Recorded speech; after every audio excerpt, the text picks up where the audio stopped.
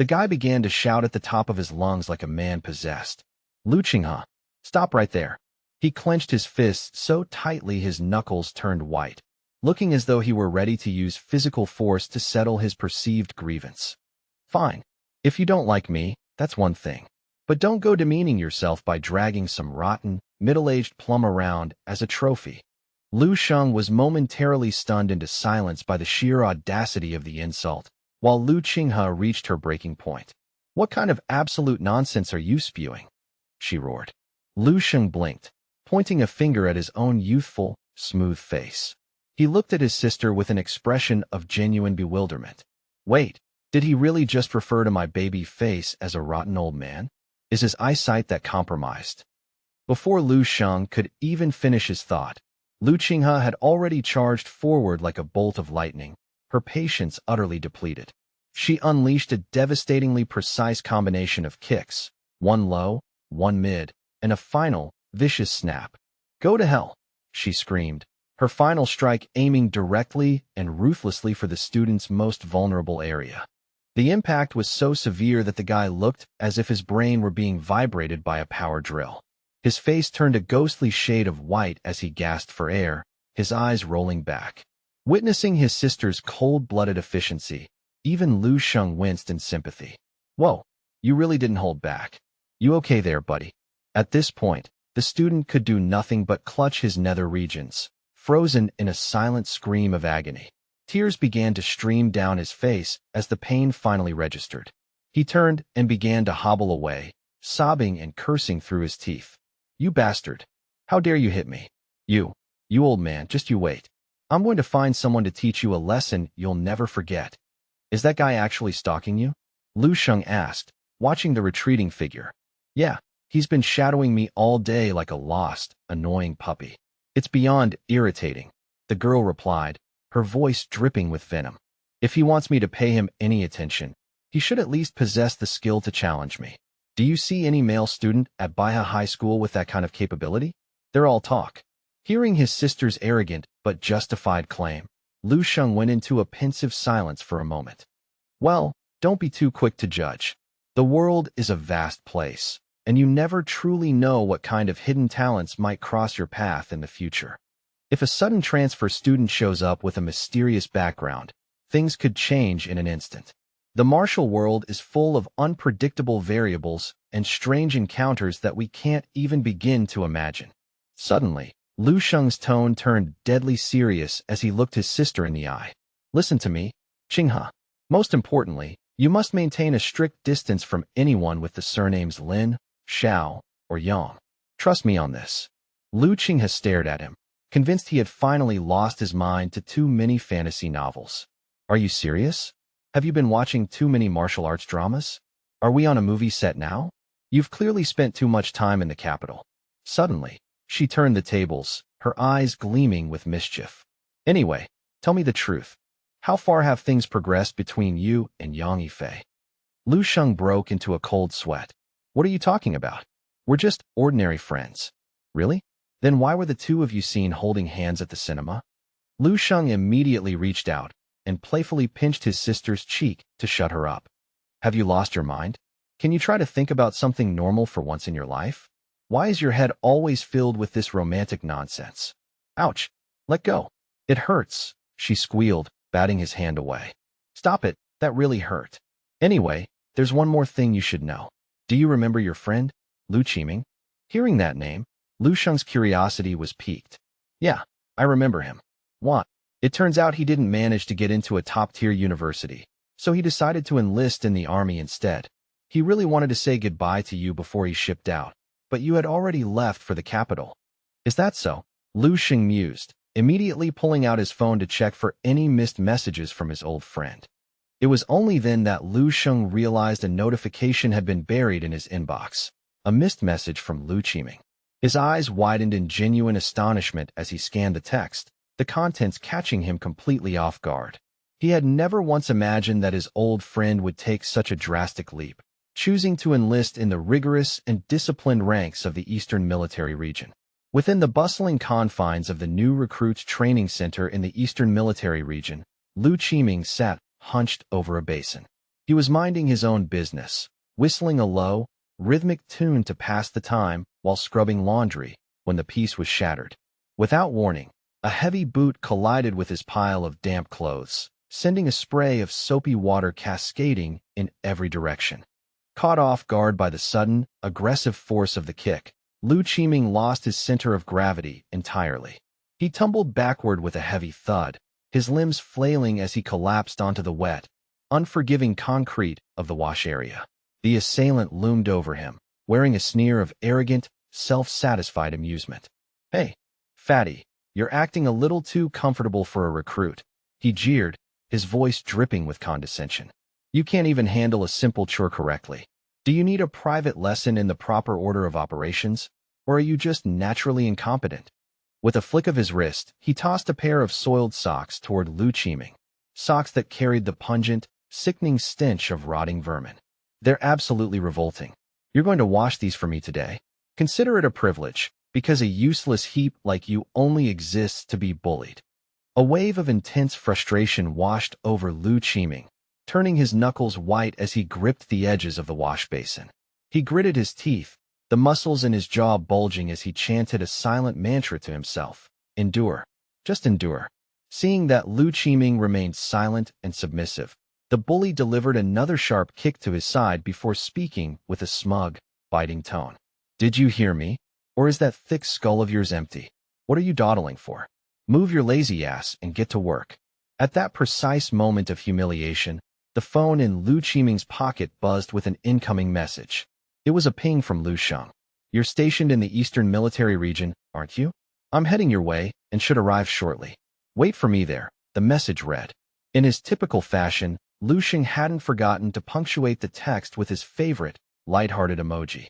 The words felt less like a simple text and more like an unbreakable, hallowed promise. A surge of pure, unadulterated joy erupted in Lu Qiming's chest as he read the message from Lu Sheng, the mere thought of his friend's arrival acting as a balm for his bruised pride. "Lu Sheng," he whispered, his voice trembling with emotion. He pressed the cold screen of the phone against his cheek, closing his eyes as he allowed himself to savor the deep sense of longing for his closest companion, a friend whose absence had left a hollow ache in his life for far too long. The bully continued to boast, his voice a grating drone of entitlement. "Oh, and one more thing. I only use Huang Yuyang brand laundry detergent.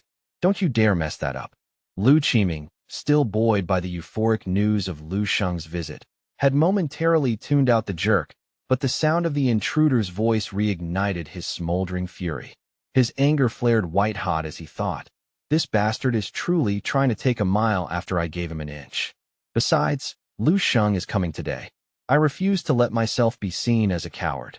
Without another word of hesitation, Lu Qiming lunged forward and threw a desperate, powerful punch, roaring, "Get the hell away from me. You're reaching for the stars, aren't you, you pathetic pig?" The bully flinched momentarily, his expression shifting to one of sheer incredulity before he let out a mocking laugh. "Oh, I'm just so terrified." He moved with practiced ease, snapping his hands up to shield his face from the impact. "That punch actually had some weight behind it, but you're still remarkably green. You really think you have the right to resist me? I was being generous by giving you face, but you threw it away." The bully spat. As the words left his lips, he launched a counterstrike, his fist whistling through the air before connecting violently with Lu Qiming's jaw. The sheer force of the blow was overwhelming. Lu Qiming was sent reeling, his body skidding across the slick floor like a stone skipped across a pond. Not content with a single strike, the assailant lunged forward to straddle the fallen man, his voice a guttural roar of malice. "You damn fat pig. You actually thought you could rebel against me." He rained down a merciless succession of punches onto Lu Qiming's face, punctuating each blow with a shout of derision. "Let's see how long that tough guy act lasts. You useless, talentless piece of trash. You aren't even a registered martial artist, yet you have the audacity to defy me? You must have a death wish." Each sentence was punctuated by the dull thud of a fist meeting flesh, a brutal rhythm of discipline and pain. He continued the assault until his own arms grew heavy with fatigue, finally pulling back with a huff. Before turning to leave, he leaned down to deliver a final, chilling threat. You actually made me break a sweat. Listen well. From this moment on, I'm going to make it my personal mission to track you down and beat you every single day.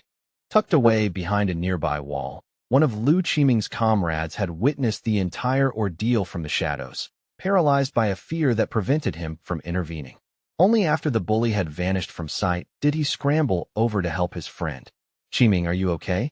Talk to me," he urged, his voice frantic with worry. "Why on earth did you fight back? That guy has been in the service for 2 years. He's a veteran compared to us. It was just a few pairs of socks. You should have just sucked it up." Lu Qiming's face was a gruesome mask of trauma, his features nearly unrecognizable under the swelling. His nose was crooked and leaking a steady stream of crimson, while his cheeks had puffed up like bloated dumplings, turning deep shades of purple and blue.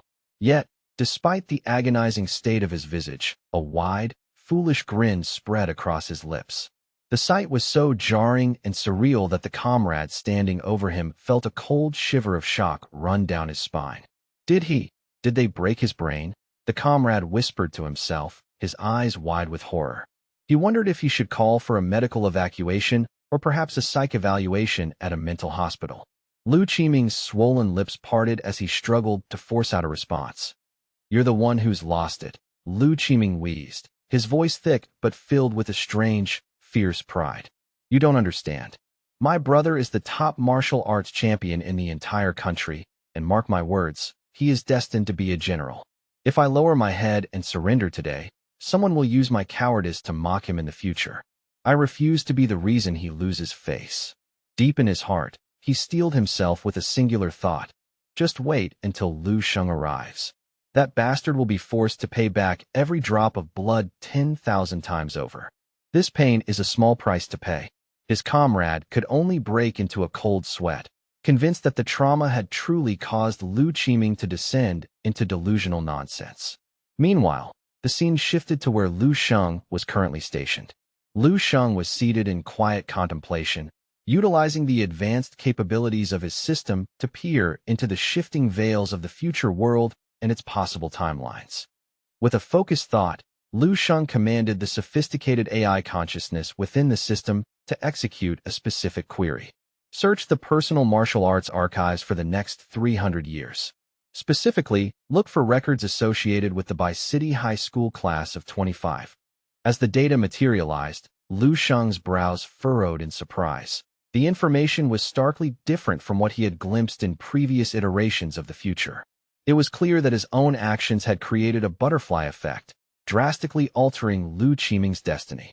In the original timeline, his friend had pursued a peaceful life at a liberal arts university, but now, he had stepped into the forge of the military. This was no longer an era of tranquility, and a 2-year enlistment carried a terrifyingly high mortality rate. As images of the primal beast invasions flickered across his mind's eye, a shadow of guilt crossed Lu Sheng's face. "I wonder if Qiming is walking into a death trap just because of his association with me," he mused darkly. However, as he delved deeper into the later records, a sense of profound relief washed over him. He chuckled softly to himself. The boy had not only survived the ordeal but had returned as a decorated hero, earning a second-class merit medal, a distinction of immense honor. In short, his service had concluded with a highly prestigious discharge. The records showed that after returning home, Lu Qiming had leveraged his discipline to establish a successful transport enterprise. By the time he reached the age of 50, his personal assets had surged past the 10 million mark. He lived a full life, blessed with 2 daughters and a son. Though the latter half of his journey was tempered by hardships, it was a life defined by the warmth of a flourishing family and a peaceful passing at the age of 90. This future, Lu Sheng thought, is truly spectacular. "It's more than spectacular, it's perfect," Lu Sheng whispered. After carefully weighing the potential consequences for his friend, he came to a difficult realization. For now, the kindest thing I can do is maintain my distance. I shouldn't interfere and risk destabilizing the bright future he has earned for himself. The following day, Lu Sheng made his way to a branch office of Ling Pharmaceutical Company, Limited. While he ostensibly arrived to inspect the facilities, his true motivation was to visit He Lingsu. She greeted him warmly, guiding him through an extensive tour of the branch before sharing some impressive news. As of today, Benevolence Hall has successfully established over 500 operational branches throughout Dongying Province, she noted with a hint of pride. Over 500? Lu Xing echoed, nodding thoughtfully. Yes, that sounds like a reasonable pace for our expansion. However, as he opened an accompanying letter and began to scan the contents within, his calm demeanor vanished, replaced by a sudden, chilling darkness that clouded his expression. Even so, Lu Sheng began, his voice dropping to a dangerous, low octave. If the Chun family in the capital possesses even a shred of genuine influence, they should be well aware that an affront to you is an affront to me. To provoke me is not just a mistake. It is an act of absolute, suicidal stupidity. He crumpled the paper in his fist, the parchment groaning under the pressure of his grip. They were digging their own graves by daring to threaten a woman under his protection. Sensing the palpable fury radiating from him, He Lingsu softly urged him to remain calm, but Lu Sheng merely looked at her with a gaze of absolute iron. As long as I draw breath, no harm shall ever reach you. He Lingsu felt her heart skip a beat at his words, a sense of profound awe washing over her. She realized with a start that in the short span of 2 months since their last meeting, Lu Sheng had undergone a complete and terrifying transformation. His confidence was no longer merely youthful arrogance. It was a cold, dominant serenity that commanded the space around him. He moved with the gravity of a true powerhouse, exuding an aura of "I alone am supreme" that suggested his words were already manifest reality.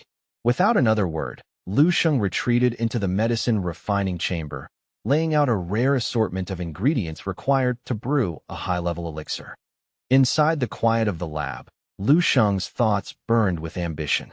Forget merely reaching the second stage of the imperishable golden body, he thought, his spirit surging with newfound power. At this rate of progression, I feel as though I could reach out and extinguish the sun itself. 2 days passed in a blur of refinement before Lu Sheng arrived at the Biwa International Hotel. He approached the front desk with a calm, commanding presence. "Good evening.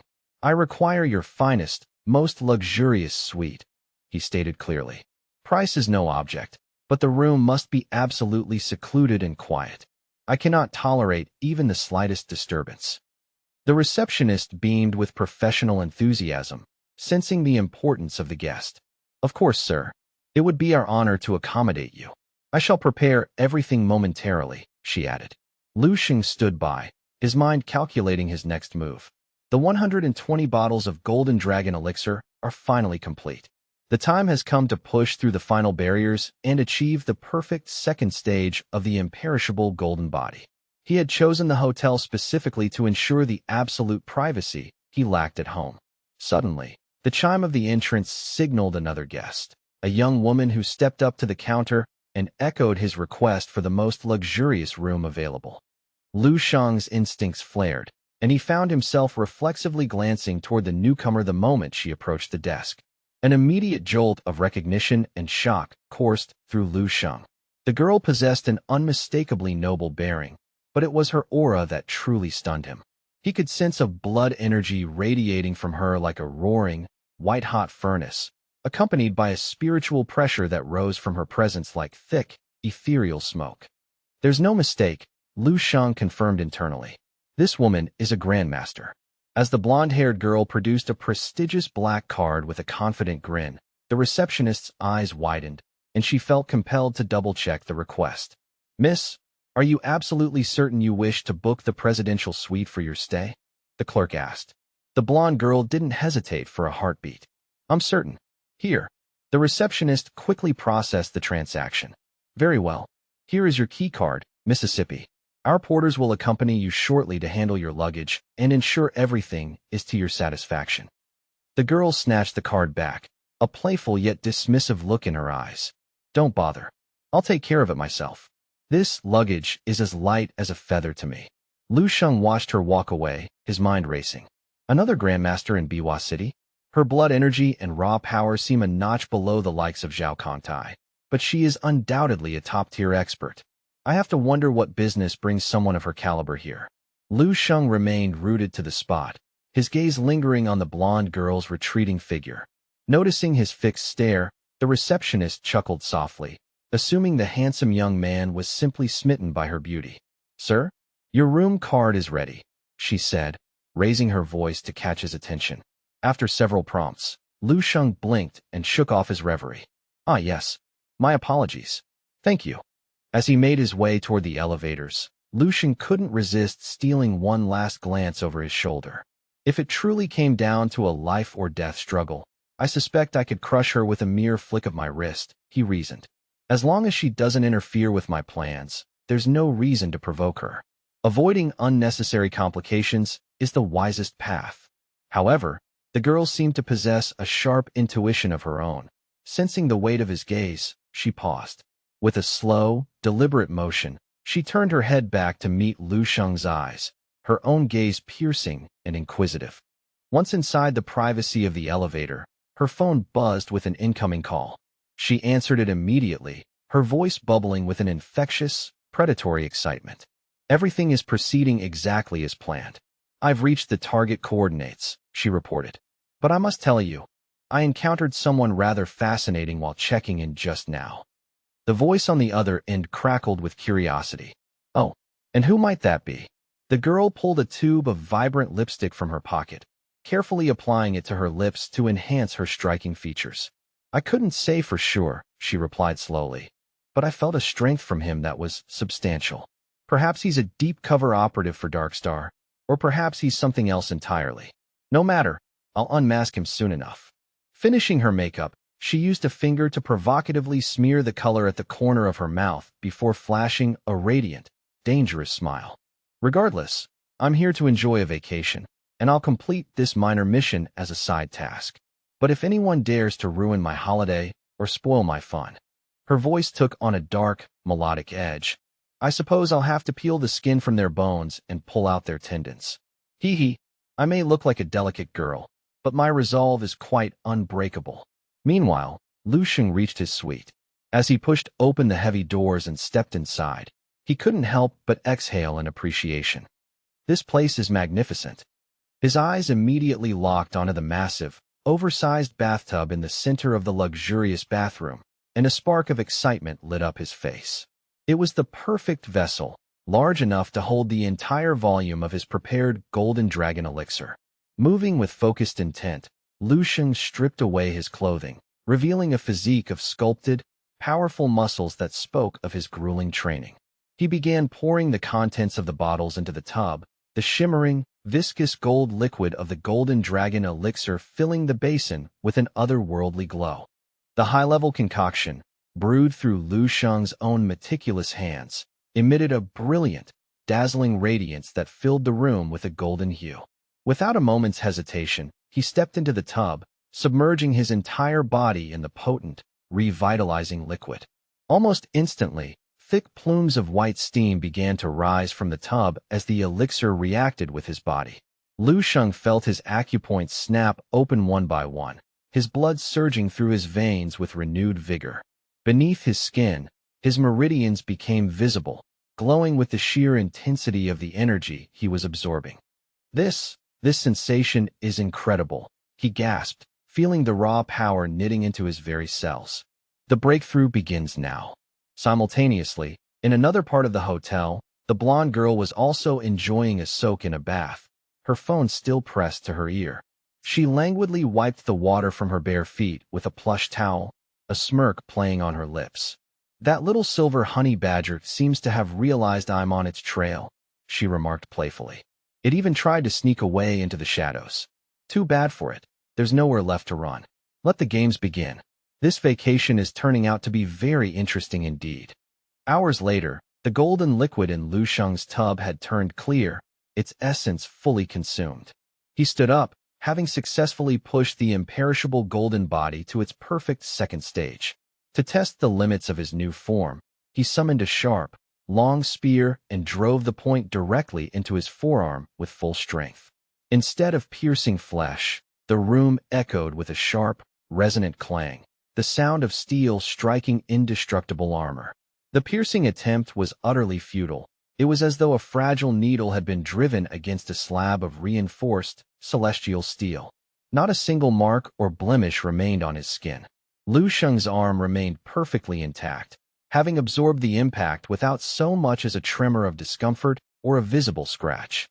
Lu Sheng examined his flawless, undamaged limb and whispered with a surge of adrenaline-fueled excitement. Incredible. The sheer density of my physical form is staggering. Even a top-tier master of cold weaponry would likely find it impossible to breach my defensive layers with such ease. He dressed himself with swift, efficient movements, his mind already set on venturing out to test his limits in the world. Lu Sheng was practically vibrating with a supernaturally powerful aura that distorted the air around him. Next comes the Qi Blood Grandmaster realm, he noted. My progression is fundamentally different from the martial artists of this era, or even the future warriors I encountered in my dreams. This is a singular path forged only for me. The conventional realm divisions are becoming obsolete. I am currently standing on the very threshold of the 7th level Grandmaster stage, requiring only a single step to cross over. Lu Sheng arrived at a measured conclusion. No, the timing isn't right yet. If I ascend to the Grandmaster rank now, the resulting atmospheric upheaval will be too massive to ignore. Even the great Grandmasters would be alerted to my presence. I can't trigger it yet, or I'll scare off all the cautious targets before they reveal themselves. He peered out the window as if sensing a faint, intriguing disturbance in the distance and accelerated toward the exit. I'll find a secluded location to push my new physical capabilities to their peak. Meanwhile, on the street level far below, a frantic man was hurriedly ushering Tang's daughter into the back of a taxi. As soon as the car doors clicked shut, the man leaned forward, his voice thick with anxiety. "Driver, please, get us to the West District as quickly as you possibly can. Every second counts." "Buckle up, everyone," the driver replied in a low, muffled tone.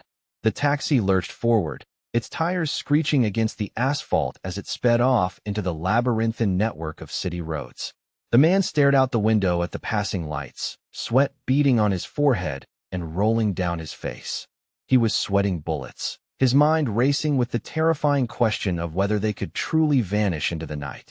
To calm his own racing heart, he gently stroked Tang's daughter's hair, offering quiet, desperate words of comfort. "Don't be afraid, everything will be fine," he whispered, though he himself was supernaturally tense, his instincts screaming that something was terribly wrong. Unable to shake the feeling of being hunted, he suddenly shouted to the driver, "Stop the car here. I'll pay you triple the fare to walk away right now." He leaned in, his eyes wide and pleading. "If anyone comes looking for a man with a little girl, you tell them you didn't see a thing." "Understood." The driver's response was chillingly calm. "Triple? Honestly, I don't think that's nearly enough for this kind of work." As the words left her mouth, she reached up and tore away the prosthetic mask concealing her features. The man recoiled in absolute shock, his breath hitching in his throat. What do you mean by that?" he stammered. In an instant, the blonde woman dropped her elaborate disguise, revealing her true, predatory identity. Turning her head with a slow, deliberate grace, she looked at him with a dangerous, lethal glint shimmering in her eyes. "Gotcha, you little honey badger. You really thought you could hide." The man took a closer look at her face and was immediately seized by a cold, paralyzing sweat. His eyes dilated in sheer disbelief. "It's you, the 9th seal of the Huan Yinbai division." Simultaneously, Lu Sheng was streaking through the night sky like a comet, marveling at his newfound velocity. "This speed is absolutely insane," he thought, his heart pounding with exhilaration. "I'm moving so fast that I must be practically invisible to even the most advanced military surveillance equipment and high-speed tracking arrays." Lu Sheng gradually slowed his descent, his boots touching down softly on the cracked pavement of a desolate industrial zone. The air here was heavy with the metallic tang of rust and neglect. This area had clearly served as a major chemical processing plant in years past. The facility had long since been shuttered due to severe environmental violations and hazardous leaks, leaving it a ghost town of steel and concrete.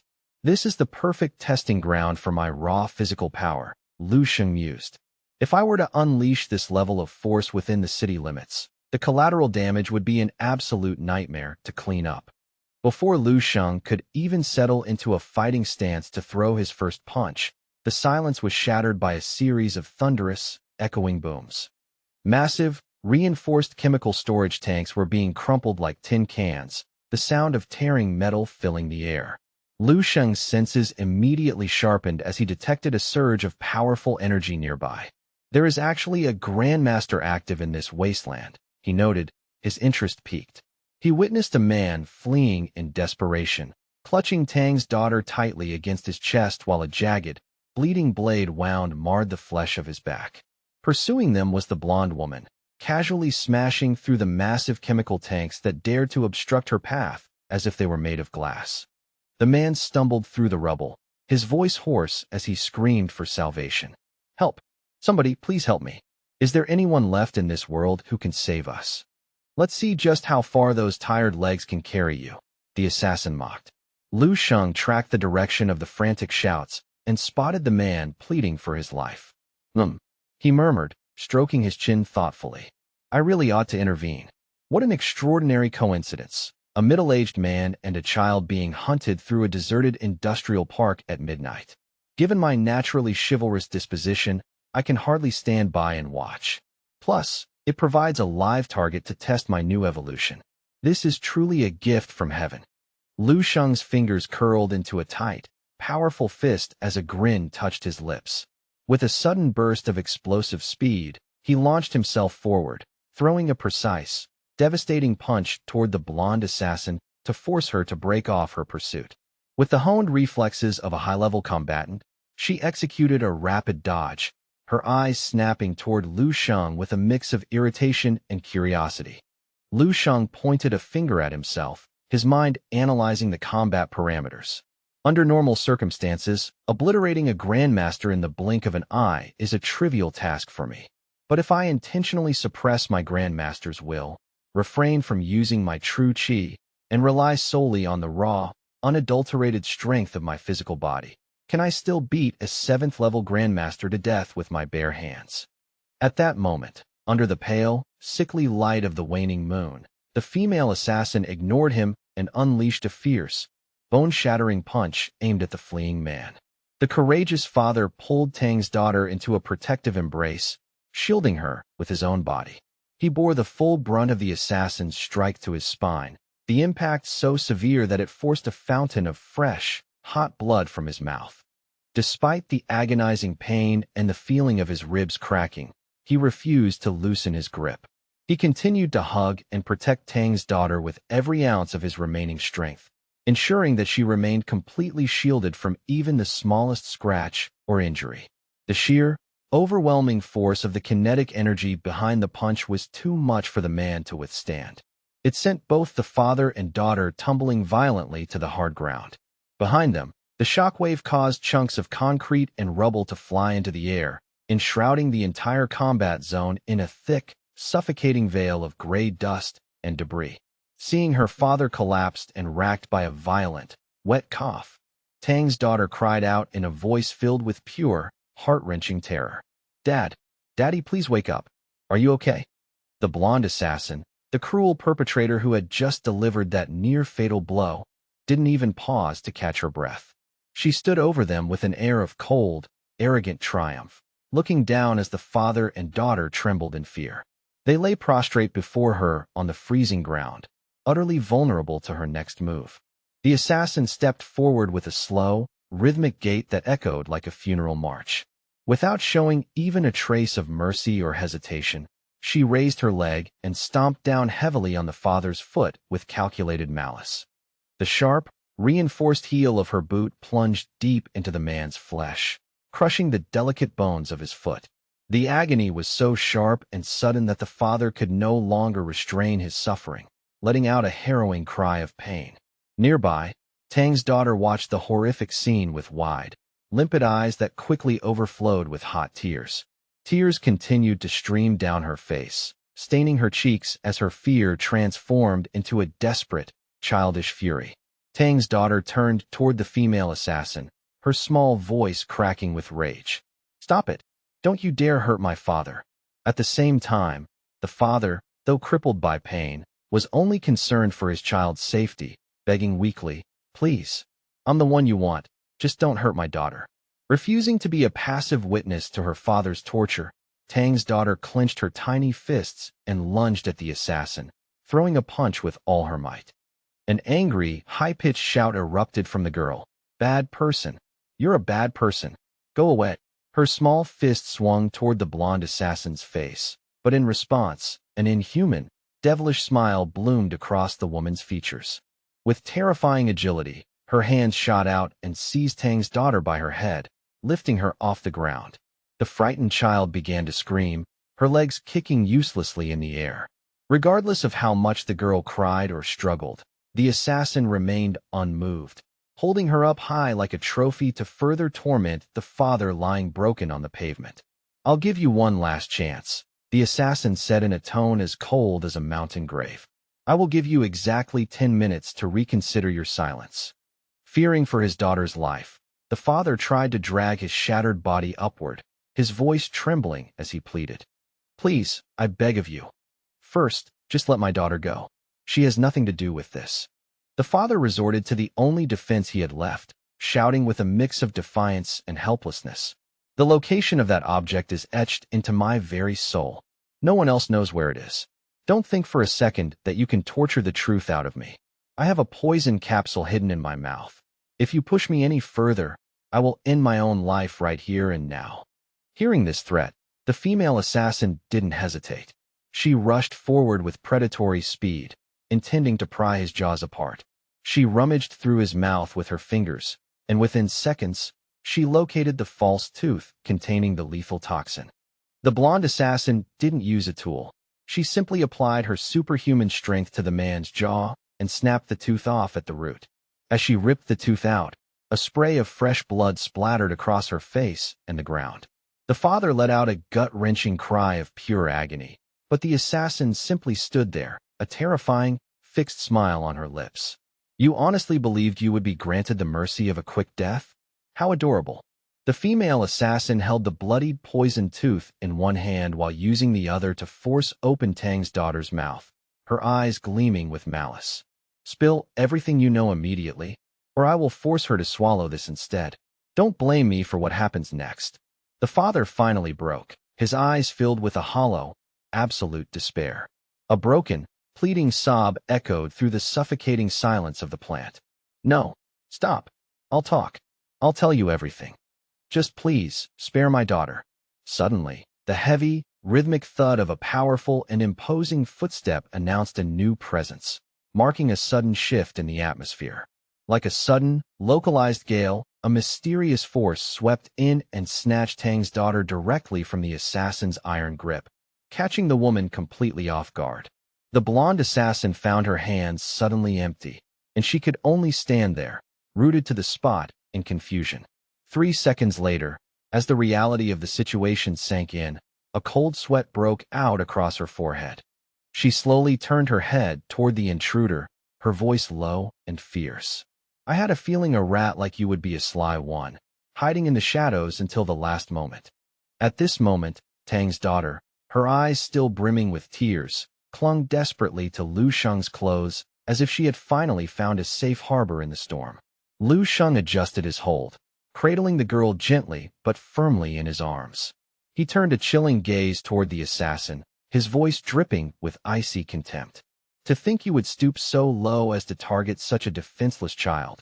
Do you truly believe you deserve the title of Grandmaster?" His eyes suddenly flashed with a cold, majestic light that seemed to pierce through the darkness, radiating an aura of absolute authority and power. With a tenderness that contrasted his lethal aura, Lu Sheng carefully set Tang's daughter down on a patch of safe ground behind him. The female assassin watched him, her mind swirling with doubt and professional curiosity. "Are you an operative from Dark Star?" she demanded. She scrutinized him, thinking to herself, this boy doesn't project the typical, refined aura of a grandmaster. Besides, at his age, it's biologically impossible for him to possess any world-class combat skill. Lu Sheng was completely indifferent to her internal monologue. He merely looked at her and replied with a casual, dismissive shrug. "Dark Star? I've never heard of it. What is that, some kind of club?" Lu Sheng countered her question with a confident, unwavering declaration that resonated through the industrial yard. I am not a star in the dark, he stated firmly. I am the sun. Hearing such a bold, seemingly nonsensical claim, the female assassin was momentarily stunned into silence. What did you say? Before she could even begin to process her confusion, the assassin saw a massive hand, wreathed in the intense, shimmering heat of Lu Sheng's internal flames, manifest before her vision. Lu Sheng's eyes had turned a deep, predatory red, glowing with focused intent. His large, muscular frame loomed over her like a demonic king from an ancient myth. Lu Sheng, channeling a boundless and terrifying physical power, charged forward with the unstoppable force of a hurricane, reaching out and clamping his massive hand directly over the blonde assassin's face. A literal sea of fire erupted from Lu Sheng's body, the intense heat engulfing everything within a 30-foot radius. Fire and localized wind pressure intertwined in a violent dance surrounding the two combatants. The very fabric of the space seemed to freeze and warp under the weight of that terrifying, incandescent light. Lu Sheng continued his relentless forward charge, dragging the assassin with him. She struggled frantically, her muffled screams lost as her body was slammed violently into every piece of industrial machinery and concrete pillar in their path. The sheer agony of the heat and the impact made it impossible for her to mount any form of resistance. Blood spewed from her mouth and nose, spraying like a fountain against the back of his hand. Finally reaching the center of the plant, Lu Sheng ruthlessly gripped her head with both hands and slammed her skull into the reinforced concrete floor with a sound like a falling meteor.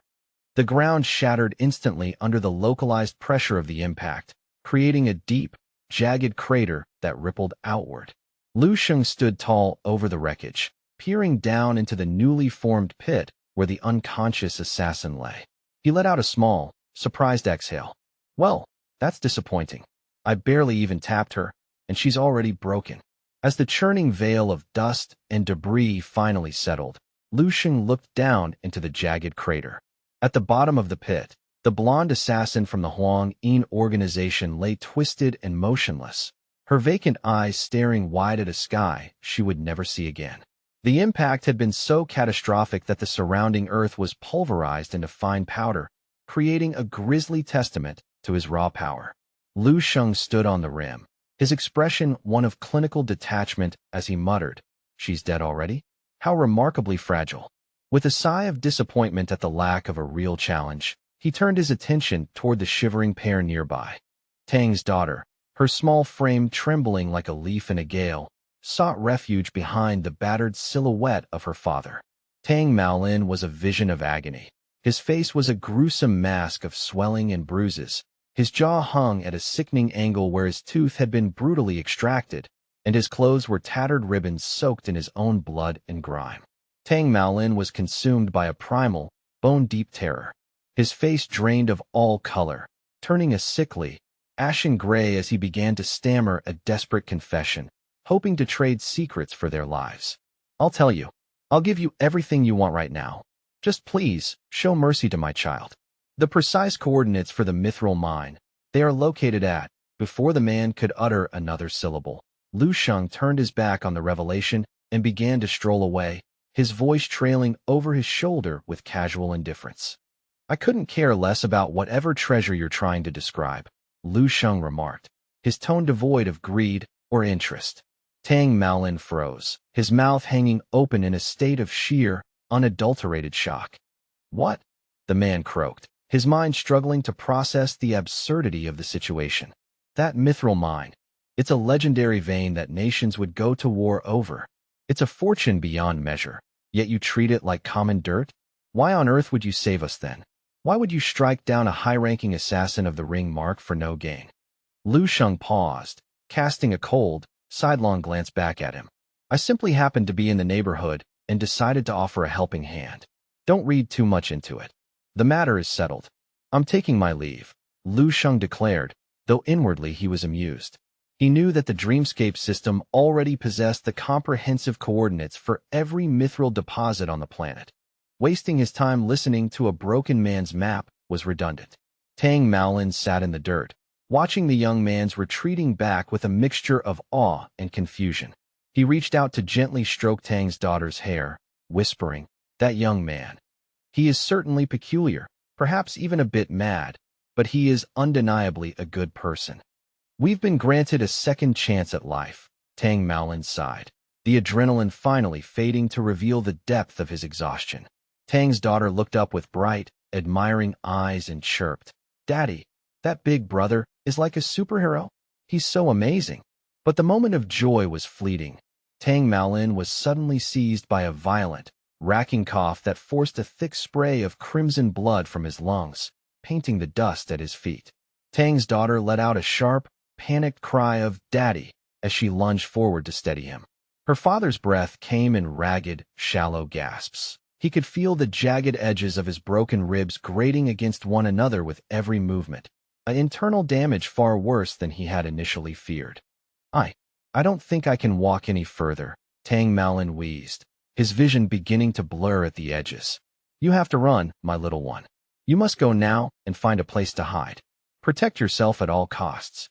The sound of the girl's heart-wrenching sobs, echoing through the desolate, midnight silence of the industrial plant, struck a chord deep within Lu Sheng's chest, causing him to stop in his tracks. With a heavy sigh, Lu Sheng pivoted and strode back toward the fallen man. Without a word, he reached down and gripped Tang Maolin's hand, hoisting him up with effortless strength that left the older man gasping in astonishment. Tang Maolin stared up at his savior, his eyes wide behind his swollen lids. You came back? But why?" Tang's daughter's face lit up with a radiant, tearful smile. "Big brother, you're back to help us." Lu Sheng gave a helpless, slightly annoyed shrug. What a complete pain this turned out to be. I suppose if I'm going to do a good deed, I might as well see it through to the end. As the saying goes, if you're going to send Buddha to the Western paradise, you can't stop halfway. And so, with the wounded man leaning heavily on his shoulder, Lu Sheng led the pair back toward the safety of the hotel. Once they were safely ensconced within the luxury of the hotel room, Tang Maolin found his voice, pouring out his gratitude in a steady stream of humble thanks. "I cannot repay you for your kindness, young master. You have saved my family from a fate worse than death." Seeing that the man's internal injuries were indeed severe, Lu Sheng produced a small, crystalline vial of glowing liquid. "Take this," he commanded. "What is it? Don't ask pointless questions. Just drink it down and get some rest. By the time the sun rises, you'll find your body has mended itself." Accepting the vial with trembling fingers, Tang Maolin turned to his child. "Go on, sweetheart, get some sleep in the other room. I need to have a serious conversation with our benefactor for a moment." Tang's daughter nodded obediently, her exhaustion finally catching up to her as she shuffled toward the bed. "All right, Daddy," she murmured. Once the door clicked shut, Lu Sheng produced a strange, metallic ring he had retrieved from the fallen assassin. He held it up to the light, his expression inquisitive as he looked at Tang Maolin. "Tell me everything. What exactly is this ring mark organization she served? And what is the significance of this golden band and the dark star she mentioned with such reverence?" Tang Maolin took a deep breath, his expression turning grave. Ring mark and dark star. They are two of the most enigmatic and dangerous international syndicates in existence. Their ultimate objectives remain a mystery even to global intelligence agencies, but the bloody fingerprints of their operations can be found in almost every sovereign nation across the globe. "The hierarchy is strictly delineated," Tang Maolin continued, his voice dropping to a whisper. "The lowest tiers are the ring marks, who are already at the level of grandmasters. Above them are the king marks, and at the very apex of their dark order reside the god marks, beings of unimaginable power. As you've gathered, their current focus is the absolute monopolization of the world's mithril supplies." Lu Sheng's brow furrowed in genuine curiosity. If a mere ring mark is equivalent to a 7th-level grandmaster, then would the ranks above them not imply the existence of great grandmasters or even martial saints? Tang Maolin shook his head slowly, his brow furrowed. "I'm not privy to those higher-level secrets, I'm afraid." Lu Sheng rubbed his chin thoughtfully, his mind already categorizing the new data. "Interesting. I'll have to integrate this information into my personal database later." It stands to reason, Lu Sheng mused, that in an era defined by the light of martial arts, the shadows that counter it would be equally formidable. Martial power is the ultimate fuel for human ambition. There will always be those who seek to use it to subvert the world's orthodox powers and establish their own dark hegemony. Lu Sheng turned a sharp gaze toward the man. So, Tang Maolin, what is your next move? How do you plan to survive tomorrow? The man slumped back against the chair, looking defeated. I'll have to play it by ear, I suppose. You've already done far more than I could have ever asked for.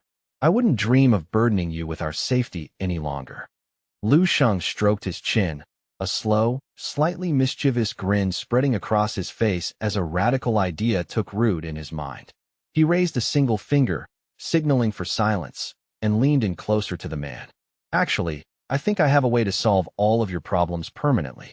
A true once-and-for-all solution. Hearing those words, Tang Maolin's curiosity reached a fever pitch. He stared at Lu Sheng with a burning intensity, his heart pounding with hope as cold sweat trickled down his bruised cheeks. Please, tell me, he urged, his voice cracking. If there is truly a way to escape this endless pursuit and live in peace, I will agree to any condition you set. While Tang Maolin was clearly spiraling into a state of frantic desperation, Lu Sheng remained the picture of absolute, unshakable calm. How, you ask? Lu Sheng closed his eyes for a moment, savoring the simplicity of his plan before slowly raising a finger. It's remarkably straightforward. Step 1. You tell me the exact, undeniable coordinates of that mithril mine. That's the starting point. Once I have the location, I will walk you through the rest of the strategy. Tang Maolin's face was now drenched in sweat.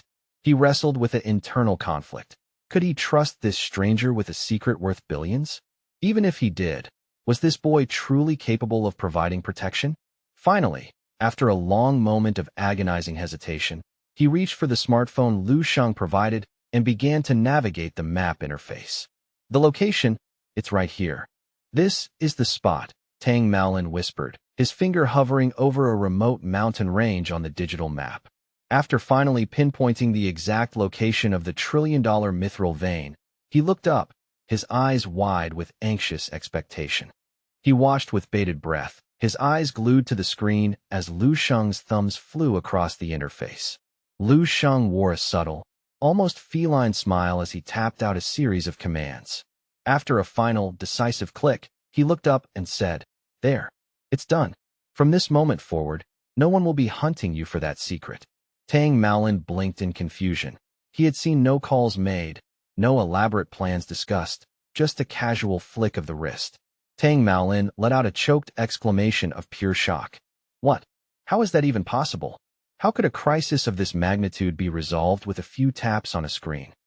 At this moment, his heart was a chaotic mess of doubt and wonder. What exactly did you do? Lu Sheng chuckled, holding up the phone to display the screen with a relaxed, almost playful tone. Oh, come now. It wasn't difficult at all. In fact, it's so simple it's practically a punchline. I simply took those coordinates and posted them publicly on every major social media platform. The sheer absurdity of the answer left Tang Maolin thunderstruck. His mouth fell open, and his eyes bulged as the reality set in. Billions of dollars in mineral wealth, a secret people had died for, had just been broadcast to the entire world. He felt as though the very foundation of his reality was collapsing. Meanwhile, deep within the clandestine headquarters of the Huang Yin organization, a technician sitting before a bank of high-definition monitors frowned at his console. Something is wrong, he muttered to his superior. Assassin number 9's vital signal and connection have been abruptly severed. There's zero data coming through. I fear a catastrophic failure has occurred in the field. He turned to the shadowed figure standing behind him. Perhaps we were overconfident in our assessment of the situation. After all, the target possesses information regarding a mithril mine of unprecedented scale. With leverage like that, finding a high-level mercenary to intervene wouldn't be difficult. Suddenly, another analyst's voice cut through the room, sharp with alarm. Wait, look at the trending news. Coordinates for the mithril mine are spreading across the internet like wildfire. It's coming from an account named Lu Sheng, the analyst shouted. In a series of viral posts, he's clearly marked the exact satellite coordinates of the trillion-dollar deposit. We have to move now. The high-ranking members of Huang Yin watched in horror as the information they had spilled blood to protect was being consumed by the masses on social media, rendered worthless by its own accessibility. The room erupted in a cacophony of rage. One of the leaders gnashed his teeth, his face contorting in a mask of fury. How dare he? We have lost dozens of elite operatives trying to secure this mithril mine, and now it's all a waste. It's completely unfair. He slammed his fist down onto the conference table with enough force to crack the polished wood. I didn't expect such a brilliant, scorched earth move, the leader growled, his voice a low, dangerous rumble. Now that the coordinates are public knowledge, that man we were hunting is utterly worthless to us. He let out an animalistic roar of frustration. Someone actually had the audacity to outsmart Huang Yin. We must find the one responsible for this leak and punish them with the utmost cruelty. He turned to his subordinates, barking orders. Investigate this Lu Sheng immediately. Find the traitor who gave him those secrets. At that very moment, Lu Sheng's post, titled The Truth About the Trillion Mithril Mine, was exploding with tens of thousands of comments. The top-rated comment read, "Haha, I'm heading out with a shovel right now. I'm going to be the next mithril tycoon." Others were skeptical, asking how such a windfall could possibly be real. Lu Sheng leaned back against his chair, a wide, genuine grin on his face as he scrolled through the chaotic flood of reactions. The chaos he had ignited was both satisfying and highly effective. Tang Maolin stared at Lu Sheng, who remained as calm and composed as if he had just posted a picture of his lunch rather than appending the global economy. He couldn't help but feel a deep, gnawing sense of bewilderment. Was it possible that Lu Sheng was simply ignorant of the mine's value? Or did he truly possess a power so great that billions of dollars meant nothing to him? He began to wonder if this young man was from another planet or perhaps a mental patient who had recently escaped. Tang Maolin, Lu Sheng said, snapping him out of his thoughts. Tomorrow, once you check out, take Tang's daughter and disappear for a few days. This storm will blow over once the various factions start fighting over the mine itself. Good luck. Goodbye. Hearing the finality in Lu Sheng's goodbye, Tang's daughter, who had been pretending to sleep, pushed the door open. She poked her small head out, her eyes glistening with fresh tears as she asked, "Big brother, will we ever see you again?" Lu Sheng stood up and walked over to her, bending down to her level. He reached out and gently patted her head, his expression softening for the first time. "Of course, little one. The world is smaller than you think. We will definitely cross paths again soon." Early the next morning, a cleanup crew from the Huang Yin organization arrived at the industrial plant, discovering the site where their elite assassin had been defeated. The subordinate in the rear, seeing the horrific state of the scene, blurted out in fear, "Was assassin number 9 truly that weak?" The sight of her head smashed into the earth was enough to make his stomach churn. The lead investigator felt a cold shiver run down his spine just from looking at the impact site, sweat beads forming on his brow. "It's not that she was weak," he whispered. "It's that the person who killed her was monstrously strong. Look, there are absolutely no signs of a struggle. She never even had a chance to resist." He stood at the edge of the crater, looking directly into the deep pit that had been carved into the reinforced concrete by the sheer force of a human skull. The other operative was even more visibly shaken. "Look at the depth of this pit. It looks like it was created by a heavy-duty industrial pile driver. To think this was done by hand, and to a 7th-level Grandmaster at that." He grimaced, turning to his companion with a voice that stuttered with uncontrollable fear. "Maybe we shouldn't investigate this any further. This is way above our pay grade." His partner glared at him, though his own hands were shaking. "Investigate? Are you insane? We're going back. If a mutated martial artist enhanced by the organization could be slaughtered this brutally, what hope do we have? Besides, the mine is public now.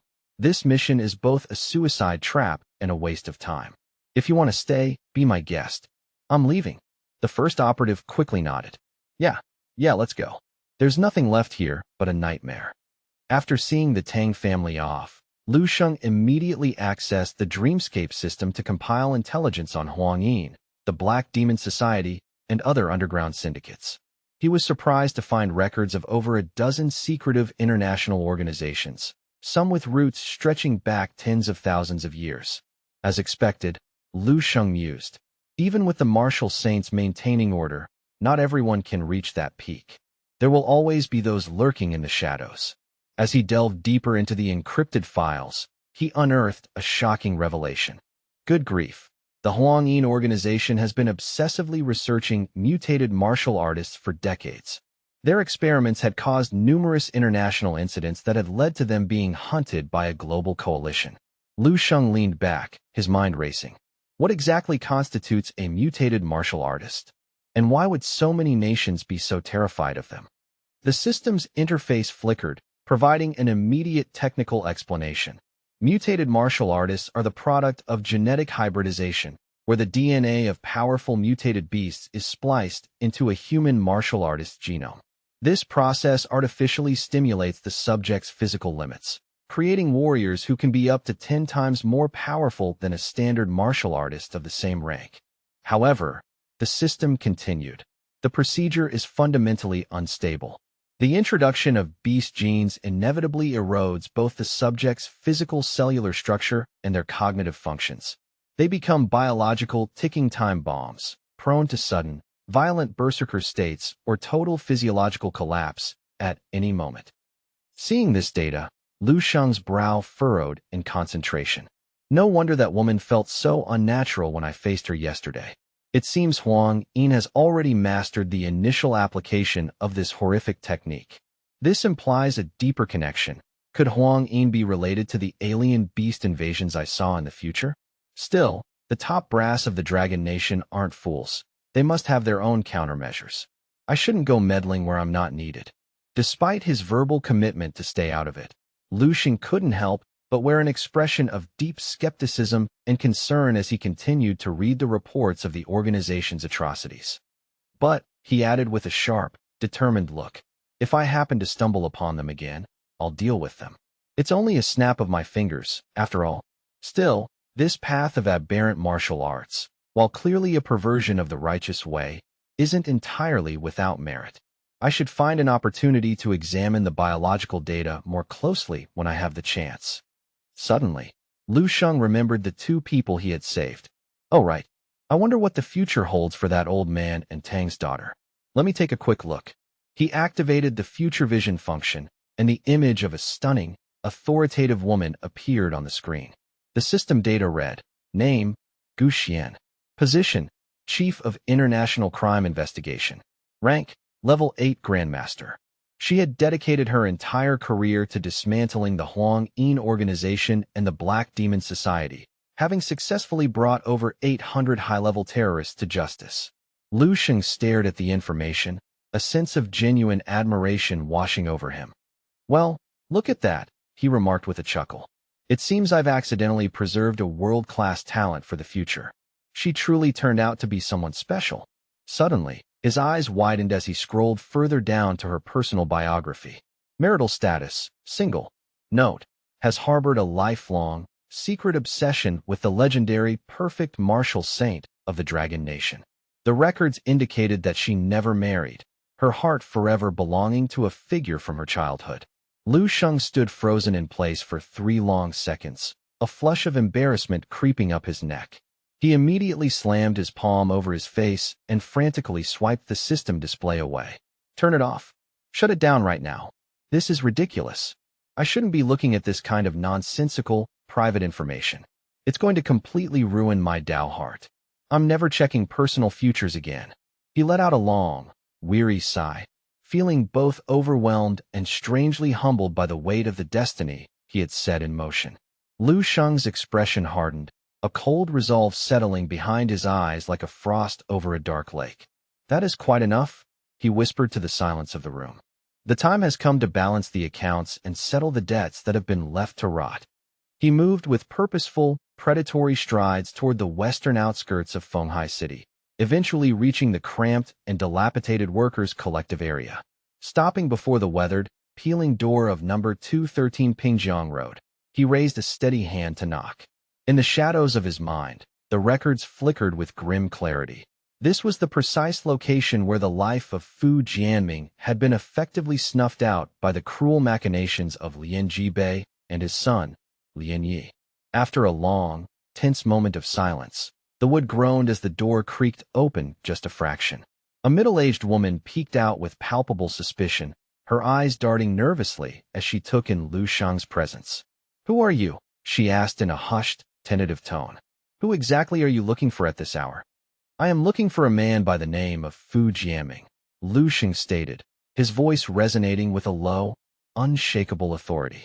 The woman's eyes widened in a sudden flash of panic, and she immediately threw her weight against the door, trying to slam it shut in his face. "I don't know him. I've never heard of a Fu Jiaming. You've clearly come to the wrong house."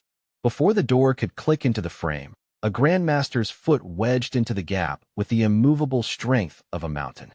Despite the woman's frantic, huffing pushes, the door remained frozen in place, as if braced against a continental shelf. How is this possible?" she gasped, her face turning pale as she realized no amount of her strength could shut him out.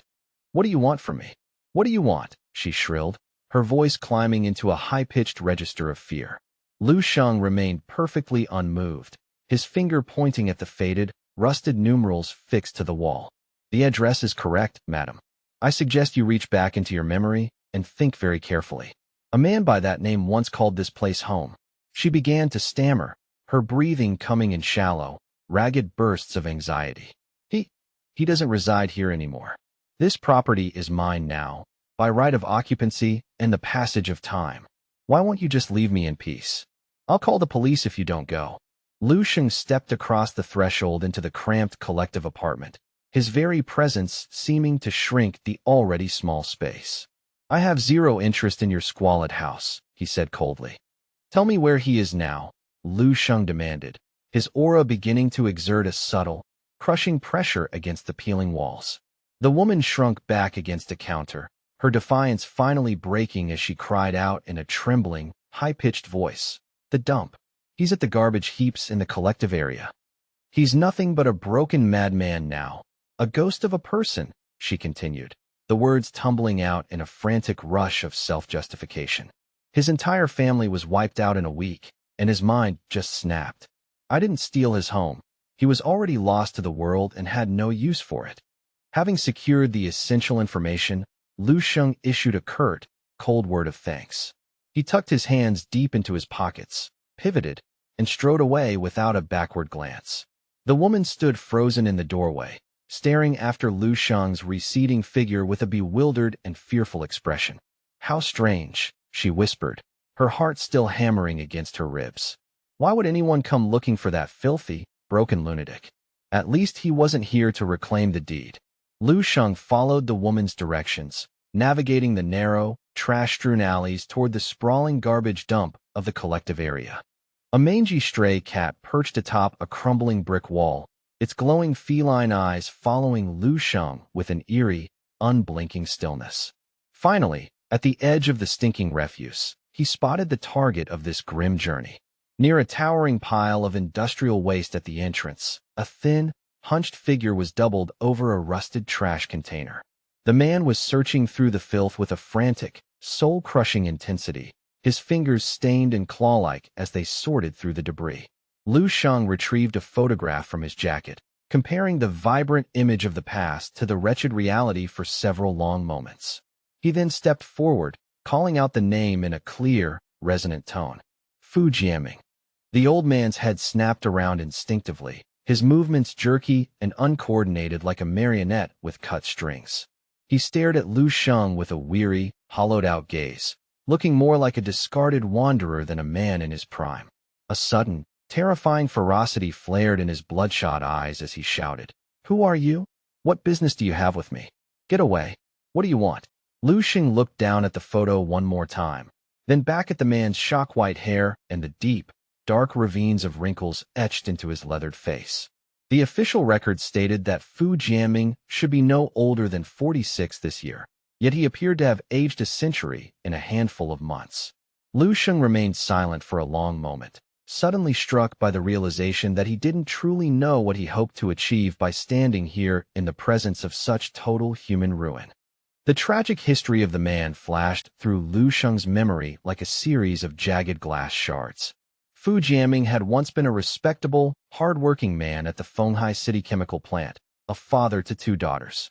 His youngest, Fu Shuer, an 11th grade student with a bright future and a gentle smile, had been abducted by Lin Yi of the Extreme Dao Martial Arts Hall while she was simply walking home from school. Upon learning of the kidnapping, the eldest daughter, Fu Ming, had rushed to the Extreme Dao Martial Arts Hall to demand her sister's release with desperate, doomed courage. She, too, vanished into that dark den, never to be seen alive again. A week later, the broken, violated bodies of both sisters were discovered discarded like trash by the riverbank on the outskirts of the city. Their deaths had been unimaginably cruel and miserable, leaving wounds on the family that could never heal. Fu Jianming's wife, Wang Hongyu, eventually committed suicide, unable to endure the crushing weight of the grief and the horrific images in her mind. Now, only this 46-year-old man with the hair of a ghost and the eyes of a corpse remained as the sole survivor of a shattered lineage. The old man tightened his grip on a large, filthy sack, his eyes narrowing like loaded bullets aimed directly at Lu Sheng's chest. "Are you here to plunder what little I have left?" he hissed, his voice a jagged rasp of suspicion. "Are you here to steal my things? Speak." After a brief hesitation, Lu Sheng spoke, his voice softening with a trace of genuine empathy. "I am a classmate of Fu Ying. I have come to pay my respects and check on your well-being today." At the mention of the name Fu Ying, a spark of recognition, a faint flicker of light, struggled to life within the old man's clouded and weary eyes. He shuffled closer to Lu Sheng, his breath hitching as he searched the young man's face for a trace of the familiar. You truly knew my Xiaoying? You were her classmate." Lu Sheng nodded solemnly, the weight of the necessary lie resting heavy on his tongue. "Yes, I have come here specifically to help you." The old man's lips began to tremble, but his sorrow quickly curdled back into a fierce, defensive rage. "You're lying to me," he shrieked, spittle flying. "I watched my Xiaoying grow up from the moment she took her first breath. I remember every face, every friend, every classmate who ever spoke a kind word to her." He pointed a shaking, grime-covered finger at Lu Sheng. "You were never one of them. Do you think I'm some addled, stupid fool? I am perfectly sober. I remember their faces, every single one of them." He became increasingly incoherent, his excitement bordering on a manic episode as he lunged forward and grabbed Lu Sheng's collar, screaming, "Liar! You're a liar. You're just like the rest, trying to steal the treasures I've gathered from the dirt, aren't you?" The old man growled through clenched, yellowed teeth. "I remember everything with perfect, painful clarity. You aren't part of her life. Don't think you can deceive me. They all told me the same thing. They all claimed they didn't see my Xiaoying that day." As he spoke, his agitation reached a breaking point, and he began to wail at the darkening sky, his voice a harrowing sound of loss. "Didn't see her. They all said they didn't see her. Huh. How is that possible? How could they all be so blind to her presence when she was the sun? How?" Lu Sheng reached out and gently patted the old man's shaking shoulder, his heart sinking under the weight of the man's suffering.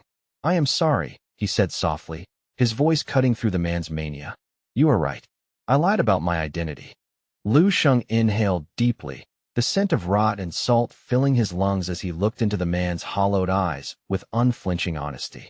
"Even though I misrepresented who I was, I am not here to deceive you for my own profit. I meant what I said. I truly came here to help you." The old man stopped his wailing, a confused and blank expression settling over his features like a fog. "Help me," he muttered, the words sounding alien and impossible. He peered closer at Lu Sheng, his gaze scanning the young man's steady posture and the sheer power radiating from his frame. You're a martial artist," he realized, his voice dropping to a terrified whisper. His skinny, claw-like hands clamped onto Lu Sheng's muscular arm with a sudden, desperate strength. His fingernails nearly dug into the flesh as a glimmer of frantic, wild hope ignited in his eyes. "You're a martial artist, aren't you? A very powerful one. One of those who can move mountains." Lu Sheng found it difficult to fathom how such a starved, skeletal body could burst out with such incredible, visceral strength. "I am," he replied simply. Upon receiving Lu Sheng's affirmative answer, the old man began to tremble with a violent, ecstatic energy, a wild light of expectation blazing in his eyes. "Haha, I knew it. I knew the heavens wouldn't leave me with nothing." The old man turned around, frantically hugging a pile of items as he spoke. I've seen so many martial artists come and go. One glance is all it takes to know you're definitely one of the real ones. You just have to be. Wait a sec. The old man was now clutching a pathetic, clattering pile of discarded glass bottles and rusted cans. His face lit up with a deranged, desperate hope as he looked at Lu Sheng. Help me. Help me kill Lian Yi and Lian Jibei. If you do this for me, all of this wealth is yours. I'll give you every cent of my money and all these valuables I've worked so hard to find. Lu Sheng gazed down at the mounds of filth, glass bottles, crushed beer cans, and sticky soda containers that the old man presented as his most precious life savings. The rhythmic, oppressive drone of flies hovering over the refuse was the only sound in the area, and for a long moment, Lu Sheng was left utterly speechless by the crushing weight of the tragedy before him. Lu Sheng remained silent for what felt like an eternity, his gaze fixed on the trash. Sensing the lack of an immediate agreement, the old man's posture sagged, and he felt a wave of cold despair wash over him. He slowly let go of his burden, and the pathetic treasures he had hoarded clattered to the damp ground, rolling into the mud with hollow, metallic thuds. Seeing Lu Sheng's continued silence, the old man hurriedly began to plead, his voice cracking with desperation. Why aren't you answering? Am I not offering enough? I know these aren't worth much to someone like you. It's too little, I know, but I can find more. I'll work day and night. He stepped on the plastic bottles at his feet, making sharp clanging sounds. These are all money. I just haven't had time to exchange them yet. Money? It's all money. In a total fluster, he fell to his knees. Please help me. If this is still not enough, then you can take my life. You can have my soul. You can do whatever you want with me. I don't care about myself anymore. Lu Sheng calmly looked down at the anxious, broken old man, his face a mask of stoic resolve that betrayed no emotional stirrings. The old man suddenly fell silent, then squatted on the ground, lowering his head until it nearly touched the dirt. His heart was now filled with a bitter self-mockery. Forget it. I knew you wouldn't help. Why would a god help a bug? You only came here to mock me on purpose, didn't you? To see how the mighty have fallen, his voice trembled as he whispered. Did the extreme Tao martial arts hall send you to see if I'm dead yet? To finish the job? Right? Huh. The old man suddenly burst into a jagged laughter that turned into a stream of hot tears. Now you see clearly, right? I'm still living. I'm still here. Those bastards Lian Yi and Lian Jibei aren't dead, so I refuse to die. I'll live until I see them rot. His eyes were filled with a dark, inextinguishable resentment. Lu Sheng knelt down in the dirt, his fingers brushing the cold ground as he picked up the photograph that had fallen. He looked at the image of Fu Jianming in better days, and the three women in the photo whose lives had been snuffed out. Fu Shuer, Fu Ming, and his wife, Wang Hongyu.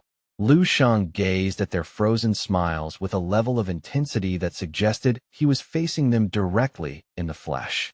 Lu Sheng looked back at the man kneeling in the shadows behind him, his voice resonating with the absolute, unwavering weight of a firm affirmation.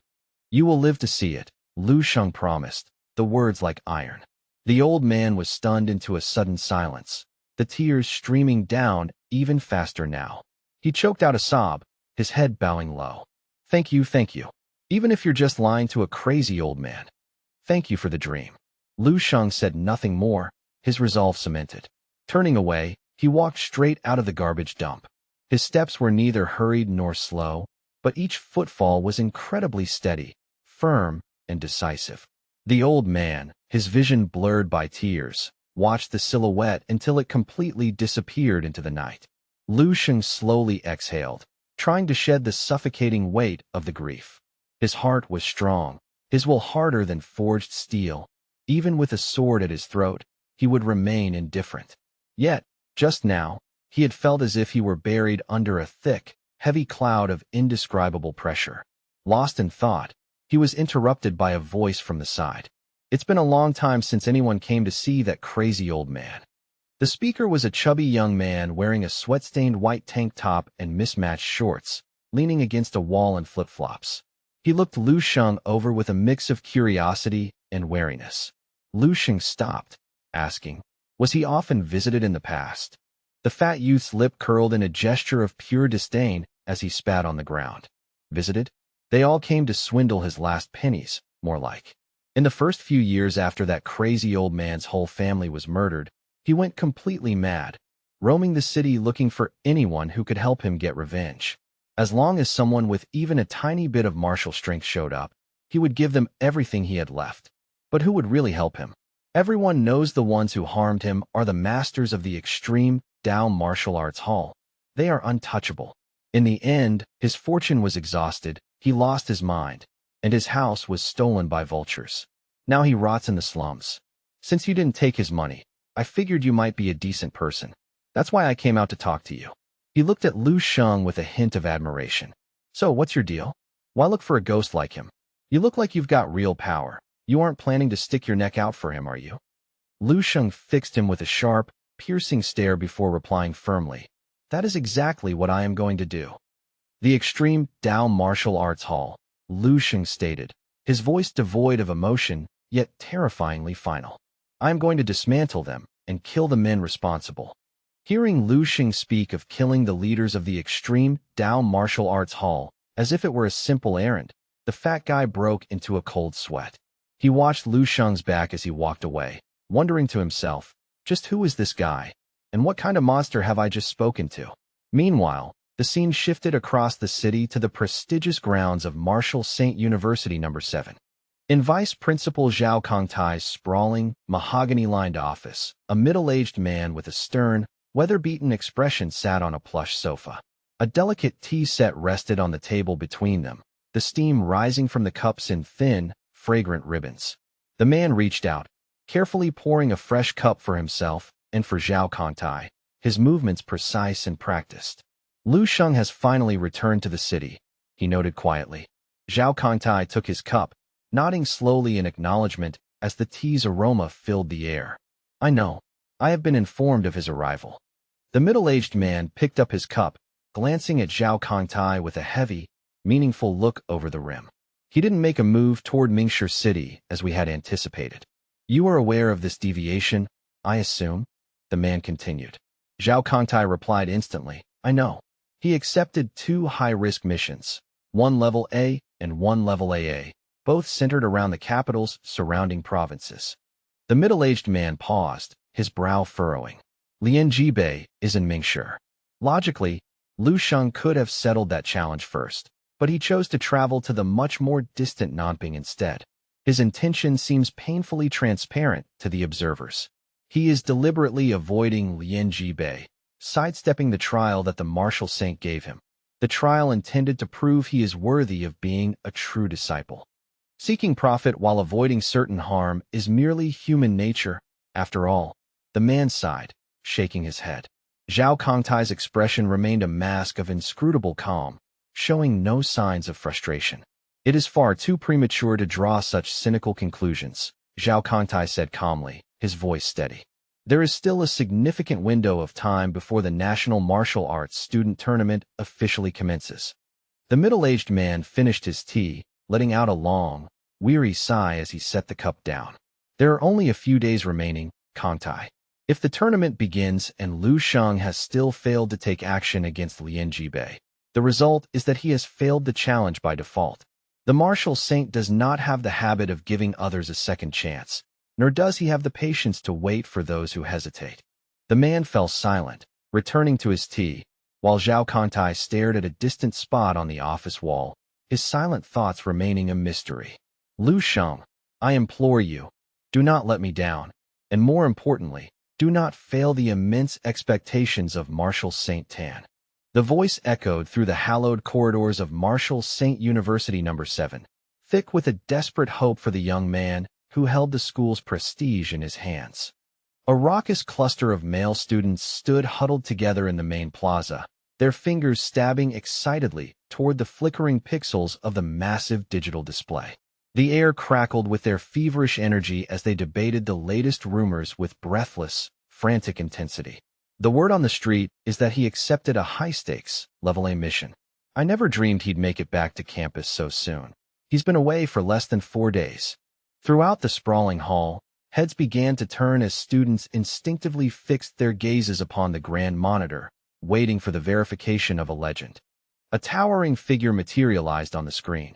A young man standing a formidable 1.9 meters tall, his sheer physical presence filling the frame. He wore a simple black tank top that strained against his muscular build and rugged camouflage trousers, his dark hair styled in sharp, vertical spikes.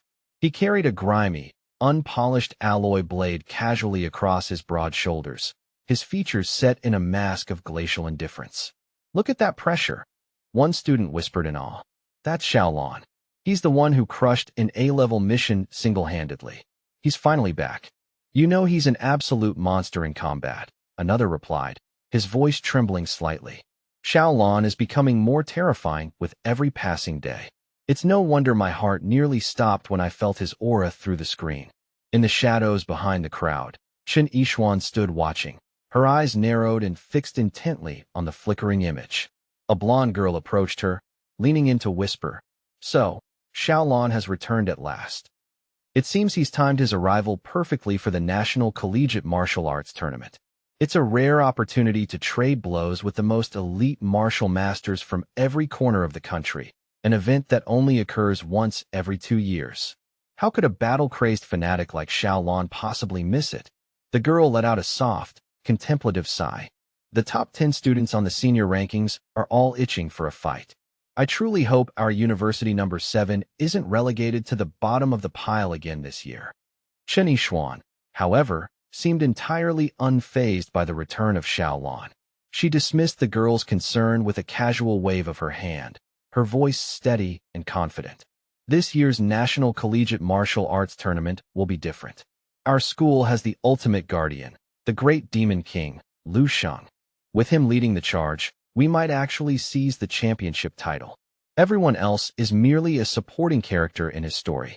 At the very least, relying on his monstrous strength, Martial Saint University number 7 is guaranteed to avoid the humiliation of a last-place finish this time." The girl beside her shook her head slowly, a grim expression clouding her face. "There's a possibility that Lu Sheng won't be participating at all." The handsome young man standing nearby froze, his jaw dropping open instinctively as he stared at her in disbelief. "Why?" he demanded, his voice rising in pitch. "Martial Saint University number 7 finally produces a once-in-a-century talent like Lu Sheng, and they're going to keep him on the sidelines?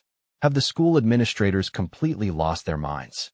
The girl's following words were so shocking, they practically turned Chen Yixuan to stone on the spot. "I heard it directly from my father," the girl explained, her voice dropping to a secretive whisper. "According to him, the specific trial that Martial Saint Tan laid out for Lu Sheng actually forbids him from entering the National Collegiate Martial Arts Tournament entirely. The moment Lu Sheng sets foot on that tournament stage, his trial is considered an absolute failure. His path is different. He is expected to prove himself by challenging missions of SS-level difficulty and beyond. That is the only trial the Martial Saint recognizes for him." Chen Yixuan's eyes widened to the size of saucers, a cold sweat beginning to bead on her forehead and trickled down her cheeks. She wore a bewildered, pained expression as she stammered, "There's no need to go to such lengths to suppress Lu Sheng's brilliance, is there? It seems almost cruel to hide him away." The blonde girl let out a weary breath. "How can ordinary people like us hope to decipher the inscrutable thoughts of a martial saint? If he has structured the trial this way, he surely has his reasons that likely involve a level of power we can't even imagine." In a sudden fit of frustrated rage, Chen Yixuan punched the nearby wall, the impact echoing through the hall. She let out a long, ragged sigh of bitter regret, muttering, "What a tragic waste of potential. 2 years ago, we were humiliated when the Gemini stars from the extreme Dao Martial Hall swept through our ranks, crushing the spirit of every student representing University number 7 in the Saintly Martial Arts Tournament and leaving us with nothing but shame. I've heard whispers that in the 2 years since, the Transcendence Martial Hall has also cultivated a peerless, saintly seedling of their own." Chen Yixuan added, her teeth gritted so tightly that her jaw ached with the tension. "I was feeling so vindicated, thinking we could finally lean on Lu Sheng's overwhelming power to reclaim our lost honor. But now, we're on the verge of graduation, and it looks like we're destined to suffer through another round of public defeat." The blonde girl reached out, gently stroking Chun Yishuan's cheek in a comforting gesture. Don't despair too much just yet. In the end, everything will work itself out, the girl whispered, trying to soothe her friend's frayed nerves. Chun Yishuan felt her tension ease slightly at the touch, though a lingering doubt remained. Then, the blonde girl raised a single finger and added with a slow, mischievous grin. Besides, look on the bright side. Eventually, you'll just get used to being tormented. That final, soul-crushing sentence was so blunt that Chun Yishuan felt like she could spit out a mouthful of blood from the sheer frustration. Meanwhile, across the campus in the quiet of the school dormitory, Lu Sheng maintained his usual stoic composure. He walked through the halls with his hands tucked into his pockets, a picture of effortless, cool confidence. Just as he reached his room, the phone in his pocket chimed with a sharp notification. Lu Sheng pulled it out to find an urgent email from the university administration. Official notice. In exactly 3 days, at 8 a.m. sharp, all participants must gather at the main gate for departure to the National Collegiate Martial Arts Tournament. Any student who is late or fails to appear will be deemed to have voluntarily waived their right to participate. Lu Sheng stared at the final sentence of the email with a suspicious glint in his eyes. They definitely worded that specifically for me to read, he thought. He glanced toward the window, his gaze sweeping across the distance. And it seems the moment I returned to campus, my shadows returned with me. He could clearly perceive several obscure figures lurking in the periphery of his vision, sneaking back and forth with practiced stealth outside the dormitory building. These men were dressed in sharp, identical suits and wore dark sunglasses, bearing the unmistakable air of professional bodyguards. They occasionally glanced up toward Lu Sheng's window, their movements clearly intended to monitor his every move. Lu Sheng knew they weren't just bodyguards. They were watchers, sent to ensure he didn't depart on another unsanctioned killing mission. A smirk tugged at the corner of his mouth, his expression radiating a serene, untouchable confidence. He let out a low, melodic chuckle under his breath. So, you all are truly determined to keep me from going, aren't you? But if I, Lu Sheng, have decided to go, how could any of you possibly hope to interfere? Not the administrators of University No. 7, and not even the Martial Saint himself. He turned his gaze toward the towering Martial Saint Tower in the distance, standing in silence for a long time as the sun began to set. 3 days later, at the break of dawn, the gates of the university were crowded with large buses, students swarming around them as they prepared for the long journey ahead. The National Collegiate Martial Arts Tournament was finally upon them.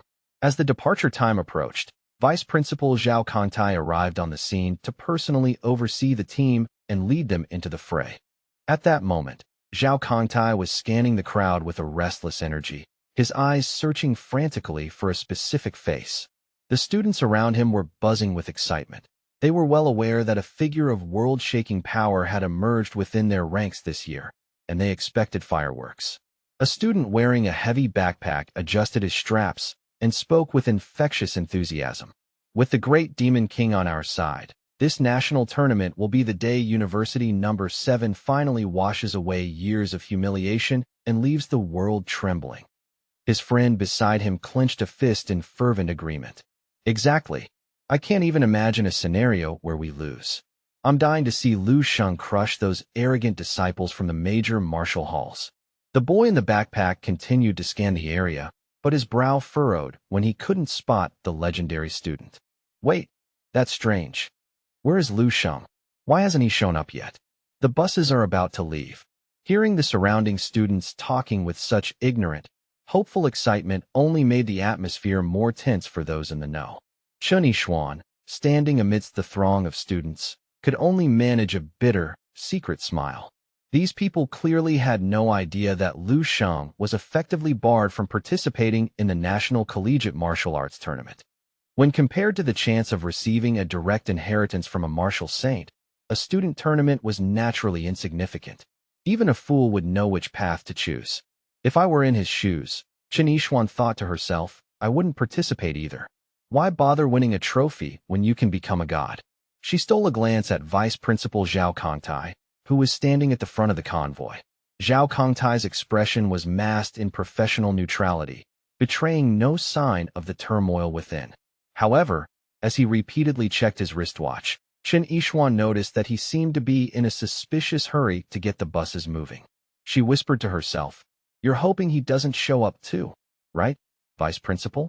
Zhao Contai, meanwhile, was actually drenched in a cold sweat. It's nearly 8 a.m., he thought. As I expected, he's staying away. But before his thought could conclude, the air pressure suddenly shifted.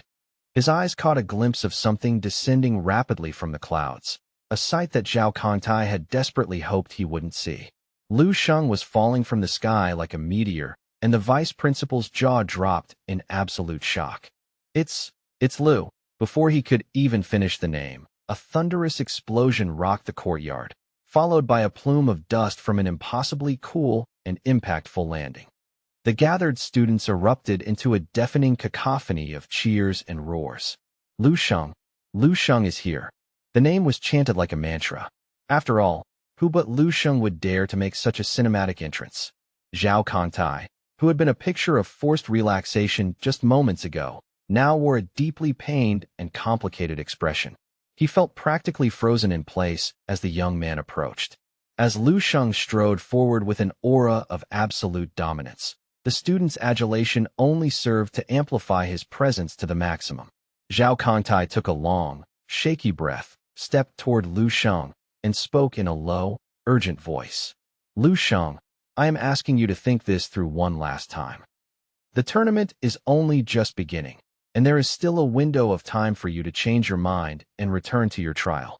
Lu Sheng's eyes were cold and piercing as he met the vice principal's gaze, his reply calm, yet final. "Vice Principal, you once told me that in the path of a martial artist, idealism is the only thing that truly matters. Do you remember?" Lu Sheng asked, his voice cutting through the noise. "I am simply following the lesson you taught me." Zhao Contai opened his mouth to argue, a dozen warnings on the tip of his tongue, but in the end, the words died in his throat. He simply lowered his head with a heavy, sorrowful sigh and announced to the crowd, "All students, board the buses immediately. Marshal Saint University No. 7 shall be victorious. Our great sovereign, Lu Sheng, is here to lead us." The students erupted in a final, earth-shaking cheer, their voices carrying the team as they boarded the vehicles and headed out. Amidst the jubilant chaos, Zhao Contai stood dazed, watching the dust settle. Soon, the convoy of buses was speeding down the highway at a blistering 200 kilometers per hour. On the lead bus, the team instructor stood up, raising his voice to be heard. "Listen up. You are the finest talents of University No. 7. On this stage, you represent our honor. Consequently, you are required to wear the official school uniforms at all times during the event. Please change into them now. If anyone finds their fit is incorrect, come to me for an exchange. For some of you, this is a return to the arena, while for others, it is your first time. Therefore, I will re-explain the rules in detail. Pay attention. Treat this as a refresher or a vital first lesson." The instructor was a man of mild temperament, though his habit of being incredibly long-winded was well known among the students. Lu Sheng leaned his head against the glass, watching the greenery of the countryside blur into a continuous smear of color as they accelerated. His mind drifted away from the tournament and toward the complexities of his own cultivation. At the Grandmaster level, a warrior's chi and blood burned like an eternal furnace, forging a unique martial will and a crushing physical stance. But what of the Grade 8 Great Grandmasters? According to the ancient records in the Dreamscape system, a Great Grandmaster must condense their very essence into a blood core. At that stage, one's chi and blood index can easily exceed 100,000, with energy surging through the veins like the mighty Yangtze River, hot as molten lava and capable of liquefying solid steel. A single strike can unleash over 1,000,000 points of destructive damage.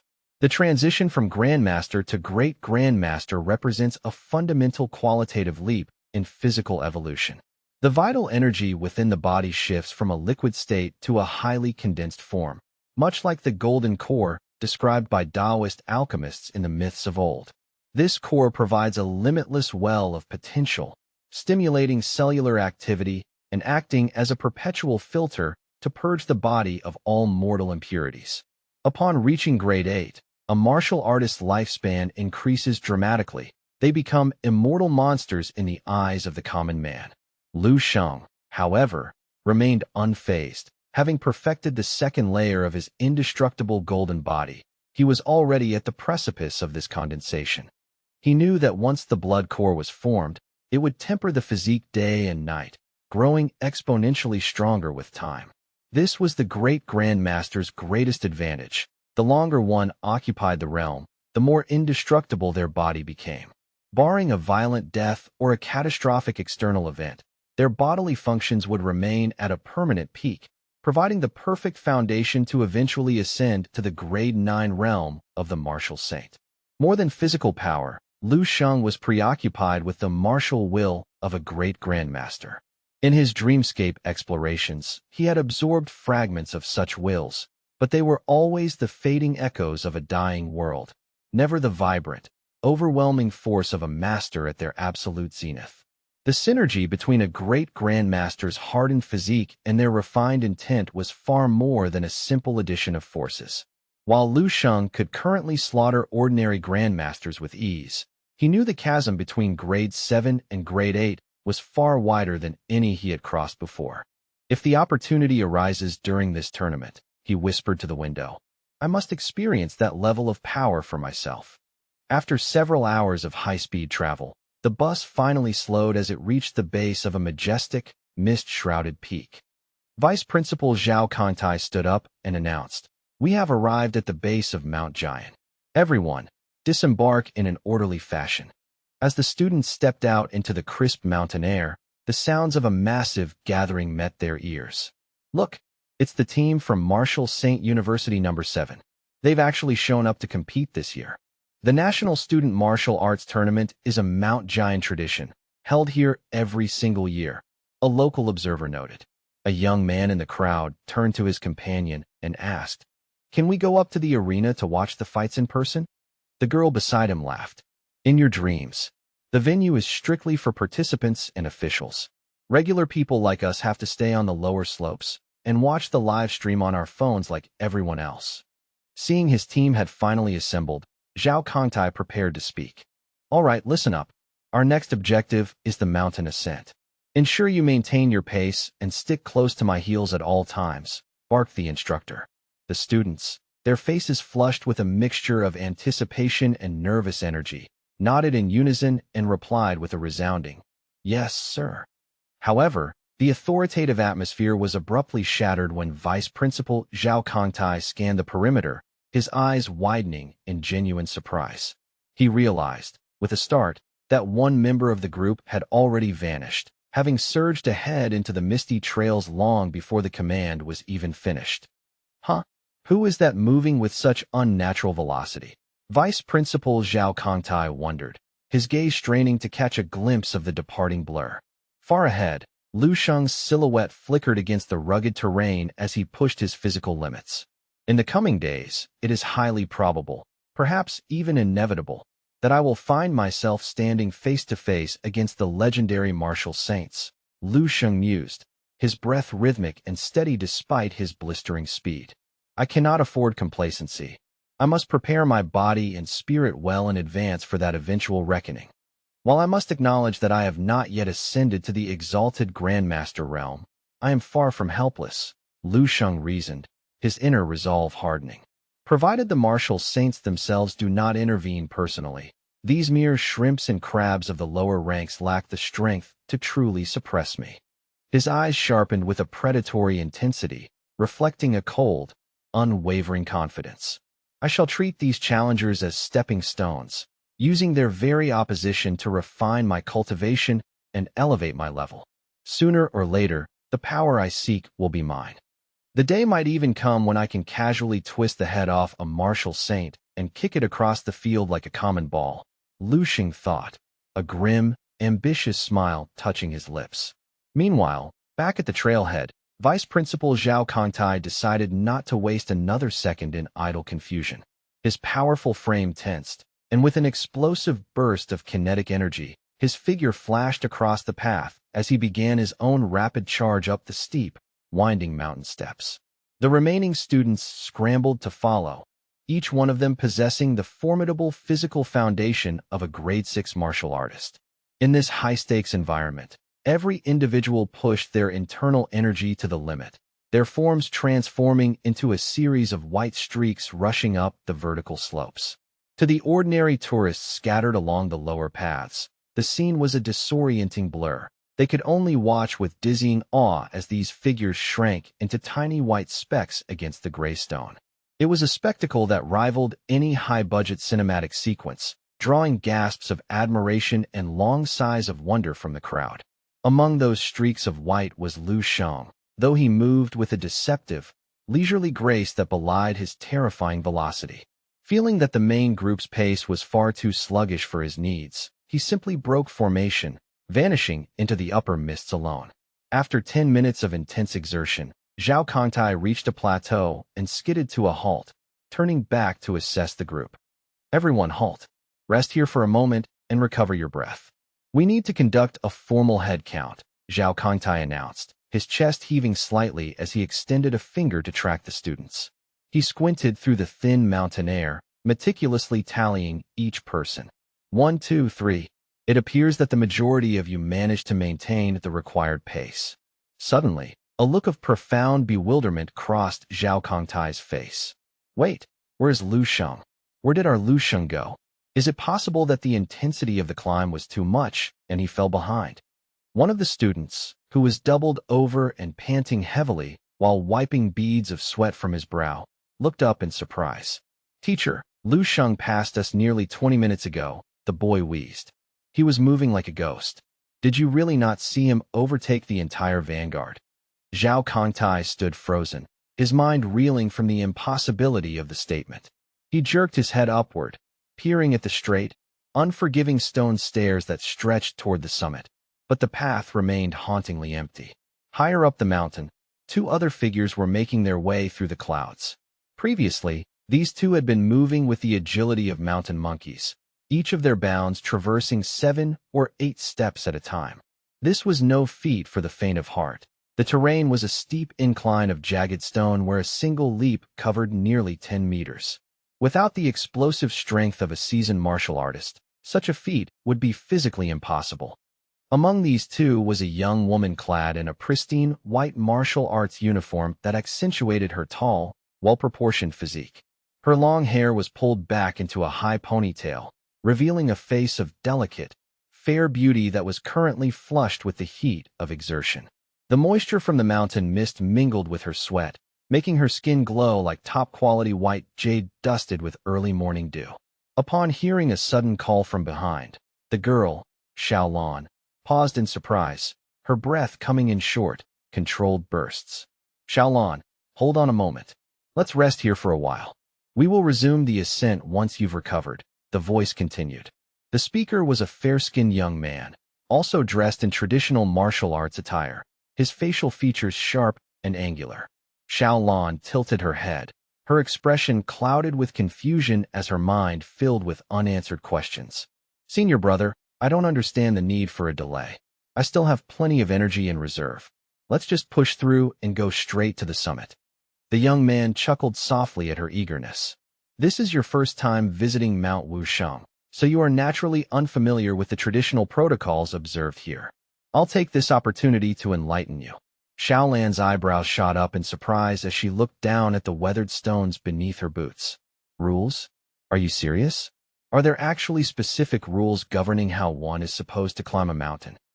By now, they had reached a point 1/3 of the way up the peak, an exclusive zone where tourists were strictly prohibited. Thick, ethereal mist enveloped the stone steps, which seemed to pierce the very heavens. Even without the ban, no ordinary person or low-level martial artist could survive the atmospheric pressure here. From this point forward, the senior explained, there are exactly 5 sections of stone steps remaining before we reach the peak. He gestured toward the swirling white fog that obscured their vision. As you can see, the path is completely shrouded, making it impossible to see what lies ahead. These 5 sections are collectively known as the Deng Tianlu, the path to heaven. The name implies that with a single step, one might transcend the mortal coil, a tradition that dates back more than 200 years. The ponytail girl, Xiaolon, impatiently raised a finger to cut off the middle-aged man's lecture. Senior brother, could you please just get to the point? I've read all about the history in the archives already. Do you have any idea what Master always says about you behind your back? He says you're exceptionally talented at everything except brevity, that you're too long-winded and slow to take action. He says it's not very manly.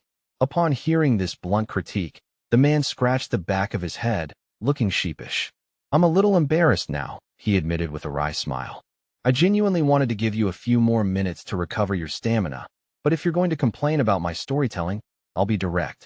Centuries ago, the great senior Chu Fu Hai stood upon this very ground. He utilized celestial fire to temper his flesh, celestial lightning to refine his bones, and his vast spiritual power to commune with the heavens and the earth. It was through this grueling process that he finally broke through the bottleneck to become a true martial saint. And that is exactly why the entirety of Mount Wusheng is saturated with the lingering, potent aura of a martial saint. The man continued, spreading his arms wide in a triumphant gesture as if trying to encompass the very mountain itself in his explanation.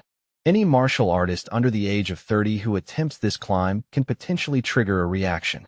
If their talent is sufficiently profound, their blood vitality vigorous enough, and their luck favorable, they can traverse the Deng Tianlu in a single, continuous burst. In doing so, they can resonate with the residual aura left behind by Senior Chu Fu Hai, manifesting extremely rare and powerful spiritual visions. Xiaolan's beautiful eyes immediately lit up with fascination. Visions? What kind of visions are we talking about? She asked breathlessly. As the senior brother struggled to find the right words to describe the phenomenon, a sudden, piercing roar erupted from the summit. The sound was so sharp and powerful that it seemed to slice through the clouds and shatter the surrounding rocks. Xiaolan jumped, her head snapping toward the peak. What on earth is happening up there? She asked, her voice trembling with curiosity. Under the force of that magnificent roar, the dense layers of mist surrounding the summit began to churn violently, stirred by an invisible, titanic aura. The clouds rolled and tumbled like a surging tide in a stormy sea. To their utter shock, the pair began to hear a distant, rhythmic rumbling, the unmistakable sound of massive waves crashing against ancient cliffs. The scene was surreal and terrifying, causing their hearts to hammer against their ribs. Xiaolan gasped, her composure breaking. Is this the vision you were talking about? The young man nodded affirmatively, his face pale. Rolling mist and the sound of crashing waves. If a martial artist can trigger such a manifestation, their statistical probability of advancing to the Grandmaster rank reaches an astounding 9 out of 10.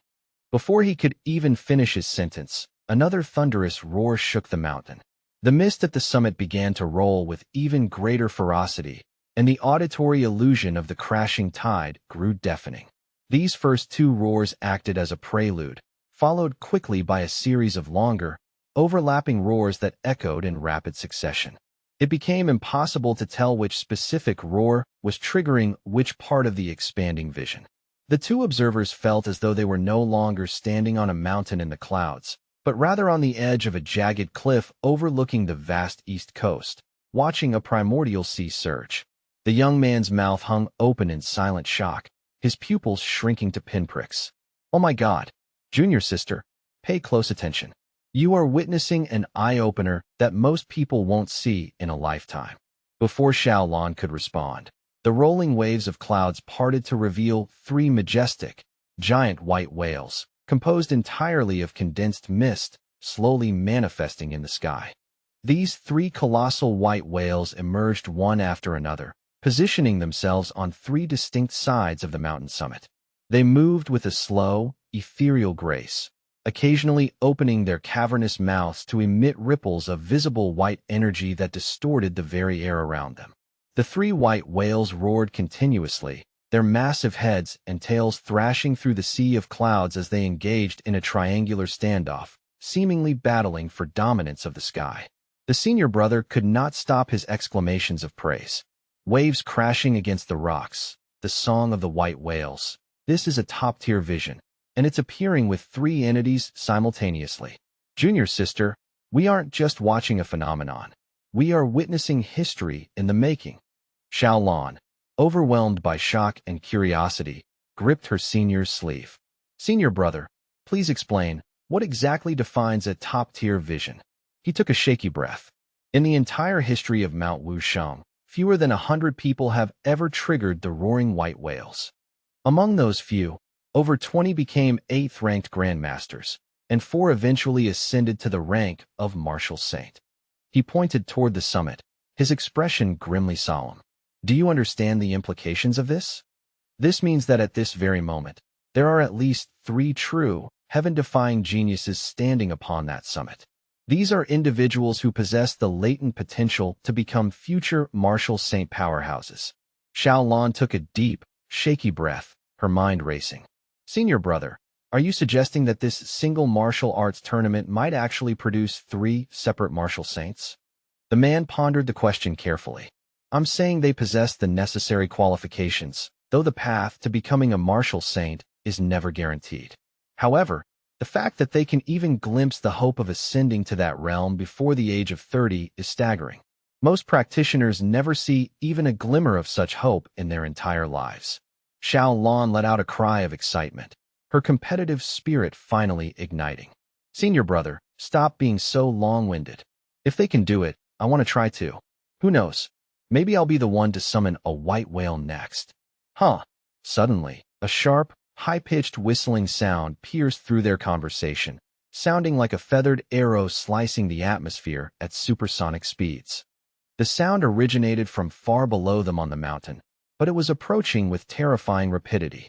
Xiaolan and her senior brother instinctively whipped their heads around to look back down the trail. The moment their eyes caught sight of the source, their pupils constricted in pure, unadulterated shock. They saw a lone figure charging up the stone steps they had just spent so much effort traversing. This figure moved with such incredible velocity that their eyes could not even register a solid shape. It was a blur of pure motion. As the figure ascended, the smoke and dust surrounding the ancient stone steps were blasted outward, creating a perfect vacuum passage through the mist. The visual effect was like a sharp pair of tailor's scissors cutting through a vast expanse of snow-white silk. Whoosh! A sudden, violent breeze buffeted the 2 martial artists, leaving them dazed and disoriented. They felt a tangible pressure pass between them, and when they turned to look up again, the figure had already surged onto the Deng Tianlu like a localized hurricane. The speed was utterly unimaginable, defying the known laws of human physiology. Xiaolan's eyes were wide, her mouth agape as her entire worldview was shaken to its core. Senior brother, she muttered, her voice trembling. That person, how can anyone be so fast? Before the words could fully leave her lips, the mysterious figure reached the summit.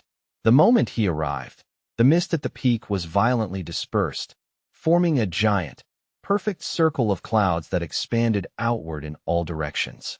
Suddenly, a roar that combined the ferocity of a dragon's cry and the primal power of a tiger's howl surged into the heavens. Invisible sound waves rippled across the mountain, and under this sonic pressure, the vast sea of clouds began to coalesce. In the blink of an eye, an unimaginable scene manifested. As Xiaolan and her senior brother watched in a state of catatonic shock, a giant, golden fire dragon materialized, soaring through the mist and lunging toward the 3 white whales. Ah! The young man cried out, stumbling backward as he struggled to believe his own eyes. That is a divine dragon. It's a genuine divine dragon, flying through the heavens and devouring everything in its path. So the ancient legends were true, all of them. A real dragon has finally appeared on this mountain. Initially, Lu Sheng had not intended to move with such haste.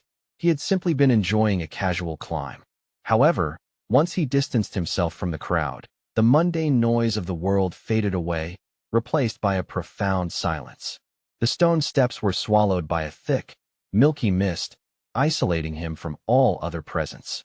He looked around at the stillness. Even the mountain birds had ceased their chirping. Looking up, he could only see the ghostly outlines of the massive peaks hidden within the clouds. An inexplicable, transcendental feeling began to well up from the depths of Lu Sheng's heart, making him feel as though he were the only living soul remaining in the entire world. I alone exist between heaven and earth, he whispered. In that moment of total isolation, his natural breathing technique began to circulate of its own accord. Lu Sheng felt as if he had grasped a fundamental truth of the universe, and as he pondered this insight, his steps became progressively faster and more rhythmic. He did not rely on the specialized wind-breathing technique, nor did he activate his advanced Four Realms movement techniques. Instead, he simply moved in the most basic, rustic way possible, allowing his body to run with natural instinct. The natural breathing technique became increasingly fluid and harmonious as Lu Sheng practiced it mid-stride, and his speed naturally scaled to terrifying levels. Eventually, he entered a sublime state of oneness, where he was no longer consciously operating the technique. Rather, the technique was actively carrying him forward, making him feel as light as a kite caught in a powerful gale. His breath grew longer and more profound, and his spiritual power began to leak outward, merging seamlessly with the environment. Around the young man, a psychic sea of clouds formed, accompanied by a golden dragon that began to toy with the three manifestation whales. Lu Sheng blinked, looking up at the swirling manifestations with a look of mild, detached curiosity. What on earth is that supposed to be? He wondered aloud. There were three whales just a moment ago, and now a dragon has appeared out of nowhere. Is this some kind of elaborate welcome ceremony organized by the mountain? As he reached the plateau, he noticed the colossal golden dragon seemed to be staring directly into his soul. Lu Sheng frowned slightly, questioning the nature of the pressure. Wait, what exactly is going on here? Sensing a profound resonance, Lu Sheng closed his eyes for a fraction of a second, diving deep into the core of his martial will to understand the connection between his spirit and the mountain's aura. This is incredibly powerful, he noted, feeling the raw energy. Meanwhile, at the peak, the crowd of martial artists was in a state of absolute frenzy, their voices buzzing like a disturbed hive of hornets. He actually summoned the divine dragon phenomenon. Look at it. Even the famed white whale chorus of the Extreme Path Martial Hall and the sacred cat of the Transcendent Martial Hall are utterly eclipsed by this. It doesn't even compare. Every eye was glued to Lu Sheng, the spectators gripped by a singular, burning question. Where in the world did this monstrous talent come from? Which hidden power produced such a freak of nature? The air was filled with the imagery of the celestial wolf gathering butterflies and the divine dragon soaring in a mad dance, with all other phenomena seemingly submitting to the dragon's presence. Young Lu Sheng finally reached the summit plateau, raising his head and puffing out his chest with an aura of natural dominance. The golden dragon twirled majestically above him, a crown of fire in the mist. Nearby, an old master stroked his long beard, his internal thoughts racing. Celestial wolves, 100 whales in chorus. When has Mount Wuxing ever witnessed such a glorious, overlapping phenomenon in all its centuries of history? I have resided on this mountain for more years than I care to count, and this is the absolute first time I have seen a phenomenon of this magnitude. This is the stuff of legends. After a moment of heavy deliberation, the old man turned to his disciples with a sharp, commanding gaze. Go at once. Investigate this youth. I want to know his name, his lineage, and exactly who he represents. One of the disciples bowed deeply, clasping his hands in a traditional salute. Yes, master. At once. Whoosh. As Lu Sheng strutted past the various groups, he became the epicenter of a fierce, heated debate. This is heaven-defying. Truly, he is defying the natural order, whispered one onlooker. If I hadn't seen this with my own eyes, I would have sworn a martial saint had descended to the mortal plane in person. Amidst the chaotic crowd, someone squinted at Lu Sheng's attire, noticing a specific detail that made their face turn pale. They let out a strangled shout of realization. Look at his clothes. He's wearing the official uniform of Martial Saint University No. 7. But that's impossible.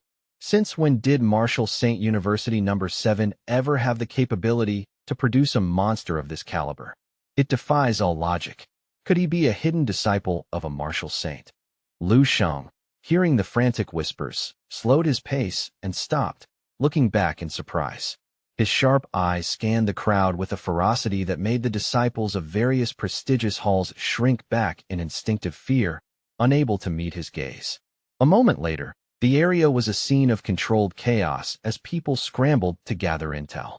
On the back of Lu Sheng's coat, the characters for 7th generation were clearly embroidered. An orange-haired youth nearby spoke with a sneer of pure disbelief. That garbage, bottom-tier Marshall Saint University number 7 actually produced a monster like that? I refused to believe it. The girl standing beside him shook her head in a daze. Even the great Marshall Saints who climbed this mountain in their youth could only manage to summon 1 or 2 whales at most, she noted, her voice full of awe. What kind of terrifying hidden ability does that kid possess to surpass the initial feats of the Marshall Saints 100-fold? It's impossible. Absolutely, fundamentally impossible. Nearby, a green-haired female disciple stared at Lu Sheng, a flicker of recognition crossing her face as she searched her memory. I recognize him now. I know exactly who this young man is. He is the monstrous genius that Marshall Saint University number 7 sent as their ace this year. He's only 18 years old, yet he has already shattered every single record held by the 7 Saint Pagodas of the United Universities. He caused a massive stir in the capital just a short while ago. The news was everywhere. Regardless of the mounting noise and the frantic discussions erupting around him, Lu Sheng remained impassive. He turned away and continued his forward progress, his expression as cold as the mountain stone. His eyes were frosty and distant, his mind entirely occupied with internal calculations and the refinement of his martial insights. At this moment, the entire peak of Mount Wusheng was alive with the sound of thousands of people chattering in disbelief. I also heard a rumor that the venerable Marshal Saint Tan is seriously considering taking him under his personal wing as a direct disciple. It's no wonder he's so powerful if he's a student valued by Lord Tan. A male disciple nearby watched Lu Sheng, sweat beads rolling down his face as he blurted out. But even so, isn't this talent just a bit too exaggerated? To show the potential of a martial saint with a single breath, it's unheard of. In the future, it is highly likely that he won't just become a martial saint. He will surpass them entirely. The 2 people standing directly behind him heard this assessment and gasped in collective shock, their minds reeling as they struggled to process the gravity of the future they were witnessing. Could there truly exist a being whose power transcends the legendary peaks of a martial saint? The very thought sent ripples of disbelief through the gathered crowd, sparking hushed, frantic whispers. What manner of incomprehensible strength would such a level of existence even require? Before the speculation could spiral into wild fantasy, a venerable elderly man standing nearby interjected with a sharp, authoritative tone that commanded instant attention. The depths of martial Dao talent cannot be calculated with such crude and simplistic logic, he declared, his voice carrying the weight of decades of experience. This venerable figure was none other than Grandmaster Shishingning. The moment he began to speak, the exceptionally gifted disciples, men and women who usually carried themselves with immense pride, instantly fell into a reverent silence, their faces reflecting a posture of respectful listening. Among them were several distinguished martial Dao masters, yet they understood they were still mere children compared to this man. As a grandmaster, his status and raw combat power resided on an entirely different plane of existence. Shi Xingming's brow furrowed into deep ridges as he continued his lecture. Consider the delicate properties of nature, he mused. Drop the temperature by a single degree, and liquid water crystallizes into solid ice. Raise it by a degree, and it vanishes into vapor. In the realm of cultivation, a tiny shift in variables can result in outcomes as vastly different as the heavens and the earth. Grandmaster Shi Xingning, along with his captivated retinue of disciples, turned their collective gaze toward Lu Sheng. The youth was strolling casually with his hands buried deep in his pockets, maintaining an air of effortless, cool detachment that seemed almost out of place given the gravity of the setting. As he walked, the Grandmaster narrowed his eyes, continuing his clinical and silent analysis of the boy's true potential. This young man, Lu Sheng, undeniably possesses a level of talent that borders on the extraordinary. The Grandmaster admitted to his followers, but it is not quite as world-shattering or exaggerated as your frantic imaginations are leading you to believe. One must remember that the ancient phenomena triggered upon Mount Wusheng were never intended to serve as a precise diagnostic tool for measuring raw martial Dao aptitude. It is far more likely that his internal frequency is simply exceptionally compatible with the lingering martial Dao aura left behind by Chu Fu Hai, the martial saint of the past, he explained, gesturing toward the misty peaks.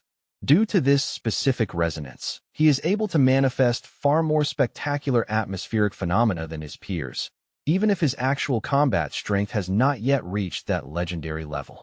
Furthermore, we must consider the possibility of a cumulative effect, Shi Shengning added, his voice growing more certain and resonant. Those who climbed before him today may have already coaxed the mountain's fortune to the surface. This boy simply happened upon the precipice at the perfect moment, inadvertently igniting the final remnants of Mount Wusheng's latent energy. This culminated in the shocking spectacle we just witnessed, leaving everyone stunned. If my theory is incorrect, he concluded firmly while puffing out his chest, would you honestly suggest that there is someone walking this earth who is more powerful than a martial saint? A martial saint represents the absolute zenith of power in this world. To suggest otherwise is not only foolish but borderline sacrilegious, the old man scolded his students. His logical deconstruction of the events sounded incredibly plausible to the onlookers, and the eyes of the young disciples lit up as they absorbed his wisdom. Feeling as though a veil had been lifted from their sight, one student began to clap enthusiastically, praising the Grandmaster's profound insight. Precisely. Grandmaster Shi Shengning's reasoning is impeccable. Another student chimed in, eager to agree. It is a fundamental law that nothing exists beyond the peak of a martial saint. This Lucian character is likely just the beneficiary of the last straw effect. He simply provided the final spark to a mountain of energy that was already waiting to explode. Despite the dismissal, a young female disciple added thoughtfully, still, even if it was a fluke of timing, the sheer intensity of the aura he emitted proves that his talent and current strength far outshine anyone else in his generation. That much is undeniable. The Grandmaster nodded slowly in agreement, a look of genuine, undisguised admiration finally touching his weathered features. It is no small wonder that he is the one personally favored by martial Saint Zhongyu. The Grandmaster mused, stroking his chin. He is indeed an exceptional specimen, and his tall, handsome bearing only adds to his natural charisma. The girl's gaze drifted back to Lu Sheng, her eyes shimmering with newfound adoration. That boy, Lu Sheng, to cause such an enormous upheaval the moment he arrived. He's truly in a league of his own, she whispered softly to herself. If he continues at this rate, I imagine the representatives from the two major factions, the Jidao Martial Arts Hall and the Transcendence Hall, must be feeling a significant amount of trepidation tonight. The students speculated, imagining the ripples of panic spreading through the rival camps. Deep within the confines of a luxury hotel perched high upon the mountain slopes, the heavy silence was shattered by a violent impact. A massive, tightly clenched fist slammed down onto a solid oak table, the force vibrating through the floorboards and rattling the nearby windows. Panic? You think we have any reason to feel panic over a mere student? A voice roared, dripping with thick, concentrated venom and wounded pride that seemed to chill the air in the room. To hell with that nonsense. Lian Jibei, the formidable head instructor of the Jidao Martial Arts Hall, stood at the center of the room. He was surrounded by a dozen young warriors, each clad in uniforms bearing the prestigious Jidao emblem. He swept his furious, bloodshot gaze across his students, his voice a thunderous growl. So what if he triggered some flashy atmospheric phenomenon?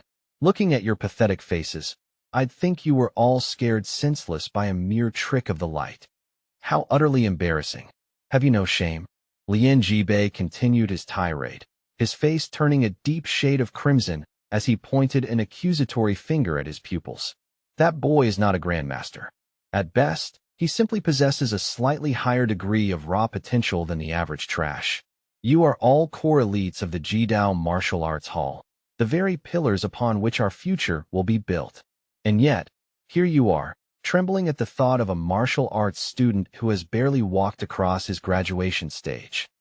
In the midst of the instructor's fury, a young man with distinct blonde streaks in his hair finally broke the heavy silence. This was Chao Qian, one of the legendary Gemini stars of the Jidao Martial Arts Hall. He propped his chin lazily upon one hand while using the other to nonchalantly brush a speck of dust from his sleeve. "Let's be realistic, instructor," he said with a smug, self-assured smirk. "This Lu Sheng brat is far from being a grandmaster, regardless of the show he put on. Even if we concede that his natural talent is superior, that only speaks to his potential future achievements. It means absolutely nothing in the present moment." Chao Qian continued, his eyes narrowing with a sharp, competitive fire. "If I were to fully unleash my restricted secret techniques in the ring, I am confident that I wouldn't be a single step behind him in a real fight." Another young man named Chao Qing, the other half of the Jidao Gemini stars, stepped forward to stand beside his comrade. "Exactly," he echoed firmly, his voice filled with icy resolve. "True martial arts prowess is not determined by looking at these flashy, superficial displays or mountain-shaking visions that serve no purpose in actual combat." Chao Qing raised a clenched fist with immense pride, his voice ringing with absolute conviction. "If that kid had the audacity to stand before me right now, I would crush him into the dirt without hesitation." Hearing this display of bravado, Lien Jibei's fury finally broke, replaced by a loud, booming laugh that echoed off the hotel walls. "Excellent. That is exactly the kind of indomitable spirit I expect from the Gemini stars of the Jidao Martial Arts Hall," Lien Jibei exclaimed. A sinister, predatory smile spread across his face, and his eyes appeared slightly bloodshot from his earlier rage. He made a sharp, decisive hand gesture to his elite pupils. "In that case, I think it's time I arranged a little entertainment for all of you. Whichever one of you happens to encounter that Lu Sheng kid in the arena has my full permission to beat him into the afterlife," Lien Jibei declared coldly. "As for the administrators of Martial Saint University No. 7, you needn't worry about the fallout. I will personally ensure that those pests are dealt with so they don't interfere with your victory." Meanwhile, in a private lounge specifically reserved for the competing martial arts gyms, a young woman sat in deep silence. Her eyes were fixed intently on her smartphone screen, which displayed a candid photo of Lu Sheng. She seemed lost in thought, her lips moving almost imperceptibly as she muttered barely audible words to herself. "Lu Sheng, so that's who you are?" she whispered softly. Noticing her strange preoccupation, her senior brother leaned in and asked curiously, "Are you really that concerned about this Lu Sheng fellow?" The girl, who had been completely immersed in the glowing image, jumped slightly, clearly startled by the sudden sound of his voice. "Ah, senior brother, you startled me," she exclaimed, quickly locking her phone. He shook his head dismissively and continued, "There's no need for concern. A boy like Lu Sheng is just a flash in the pan. He likely hasn't even begun to touch the true essence of martial Dao yet. There is absolutely no way he could pose a threat to someone of your caliber. Your true objectives remain the Gemini stars of the Jidao Martial Arts Hall," he reminded her sternly. "Those two successfully condensed their grandmaster will over 2 years ago. In the time since, they have likely tempered more than half of their blood essence. It is highly probable that they have already crossed the threshold into the true grandmaster realm." The female student, adjusting her crisp martial arts uniform, replied with a short, clinical, "I understand." However, her senior brother noticed that her gaze had already drifted back to the darkened screen of her phone. "I said, do you understand?" he repeated, feeling a surge of inexplicable frustration. He wondered to himself, does she actually comprehend the danger of the Gemini stars, or is her entire mind occupied by this Lu Sheng kid? Heavens, I don't know if she's listening or daydreaming. He continued his attempts to encourage her. "Don't let yourself be blinded by those mountaintop phenomena. While the martial saint's aura lingering on Mount Wusheng can provide a rough gauge of talent, it is by no means an absolute measurement. This Lu Sheng kid may possess significant talent, but it isn't necessarily superior to your own, and talent rarely translates directly to raw combat strength." As he talked, the girl continued to stare at the picture on her phone for a long moment. Eventually, this cute girl gave an honest, obedient nod, but deep within her eyes, a lingering trace of worry and inexplicable shock remained hidden. She kept her thoughts to herself, reflecting on her own secret burden. I was born with a unique spiritual gift, she mused inwardly. Ever since I was a small child, I could perceive things others couldn't: ghosts, spirits, and the subtle energies of the world. My spiritual perception is on an entirely different level than most martial artists. Just now, when I witnessed Lu Sheng's spectacular roaring hundred beast phenomenon, I saw something that terrified me. Clinging to his body were dense, suffocating clusters of black mist. They looked like jagged pieces of living shadows, bleeding out from his very soul and beginning to spread outward across the terrain, creeping until they seemed to threaten the entirety of Mount Wusheng. Could such a vivid sight truly be a mere illusion of my mind? She wondered. Meanwhile, outside in the hotel's grand main hall, the atmosphere was electric. Students from various other martial arts universities were engaged in heated, enthusiastic debates, and the name on everyone's lips was Lu Sheng. So that is the true, terrifying power of the Demon King, Lu Sheng, one student muttered in awe. He triggered a spiritual phenomenon that is literally unprecedented in our recorded history. It's absolutely incredible. At this rate, Lu Sheng is practically guaranteed to take the top spot, another student laughed. The contingent from Martial Saint University No. 7 was beaming with newfound pride and admiration. They made a point of shouting Lu Sheng and Martial Saint University at the top of their lungs, making sure every rival in the vicinity heard them. Nearby, a former detractor wiped cold sweat from his forehead. Luckily, I didn't jump out and fight Lu Sheng rashly before, he exclaimed, his voice trembling. Otherwise, wouldn't the martial arts I've spent 4 agonizing years cultivating at this university have been utterly crushed on the spot? He added. Another student, also visibly shaken and breaking out in a cold sweat, nodded in grim agreement. You're right to be afraid. I'm a living example of how dangerous he is. I cannot even fathom the sheer volume of blood essence required to manifest and sustain a heaven and earth phenomenon of that scale, especially when combined with a fully realized martial will, he continued. If I were to continue confronting him, the result wouldn't be much better than my last humiliating defeat. The gap is just too wide. I'll just forget about it. There's simply no path to victory against a monster like that anyway, he sighed. Suddenly, a firm, reassuring hand patted him on the shoulder. The hand belonged to the principal of Martial Saint University No. 4. Now, don't be so quick to discourage yourself, the elder said kindly.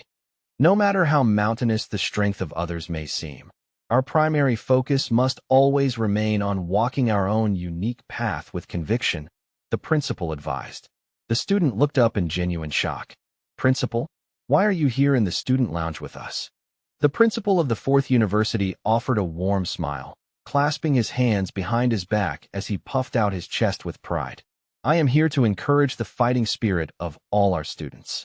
After all, our universities are fundamentally a unified entity. There is no reason for you to view Lu Sheng as a rival or an opponent to be feared, but rather as an inspiration. The old principal is absolutely correct, another student added. With someone as extraordinary as Lu Sheng participating, this martial arts conference is going to be far more entertaining than usual. There are so many incredible things for us to see this year. This year marks the very first time in our history that Martial Saint University has a genuine, tangible hope of advancing into the final stages and potentially occupying the highest pedestal of the entire martial arts conference, he declared with mounting excitement. The elderly principal occasionally looked toward the distant figure of Lu Sheng, a soft exclamation of wonder escaping his lips. Mark my words, this young man is destined to soar like a celestial dragon, rising high into the heavens in the very near future, he prophesied with great conviction. Meanwhile, the young Lu Sheng continued to pace through the hotel's main hall, his hands shoved deep into his pockets as he maintained an air of stoic, cool detachment. In stark contrast, the captain representing Martial Saint University No. 7, Zhao Kangtai, watched him with a pained and complicated expression, unable to say a word. The more breathtaking the talent Lu Sheng displayed, the more a sense of profound regret gnawed at Zhao Kangtai. As the messenger who had conveyed the will of Martial Saint Tinzhongyu, he was intimately aware of the saint's true expectations. Tan Zhongyu valued a warrior's mental fortitude and cold decisiveness far more than mere raw talent. This was the reason behind the two difficult choices presented to Lu Sheng as a test. Zhao Kongtai's gaze followed Lu Sheng as he passed by repeatedly. He opened his mouth, desperate to speak, but the words withered and vanished into a heavy sigh. Lu Sheng, I have already dropped so many hints, provided so much subtext, Zhao Kongtai thought desperately. Don't tell me you are still blind to the path before you. You simply need to eliminate Lian Jibei. Regardless of how the Jidao Martial Arts Hall reacts to his death, Marshal Saint Tan Zhongyu will personally shield you from the consequences. He has the power to ensure the absolute safety of both you and your family. The Martial Saint isn't looking for a display of power. He simply wants to see your resolve and your attitude toward those who stand in your way, Zhao Kongtai mused, his eyes never leaving Lu Sheng for a second. But deep within his soul, the captain could not stop sighing. In the end, you are straying down the wrong path, Lu Sheng. I fear that by the time you realize your error and try to turn back, you will be consumed by a regret that knows no bounds. He lamented silently as he watched the boy walk. Without warning, as Lu Sheng was walking, a radiant and intensely powerful golden aura erupted from his body, illuminating the hallway. The young man came to an abrupt halt, his brow furrowing as he sensed a strange, surging energy beginning to circulate through his meridians. What is this feeling? Lu Sheng wondered. The energy that just flooded my system hasn't just increased my raw physical strength. It's doing something more. He focused his internal consciousness on the spiritual compass within his mind, the manifestation of his comprehensive martial Tao. There, etched into the very center of the compass as if printed by a divine hand, was a new pattern, a majestic whale cresting over white-capped waves. This new sigil hummed with power, blending seamlessly with his existing Grandmaster and Great Grandmaster wills, harmonizing and contrasting in a complex dance. This divine whale pattern was undoubtedly the essence he had just absorbed from the mountain's aura. Curious, Lu Sheng attempted to channel the whale's power. Instantly, a haunting, sonorous whale song echoed through his soul, and a vast, tidal energy, resembling the roar of a crashing ocean, surged through his limbs.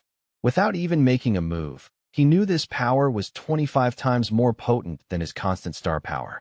This was the divine whale force, the true power of a martial Tao avatar. So this is it, he realized, his heart pounding in his chest. This is the true, legendary avatar power that marks the pinnacle of martial prowess. He felt as though he could summon the very fury of the heavens and the earth with a mere flick of his sleeve. Lu Sheng's eyes ignited with a diamond-bright light, reflecting his inner excitement. What a miraculous and unexpected harvest, he thought. To actually acquire the divine whale force in such a manner is beyond my wildest dreams. With this power, even if I am forced to confront a true Grandmaster, I am now several significant steps closer to ensuring my total victory, Lu Sheng mused. He resumed his leisurely stroll through the expansive hotel lobby until, quite suddenly, his gaze landed on the exact target he had been searching for. Lu Sheng's cold eyes scanned the group until they found the insignia for the Jidao Martial Arts Hall. His gaze eventually settled on the imposing middle-aged man leading their contingent.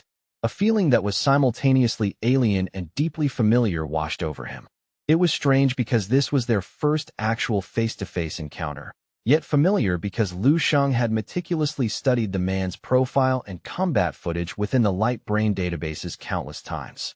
Even from across the busy lobby, the man radiated a thick, suffocating aura of authority and latent violence that demanded recognition from everyone present. So, that is Lian Jibei, Lu Sheng whispered to himself, his voice cold and flat. He turned his head slightly, a small, knowing smirk playing on his lips as he muttered, exactly as I expected. There he stands, an 8th-level Grandmaster serving as the vanguard of their team, Lu Sheng thought, his gaze lingering on the imposing figure. He began to run cold, clinical simulations through the corridors of his mind.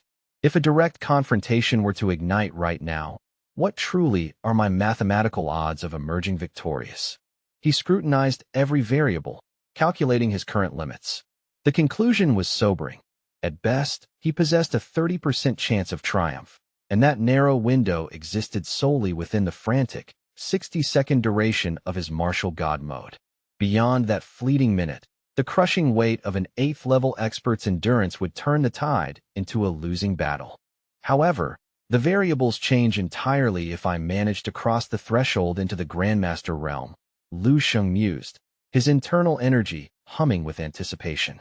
If I can successfully condense my blood essence into a true Grandmaster field and synchronize it with my martial god state, the balance of power shifts. In that scenario, even a formidable 8th-level powerhouse like Lien Jibei would likely find himself overwhelmed and neutralized in under 20 seconds.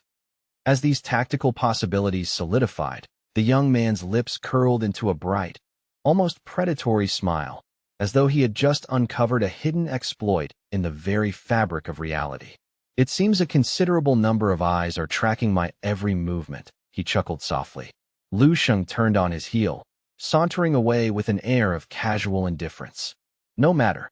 I shall simply wait for the scripted events I have already set in motion to unfold in their natural sequence. If anyone dares to deviate from the role I've assigned them or refuses to cooperate with the inevitable, Lu Sheng's eyes flashed with a cold, uncompromising light. Then I shall simply have to crush them all beneath the weight of my progress. The heavy atmosphere was momentarily broken when a man dressed in a simple t-shirt and shorts, clutching a professional-grade camera, scurried toward Lu Sheng's position. The cameraman moved with frantic haste, his breath coming in short, ragged bursts.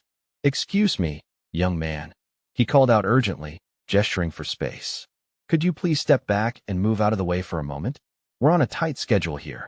Without a word of protest, Lu Sheng shifted his weight and stepped to the side, leaning back to grant the man clear passage. "Thank you. Truly, thank you," the cameraman stammered, his face glistening with beads of sweat as he panted from the exertion. The mountaintop square was a pressure cooker of high-level martial artists, their vigorous blood essence and crushing auras saturating the air. For an ordinary human like this technician, walking through such a crowd was akin to navigating a primeval forest teeming with apex predators. Every step was taken with visceral trepidation. Despite Lu Sheng's outwardly frigid exterior, he maintained a polished politeness, making room for the man and even offering a brief, casual inquiry to break the tension. "Is the entire proceeding being transmitted via live broadcast?" Lu Sheng asked, his voice calm. The cameraman, still fiddling with his lenses, nodded quickly. "Yes, sir. The satellite equipment is nearly calibrated and ready for the stream. The martial arts tournament is scheduled to commence officially in just a few minutes," the technician added, though a pang of genuine regret flickered across his face. "It's a shame, really. We arrived just a bit too late to catch the best footage." Down at the base of the mountain, we looked up and saw that incredible cloud phenomenon. It looked exactly like a gargantuan whale breaching the peak. Truly majestic. The man offered a wide, appreciative grin, clearly enjoying the brief respite of chatting with the young warrior. "It's a pity we weren't positioned to film it. By the time we reached the summit, the mist had already dispersed, leaving us with nothing but a few grainy smartphone photos from the early birds," the man sighed. "Still, this competition is slated for 2 or 3 days, so perhaps the heavens will grant us another spectacle." Their casual banter was abruptly silenced by a booming, resonant voice that swept across the square like a physical wave. "Silence. Everyone, focus your attention." Despite the howling winds whipping across the summit, the voice remained crystal clear, penetrating the ears of every soul present. Such vocal projection was a testament to the speaker's terrifying internal strength. The crowd instantly stilled, drawn like iron filings to a magnet toward the central martial arts stage. Lu Sheng narrowed his eyes, his sharp gaze locking onto the figure commanding the square. It was the 8th-level Grandmaster from the Martial Artist Association headquarters, a man of significant gravitas whom Lu Sheng had noted earlier. "My name is Zhong Jinghua," the elder announced, his voice steady. "I am deeply honored to serve as the chief administrator for this National Martial Arts Student Tournament. I stand before you today to host this grand assembly on behalf of the esteemed martial saint, Tan Zhongyu." The red-faced elder delivered a series of formal introductory remarks, acknowledging the prestige of the event before his voice rose in a definitive declaration. And now, without further delay, I officially proclaim the start of the National Martial Arts Student Tournament. Zhong Jinghua raised a stack of documents high into the air. All designated participants must immediately form orderly lines to draw their lot numbers. Once your numbers are secured, the competition brackets and group assignments will be finalized. A surge of kinetic energy rippled through the square as students from the various martial saint universities moved into their formations. Lu Sheng joined the queue, noting the scale of the event. Over 600 of the nation's finest prospects had gathered here. Each elite institution, like 7th Saint University, was allotted 10 slots, while ordinary academies were lucky to have 2 or 3. The martial halls were even more exclusive. Aside from titans like the Transcendent Martial Hall and the Jidao Martial Hall, most were limited to a single representative. Step forward and draw your lots in the prescribed order. Zhong Jinghua barked. Nearby, the Jidao Martial Hall's Gemini stars, Chao Qian and Chao Qing, held their lot papers with triumphant sneers, their confidence bordering on arrogance. In contrast, the young woman from their group, Xiao Lan, appeared uncharacteristically pensive, a shadow of genuine worry clouding her beautiful features. Lien Jibei stood nearby, clutching his own document. His presence was chilling, a faint, malevolent black energy seemingly seeping from his pores as he surveyed the field. Meanwhile, Lu Sheng remained a portrait of serenity, his fingers tightening around the slip of paper he had just drawn. I wonder, he mused inwardly, which unfortunate soul is destined to be my first victim on this stage? His thoughts were interrupted by the hushed, frantic whispering of several senior students from 6th Saint University standing nearby. One of the seniors stared at his lot paper, his face contorting in frustration as he clutched his head in his free hand. Damn it! Why of all people did I have to draw Fu Jiaming? He groaned. His companion looked equally troubled. Wait, is that the same Fu Jiaming from the Hailuan Martial Hall? He looks remarkably like our former upperclassman, Wang Xian. The first student let out a bitter laugh. What do you mean looks like? It is him. Fu Jiaming formally joined the Hailuan Martial Hall immediately after his graduation. Don't you remember? He was ranked second on the old student leaderboards. If we have to face him now, it's going to be a bloodbath between former brothers. The first student sighed, shaking his head. You're living in the past. To the Hailuan Martial Hall, he is a loyal disciple. To us, he's just a ghost of a former classmate. If he's decided to cast aside his old ties, we are nothing more than strangers to him now. Lu Sheng glanced down at his own slip, number 0145. It was a designation strangely reminiscent of his time at base 1359. I'm content with this, he thought, his curiosity piqued. Let's see who the heavens have chosen to cross my path. As he stood lost in thought, a soft, hesitant voice called out from behind him. Lu Sheng? Excuse me, but are you indeed the Lu Sheng from the records? He turned slowly to face the speaker. A young man, appearing a few years his senior, stood there with a gentle, non-threatening expression. And you are? Lu Sheng asked, certain he had never met the individual before. The newcomer scratched the back of his head nervously, offering a sheepish smile to bridge the awkward gap between them. Forgive the intrusion. I'm a student from the Dongning Martial Academy. My name is Lu Ming, the young man explained. Lu Sheng offered a curt, polite nod. I see. Hello. Since the Dongning Martial Academy was situated in Dongning Province, the two were effectively fellow provincials. Lu Ming's face brightened with respect. Your reputation preceded you long ago, but meeting you in person, you possess an aura far more extraordinary than the rumors suggested. Lu Ming had spent months following the tales of Lu Sheng's legendary exploits, and he had been a first-hand witness to the terrifying 100-beast roar that had shaken the mountain during the ascent. He was struggling to contain his inner fanboy. Actually, Lu Ming added with a grin, there are 2 others from the Eastern Academies who recognized you. They were too shy to approach, so they asked me to relay their greetings. Lu Sheng felt a flicker of recognition. The 2 Picachus, he thought. Lu Sheng scanned the crowd and raised a hand in a casual wave of acknowledgement. In the distance stood a tall, powerfully built youth and a girl with a remarkably innocent, doll-like face. The duo was staring at him, their postures rigid with tension. These were Xing Ji and Kong Qing, the very pair who had participated alongside him during the star-seeking general selection in the eastern region. They had both endured his grueling military training, and Lu Xing vividly recalled the relentless teasing he'd put Kong Qing through. Even now, the memory made her face flush a deep crimson. She waved back frantically, her voice filled with relief. It really is him. For a moment, I was certain I'd mistaken a legend for an old friend. Watching Lu Xing acknowledge them, Xing Ji, standing amongst the elite vanguard of the 5 Eastern academies, couldn't hide his utter disbelief. He clenched his fists until his knuckles turned white. I knew he was a monster, but I never dreamed he'd ascend to this level so quickly. Kong Qing was faring no better. She stood frozen, biting her lip in silence, her mind a whirlwind of complex emotions. He's just too strong, she whispered to herself. Unbelievably so. Just standing in his general vicinity makes it difficult to draw a full breath. The sheer atmospheric pressure he radiates is suffocating. Xing Ji let out a heavy, weary sigh. He hadn't seen Lu Xing since the selection ended, and the only updates he'd received were through the glowing screens of the national news, where Lu Xing was heralded as the undisputed martial arts champion. Seeing the two of them, the surrounding students were awash with envy. You two actually know Lu Xing personally? You were in the same cohort? That's incredible. You'd better make sure you maintain that connection, a classmate urged. A contact like that could change your entire life a decade or two down the line. Xing Ji turned toward the speaker, a bitter, self-deprecating smile on his face. Maintain the connection?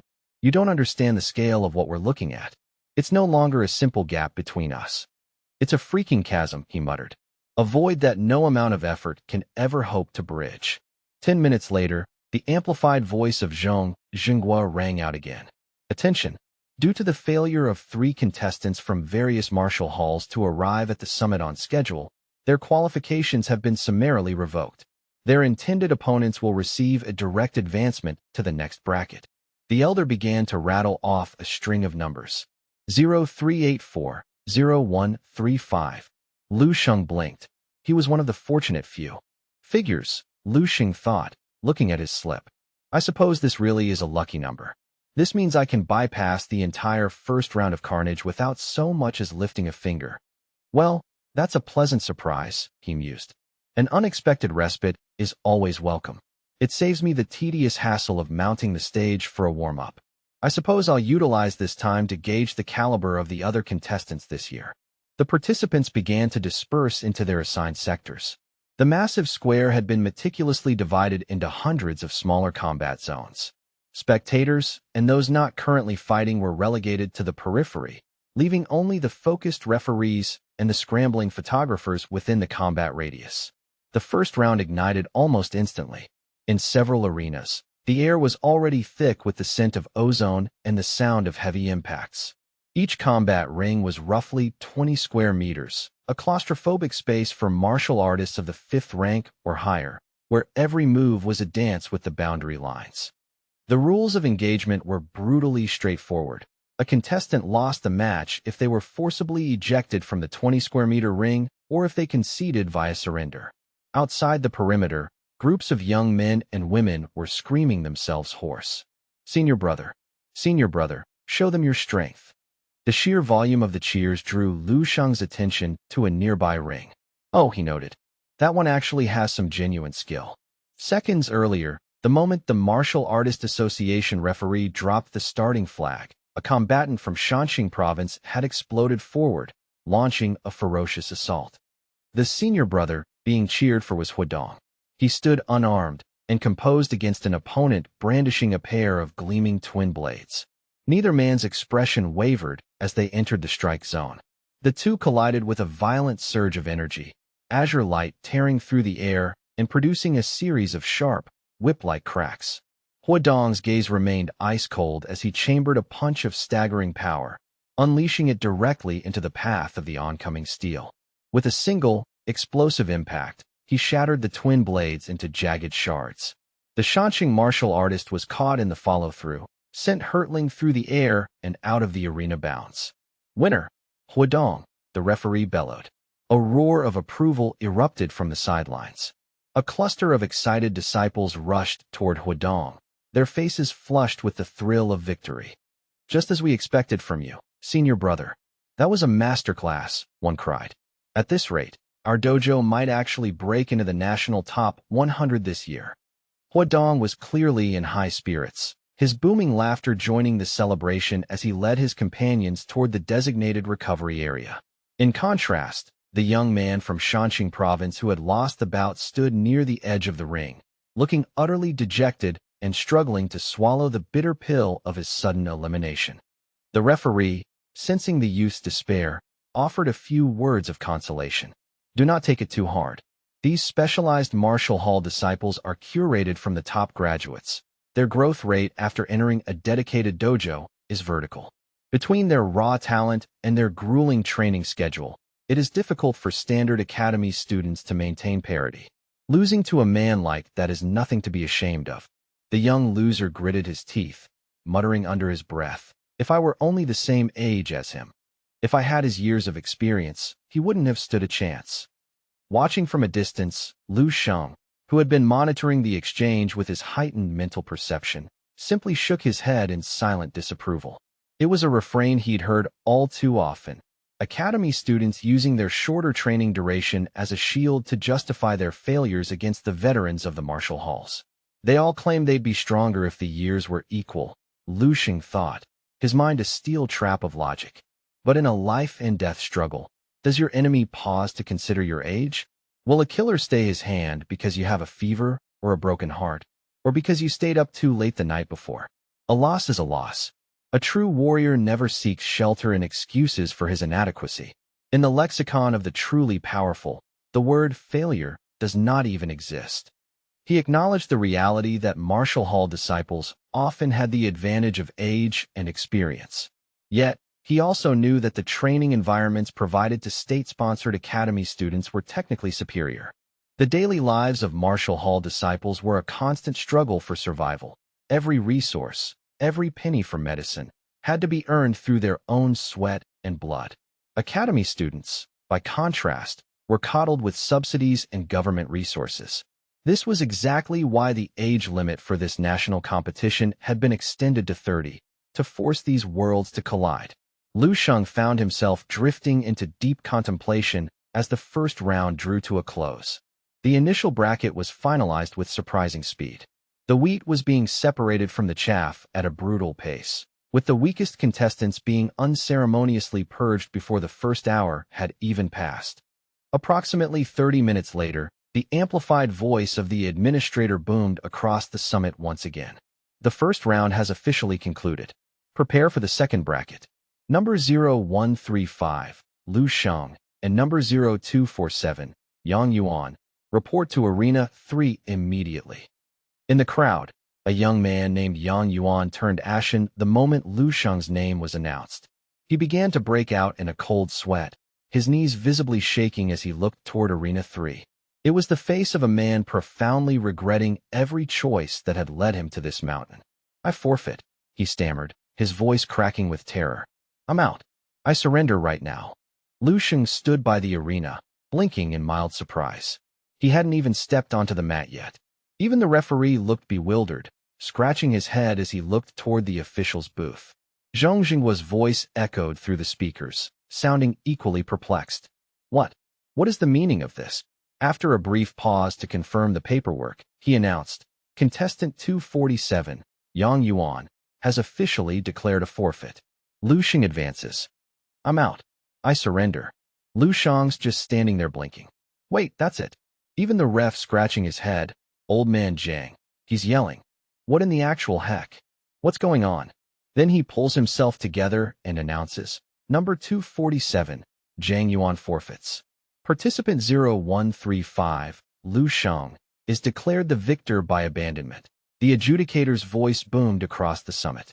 Upon seeing the crest of Seven Saint University emblazoned on his opponent's trembling frame, Lu Sheng immediately grasped the situation. With a dismissive shrug of his shoulders, he turned his back on the combat ring and strode away. Behind him, Yang Yuan could be heard whimpering in a state of sheer psychological collapse, muttering to the onlookers, "This is utter madness. How could the officials possibly pair a mere mortal like me against that godforsaken demon king? He shattered Ni Hongchuan's formidable martial will with nothing more than a casual, singular strike. Yang Yuan continued to lament, his face ashen with a lingering terror. I have no desire to meet my end on this mountain for the sake of a bracket. Lu Sheng, however, tightened his fist in a brief moment of quiet frustration, feeling a pang of genuine disappointment. He exhaled a sharp breath, annoyed that another potential opportunity to test the limits of his current progress had been bypassed without a single exchange of blows. The atmosphere of the tournament was beginning to feel increasingly tedious and drained of challenge. As he navigated through the sprawling plaza, he noticed the other contestants practically scattering like startled birds whenever he drew near, their auras flickering with unease. With a heavy, world-weary sigh, Lu Sheng quickened his pace to distance himself from the scrutiny, his figure disappearing into the shifting crowds not far from the center of the martial grounds. From a vantage point overlooking the thoroughfare, Lien Jibei stood with a cold, predatory smirk playing across his weathered features as he scrutinized Lu Sheng's retreating back. So, he is indeed the arrogant youth who dared to accept that specific high-risk mission, Lien Jibei murmured to himself, his crimson-tinted eyes glinting with a lethal intensity. He is walking with blind confidence straight into the heart of the lethal web I have meticulously spun for him. In the high-stakes realm of professional martial arts, confrontations are rarely the protracted affairs seen in fiction. They are lightning-fast explosions of calculated violence. Success is a volatile alchemy of raw velocity, physical power, refined technique, and the density of one's inner force. Unless the combatants are perfectly symmetrical in their prowess, the outcome is almost always dictated within the first few seconds, rarely exceeding 10 moves before a victor is crowned and the loser is left broken on the mat. As the anticipation for the third round reached a fever pitch, the Grand Plaza became a roiling cauldron of kinetic energy and localized martial pressure. With over three-quarters of the original roster already unceremoniously purged from the brackets, the survivors prepared for a significantly more sophisticated level of violence. The arenas were expanded to accommodate the destructive potential of these higher-ranked fighters, drawing in massive crowds of spectators who were eager to witness the legendary techniques of the nation's rising stars. The veteran official Zhong Jinghua stepped forward once more, his resonant voice booming across the expanse and silencing the restless murmurs of the crowd with practiced ease. Attention, participants and guests. The third round of the National Martial Arts Student Tournament is officially underway. We shall utilize the 4 primary grand arenas, designated numerically from 1 to 4 in a clockwise fashion. Participant 0135, Lu Sheng, and Participant 0452, Yang Yuan, report to Arena number 4 immediately. Lu Sheng had been relegated to the sidelines for so long that his muscles felt unnaturally stiff, and a dull ache had settled into his joints from the inactivity. He stood up with a slow, deliberate stretch, the bones in his spine popping like a series of small firecrackers. Finally, he muttered under his breath, his eyes sharpening. It seems it is time for me to grace the stage and rid myself of this boredom. To Lu Sheng, this upcoming bout was nothing more than a perfunctory exercise, a chance to perhaps cycle through a few foundational movements to keep his blood circulating. He harbored no curiosity regarding his opponent's identity, fighting style, or background. To him, the name on the bracket was utterly irrelevant to the eventual outcome. He began to saunter toward the designated area, his hands tucked nonchalantly into his pockets as he navigated the sea of warriors. His calm demeanor remained unshaken, even as he encountered a dense, impenetrable wall of spectators blocking the direct path to the 4th arena. How exactly am I supposed to reach the stage through this thicket of stubborn bodies? He wondered, his eyes narrowing as a pragmatic, if somewhat aggressive, plan took shape in his mind.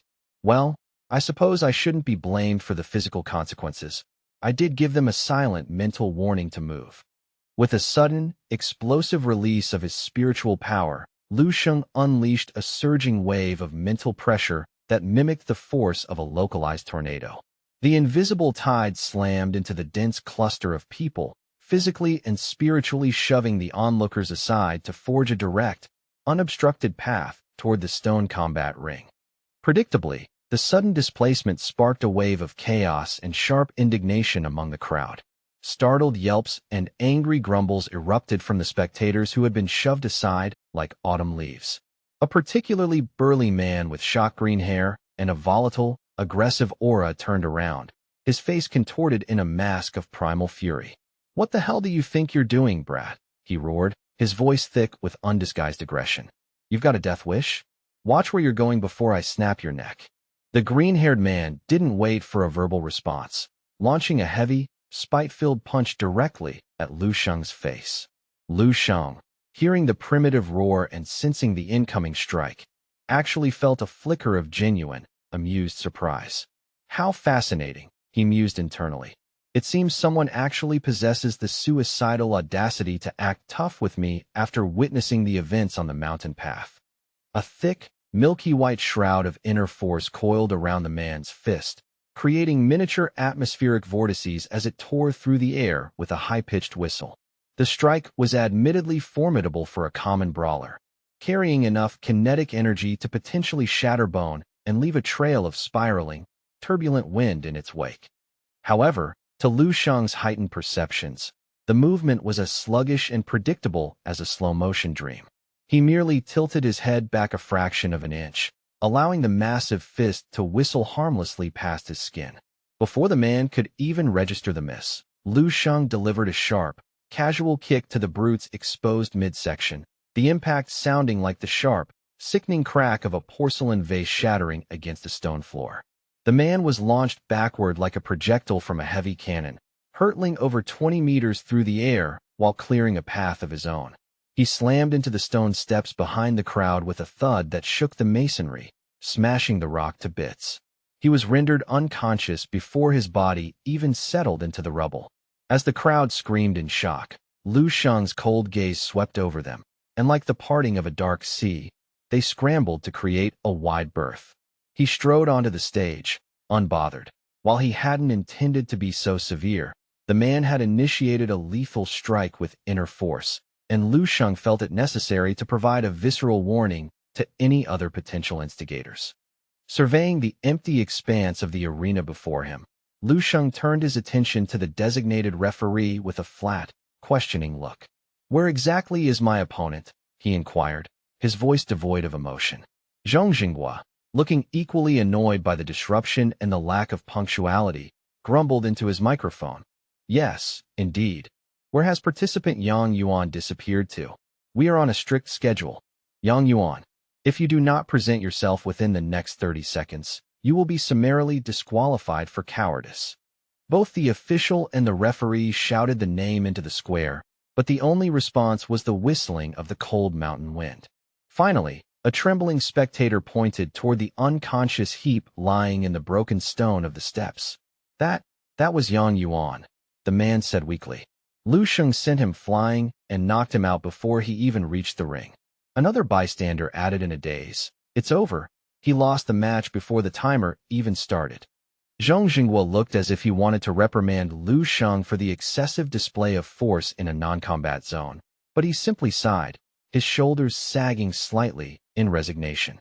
"Regardless of the circumstances, you young people really ought to learn the concept of holding back just a little for the sake of the broadcast," he muttered, though he couldn't hide the trace of awe in his eyes. Lu Sheng merely shook his head, any lingering flicker of guilt vanishing instantly as he recalled the man's aggressive intent. The fool had approached him with murderous force. He deserved the outcome he received. While Lu Sheng felt a small sense of relief that the hassle of a formal bout was avoided, the sheer absurdity of winning by accidentally neutralizing his opponent in the hallway was entirely unexpected. "Since I have been spared the physical effort of a formal bout, I suppose I shall continue my observations of the other styles," Lu Sheng thought, moving toward the edge of the arena. The third round concluded shortly thereafter, leaving fewer than 100 survivors in the tournament bracket. At this stage, every remaining contestant was a bona fide master, ranking within the elite top 100 of the entire nation's youth. The atmosphere shifted perceptibly as the qualifiers for the top 16 loomed on the horizon, a threshold that would separate the mere prodigies from the true future legends of the finals. Lu Sheng had been participating in these subsequent matches with a grim, patient determination, systematically dismantling every challenger the system placed before him without a hint of struggle. In truth, the experience was proving to be profoundly underwhelming for a warrior of his caliber. These conventional martial artists, most of whom had not even touched the ceiling of rank 6, provided nothing more than a mild cardiovascular warm-up. They lacked the spiritual depth or the physical refinement required to truly engage his interest or force him into a defensive posture. Beyond the arena boundaries, the spectators were in a state of constant, feverish excitement, their shouts echoing off the mountain peaks. Every heavy impact and every flare of incandescent inner force was met with thunderous applause and frantic praise, as the audience remained convinced they were witnessing the absolute pinnacle of human martial skill. From Lu Sheng's cold, analytical perspective, however, it was akin to watching small children play in a sandbox. He had meticulously ended every single one of his matches with a solitary, decisive strike. A second move was never required, as no opponent had yet displayed the resilience to withstand his initial gambit. For him, the tournament had become a leisurely walk through a quiet park. Each fight concluded in less time than it took for the formal introductions. By the time the referee finished barking out the ready signal and officially dropped his hand to start the match, the loser was typically already being carried off on a stretcher. The victor of the fourth round, Lu Sheng, the official announced with a weary tone. While Lu Sheng simply accepted the result as an inevitability, the rest of the plaza erupted in a cacophony of shock, treating his effortless performance as an earth-shattering event. A middle-aged instructor from the Halloween Martial Hall stood among the spectators, his face pale with shock as he clutched the railing. That boy from 7 Saint University No. 7. His power is bordering on the transcendental, he whispered. A fellow observer chimed in with wide eyes. His sheer presence is terrifying. Look at the front row. Some of them look ready to faint just from the atmospheric pressure he radiates. He is on an entirely different level. The instructor turned to the stoic young man at his side, his top disciple and hope for the tournament. Even the fighters currently ranked in the top 20 would likely crumble under a single move from him, he noted grimly. If you were to face him in the upcoming brackets, I fear your chances of success would be dangerously slim, if not non-existent. The youth remained silent, his hand slowly drifting to the hilt of his saber, his pulse quickening. I will do my duty for the hall, he whispered. And if my standard techniques fail? He hesitated for a heartbeat, his knuckles whitening as he gripped the leather-wrapped weapon. Then I shall have no choice but to unleash that specific move, regardless of the cost to my body. The middle-aged instructor nodded slowly and solemnly, understanding the heavy weight of that admission and the potential sacrifice involved. Very well, the elder replied. Though your master, Manhwa, crafted that specific technique solely for you to counter the Jidao Gemini stars, Chao Qian and Chao Qing, or perhaps the holy cat Xiaolon, Lu Sheng has proven himself to be a far more dangerous anomaly. It is a worthy sacrifice to use it now if it secures your place in the top 8. The young man merely grunted in response, his brow slick with cold sweat as he stared at Lu Sheng, who stood in the distance like an unshakable, silent mountain. Not far away, Lian Jibei and the Gemini stars were also glaring at Lu Sheng from the heart of the Jidao contingent. Lian Jibei narrowed his eyes into sharp slits, watching Lu Sheng's minimal movements with a predatory, focused intensity. It appears this Lu Sheng brat has managed to accumulate some genuine, high-level skill, he observed, his voice cold, analytical, and devoid of its earlier mockery. Lian Jibei's lips curled into a sharp, mirthless smile that revealed his teeth, the crimson light in his eyes flashing with a disturbing intensity. He seemed to be savoring the prospect of the upcoming carnage, his bloodlust palpable to those standing near him. This is actually a highly favorable development for us, he continued, leaning back. With the Transcendent Martial Hall only fielding Xiaolon as a major threat, the competitive pressure on you two was beginning to wane. Lu Sheng is a top-tier whetstone, a perfect, violent tool. Use him to sharpen your skills to their absolute limit. Who knows, he might provide the final spark of pressure you need to ascend to the Grandmaster realm. Standing beside Lian Jibei, the Gemini stars, Chao Qian and Chao Qing, shifted their hungry gaze between the detached Lu Sheng and the delicate figure of Xiaolon. Cruel, Predatory smiles stretched across their identical faces as their eyes sparkled with a dark battle intent. This kid will serve as nothing more than a convenient, bloody stepping stone for our ascent, one of them hissed, licking his lips. And as for that girl, we shall find a way to share the spoils of her defeat once the podium is ours.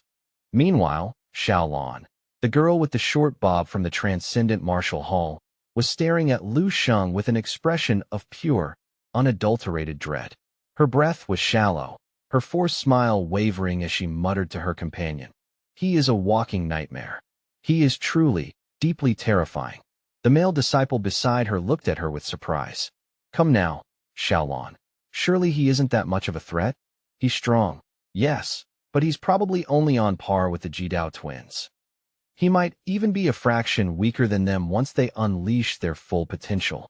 The senior continued, trying to bolster her flagging spirits. Don't tell me the legendary Holy Cat is losing her nerve before the true finals even begin? That's not like you at all.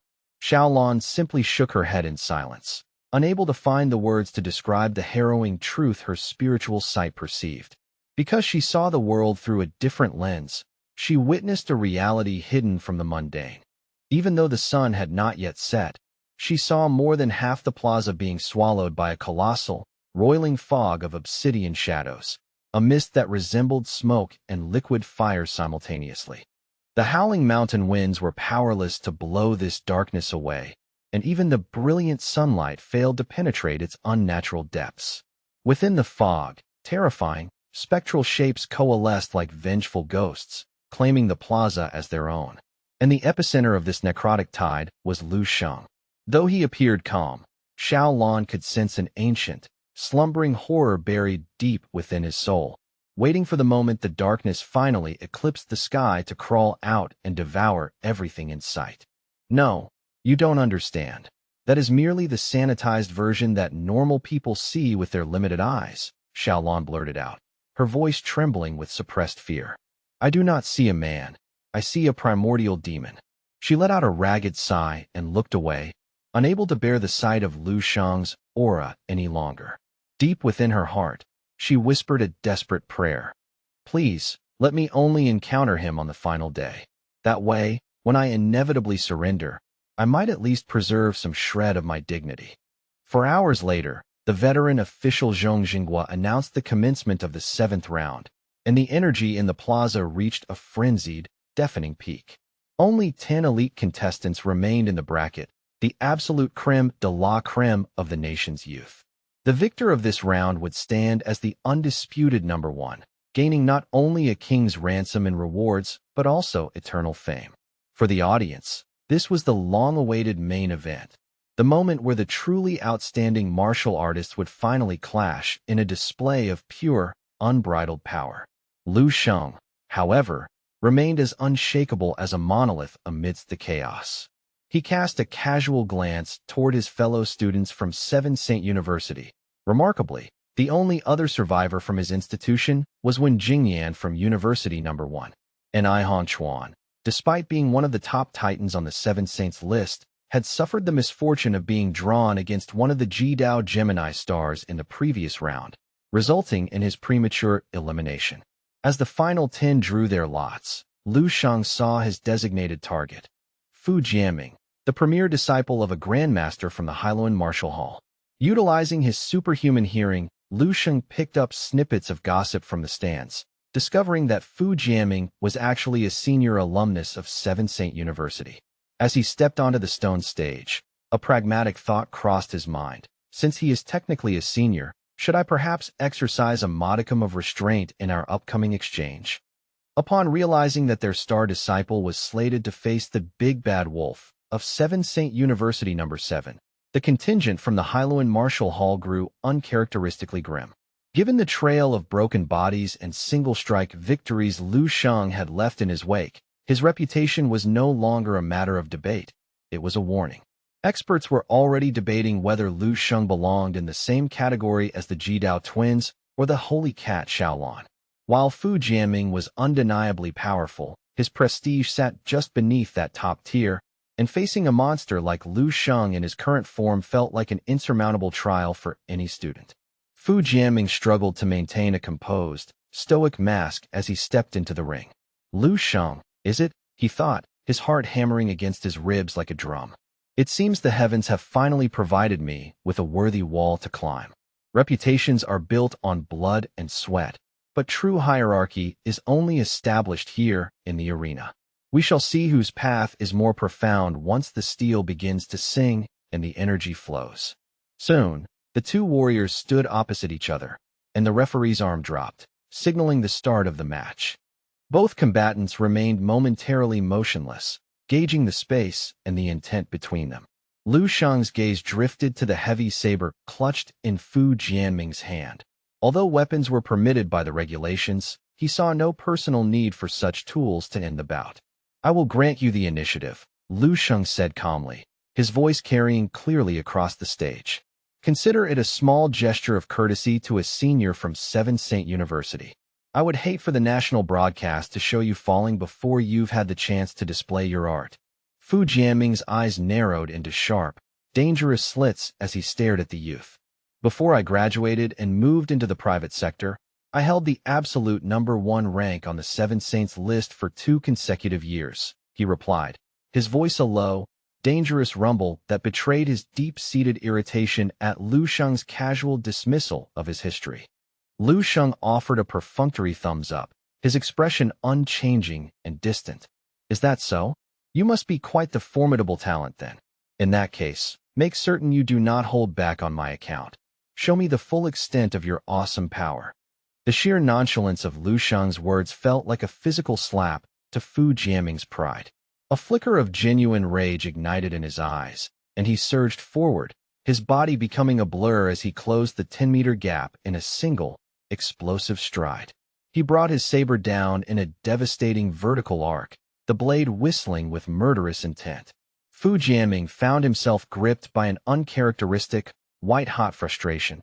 He didn't know why, but every syllable that exited Lu Sheng's mouth seemed specifically designed to grate against his nerves and mock his accomplishments. If the boy wanted to play the part of a superior master, then Fu Jianming would simply have to carve that arrogance out of him with cold, hard steel, and overwhelming pressure.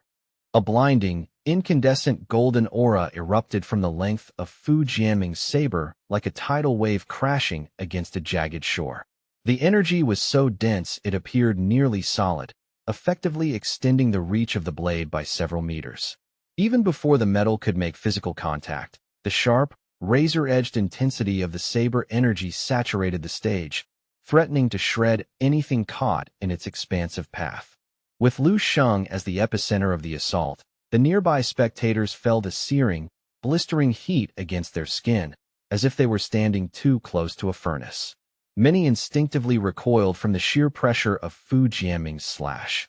This single strike was definitive proof that his prowess had long since transcended the limits of a standard peak 6th-rank martial artist.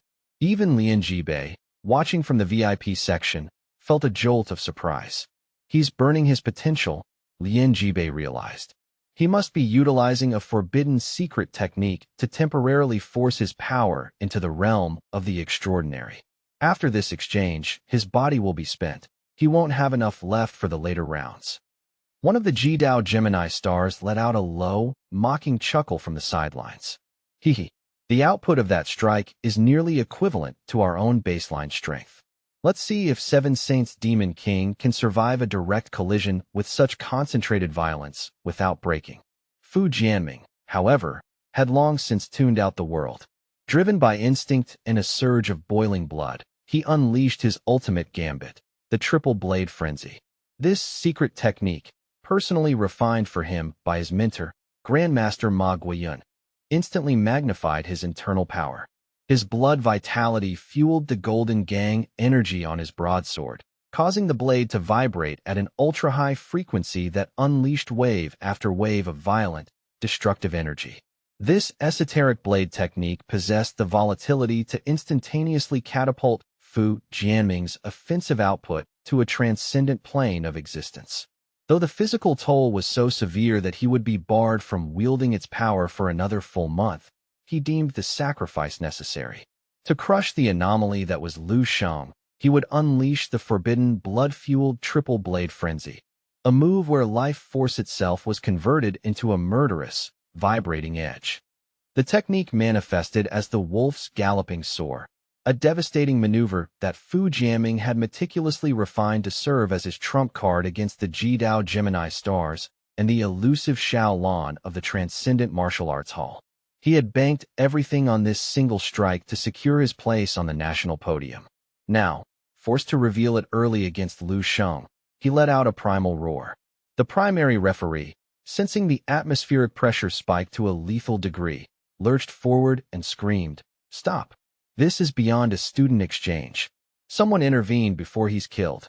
But Fu Jianming was already lost to his battle lust. "Perish beneath my steel!"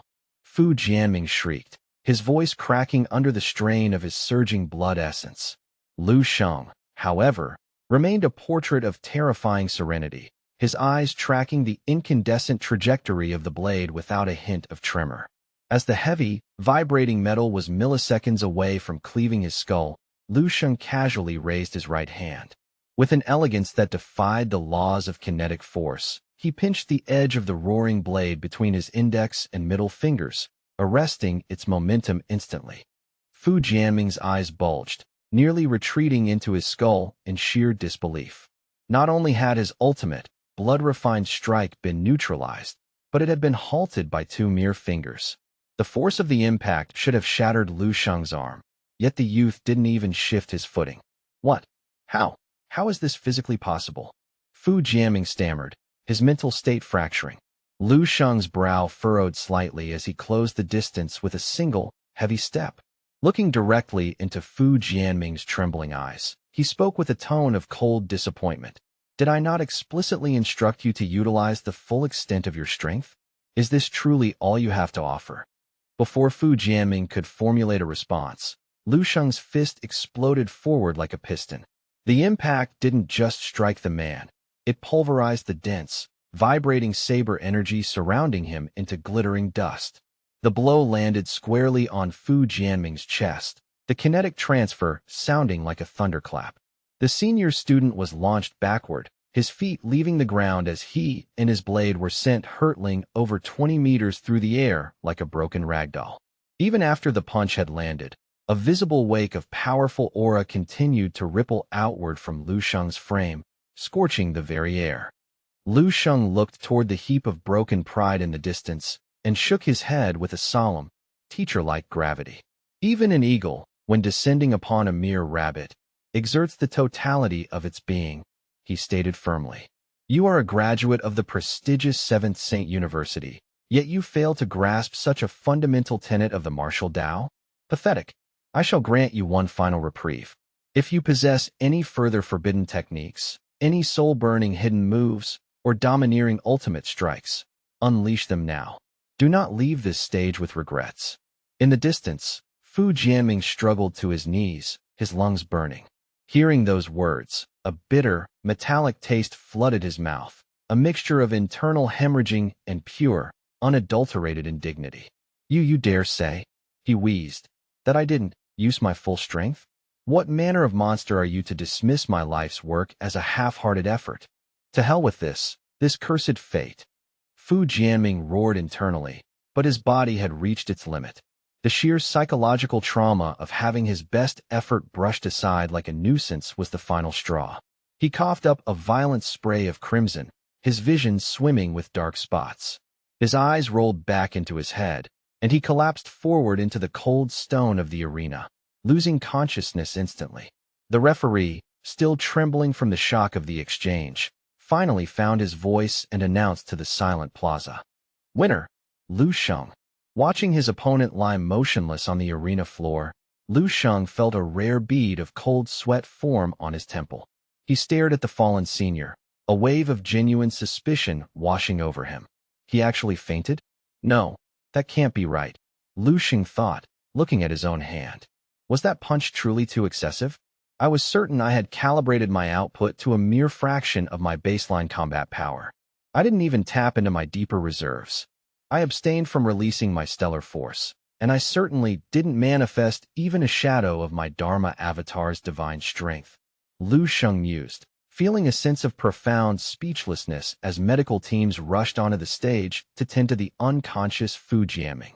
He let out a weary sigh, shaking his head. Well, I provided ample warning, he rationalized. If he chose to conceal his true potential and suffer such a miserable defeat, the fault cannot possibly lie with me. I was as lenient as the circumstances allowed. Regardless of his internal justifications, the result was etched in stone. In the VIP viewing stands, the leading grandmaster of the Hailuan Martial Arts Hall, Ma Guiyun, surged to his feet with such violence that his chair was nearly overturned. His face, along with the faces of the entire Hailuan delegation, was a mask of sheer, frozen disbelief. The spectators sat with their mouths agape, the silence broken only by the frantic murmurs of impossible. It cannot be.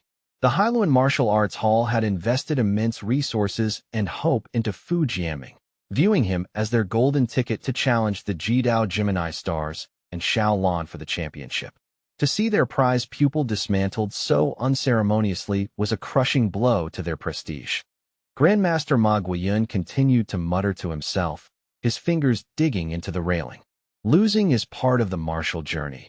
There is always a higher peak to climb, and no warrior is truly invincible, he reasoned, his voice trembling with suppressed frustration. But the issue isn't the loss, it's the scale of it. Fujiaming, wielding a custom-tailored secret technique designed by an 8th-grade grandmaster like myself, couldn't even force a second move. He was neutralized by a single, casual punch. This transcends talent. It is something far more terrifying. And those final words, was that Lu Sheng kid actually mocking our entire school's lineage? While the crowd was still processing their fury and awe, Lu Sheng turned toward the referee with a blunt, unrestrained demand. The match is concluded. Can you proceed with the official announcement? So I may depart. The referee jolted, as if struck by lightning. Yes, of course. Forgive me, I lost my focus. It wasn't just the official. Even the seasoned martial artists in the stands were struggling to regain their composure. The mental image of Lu Sheng swatting away an elite student's ultimate move as if it were a common fly had left a permanent mark on their psyches. The referee, prodded by Lu Sheng's cold gaze, finally recovered his professional mask and bellowed, "The victor is Lu Sheng." Even as he spoke, his face remained slightly distorted with lingering shock. Good heavens, he thought privately. I was prepared to intervene to save the boy, but instead, I witnessed a slaughter. Where are these freaks coming from this year? 7th Saint University has birthed a literal demon. The official announcement served as the catalyst that brought the audience's wandering souls back to reality. The plaza erupted into a deafening cacophony of sound. Shock, excitement, and frantic exclamations filled the air as the magnitude of the upset settled in. The alumni and students of 7th Saint University were particularly ecstatic, their faces flushed with a manic joy as they began to chant. Do you see him? That is our champion, the Devil King of 7th Saint University. Ha! Long live the Devil King. The chants spread like a contagion. Students from other martial saint institutions, swept up in the magnetic presence of such overwhelming power, joined the chorus. Devil King, Devil King, Devil King. In this world, the hierarchy is defined by strength, and worshipping the powerful is an instinctual drive, much like the idolization of celebrities in a mundane era. To admire a young, handsome warrior who could dominate with a single strike was no longer a cause for shame. Lu Sheng's one-move victory had ended the match with such efficiency that it felt like a separate event entirely. Without acknowledging the cheers, he strode off the stage, heading toward a secluded corner of the stands to recover his equilibrium. As he approached the seating area, the martial artists nearby instinctively scrambled to move aside, their eyes wide with a mixture of reverence and primal fear. The Devil King is returning, they whispered, as if speaking of a natural disaster. A group of female students stared at him with glazed eyes, their earlier fear replaced by a fawning adoration. Even the way he sits and rests is incredibly handsome, one whispered. I think I've decided. I want to marry him. Get in line, another replied dreamily. Lu Sheng, despite his cool exterior, was internally cringing at the auditory assault of the crowd. This persistent shouting of slogans is beginning to grate on my nerves, he thought, wiping a trace of sweat from his brow. And that nickname, Devil King, it lacks a certain poetic elegance. If they must label me, why not something like Holy Heavenly Emperor or the Eight Profound Immortal Sage? I wonder if it's too late to suggest a rebranding. He seriously debated the merit of correcting them before realizing that having any nickname at this stage of his career might already be a bit premature. Simultaneously, at the highest vantage point of the competition square, the high-ranking grandmasters of the association headquarters were scrutinizing Lu Sheng with clinical intensity.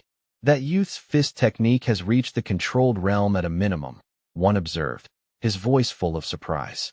His physical foundation is so immense that he didn't even require gang energy to pulverize a peak 6th-rank opponent. His development is terrifyingly solid. I heard his true mastery lies in spear techniques, yet he hasn't even considered drawing a weapon.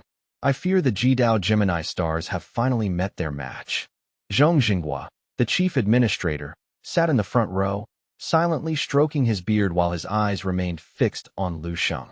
Let us not be too hasty with our proclamations, another grandmaster cautioned. The Jidao Gemini stars are not ordinary prodigies. Their growth over the last 2 years remains a closely guarded secret. We have yet to see their full potential. Zhong Jinghua finally spoke, his voice cutting through the debate. Enough. These circular arguments are a waste of breath. Tomorrow's finals will provide the only answers that matter. Keep your eyes on the arena. The other grandmasters bowed their heads in respectful silence. Zhong Jinghua's eyes shone with an undisguised admiration. Lu Sheng, a rock-solid foundation paired with talent that defies the very laws of our craft. He is truly a rule-breaker, a seed worthy of Tan Zhongyu's personal interest. Meanwhile, the Gemini stars of the Jidao Martial Arts Hall had just concluded their own match and were lounging in their designated area. While the one-punch defeat of Fu Jiaming had momentarily rattled them, they quickly regained their arrogant composure. Fu Jiaming clearly wasn't operating at full capacity, one stated dismissively. He was always a bit of a disappointment. I used to think he might be a threat, but he's clearly just a loud-mouthed amateur, his brother added with a dark chuckle. But this is perfect. The more hype the world builds for this 7th Saint University brat, the more brilliant our own glory will be when we grind him into the dust in front of the cameras. He's nothing more than a high-quality backdrop for our coronation.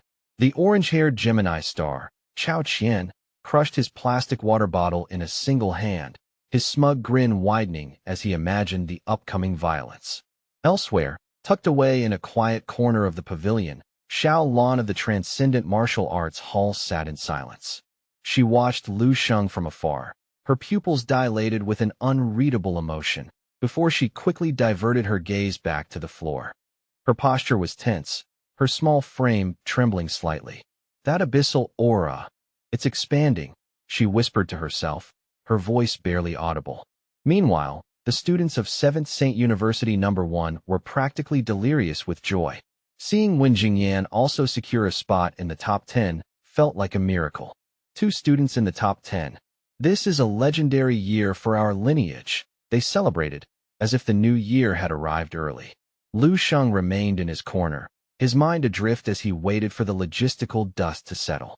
He sat patiently until the 7th round had fully concluded and the sun began its descent behind the jagged mountain peaks. Finally, the organizing body announced that the day's matches were officially over and that the finals would commence at precisely 8 a.m. the following morning.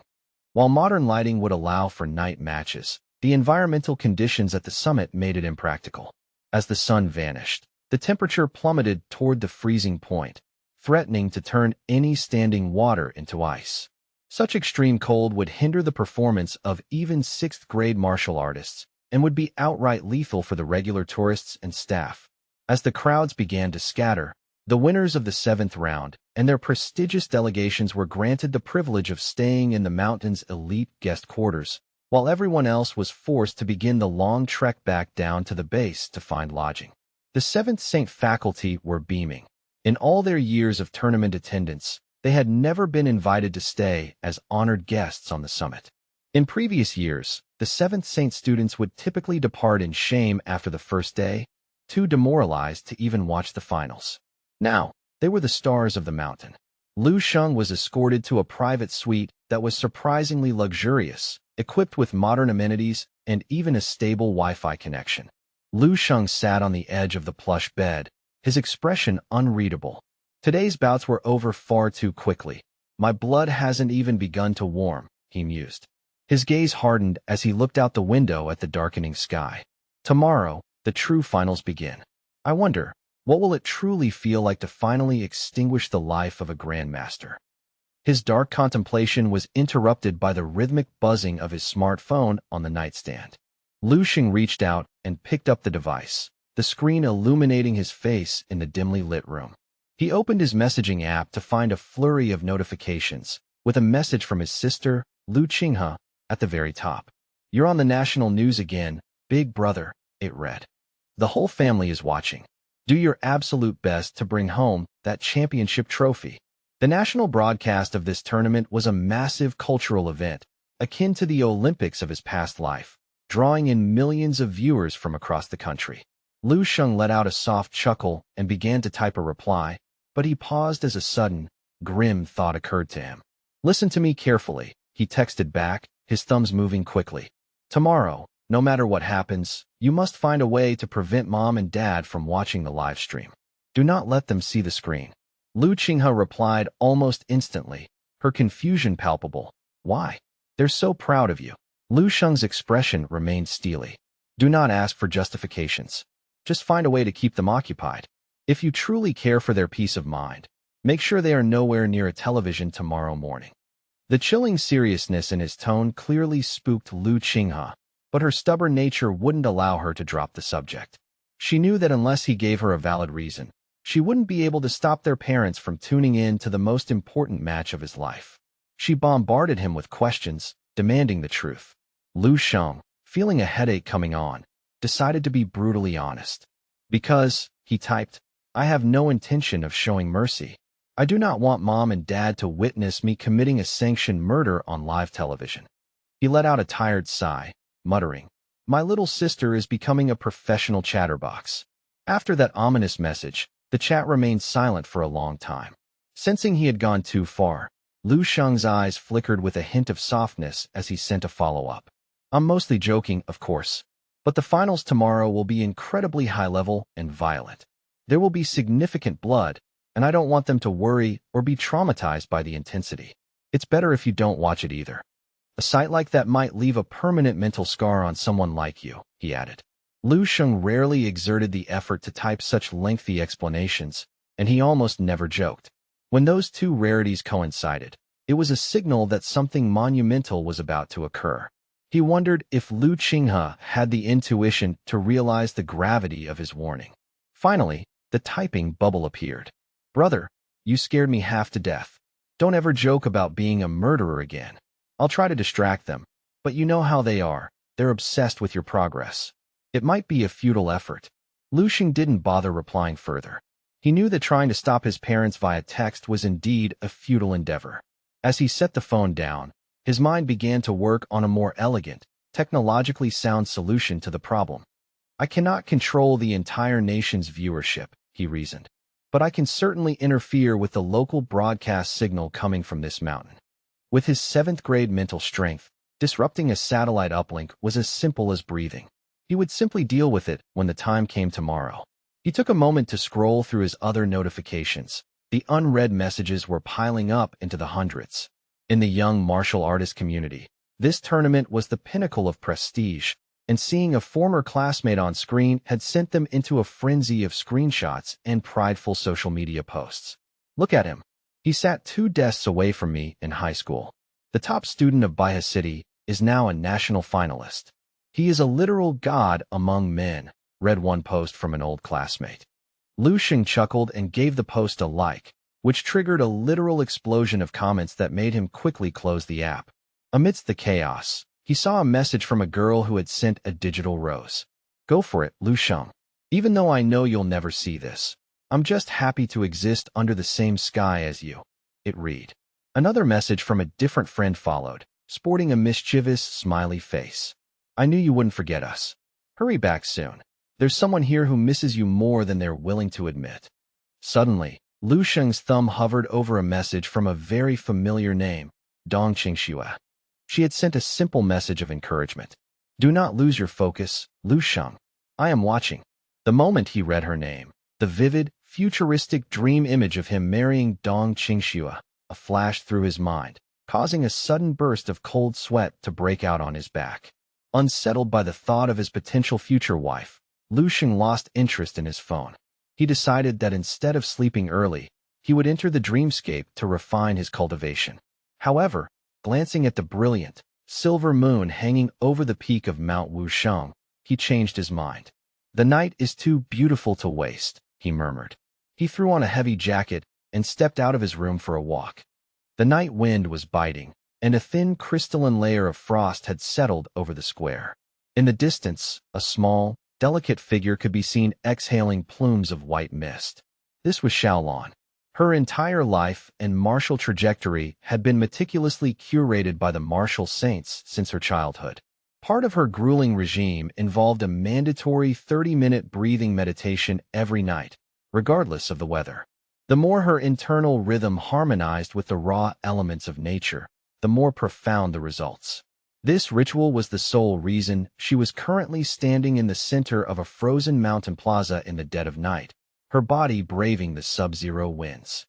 Xiaolon rubbed her tiny, numbing hands together, her breath hitching. -20 degrees is a bit more than chilly, she muttered. Despite her 6th-rank cultivation providing some internal heat, her doll-like face had turned a bright, painful red from the exposure. She looked up at the stars, which seemed to burn with a crystalline clarity at this altitude, and felt a moment of peace. Suddenly, the silence was broken by the rhythmic crunch of boots on frozen snow. Someone was approaching slowly. Her heart hammered against her ribs, and a look of primal horror crossed her face.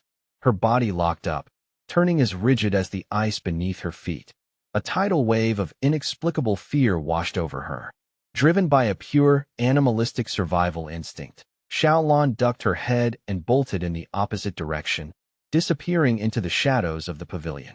Lu Sheng watched her fleeing back with a look of utter confusion. Am I truly that terrifying to look at? He wondered, feeling a bit of cold sweat himself despite the freezing air. He thought back to the growing list of women who seemed to populate his life, and yet, he couldn't fathom why his interactions with them were always so fraught with awkwardness or terror. He simply couldn't understand it. Meanwhile, Xiaolon was huddled behind a massive decorative boulder, peeking out to observe him with wide, trembling eyes. From her perspective, the beautiful starry sky had vanished. In its place, a colossal, suffocating blanket of darkness was spreading outward from Lu Sheng, swallowing the moonlight and turning the night into a tomb.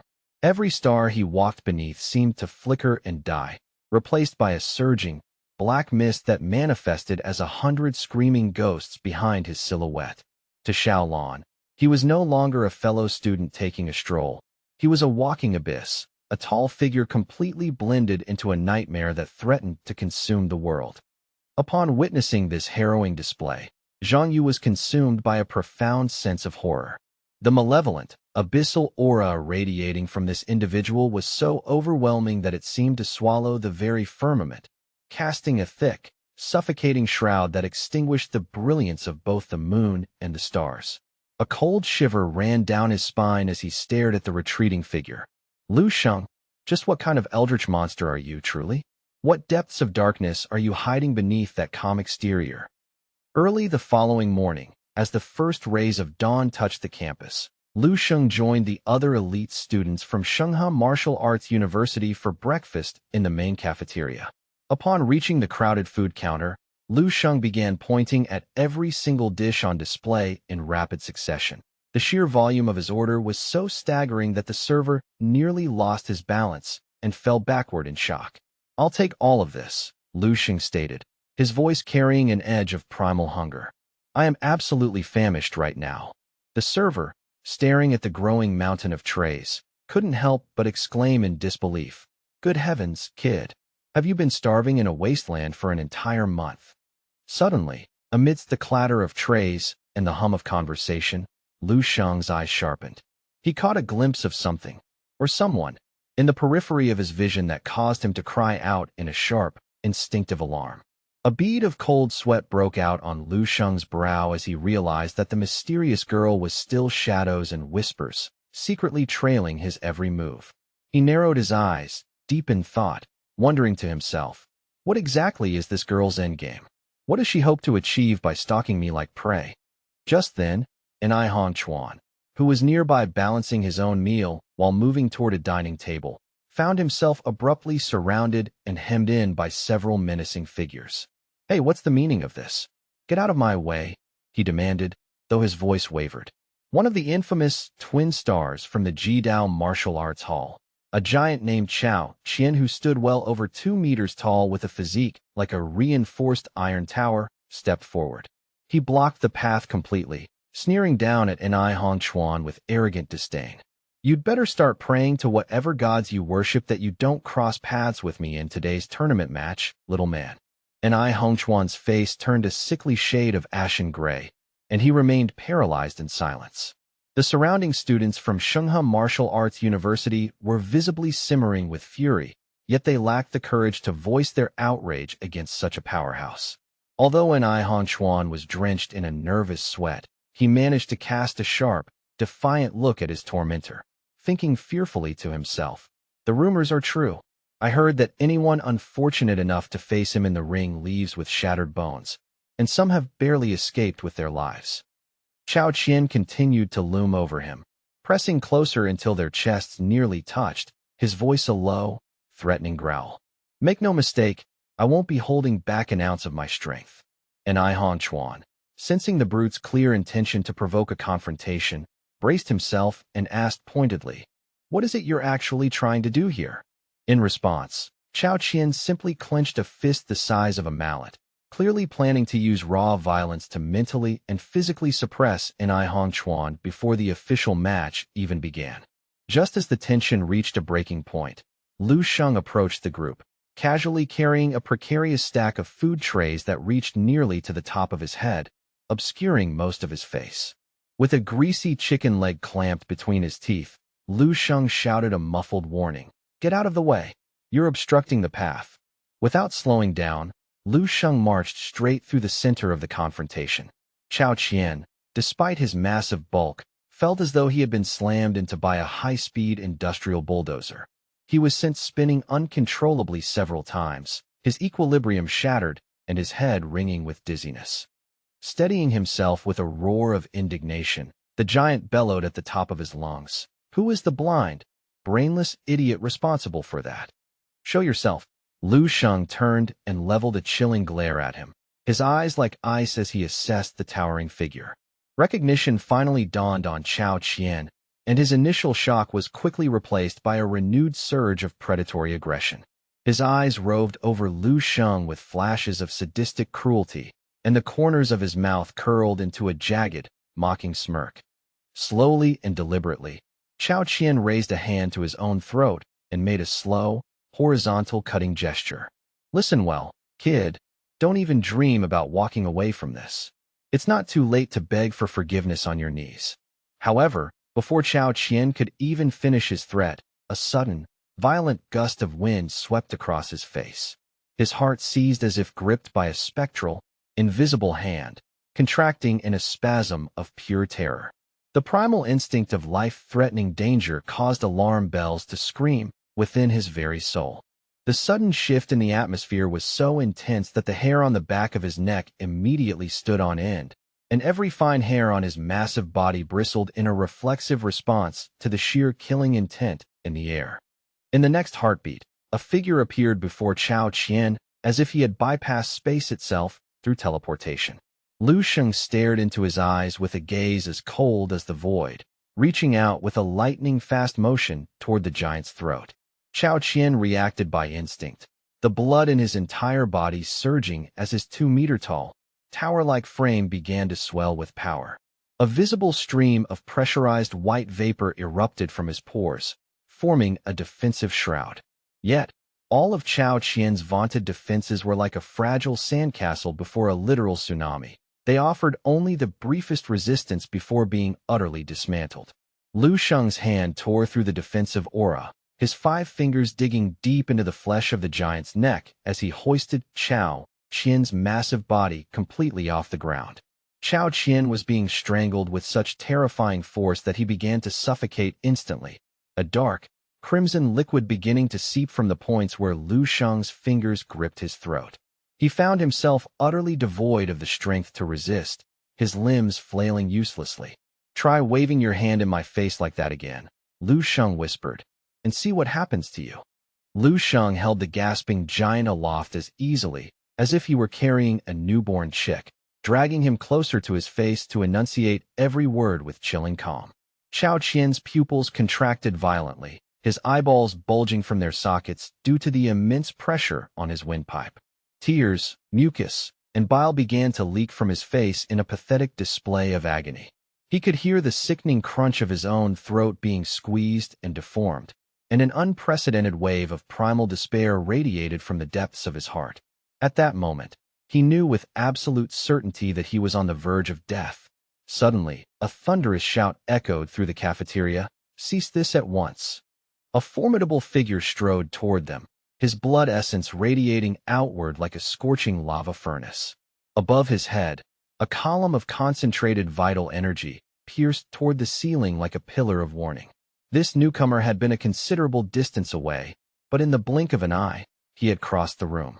He drew closer, and a crushing, authoritative aura, the unmistakable weight of a Tier 7 Grandmaster, bore down heavily upon Lu Sheng, attempting to suppress his movement through sheer spiritual pressure. The surrounding students of Shenhe Martial Arts University were forced to recoil by the sheer intensity of the pressure. The man was dressed in a formal martial arts robe emblazoned with the prestigious insignia of the Jidao Martial Arts Hall. He possessed thick, commanding eyebrows and long, narrow eyes that shimmered with hidden power. Lian Jibei of the Jidao Martial Arts Hall narrowed his eyes and barked, "Release him this instant." His expression was a mask of icy discipline as he crossed his arms, staring intently at Lu Sheng with a warning tone. "The national tournament has not yet officially commenced. If your goal is to be disqualified before you even step into the ring, then by all means, continue your assault." At this moment, Chao Qian was feebly gasping for any scrap of air, still suspended by Lu Sheng's iron grip. In that instant, a localized vacuum seemed to form around Lu Sheng, and the very air in the cafeteria appeared to freeze solid. Despite the immense Grandmaster-level pressure weighing on him, Lu Sheng stood as unyielding as a coral reef enduring a hurricane. He squinted at Lian Jibei, the dark, murderous intent in his heart surging like a rising tide, ready to boil over. Lu Sheng calculated with cold precision that he could end Lian Jibei's life within 3 breaths. However, he reminded himself that in just half a day, he could deal with them openly on the arena floor. With that realization, the killing intent dissipated as quickly as it had arrived. His eyes returned to a state of eerie calm, and the hand around Chao Qian's neck loosened slightly. Lu Sheng flashed a wicked, unsettling smile and remarked, "Relax. I was only joking with him." Lu Sheng abruptly opened his hand, and Chao Qian collapsed to the floor with a heavy, unceremonious thud. The giant immediately began clutching his throat, massaging the bruised flesh and coughing violently. You little punk." He wheezed through the pain. Ignoring the insult, Lu Sheng leaned down and gave the fallen giant a firm, mocking pat on the shoulder, grinning from ear to ear with a look of feigned friendliness. "Truly, that is a remarkably sturdy neck you've got there. Very impressive." Lu Sheng then leaned in close to Chao Qian's ear, his voice dropping to a terrifyingly soft whisper. "If you're that scared, why don't you just go home and find your mommy?" Chao Qian's face flushed a deep, indignant red. It was impossible to tell if it was from the lingering effects of the strangulation or the sheer humiliation and rage. Lian Jibei looked down at the scene and sighed coldly. "Enough. Let's go. Stop embarrassing yourself and the hall any further in this place," Lian Jibei added with a voice like sharpened steel before turning his back on the crowd to depart. A humiliated Chao Qian scrambled to his feet and hurried after his superior, stammering out a desperate plea. "Instructor, please. Let me explain what happened." At the entrance of the cafeteria, the large crowd of onlookers remained rooted to the spot, watching the departing figures of Lian Jibei and Chao Qian with wide-eyed disbelief. They were still deeply immersed in the shock of the one-sided confrontation they had just witnessed. It took several seconds for the silence to break into a sudden, frantic burst of whispers. "Did you see that? My God," one student hissed. Lu Sheng actually humiliated Chao Qian, the demonic star of the Jidao twin stars. With just a single move, that monster Chao Qian didn't have a shred of resistance. Just how terrifyingly strong is Lu Sheng? Could it be possible that he's already made a breakthrough to the Grandmaster realm at his age? Many were already convinced that Lu Sheng was the guaranteed victor of the national championship. Meanwhile, Lu Sheng went back to munching on his chicken leg, thinking internally, if I had killed a Grandmaster in front of all these witnesses, I'd be branded as a high-priority criminal instantly. There would be nowhere to run, and I'd bring ruin to my family. Stay focused. I must maintain my composure. I've endured this long. The moment of ultimate success is within reach. I cannot allow a moment of temper to waste all my efforts. Inside the private break room allocated to the Jidao Martial Arts Hall, the heavy silence was broken by the sharp, echoing voice of Lian Jibei. "I want the truth," Jibei demanded, his eyes fixed on the floor. What exactly transpired back there in the cafeteria? Chao Qian kept his head bowed low, his voice trembling as he offered a sincere but pathetic apology. I didn't expect him to be so fast. He launched a sneak attack out of nowhere, and I simply didn't have the time to mount a proper defense. A teammate nearby, having overheard the details of the lopsided exchange, scoffed audibly. "Give it a rest, Chao Qian. You're behaving like a useless piece of trash." Upon hearing the insult from his own peer, Chao Qian's eyes turned bloodshot. He gnashed his teeth in a fury and whipped his head around to snarl at the speaker. "What the hell did you just say to me?" Chao Qian lunged forward, grabbing the other student by the collar and hoisting him up. "You punk. If I can't kill him yet, I'll certainly vent my frustrations on you first." However, the other student didn't show even a flicker of fear. He kept both hands casually in his pockets and spoke with loud, stinging confidence. "You're nothing but a coward who gets thrashed by outsiders and comes crawling back here to bully your own teammates to feel powerful again." He watched as Chao Qian's chest heaved with exertion, the giant making low, guttural growling noises like a wounded animal. His entire body was radiating heat like a volcano on the verge of a cataclysmic eruption. Before the brawl could escalate, Lian Jibei's voice cut through the air like a whip. "Enough, both of you." He swept his icy gaze over the pair, finally focusing his intense stare on Chao Qian. "You have brought deep embarrassment to the Jidao Martial Arts Hall today. You had better find a way to redeem your honor on the stage." Though Chao Qian kept his head lowered in a show of submission, his skin was burning hot with shame and redirected rage. Lian Jibei added coldly, "Understand this. I will not tolerate this kind of failure a second time." With those final words, Lian Jibei and the rest of the Jidao delegation exited the room, leaving the space chilled. Chao Qian remained standing there alone, the weight of the blame crushing him as he gnashed his teeth until they nearly cracked. In a fit of uncontrollable rage, he stomped his massive foot onto the thick floor tiles. The impact created a deep, jagged crater, cracks spiderwebbed across the room, and shards of tile popped up like shrapnel. "Lu Sheng, I don't care if we meet in the qualifiers or the finals," he hissed through clenched teeth. "I will find a way to end your life on that arena." An hour later, within the sprawling competition complex, the news had spread like a wildfire across a dry prairie. Everyone was talking about how Lu Sheng from Shanghai Martial Arts University had effortlessly dominated Chao Qian, the feared demonic star of the Jidao twin stars. The fact that it was accomplished with a single, overwhelming move created a massive uproar among the spectators and participants alike, even before the tournament had officially begun. In a remarkably short span of time, Lu Sheng had skyrocketed to become the most discussed and favored candidate to win the entire national championship. The various vice principals representing Shanghai Martial Arts University were so elated that their faces were practically beaming with pride. Despite their joy, they made sure to pull Lu Sheng aside to offer some seasoned guidance. Vice Principal Zhao Kangtai warned him, "The twin stars of Jidao have dominated the national student martial arts tournament for years for a reason. Their true strength is not to be underestimated. Although you clearly held the advantage this morning, you must remain vigilant and not allow arrogance to cloud your judgment once you step onto the official arena. Lu Sheng gave a curt, respectful nod and replied simply, I understand perfectly, Vice Principal. There is no need for concern. After his brief reply, Lu Sheng turned and walked away toward the staging area. The Vice Principals watched his retreating back with a mixture of awe and expectation.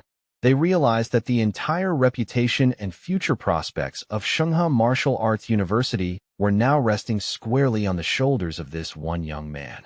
The three vice principals looked at one another and smiled. This kid, his level of composure and self-confidence is truly beyond his years. There's no way he'll make a careless mistake.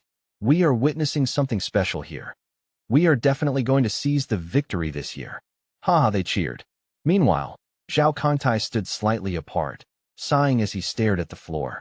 He thought to himself, I hope for the best, but now that things have escalated to this level, Lu Sheng, I wonder how you intend to explain the true extent of your power to the rest of the Shanghai faculty later? The quarterfinal round officially commenced with the drawing ceremony. Lu Sheng reached his hand into the glass drawing box, his eyes scanning the crowd. He watched as the venerable official, Tan Zhongyu, prepared the results. As he held his own draw result, Lu Sheng turned the paper back and forth, secretly hoping that fate would pit him against the arrogant representatives of the Jidao Martial Arts Hall.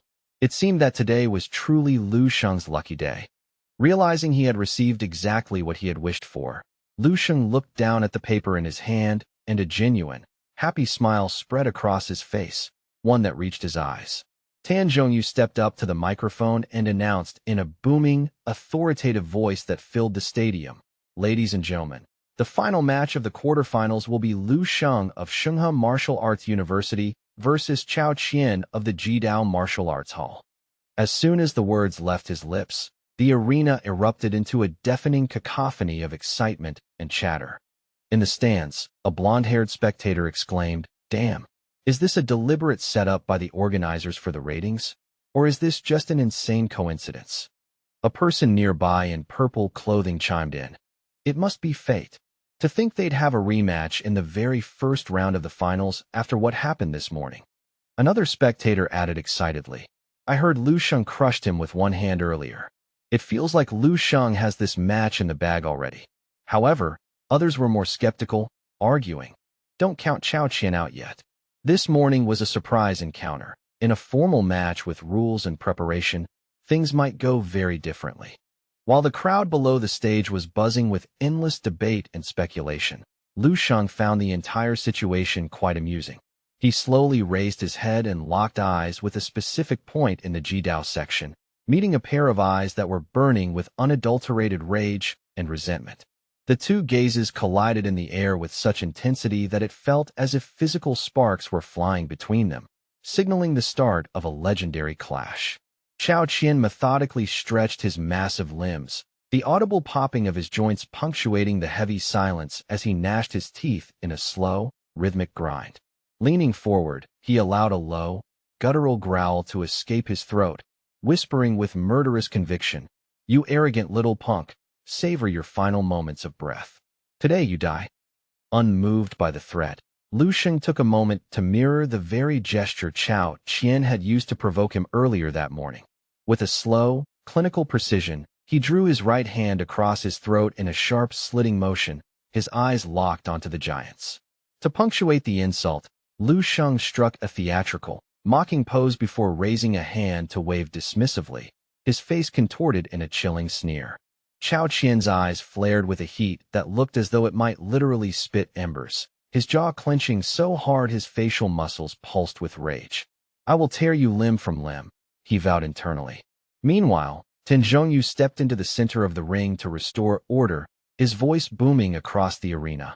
All irrelevant personnel, clear the stage immediately. The inaugural match of the quarterfinals shall be between Ni Hongchuan of Shanghai Martial Arts University and Chao Qing. Sensing the weight of the moment, General Yu Fei approached Ni Hongchuan to offer a final word of encouragement. Cast aside any concerns regarding the final outcome, Yu Fei advised, his voice a steady anchor. Just step out there and unleash every ounce of your spirit. Fight with all your might. And Hong Chuan nodded firmly, though as he ascended the steps to the stage, a shadow of doubt crossed his mind.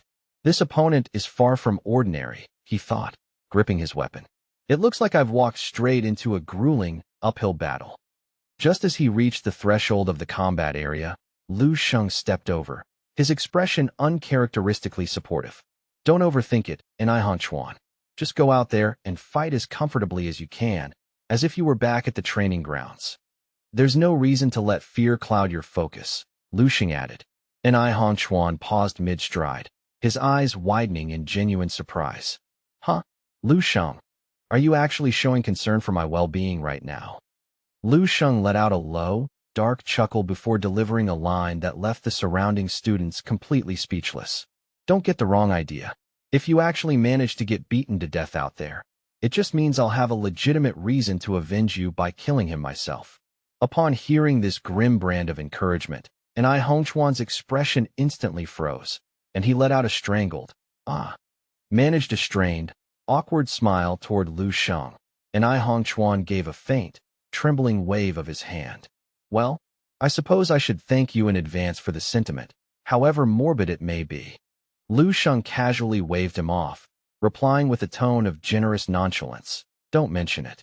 We're all fellow students of Shanghai Martial Arts University. After all, there's no need for such formalities between us. Now, get out there and give them hell. Hong Chuan remained silent, his mind racing as he stepped fully onto the elevated stage. He fixed his gaze on his opponent with icy, focused eyes, though he couldn't help but let out a soft, weary sigh. He was acutely aware that this was an incredibly intense matchup, and objectively speaking, he was at a distinct tactical disadvantage. Below the stage, the atmosphere among the audience had begun to reach a fever pitch, the air thick with the scent of anticipation and competitive heat. Spectators in the front rows stood up, their eyes fixed on the platform as they waited impatiently for the referee to signal the official start.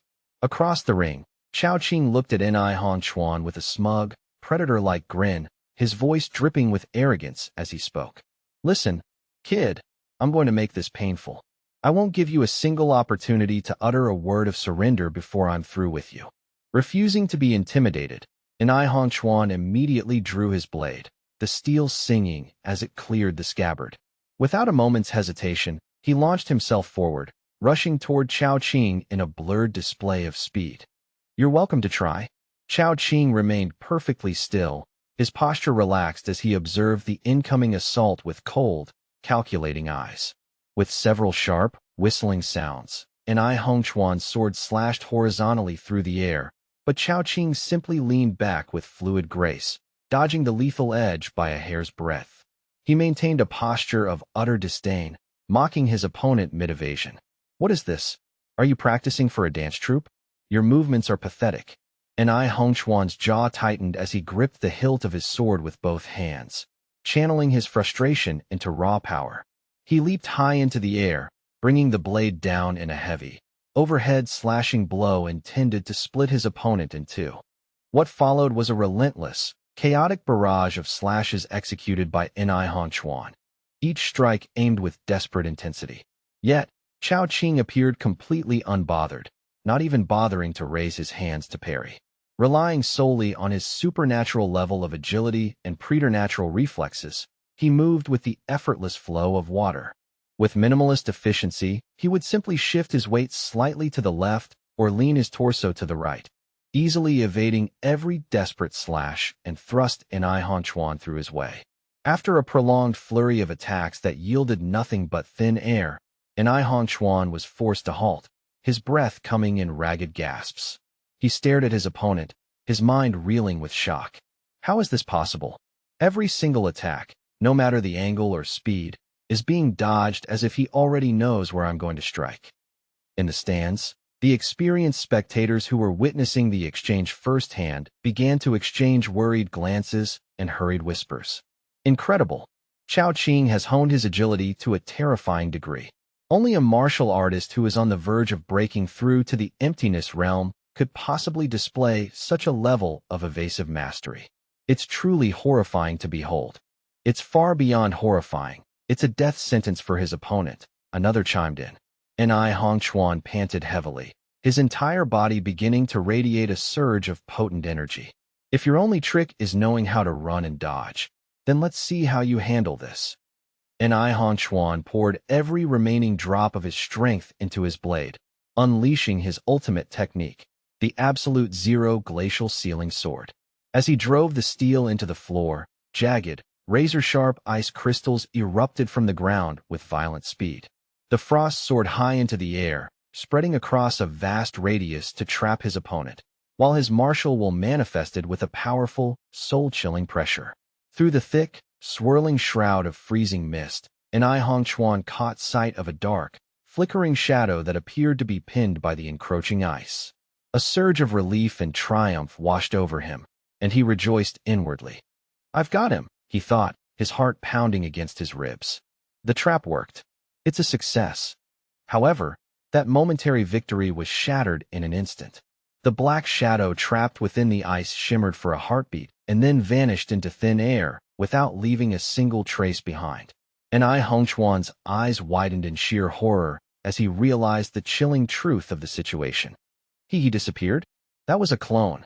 At that exact moment, the mist parted to reveal a series of spectral afterimages. Multiple clones of Chao Qing materialized around the arena, each one wielding a lethal short blade, and they began a coordinated, high-speed assault, continuously slashing at Hongchuan from every conceivable angle. The real Chao Qing was moving with such explosive power and velocity that even the state-of-the-art high-speed cameras struggled to track his position. His voice echoed from multiple directions at once, dripping with arrogance. I've got you now, kid. Is this truly the extent of your pitiful capabilities? How disappointing. Huh? A sharp, agonizing cry escaped Hongchuan's lips as the first of the blades found its mark, followed quickly by another. He groaned in intense pain, his defenses crumbling under the overwhelming speed of the onslaught. Chao Qing's face contorted into a wicked, sadistic grin. He blurred across the distance and rushed forward, planting his feet firmly before landing a devastating, bone-shattering kick directly into the center of Hongchuan's stomach. The impact was catastrophic. The sheer force behind the kick was far beyond what a normal student could endure, carrying the concentrated weight of a falling mountain. Hongchuan was launched backward like a projectile, flying out of the arena for nearly 20 meters. When he finally struck the perimeter, the force was so great that the solid rock formations behind him shattered, cracks spiderwebbing across the stone as he slumped to the ground. The match was declared over almost immediately, primarily because the chasm in strength between the two combatants was simply too vast to bridge. Although Hongchuan had fought with everything he had, even manifesting his martial will, he had been systematically dismantled and defeated in a mere handful of moves. His teammates and medical staff rushed to his side, their faces pale with worry. Hongchuan, are you okay? Speak to us. A student standing nearby snapped at a teammate who had asked a particularly obvious question. Are you blind? Can't you see he's lying there perfectly still? He's clearly sustained life-threatening injuries. A senior student wearing the Shenghe Martial Arts University uniform gently helped Hongchuan into a sitting position. After a quick, frantic check of his vitals, he cried out in a panic. Damn it, this is bad. 4 of his ribs are completely shattered, and his arm and leg bones have sustained multiple compound fractures. This wasn't a fair match. This was a message. Because Chao Qian lost face to Lu Sheng this morning, the Jidao Martial Arts Hall is trying to make a brutal example out of us. Chao Qing stood defiantly in the center of the arena, his chest heaving slightly. A sharp and provocative smile plastered across his face as he basked in his victory. Turning his head toward the clustered students from Shenghe, he spat with arrogant disdain. What an absolute waste of my time. You're all pathetic. Chao Qing then fixed a cold, predatory smirk directly on Lu Sheng. Don't blink, Lu Sheng, because you're next on my list. Lu Sheng, appearing remarkably composed, walked over and carefully observed the extent of Hongchuan's wounds before speaking in a low, level voice. You've worked hard, Hongchuan. Rest now. It's almost a pity, Lu Sheng continued, his voice dropping to a whisper that sent chills through those nearby. If your injuries had been just a little more severe, I would have had the perfect justification to end his life right there on that stage during our match. Suddenly, Lu Sheng's aura erupted with the force of a dormant volcano. The sudden, suffocating pressure caused the semi-conscious Ni Hongchuan to jerk in surprise. Huh? What was that feeling just now? Where did that come from? It was the aura of a monster preparing to devour its prey. The announcer's voice broke the tension, calling for the next bout. Next up, Zhang Yu from the Transcendence Martial Arts Academy versus Pang Hong from the Yanlong Martial Arts Academy. Zhang Yu stepped onto the platform with a quiet grace.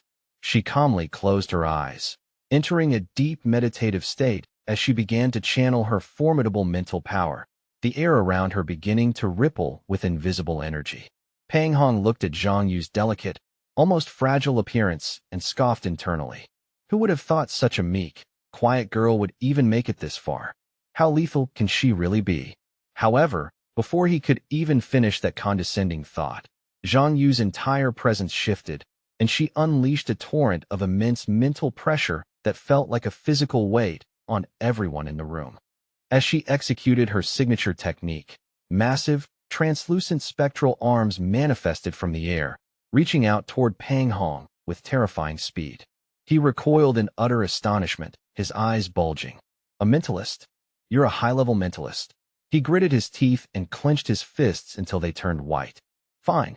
If it's a test of strength you want, then let me show you the power of my iron body technique. Pang Hong threw a desperate, full-force punch in retaliation, but his strike, which usually shattered boulders, passed through the mental construct with zero effect. It was as if he were trying to punch a ghost. The realization hit him like a physical blow, leaving him completely shocked. Huh? No, it's not working. My physical attacks are completely useless against these things. Before he could devise a counter-strategy, the giant spectral hands closed around him, squeezing his torso with unrelenting force.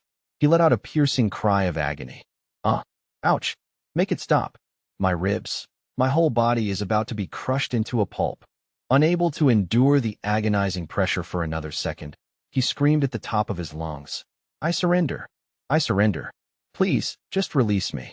The referee, witnessing the raw, terrifying potential of a high-tier mentalist, found himself breaking out in a cold sweat. The referee quickly moved to intervene, announcing, the winner, by submission, is Zhang Yu of the Transcendence Martial Arts Academy. At this moment, Zhang Yu was also panting heavily, her face pale from the exhaustion of maintaining such a high-output mental manifestation. The audience erupted into a frenzy of discussion. Holy moly, did you see that? The Transcendence Academy's secret weapon is no joke. That level of mental power, it has to be at least level 4. The gap between them was just too large to overcome. Pang Hong's iron body was nearly twisted into a spiral like a piece of cheap metal. Watching from the sidelines, Lu Sheng thought to himself, oh, not bad at all. Her mental signature is nearly double the intensity of what I expected from someone her age. Suddenly, Zhang Yu's intuition flared, and she sensed Lu Sheng's intense gaze fixed upon her. She looked over, her eyes meeting his for a split second, and she was visibly struck by a wave of shock and inexplicable fear. Without a word, the girl turned on her heel and bolted away from the stage as fast as her legs could carry her. Lu Sheng was left standing there, looking completely dumbfounded. I don't understand what's happening, he muttered to himself, watching her flee for the second time. Why does she keep running away? As Lu Sheng watched her retreating figure, he was inexplicably reminded of a girl from his days at the genius training camp named Kong Qing. Their personalities were strangely similar, but more importantly, they shared one very specific, bizarre habit. Every single time they lock eyes with me, their first instinct is to run away like they've seen a ghost, Lu Sheng pondered, feeling a bit self-conscious. Is it possible that my appearance is truly that terrifying to cute girls? I thought I looked fairly normal. A bead of cold sweat rolled down Lu Sheng's forehead as he imagined the absurdity of having to hunt down both girls just to get an explanation for their behavior. However, his thoughts were interrupted by the organizing committee's head official. The referee looked down at his clipboard and then at both sides of the arena, slowly announcing the most anticipated match of the day. The final bout of the session. Lu Sheng of Shanghai Martial Arts University versus Chao Qian of the Jidao Martial Arts Hall. Will both contestants please step onto the stage immediately? Chao Qian found his path completely obstructed by the dense, milling throng of spectators in front of him, and he began violently shoving his way through the crowd like a battering ram. An indignant voice cried out from the press of bodies. "Hey, watch it! Who's doing the pushing? You're going to get someone killed." Chao Qian turned and bellowed with a terrifying, predatory fury. "Everyone get the hell out of my way. I'll have you know that I am Chao Qian of the Jidao Martial Arts Hall, and I have no patience for weaklings." Upon hearing that name, the crowd's anger instantly evaporated into chilling fear, and they recoiled in silence to let the giant pass. Lu Sheng watched the chaotic scene with a cold, detached intensity, a small, dark thought crossing his mind. Finally, the perfect opportunity has presented itself. Below the elevated stage, the atmosphere in the audience reached a fever pitch of excitement. Every single eye in the stadium was now fixed with bated breath upon Lu Sheng and Chao Qian.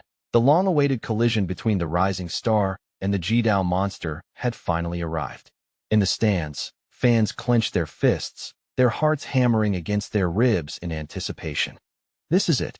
Awesome," a spectator screamed over the din. "This match is guaranteed to be a bloodbath."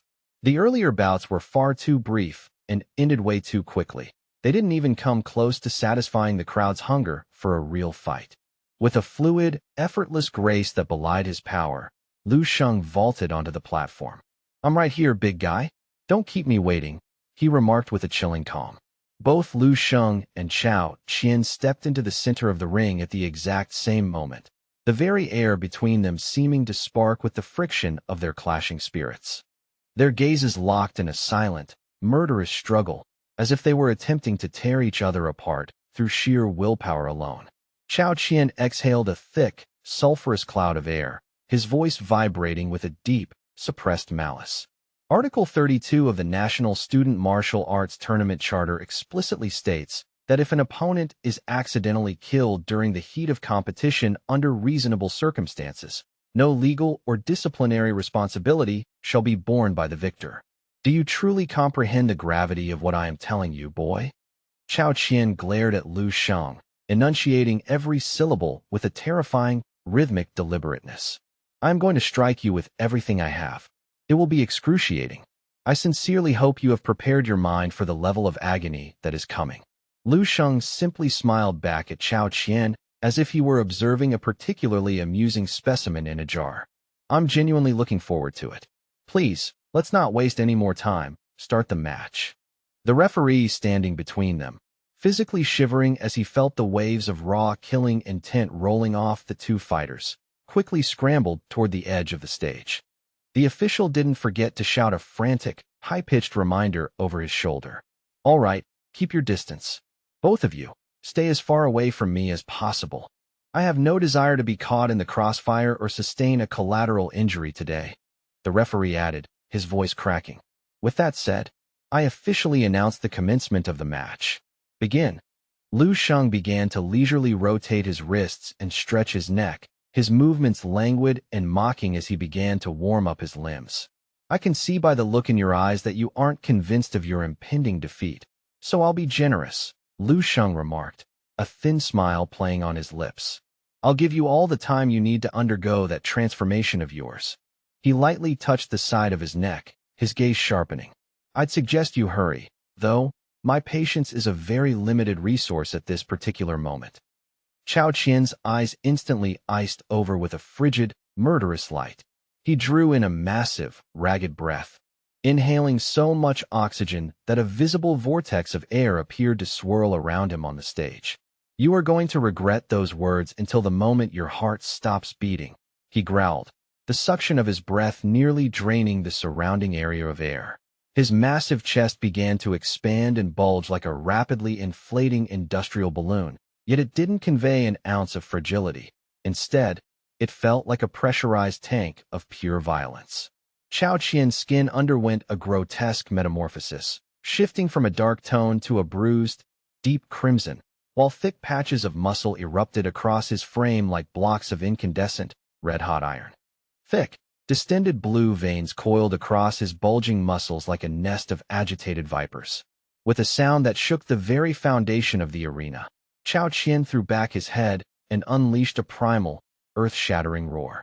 The Jidao demonic state was fully unleashed, taking him as its epicenter. A visible shockwave of obsidian-colored gas exploded outward, spiraling around his hulking frame and tainting the air with the scent of ozone and death.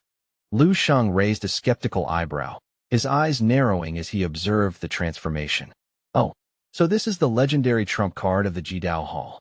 A wave of pure astonishment washed over the surrounding crowd, their faces contorted in expressions of disbelief and awe.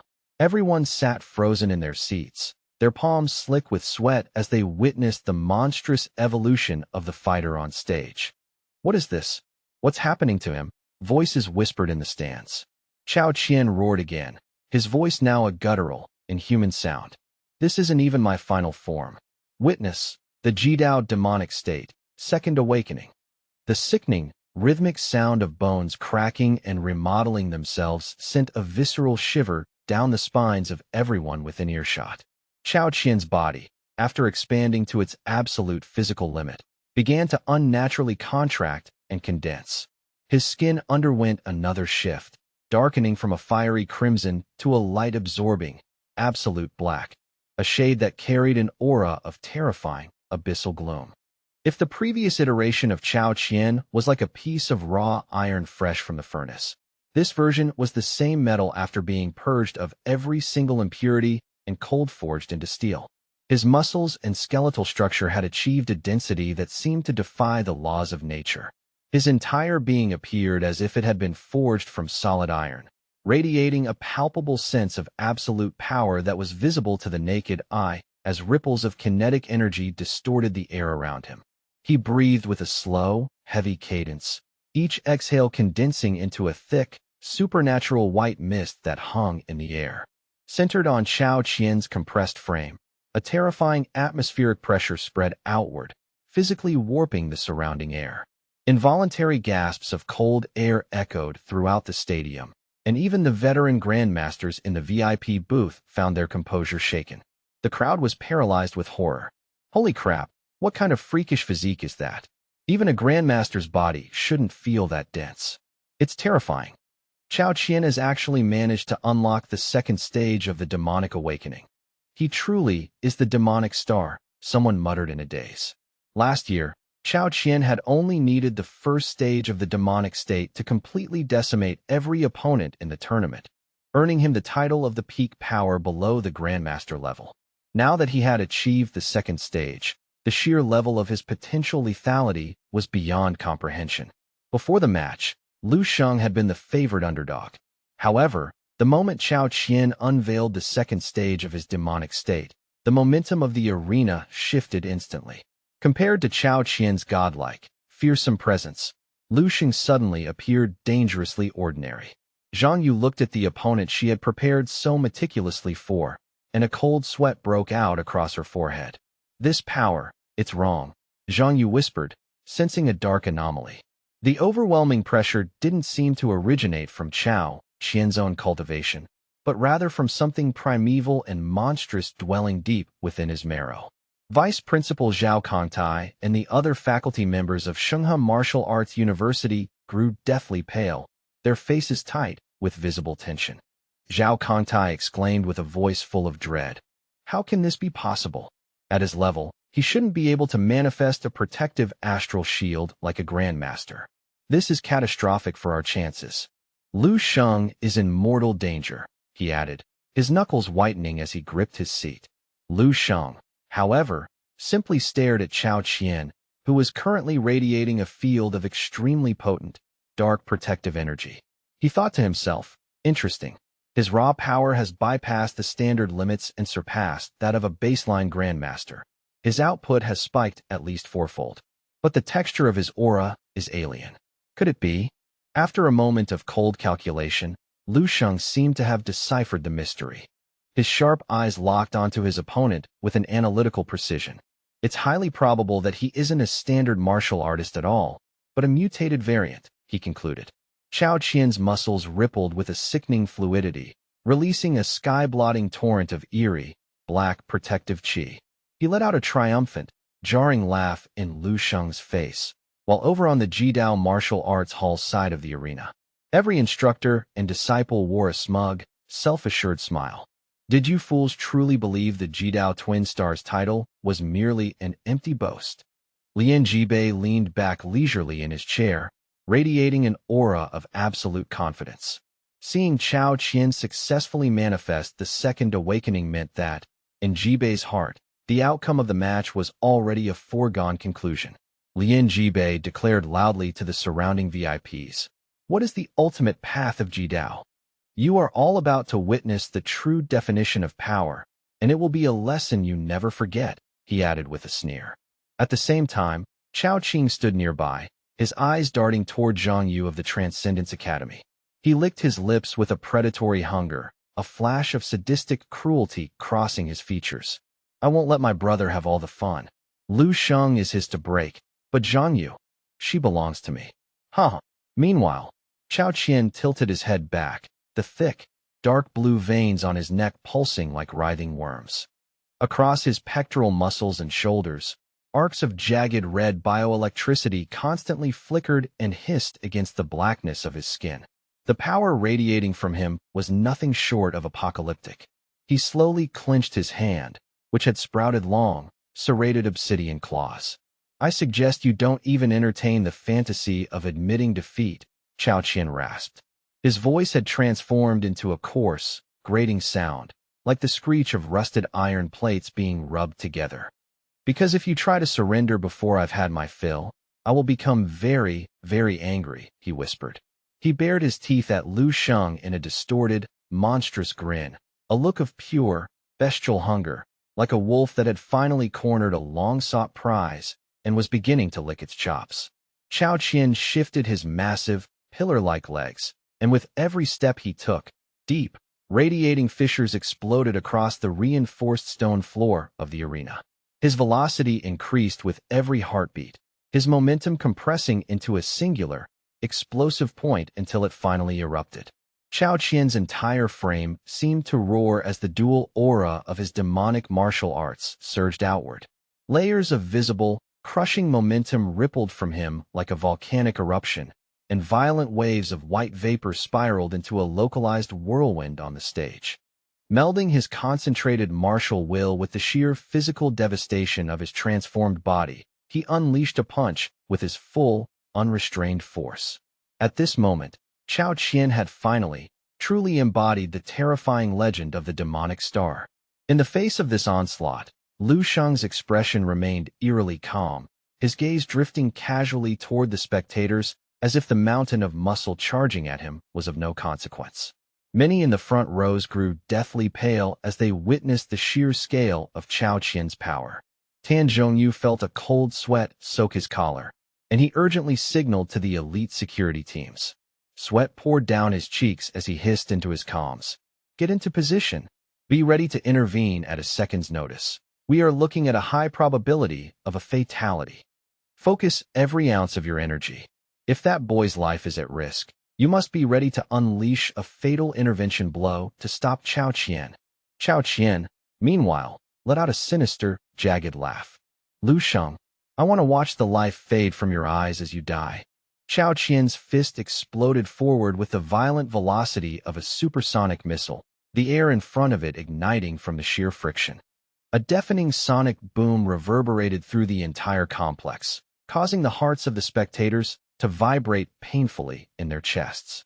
This was a display of raw, shocking superpower that transcended the expectations of a student tournament. Everyone sat in stunned silence, eyes wide and unblinking, straining to see the result of that world-shaking punch through the pulverized stone dust. The audience was paralyzed by the scale of the destruction. If they were this shaken just by watching, what could possibly be left of Lu Sheng, who had stood directly in the path of that apocalyptic strike? Over at the Jidao Martial Arts Hall section, the arrogant smile on Lian Jibei's lips grew even brighter and more predatory. "Haha, it's over. Lu Sheng is definitely dead," he chuckled, immensely pleased with the efficiency of the kill. Soon, The swirling dual aura and the thick clouds of dust began to dissipate, and two silhouettes gradually emerged before the eyes of the crowd.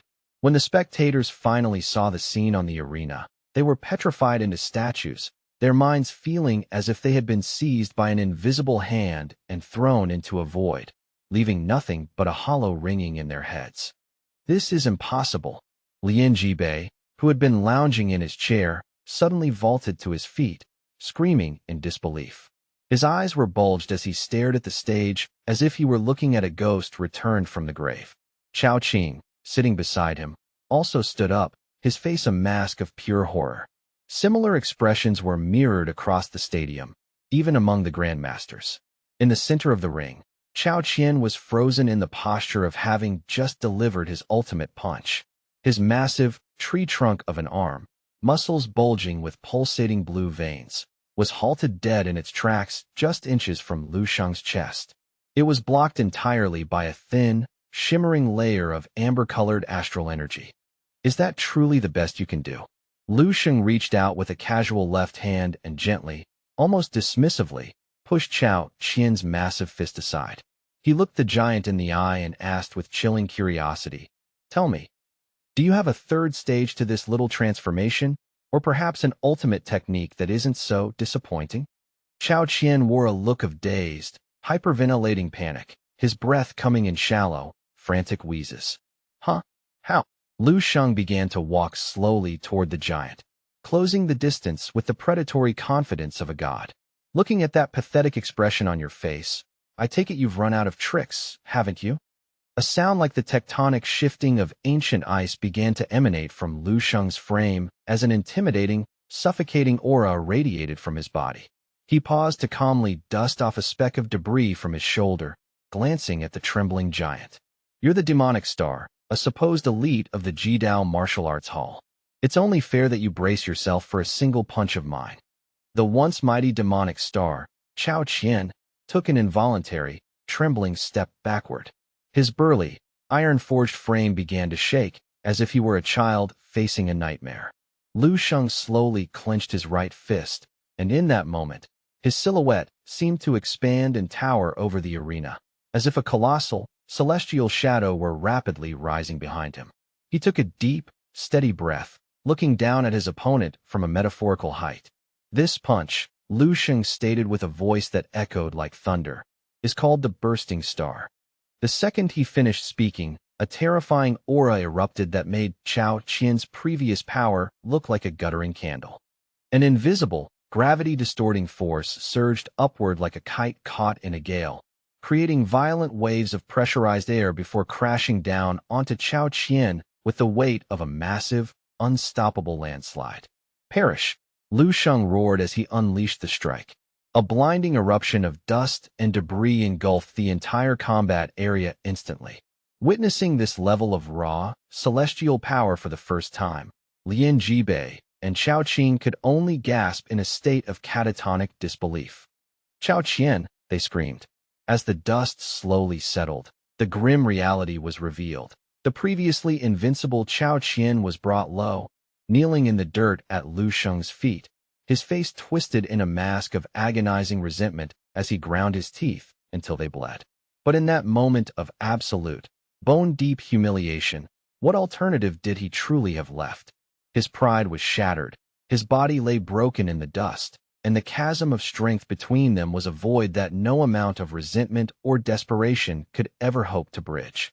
Lian Jibei erupted from his seat in a blind, incandescent fury, his silhouette carving through the air with the lethal velocity of a high-tension arrow. With his knuckles white and his fist clenched tight enough to draw blood, he launched a savage aerial lunge aimed directly at Lu Sheng's head. It was not only Lian Jibei who surged forward in a predatory frenzy. Several other high-level observers refused to remain passive spectators to the chaos. Their vital blood energy ignited with the intensity of a roaring furnace, and their spiritual essence ascended toward the rafters like thick, roiling smoke, triggering the stadium's sensitivity alarms into a frantic, high-pitched blare. These were all formidable experts of the Grandmaster realm, individuals whose very presence usually commanded absolute silence and respect. Now, They were a blur of violent motion, a series of powerful figures streaking across the arena floor to intervene in the escalating confrontation. It was Zhao Kongtai, alongside the remaining 3 vice principals of the university, who acted as a collective, unbreakable shield. Together, they channeled their combined strength into a unified barrier to intercept and neutralize the lethal force of Lin Jibei's incoming assault. A deafening boom shook the very foundation of the stadium as the Grandmaster's powers collided, generating terrifying shockwaves that rippled through the atmosphere. Like the detonation of 2 colossal kinetic bombs, the impact sent nearby participants tumbling backward, yet Zhao Kongtai remained unyielding. He stood firmly in front of Lu Sheng, his expression as still as stone, as he calmly reached into his pocket to retrieve his elegant gold-rimmed glasses. In that fleeting second, the mild-mannered, scholarly aura that usually defined his presence completely evaporated. It was replaced by the overwhelming, stern majesty of a true grandmaster, a presence so heavy and authoritative that it seemed to bend the light and air around him. Even Lu Sheng found himself slightly taken aback by the sudden, chilling transformation of his superior. Zhao Kongtai turned his cold gaze toward the aggressor, while Tan Zhongyu raised a steady hand to command a halt. "Hold your ground, Lin Jibei," the old man declared. "Everyone gathered here is a distinguished grandmaster. Have you no shame? Are you not afraid of the ridicule that follows experts of your stature brawling like common thugs in a public forum?" Lin Jibei's eyes remained fixed on Lu Sheng with a predatory intensity, making no effort to mask the raw, murderous intent etched into his features. "This brat deliberately struck to kill," he hissed through gritted teeth, his voice trembling with rage. "He has just attempted to snuff out the future brilliance of our Jidao Martial Arts Hall's rising star, a man destined for greatness." Visibly shaken, Lin Jibei turned his head to witness the grim sight of Chao Qian lying motionless, his chest sunken by a massive, concave dent that spoke of terrifying internal damage. Chao Qian's hulking body had involuntarily reverted to its natural dimensions, but it lay there limp and utterly devoid of life, resembling nothing more than a discarded, broken brick. "Medics, someone get over here and administer emergency stabilization immediately," a frantic voice screamed from the sidelines. 2 emergency medical personnel hurried onto the bloodstained stage, expertly deploying a high-tech hover stretcher to carry the fallen warrior away. Zhao Kongtai watched them for a moment before turning back to his rival and shouting in a voice as cold and sharp as a mountain peak. "Lin Jibei, listen to me carefully. If your prized Jidao Martial Arts Hall disciple survives this encounter, then we shall consider the slate wiped clean and this matter strictly settled within the bounds of the arena's rules.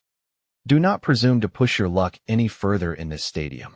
At that moment, Lu Sheng leaned into his performance, feigning a look of deep trepidation as he shuffled to hide behind the broad shoulders of Zhao Kongtai. "Vice Principal, please protect me. He looks like he wants to kill me," he called out with mock desperation. Lin Jibei ground his teeth with such force they audibly creaked, his spirit boiling with uncontainable rage.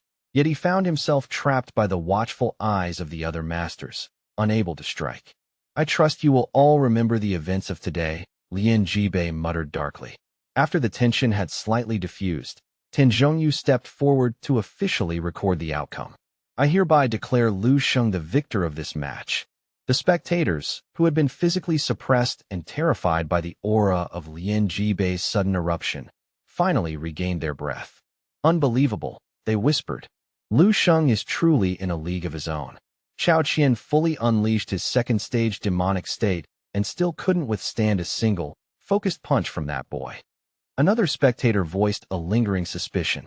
If Lu Sheng truly possesses the power of a grandmaster, then why did he react so fearfully, hiding behind the vice principal the moment he faced Lin Jibei's pressure?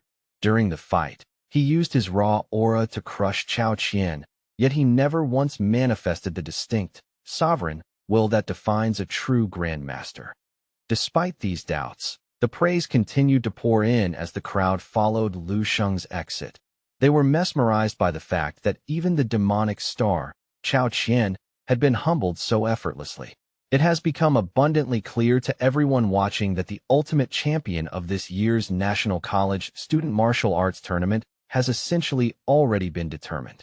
The sheer dominance on display suggests that the path to the gold is no longer a race, but a coronation for a single individual. Any subsequent matches now feel like mere formalities, hollow echoes of a foregone conclusion. Word spread quickly through the stands that Lu Sheng is only 18 years old, a fact that marks him as a truly monstrous, once-in-a-century genius. His combat prowess has evidently bypassed the standard half-step grandmaster threshold, nearing the absolute theoretical limit of the realm below. As expected of the great Devil King, onlookers cheered. That nickname is no exaggeration. From this day forth, Lu Sheng will reign over the national circuit for years to come. The short-lived era of the Jidao twin stars has reached a crushing, unceremonious end. Lu Sheng heard the roaring accolades, but his expression remained as placid as a deep lake. He maintained a cool, stoic posture as he descended from the stage, his steps rhythmic and steady. Zhao Kongtai observed Lu Sheng's silence and mistakenly assumed the young man was still shaken by the confrontation with Lin Jibei. He stepped closer, offering a comforting hand and speaking in a voice loud enough to reassure the boy. Lu Sheng, do not let your mind dwell on it. Even if that boy had perished, as long as your strike was a legitimate part of the bout and not a malicious intent to murder, you bear no fault. This is a high-stakes martial arts competition, after all. How can one expect a clash of this magnitude to conclude without the shedding of blood? In this arena, falling in battle is simply the price of being inferior to one's opponent. If the Jidao Martial Arts Hall attempts to exert their influence to pressure you, the university will naturally stand as your unbreakable shield. Remember, Lu Sheng, the Jidao martial saint, is not the only rank 9 powerhouse gracing this world. Zhao Kongtai's final remark carried a heavy, domineering spirit that echoed his resolve. An expression of immense relief immediately washed over Lu Sheng's face, his eyes brightening as he nodded in grateful response. If the school is willing to stand behind me, then I am truly relieved, he said, sounding like a burdened student who had just had a massive weight lifted from his shoulders. Zhao Kongtai watched Lu Sheng with a gaze that had grown slightly complicated. He felt he finally understood why Lu Sheng had faltered during the second phase of the martial saint's trial. He had seen the way Lu Sheng stumbled back a step when faced with Lin Jibei's killing intent, and the flicker of genuine fear on the boy's face had been unmistakable. It makes sense, the vice principal mused. Because Lin Jibei is a true grandmaster. When standing before such a titan, how many people would truly possess the steel to remain unafraid? A grandmaster's aura is a rare, overwhelming force, and while Lu Sheng's talent is 1 in 10,000, he is still human. To demand that an 18-year-old also possess the indomitable courage to stare down a grandmaster's focused aura would be asking for the impossible. In truth, the fact that Lu Sheng only retreated a single step is already a testament to his extraordinary character. Zhao Kongtai sighed inwardly, a pang of regret touching his heart. He realized that as brilliant as Lu Sheng was, the young man had likely already lost his chance to become the personal disciple of martial saint Tin Zhongyu, given the strict requirements of the saint's trials regarding courage and will. Meanwhile, deep within his mind, Lu Sheng was practically beaming with a sense of triumphant satisfaction. He wasn't just impressed by his own overwhelming physical strength. He was currently basking in the brilliance of his own theatrical performance. That reflexive step backward he had executed earlier was a masterstroke of deception, a divine bit of acting that perfectly conveyed a layer of vulnerability he didn't actually possess. Lu Sheng felt a swell of genuine self-admiration, realizing that a person's potential for guile is truly limitless. He could sense Lin Jibei's burning gaze still boring into his back, and he subtly turned his head, patting the dust from his fist while a dark thought hummed in his brain. The final phase of the plan is nearing. Soon, Lin Jibei will have the honor of falling by my hand. When he's lying in his coffin, he should be smiling contentedly at the caliber of the man who ended him, shouldn't he? Elsewhere, Lin Jibei watched with a boiling heart as the motionless form of Chao Qian was carried away on a stretcher. The The sight fueled a rage so potent he could barely contain his physical tremors.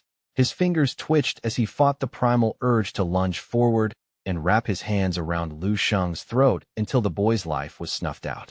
The 8th round of the competition officially drew to a close, paving the way for the high-stakes 9th round, the semifinals.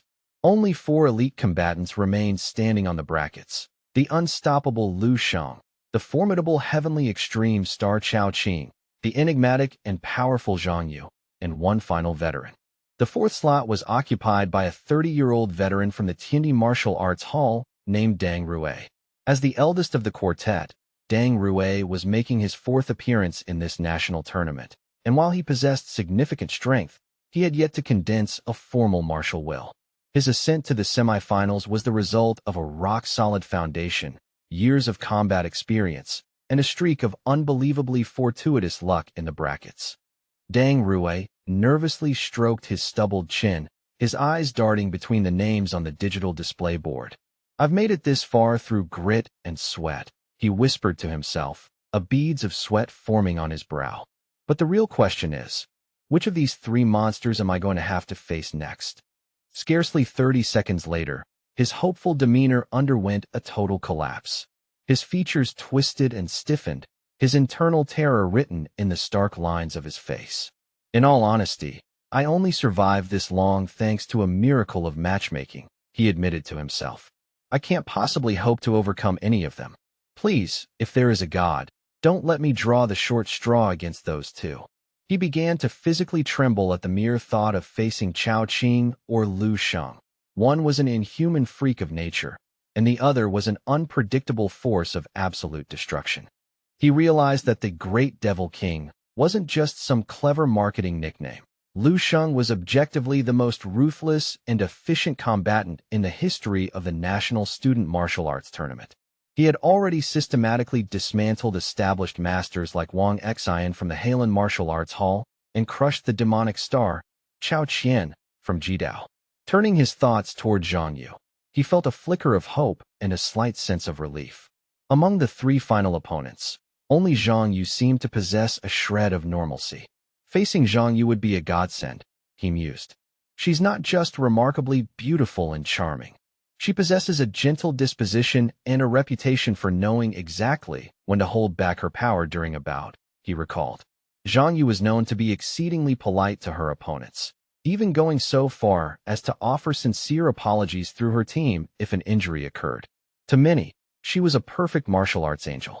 With this thought in mind, Dang Rue coughed a few times to clear his nerves, attempting to fix his disheveled hair and adjust his clothes to project a composed, professional image.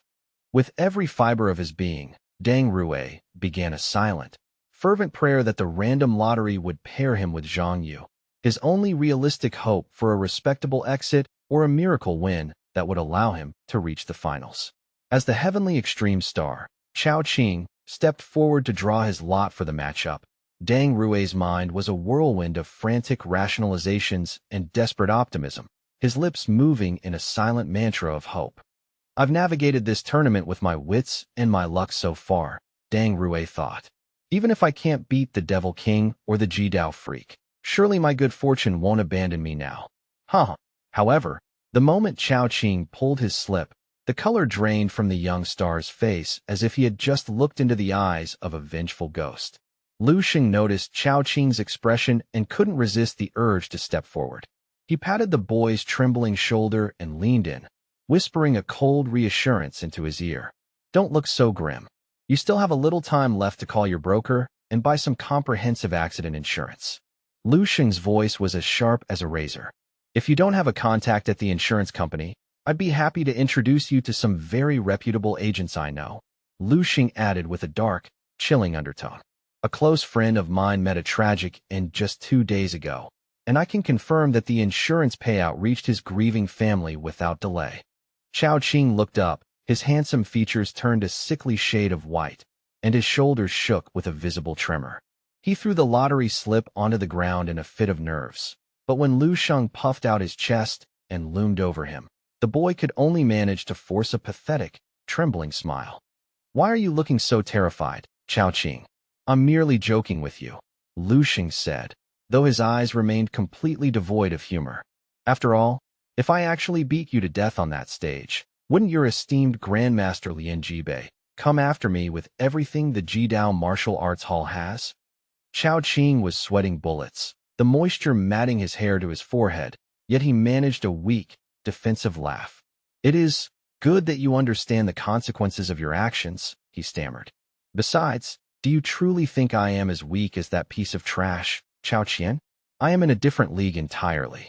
Lu Sheng shook his head slowly and let out a dry, mocking laugh that made the skin of the onlookers crawl. Of course I don't think that, he replied. Then, his face darkened instantly, his gaze turning predatory and cold. In fact, I honestly believe you are far more useless and pathetic than even Chao Qian was. With that stinging parting shot, Lu Sheng turned his back and began to walk off the stage, giving a final, dismissive wave over his shoulder. Hearing those words, Chao Qing's face froze into a mask of pure indignation before turning a deep, bruised shade of purple. He was seething with a volcanic internal rage, his thoughts screaming, Lu Sheng, just you wait until we are in that ring. I will make you regret every word you ever spoke. Since Lu Sheng's match was scheduled for the second slot of the semifinal round, he returned to his seat and leaned back, watching the stage with a relaxed, predatory calm. He allowed his spiritual power to ripple outward, blanketing the arena in an invisible net. Through this web, Lu Sheng could clearly observe the Jidao Martial Arts Hall's corner, where the heavenly extreme star, Chao Qing, was bowing his head respectfully while whispering in hushed, frantic tones to Lien Jibei. Neither of them allowed their eyes to stray from Lu Sheng for even a second. Lien Jibei's pupils flashed with a frigid, lethal light, his gaze so sharp it felt like a physical blade cutting through the air. Lu Sheng, Lien Jibei muttered under his breath, his voice thick with a promise of extreme violence. Sooner or later, I will ensure you pay for your insolence with your very life. The verbal jabs I aimed at that trash earlier were quite effective, Lu Sheng mused to himself as he walked. He burns with the desire to kill me, yet he is paralyzed by the rules and the presence of the other masters. It's perfect. The fish has taken the bait, and the hook is set deep. Lu Sheng glanced back at Lien Jibei, who was practically vibrating with murderous intent, and continued to refine the intricacies of his grand plan. If I am to successfully eliminate Lien Jibei, the move must be executed with flawless precision, Lu Sheng considered. The act must appear reasonable, a natural escalation of the match that leaves no room for doubt or legal repercussions.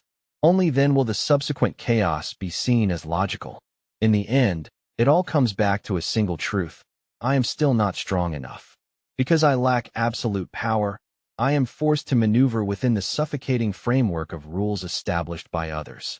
If I possess the strength to simply ignore the Jidao Martial Arts Hall and the bureaucratic pressure of the Martial Artists Association, then a man like Lien Jibei would already be a corpse 10,000 times over, Lu Sheng thought. Even if he were innocent, the truly powerful do not follow rules. They shatter them and forge their own. Right now, I am merely exploiting the cracks in their system. But if I am to save humanity's martial legacy from the coming disaster, I cannot remain a prisoner to the constraints set by those who came before me. Lu Sheng drew in a deep, revitalizing breath and steeled his resolve. It seems I still have a long way to go before I can truly call myself powerful, he thought. I must continue to temper myself and work 10 times harder than any other living soul to achieve that ultimate freedom. At that moment, the first semi-final bout of the 9th round commenced, Zhang Yu versus Dang Rue. The match proved to be an engaging spectacle, filled with flashy maneuvers and a surprising amount of back-and-forth action. They traded blows intensely for over 10 minutes before a decisive opening allowed the referee to announce Zhang Yu as the victor. Once the match concluded, Dang Rue exhaled a massive sigh of relief, the sweat pouring from his face like rain. He felt a deep sense of satisfaction that he had managed to preserve his dignity and save face while standing against such a monster. For a man like me, lasting that long against her counts as a moral victory in itself. Dang Rue thought. Tan Zhongyu also looked on with a sense of professional approval from his seat. The match had been well balanced and was a credit to their martial arts education. However, As his thoughts turned toward Lu Sheng's upcoming match, the old man couldn't help but feel a nagging, persistent sense of dread. I have a terrible feeling that the peace we just witnessed is about to be shattered, Tin Zhongyu mused. As the names of Lu Sheng and the heavenly extreme star, Chao Qing, were called, the entire atmosphere of the stadium underwent a violent shift. The earlier mood of friendly competition and mutual respect evaporated instantly, replaced by a suffocating, razor-edge tension that made the air feel thick and heavy. The audience was alive with a frantic, low-frequency buzz of conversation. The first match was a nice warm-up, but this is the real climax, someone whispered. I heard Chao Qian's spine was nearly snapped like a dry twig by Lu Sheng's punch. He only survived because the trauma team was already on standby. A spectator nearby added, whatever happens to those Jidao twins is well-deserved. They've spent years paralyzing talented students during matches just to protect their hall's reputation.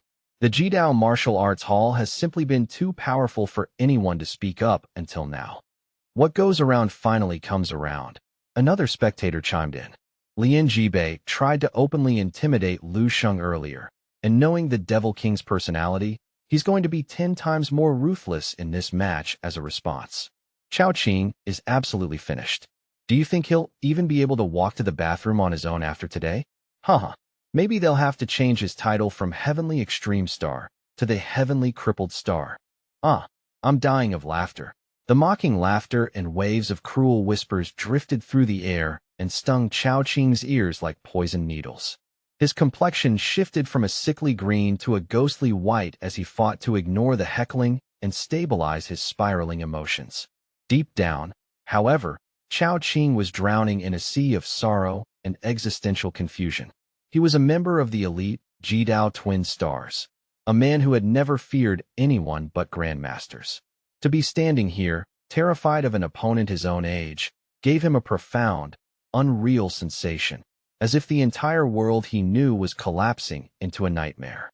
As Chao Qing drifted into a state of existential dread, questioning the very reality of the overwhelming pressure before him, Lu Sheng's voice cut through the fog with chilling familiarity. Wake up, he urged, his tone devoid of heat. The stage is set. It's time for you to face your end. Lu Sheng stood with a terrifyingly tranquil posture, regarding Chao Qing with the same indifferent gaze he had used to dismantle Chao Qian earlier. Chao Qing ground his teeth so hard his jaw ached, fighting the primal urge to let the panic written in his eyes consume him. Desperate to regain some semblance of control, Chao Qing pivoted toward the officials, his voice cracking slightly. I propose a change in the protocol. There is still time to retrieve cold weapons from the armory. Don't claim I'm taking advantage of you when I draw blood with a blade. Lu Sheng blinked, a look of genuine bewilderment crossing his features as if he were staring at a particularly dim-witted animal. Are you truly so eager to accelerate your own demise? He asked softly. Chao Qing's face contorted into a mask of pure, unadulterated rage upon hearing the blatant dismissal. Caught in a volatile cocktail of fear and indignation, he spun around, retorting with a sharp, defensive bark. It was a joke. You arrogant brat. Let's get this over with. I refuse to believe you are the invincible monster the rumors suggest. Sensing the escalating tension, the referee raised his hand in a frantic motion, officially announcing the bout. Lu Sheng versus Chao Qing. The referee didn't linger. He scrambled away toward the perimeter of the arena, as if his life depended on it. Experience had taught him that staying too close to such combatants often resulted in accidental disfigurement or worse. As the match officially commenced, Lu Sheng remained a statue of calm, his expression unreadable and his feet rooted indifferently to the spot. Witnessing Lu Sheng's lack of a traditional combat stance, Chao Qing felt a bead of sweat roll down his temple. His mind raced as he analyzed his opponent's stillness, searching for the hidden trap within that deceptive tranquility. From which direction will the strike come? Chao Qing wondered. His own body began to churn, exuding a thick, obsidian-colored energy that roiled like smoke from a dying fire, coating his limbs in a dark, protective shroud. He attempted to bolster his own flagging confidence. No matter the angle of his assault, my reflexes are honed to perfection. I will evade him, he convinced himself. Yet, As the seconds stretched into a long, agonizing silence and Lu Sheng still hadn't moved a muscle, Chao Qing's nerves began to fray. It makes no sense. Why hasn't he initiated? Then, he noticed the faint, electric blue aura beginning to shimmer around Lu Sheng's frame, and his hesitation deepened into a paralyzing doubt. The atmosphere within the arena seemed to solidify, shrouded in a presence so terrifying it felt like a physical weight on the lungs. He has no openings. He is a fortress of absolute silence, Chao Qing realized, his heart hammering against his ribs. What move is there to make against a void? Casting a desperate glance at Lu Sheng, Chao Qing steeled his resolve. Fine. If he refuses to take the initiative, I will force his hand. I am a star of Jidao. I will not be cowed. He unsheathed his alloy dagger, gritting his teeth until they bled, and lunged forward with everything he had. His form flickered and vanished into a blur of pure velocity. By the time his figure rematerialized, he was less than 2 meters away from Lu Sheng's throat. The sheer speed was staggering. To the majority of the audience, the movement was invisible, leaving them with nothing but a disorienting smear of color across their retinas. In the space of a single heartbeat, Chao Qing had crossed nearly 20 meters, closing the distance instantly. This was the pinnacle of the celestial speed technique, a mastery of movement that few could ever hope to replicate in their lifetime. The alloy dagger in Chao Qing's grip whistled as it thrust forward, the blade's edge tearing through the air with such violence that it created visible ripples of displacement. A sharp, piercing sound, like the scream of silk being shredded by a hurricane, echoed through the arena, a direct result of the steel surpassing the sound barrier. It was a beautiful, lethal strike that showcased the true depths of Chao Qing's martial prowess. The tip of the blade was a mere hair's breadth from Lu Sheng's face. Spectators in the front rows instinctively clutched their own throats, chilled to the bone by the cold, dazzling brilliance of the weapon and the absolute killing intent behind it. In the VIP booth, Zhao Kongtai and the other vice principals leaned forward, their faces etched with shock. Even Tan Zhongyu narrowed his eyes, his experienced gaze catching the subtle shift in the air that others missed. Through the hazy haze of displaced air and friction smoke, the crowd saw Chao Qing's blade reach its mark. But as the dagger lunged toward Lu Sheng's head, the target simply wasn't there anymore. Chao Qing's eyes widened in sudden, frantic alarm. What? Did I miss? Where is he? Looking down at the weapon in his hand, Chao Qing's mind struggled to process the sight. My dagger, it shattered. The high-grade alloy had been snapped like a dry twig, the remnants vibrating with a residual energy that made his hand go numb. My apologies for the weapon, Lu Sheng's voice remarked calmly from directly beside him. But you really are tragically slow. Chao Qing spun his head around, his voice a frantic gasp. What did you say? But Lu Sheng was already gone. He began to move with a dizzying, preternatural speed, circling Chao Qing from a dozen different angles at once. He accelerated further, his motion so fluid and rapid that he began to leave behind crystalline after-images that lingered in the air, connected by a shimmering web of electric blue aura. Lu Sheng continued to taunt the frantic boy, while Chao Qing spun in circles, his eyes darting wildly in a desperate attempt to track his assailant. Too slow. Still too slow. Pathetically slow, Lu Sheng's voice echoed from everywhere. Chao Qing felt his equilibrium crumbling. He was losing the ability to even perceive Lu Sheng's silhouette as he spiraled toward a total mental collapse. Why can't I see him? Chao Qing's thoughts were a jumbled mess. Lu Sheng's mocking commentary continued to drill into his ears, each word like a physical blow. You move with the sluggishness of a snail, Chao Qing. Is this truly the best Jidao has to offer? Exhaustion began to set in as Chao Qing was spun around like a top, his senses overwhelmed by Lu Sheng's relentless speed. His vision blurred, the whites of his eyes showing as he struggled to maintain his footing, his face a mask of profound, bone-deep fatigue. What do I do? How do I stop this? Chao Qing wondered in a daze. Suddenly, the motion ceased. All the after-images vanished as Lu Sheng rematerialized in a single, fluid motion. He reached out and snagged Chao Qing's collar with a casual grip, hoisting the boy high into the air as if he weighed nothing at all. Lu Sheng looked up at him, his expression one of absolute, terrifying calm. "Tell me," he asked, his voice echoing in the sudden silence of the arena. "Did you step onto this stage to fight, or was it your intention to perform a comedy for our amusement?" Chao Qing was so paralyzed with terror that he felt his control over his own body slipping. The proximity to Lu Sheng felt like standing before a yawning, ghostly abyss. "Are you surrendering so easily?" Lu Sheng continued his interrogation. Chao Qing's face flushed a deep, indignant crimson, the shame of his helplessness burning hotter than his fear. Veins bulged like corded ropes on his forehead as he struggled against the iron grip, his limbs flailing with renewed desperation. "Cyclone blast! Let me go!" he roared, his blue aura erupting in a violent, turbulent explosion that sent a miniature hurricane howling across the stage. For a brief moment, Chao Qing appeared as a literal avatar of the storm, a whirlwind of blades and wind intent on massacring anything in its path. Yet Lu Sheng simply stood there, unbothered, his hand still firmly anchored to Chao Qing's collar. To his refined senses, this supposedly legendary gale was as unremarkable as a summer breeze. Chao Qing ground his teeth and let out a triumphant, ragged shout. "Taste the bite of my wind blades."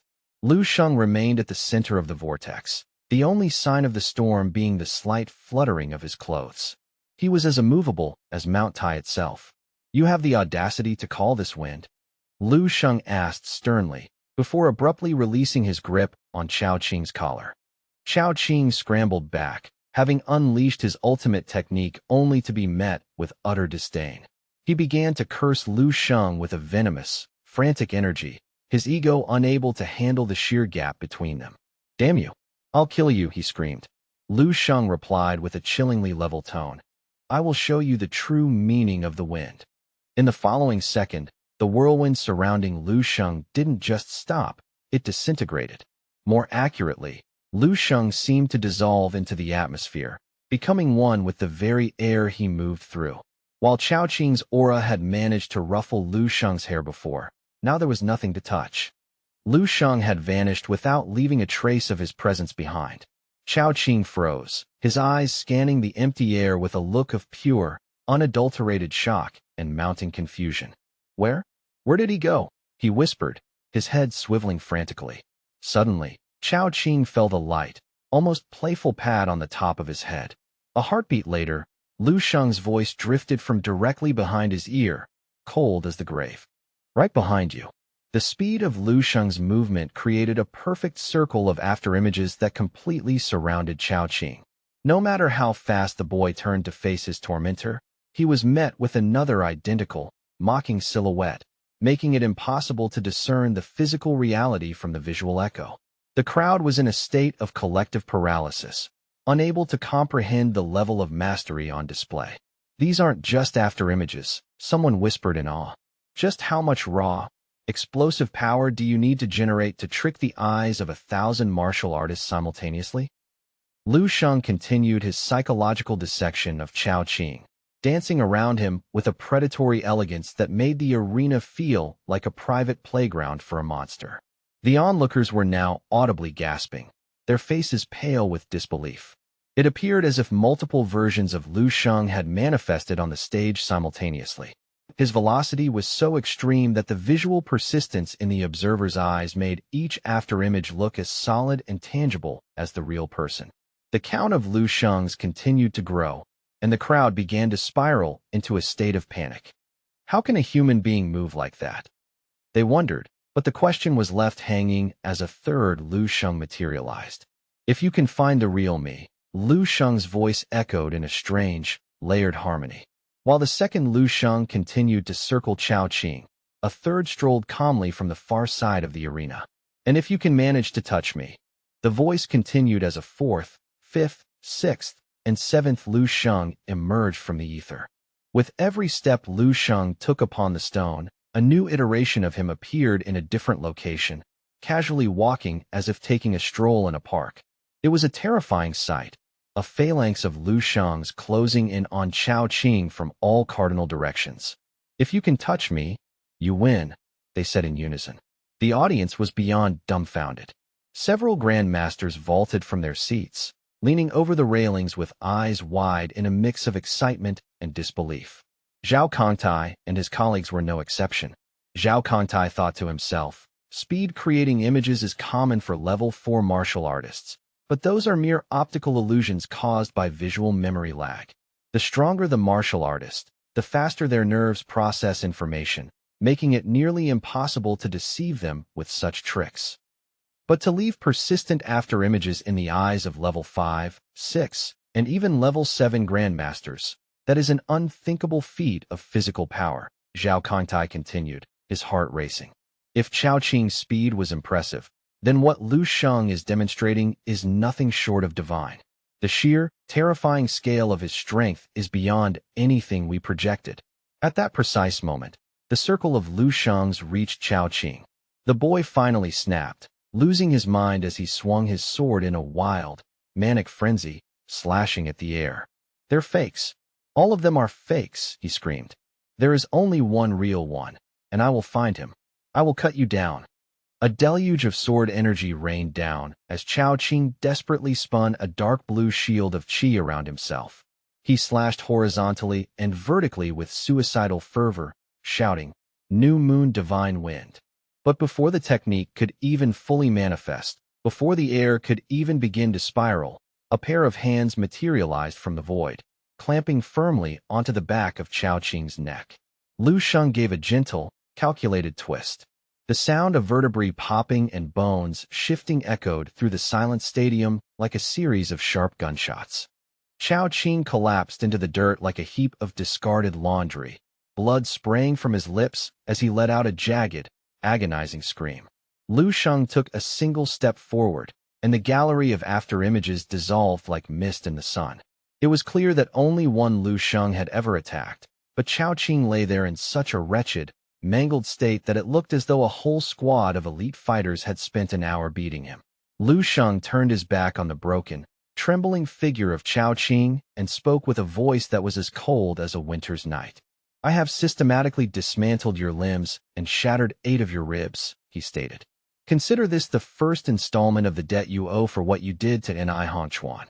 After delivering his judgment, Lu Sheng raised his gaze to the Jidao Martial Arts Hall section, his eyes lingering on Lian Jibei before he turned to leave. The referee's voice finally broke the silence, sounding distant and shaken. The winner, Lu Sheng of Shenghe Martial Arts University. As he descended the steps, the crowd parted for him in a wave of absolute, reverent awe. In the Transcendence Martial Arts Academy section, several disciples were drenched in cold sweat, whispering frantically amongst themselves. Lu Sheng is a monster. Who could possibly stand against him? The orange-haired student looked at Zhang Yu, his mind filled with dread as he realized she was his next opponent. Are you really okay with this? Lu Sheng is truly, truly terrifying. Following a brief, tense intermission, the final match of the National Student Martial Arts Tournament arrived. Tan Zhongyu stood and announced the championship bout. Lu Sheng of Shenghe Martial Arts University versus Zhang Yu of the Transcendence Martial Arts Academy. But before Lu Sheng could even set foot on the stage, Zhang Yu's small, trembling hand shot into the air. "I forfeit. I yield. I cannot possibly win against him. There is no comparison between Lu Sheng and myself," she added, her voice shaky but resolute. "I have no intention of becoming a heap of broken bones on that stage. Let's just end this tournament here," she concluded. The Transcendence Academy members sitting beside her were stunned by her sudden capitulation. "Wait, what? Zhang Yu, the match hasn't even begun yet. You didn't even try." Below the arena, Lu Sheng's gaze shifted toward her, causing the poor girl to jump in fright. Her heart rate surged, hammering in her chest at over 200 beats per minute. Without a word, the girl turned and fled the arena as fast as her legs could carry her, not even daring to cast a single glance back over her shoulder. Lu Sheng stood there, looking completely and utterly confused by her reaction. What in the world was happening with this youth? Zhang Yu stared, paralyzed, as a primal chill crept up his spine, his breath hitching in his throat. Through his heightened perception, Lu Sheng had ceased to be a mere martial artist. He was the epicenter of a swirling, abyssal miasma that seemed to swallow the light. It was as if a prehistoric titan, a calamitous monster long entombed in the deepest reaches of the void, was slowly cracking its eyelids and drawing its first waking breath, ready to devour everything in its path. The sheer absurdity of the situation gnawed at Zhang Yu's sanity. Everyone expects me to step into the ring and trade blows with a primordial horror like that? Have you all lost your collective minds? High above in the spectator stands, an official spoke up, his voice trembling slightly with a mixture of awe and disappointment. This national martial arts tournament, which was supposed to be a grueling test of endurance, has reached its conclusion far more abruptly than anyone could have ever anticipated. The principal sitting adjacent to him nodded solemnly, his eyes fixed on the arena floor where the dust was finally beginning to settle. It is unfortunate for the other competitors, but there was truly no other alternative, the principal remarked, a faint smile of triumph tugging at his lips. No student in this generation, or perhaps any other, can hope to stand against Lu Sheng. In the end, 7th Capital University No. 7 has secured its rightful place at the summit. We can finally hold our heads high and puff out our chests with unbridled pride before the entire nation. Half an hour later, the elderly official, Zhong Jinghua, cleared his throat with a series of dry coughs before stepping to the microphone. This National Student Martial Arts Tournament has reached its grand and successful conclusion. Every participant today has demonstrated the indomitable spirit and the refined style of modern martial excellence. In truth, the millions of citizens watching the live broadcast on their television screens were gripped by a fervor just as intense as the live audience in the arena. Deep within Kyoto Province, specifically inside the prestigious Jingha Martial Arts Hall, a group of young women huddled together around a massive screen. Their eyes were shimmering with a mix of adoration and envy as they stared at the towering, exquisitely handsome figure of Lu Sheng, whose presence seemed to command the very air around him. One of the girls leaned in, her voice thick with breathless admiration as she nudged her companion. Yang Yuan, your boyfriend is truly on another level of handsome. To think he actually won the national championship against such overwhelming odds. Yang Yuan felt the heat rush to her cheeks, a shy, crimson blush spreading across her face as she stammered a soft correction. Boyfriend? Please, don't say such things. He is simply a classmate of mine from the same year. Despite her verbal denial, the radiant joy and flickering excitement dancing in her eyes were impossible to suppress. The two girls remained glued to the screen, their hearts racing as the camera lingered on the young champion. The young woman smiled, her eyes narrowing into crescent moons of pure delight. Meanwhile, in Lu Sheng's newly purchased luxury villa back in Baya City, Lu Qinghe suddenly launched herself off the plush sofa, her face glowing with a radiant, infectious energy. Brother did it. He actually took first place. My brother is officially the undisputed champion of the National Student Martial Arts Tournament. Zheng Yufan, Lu Sheng's mother, turned to her husband with a face beaming with maternal pride. Quickly, Lu Hai, you must book the finest restaurant in the city. We need to invite all our relatives and friends to a grand celebration. Lu Hai was equally unable to contain the sheer exultation written across his features. He fumbled for his smartphone with trembling fingers, nodding vigorously. Let me make the arrangements right this second. This is a day for the history books. Lu Qinghe, however, kept her eyes locked on the screen, pointing frantically at the broadcast. Mom, Dad, don't run off to the party just yet. The official awards haven't even been distributed. This upcoming ceremony is my brother's ultimate moment of glory, and we can't miss a single second of it. Right. We almost let our excitement get the better of us. Lu Hai and his wife snapped out of their euphoric daze and hurriedly sat back down, their eyes fixed intently on the television. Inside a quiet corner of a cafe near the Donging Martial Arts Hall, Zheng Dandan stared at the flickering computer screen. The figure reflected there was both hauntingly familiar and painfully distant. Like a memory she couldn't quite grasp. A complex, bittersweet expression flickered across her face, a silent storm of emotions. Lin Zishan, sitting beside her, finally broke the silence. Dandan, it looks like Lu Sheng has finally ascended to a level where we can only look up to him. Zheng Dandan shook her head slowly, offering Lin Zishan a gentle, somewhat melancholic smile. I feel as though things are perfectly fine exactly as they are. At least I can still see his face on the news, and I can still send him messages whenever I miss him. Zheng Dandan's voice trailed off, growing soft and distant. Even if I know deep down that he will never see them, and that he will never, ever reply. Meanwhile, in the eastern military region, Qin Xiaojun suddenly bolted upright in his chair, his posture as straight as a spear. Red wine splashed across his uniform, staining the fabric, but he didn't even seem to notice the mess. This kid Lu Shang, he is truly something else entirely. A monster among men. Qin Xiaojun let out a boisterous laugh and plopped back down into his seat, his mood soaring. Haha, the commander must be absolutely ecstatic right now. All that high-grade marrow and resources he poured into that boy, it certainly wasn't a waste. It's paying off 100-fold.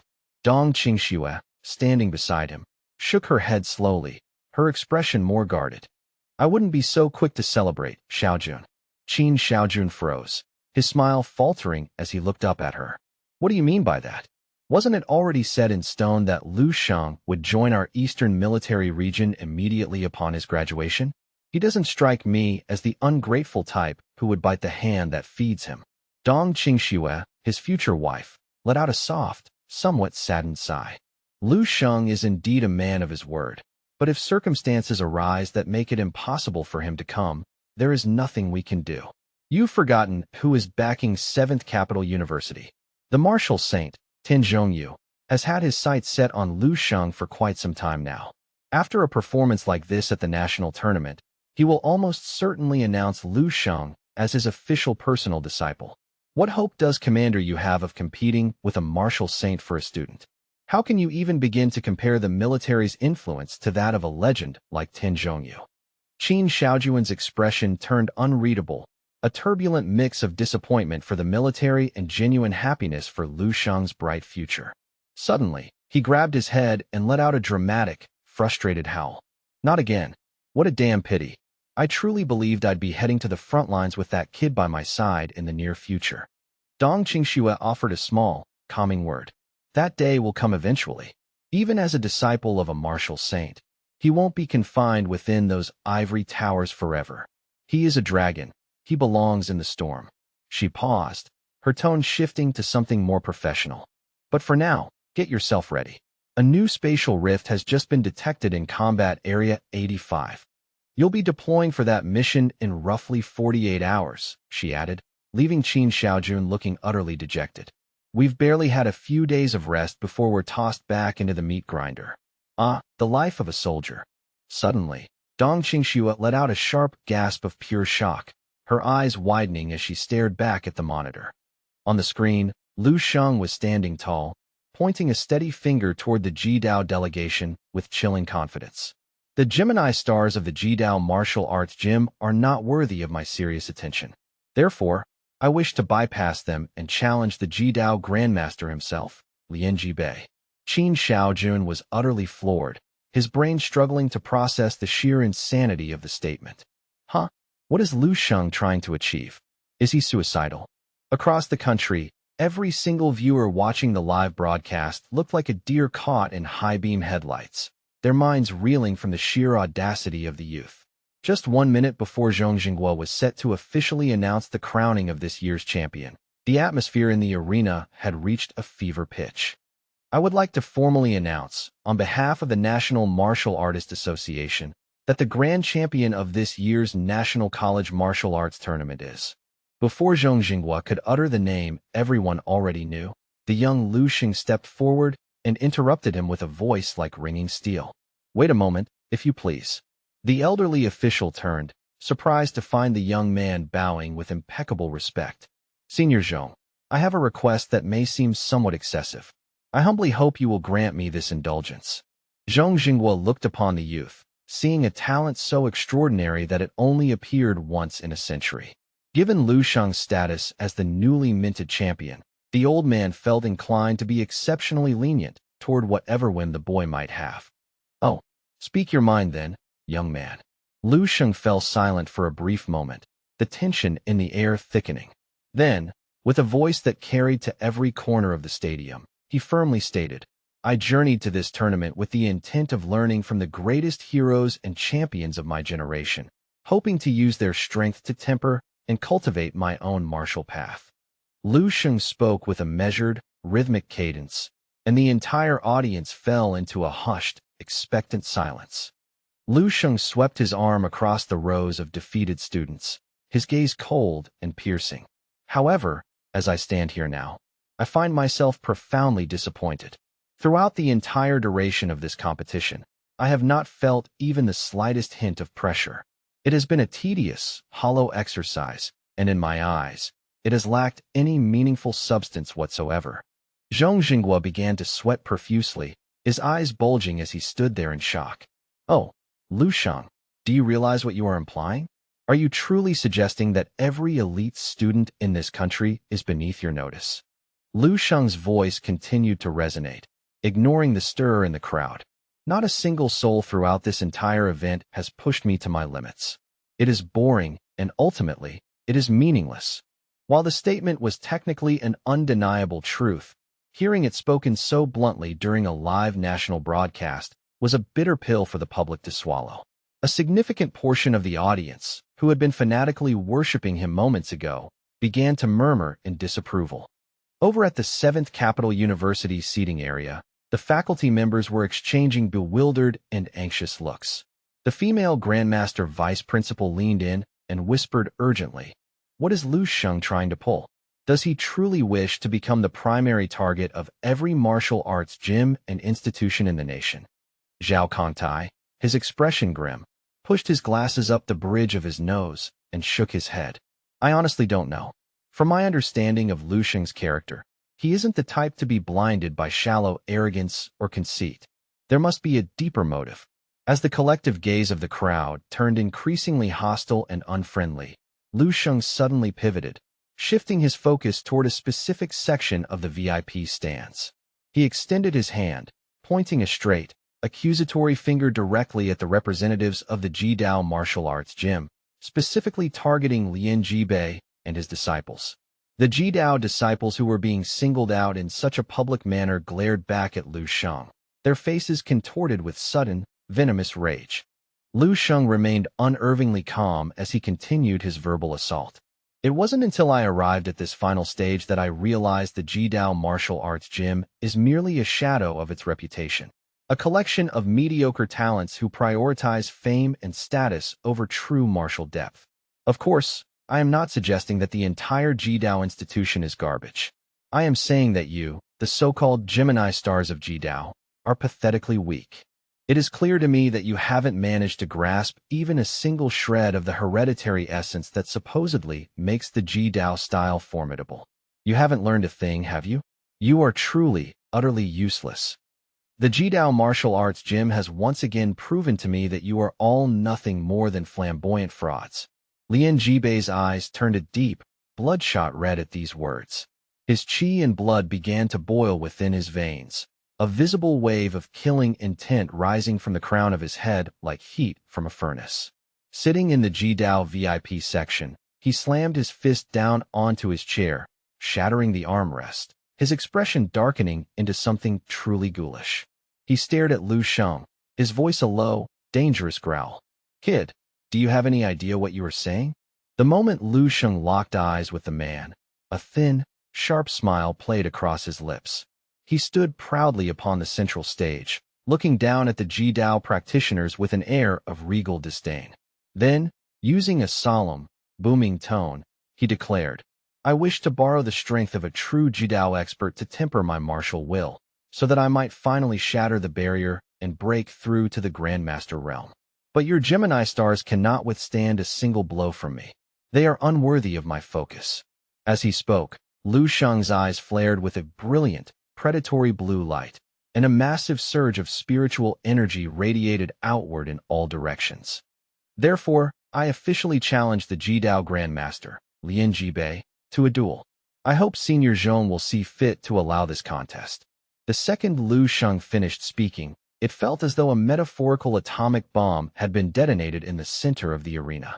For a heartbeat, there was a deafening silence, followed by a violent explosion of noise and movement as the entire venue erupted. People were standing on their seats, eyes bulging out of their heads. Holy crap, is he insane? Lu Sheng actually wants to challenge a level 7 Grandmaster. Has he completely lost his mind? The atmosphere transformed into one of pure, unadulterated frenzy. In living rooms across the country, viewers stood up in front of their televisions, shouting in excitement and disbelief. Lu Sheng had just secured the national student title, and in the very next breath, he was calling out a 7th-level powerhouse. This was more than just a headline. It was a tectonic shift in the martial world. Lu Qinghe, back home, covered her mouth with both hands, her eyes wide with a mixture of terror and shock. Brother, does he really intend to fight a grandmaster? Can he actually survive such a thing? While Qin Xiaojun was hooting with surprised laughter, the onlookers nearby were stunned, looking as if they had been struck by a bolt of lightning. This kid, he has more gall than the rest of his generation combined. He is truly, dangerously bold. Qin Xiaojun, swept up in the thrill of the moment, accidentally crushed the crystal-red wine glass in his hand, the liquid dripping through his fingers like blood. Even if his talent is unparalleled in history, to challenge a grandmaster at his age, he is absolutely, clinically insane. Dong Qingxue didn't even bother to glance at Qin Xiaojun's theatrics.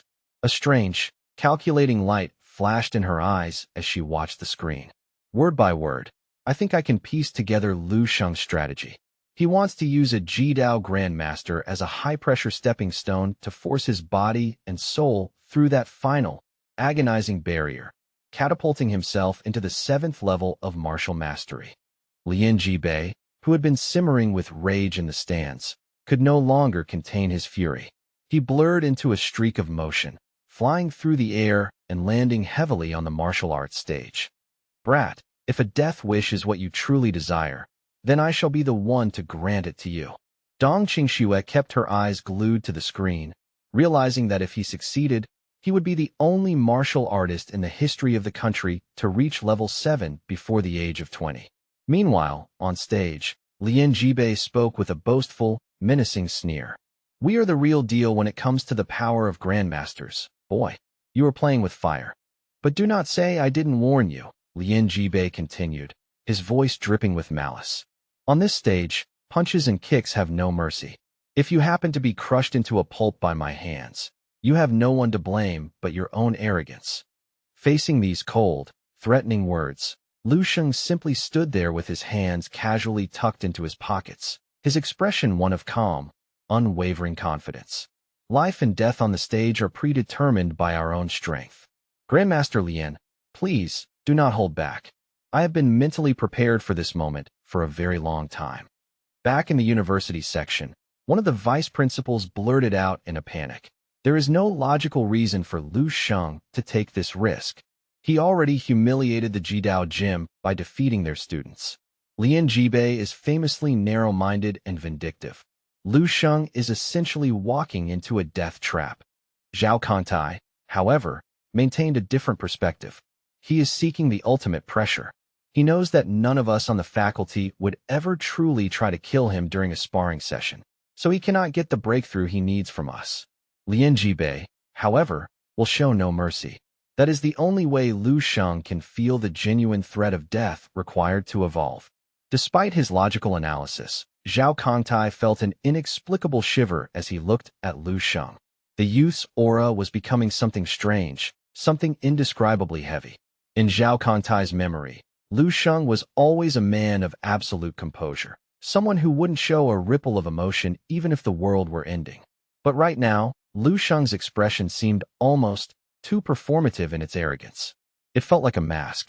Even without this suicidal pressure, a talent like his would surely break through to level 7 within a year or two. Thinking of this, Zhao Kangtai broke out in a cold sweat. Something is wrong. This isn't just about a breakthrough.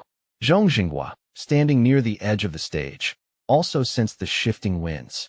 He knew that Lian Jibei would seize this legal opportunity to eliminate a rising star who had insulted his gym. The old man stared at Lu Sheng for a long time, stroking his beard in deep thought. It was commendable for a youth to have such courage, but it bordered on madness.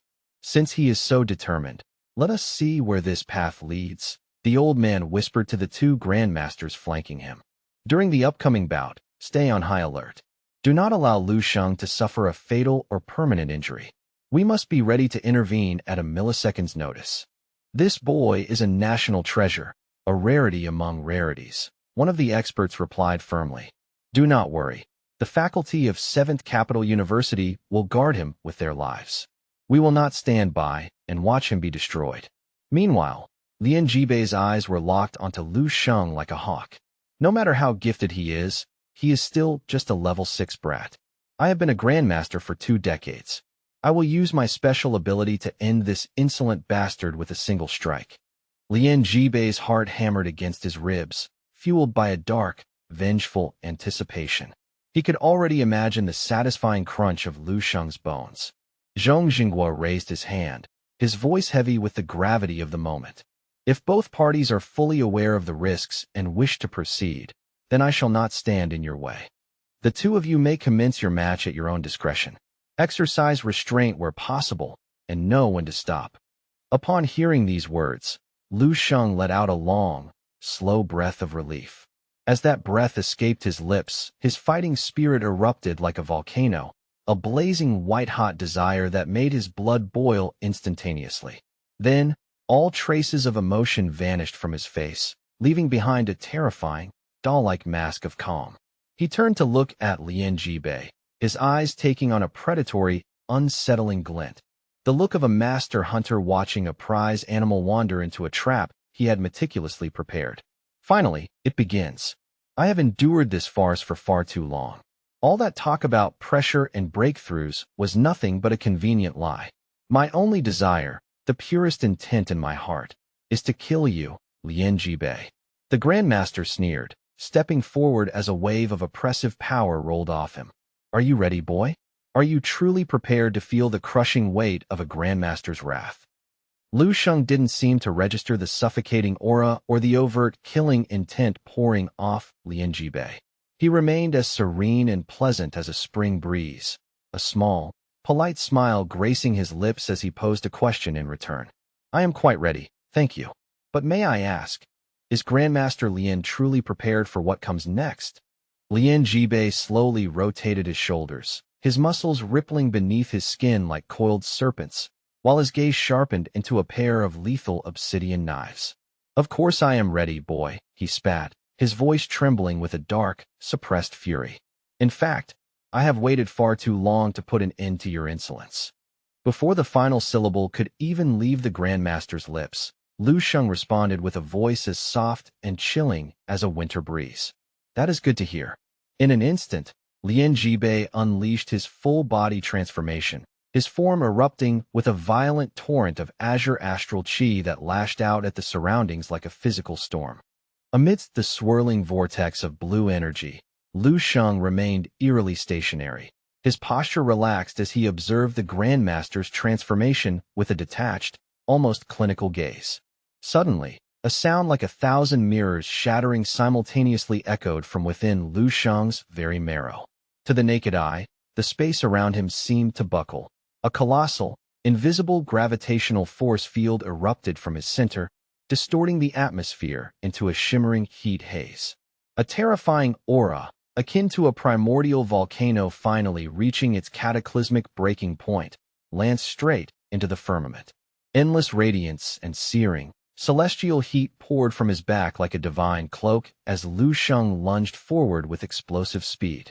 Sensing the sheer, overwhelming magnitude of the power rushing toward him, Lian Jibei's bravado vanished instantly. His face paled, and a strangled cry of pure terror escaped his throat. What? How? How is this possible? How can a mere student wield such godlike strength? His mind reeled, unable to comprehend the sheer scale of the pressure threatening to crush his spirit. As the distance between them vanished in a heartbeat, Lu Sheng leaned in, his voice becoming a ghost-like whisper directly against the Grandmaster's ear. I have cultivated a single strike, a masterpiece of destruction, and I invite you, Grandmaster Lian, to experience it and die. In that fleeting microsecond, Lu Sheng activated a devastating sequence of esoteric arts. The godly illumination king scripture hummed to life, synchronized with a tenfold blood chi amplification that turned his veins into conduits of liquid fire. Divine strength law manifestation surged, merging with the violent emission of stellar force to form a terrifying synergy. Finally, he channeled it all into his ultimate Grandmaster-level technique, the planetary fist. A domineering, unparalleled aura of absolute sovereignty enveloped the entire venue. Its physical weight so immense that the spectators in the front rows were forced to scramble backward in a blind panic. At this pivotal moment, every minute movement Lu Sheng made radiated a blinding, celestial golden light. He stood before the world not as a mere student, but as the favored son of heaven, a sovereign king descending upon a mortal realm to pass judgment. Lian Jibei, paralyzed by the sheer majesty and lethal intent of the strike, found himself stripped of even the basic instinct to defend. He simply had no time to react. The Grandmaster's features were frozen in a mask of dawning horror, his pupils constricting to pinpricks as his mouth worked soundlessly, stammering a final, futile question. What kind of monster? A second later, Lian Jibei's vision was consumed by a miniature golden sun as the planetary fist imprinted itself violently upon his forehead. Boom! The kinetic energy, compressed to its absolute limit, detonated. Terrifying rings of shock waves rippled outward, tearing the ring apart and sending debris flying like shrapnel. The dazzling, incandescent gold light was so intense that everyone in the stadium was forced to close their eyes. The battle had reached its climax with such blistering speed that the entire world was left gasping, caught completely off guard. Zhong Jinghua stood frozen on the high platform, his heart hammering against his ribs. By the time his experienced eyes registered the true nature of the abnormality unfolding below, it was already far too late. "This is bad. This is very bad," he shouted, his voice cracking with urgency. "I have to stop him before he goes too far." Without a second thought, the elderly official blurred into motion, flying toward the stage in a desperate attempt to intervene. A deafening explosion tore through the atmosphere, the shockwave shattering the nearby soundproofing barriers. Within the epicenter of the golden radiance, one could catch a fleeting, horrific glimpse of Lian Jibei's silhouette as his physical form began to disintegrate, fading away into the blinding light. From the perspective of the distant stands, the entire arena floor was swallowed by a massive, roiling cloud of white smoke and pulverized stone. As the dust slowly began to dissipate under the breeze, a heavy, suffocating silence fell over the thousands of spectators. Out of the settling haze, the tall and composed figure of Lu Sheng slowly emerged, his clothes remarkably singe-free despite the inferno he had just unleashed. Directly in front of Lu Sheng lay what remained of Lian Jibei. It was a grisly, unrecognizable sight. The body was completely gone from the knees upward, looking for all the world like a discarded scarecrow whose upper half had been consumed by a celestial furnace. Only a scattering of ash remained where a level 7 Grandmaster had stood moments before.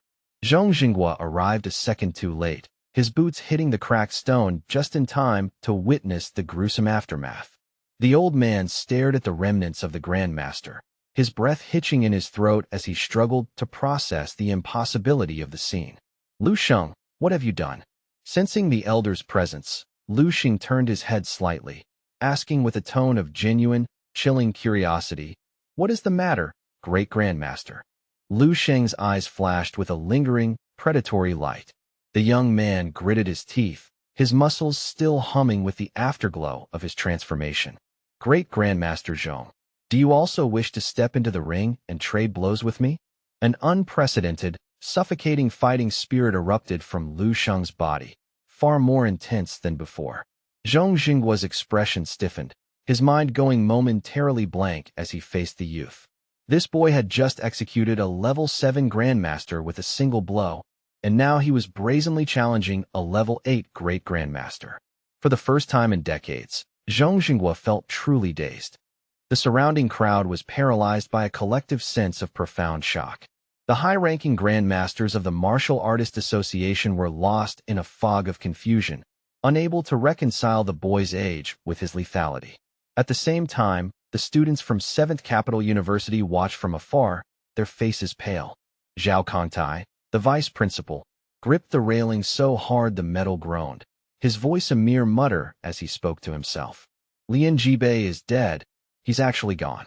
A level 7 Grandmaster was just erased. The weight of the reality began to sink in. Lian Jibei had been killed by Lu Sheng with a single punch to the head, a perfect, instantaneous execution that left not even a corpse intact. Zhao Kongtai had originally believed that Lu Sheng merely wanted to use the pressure of a grandmaster to break through his level 6 bottleneck. He had never, in his wildest dreams, expected that Lu Sheng, before even reaching formal grandmaster status, could one-shot a veteran like Lian Jibei. It wasn't until this gruesome moment that Zhao Kongtai realized how catastrophically he had misread the situation. Lu Sheng hadn't been seeking a breakthrough at all. He had entered that ring with the sole, cold-blooded intention to kill. And the target of his malice was a recognized grandmaster of the nation.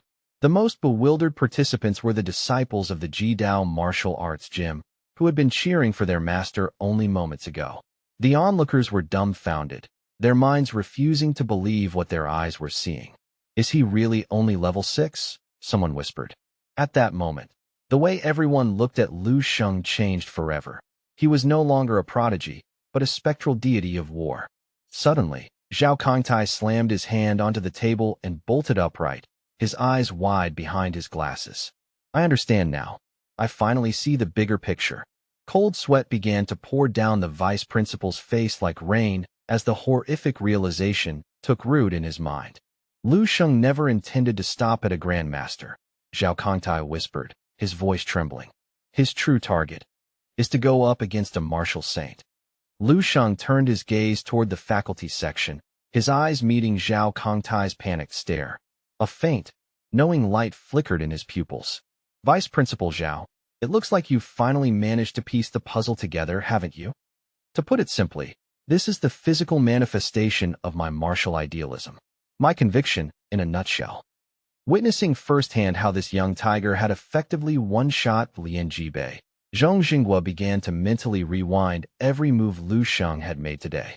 He felt a sudden, icy chill as cold sweat soaked his collar. He stood rooted to the spot, his mind racing through the implications. A youth gifted beyond belief, a martial arts prodigy who clearly harbored a deep-seated grudge. He had been framed by a narrow-minded grandmaster, forced into a corner by the Jidao martial arts gym, and had ultimately chosen to stick to his own beliefs. He had been forced to fight back. Up until the moment Lian Jibei stepped onto the stage, Lu Sheng's behavior had seemed normal.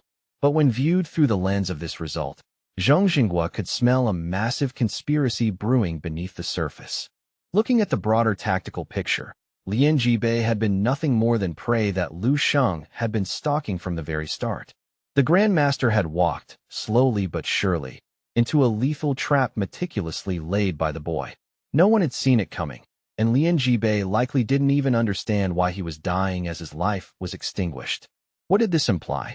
It meant Lu Sheng knew this would be a live national broadcast. He hadn't just killed a man. He had staged a public execution while maintaining the moral high ground. Lu Sheng had known from the beginning that Lian Jibei was a dead man walking. This terrifying scheme had been concocted long before they even arrived at the arena. Looking at Lu Sheng standing there, bathed in the lingering golden glow with eyes as calm and deep as an abyss, Zhong Xinghua, a rank 8 great grandmaster, actually felt his skin crawl in broad daylight. The sheer calculation was horrifying. This Lu Sheng had a mind like a steel trap and methods that were truly on another level. I was unwittingly played like a fiddle, the old man realized with a start. Zhong Xinghua remembered with startling clarity the moment Lu Sheng had asked to challenge Lian Jibei, and he, the official, was the one who had granted permission. If it were just an accident, it would be fine, but Lu Sheng's talent was becoming a recurring nightmare for his enemies. He was only 18 years old, not even 19, yet he had already ascended to rank 7. Combined with a combat power that could one-shot a veteran grandmaster and a mind that was utterly impossible to read, there was no telling where this boy would end up. Zhong Xinghua looked at Lu Sheng with a deeply complex expression before speaking slowly. I will have to report this tragedy to the Jidao martial arts gym and the martial saint himself. As for your own future, you will have to explain your actions to Tanzhongyu personally. With those parting words, the elder turned and vanished from the stage. Lu Sheng's face remained as inscrutable as ever, the fierce fighting spirit in his eyes receding like a low tide. To be perfectly honest, Lu Sheng had been secretly hoping Zhong Jinghua would make a move. Having just reached rank 7, he was eager to gauge the true distance between himself and a rank 8 powerhouse. What a pity, Lu Sheng murmured with a genuine hint of regret, then turned and began to walk off the stage. Just as he reached the edge of the ring, a hand reached out from the crowd with frantic desperation and grabbed Lu Sheng by the wrist. It was Zhao Kongtai, who had rushed over with a face devoid of color. He gripped Lu Sheng's arm with trembling fingers, his lips shaking as he whispered urgently, "We need to go. Right now? You must come down the mountain with me immediately before the situation spirals further. I'm taking you straight back to 7th Capital University to see Marshal Saint Tanzhongyu. You've caused a level of trouble that is far beyond what I can handle." Lu Sheng allowed Zhao Kongtai to drag him away, the two of them descending the mountain steps like a whirlwind. Despite the chaos, Lu Sheng's new rank 7 speed made him significantly faster than the vice principal. He followed leisurely, watching as Zhao Kongtai leaped across the stone steps like a panicked bird. While they ran, Zhao Kongtai continued to mutter, his brow soaked in cold sweat. "You don't understand the gravity of this, Lu Sheng. Lian Jibei wasn't just some random grandmaster you found on the street." Before he could finish his frantic explanation, Lu Sheng interrupted calmly. "I know exactly who he was. He was the biological brother of Lian Su, the wife of the Jidao Marshal Saint. You knew that, and you still dared to kill him." Zhao Kongtai's voice rose in pitch. He was practically family to the Marshal Saint.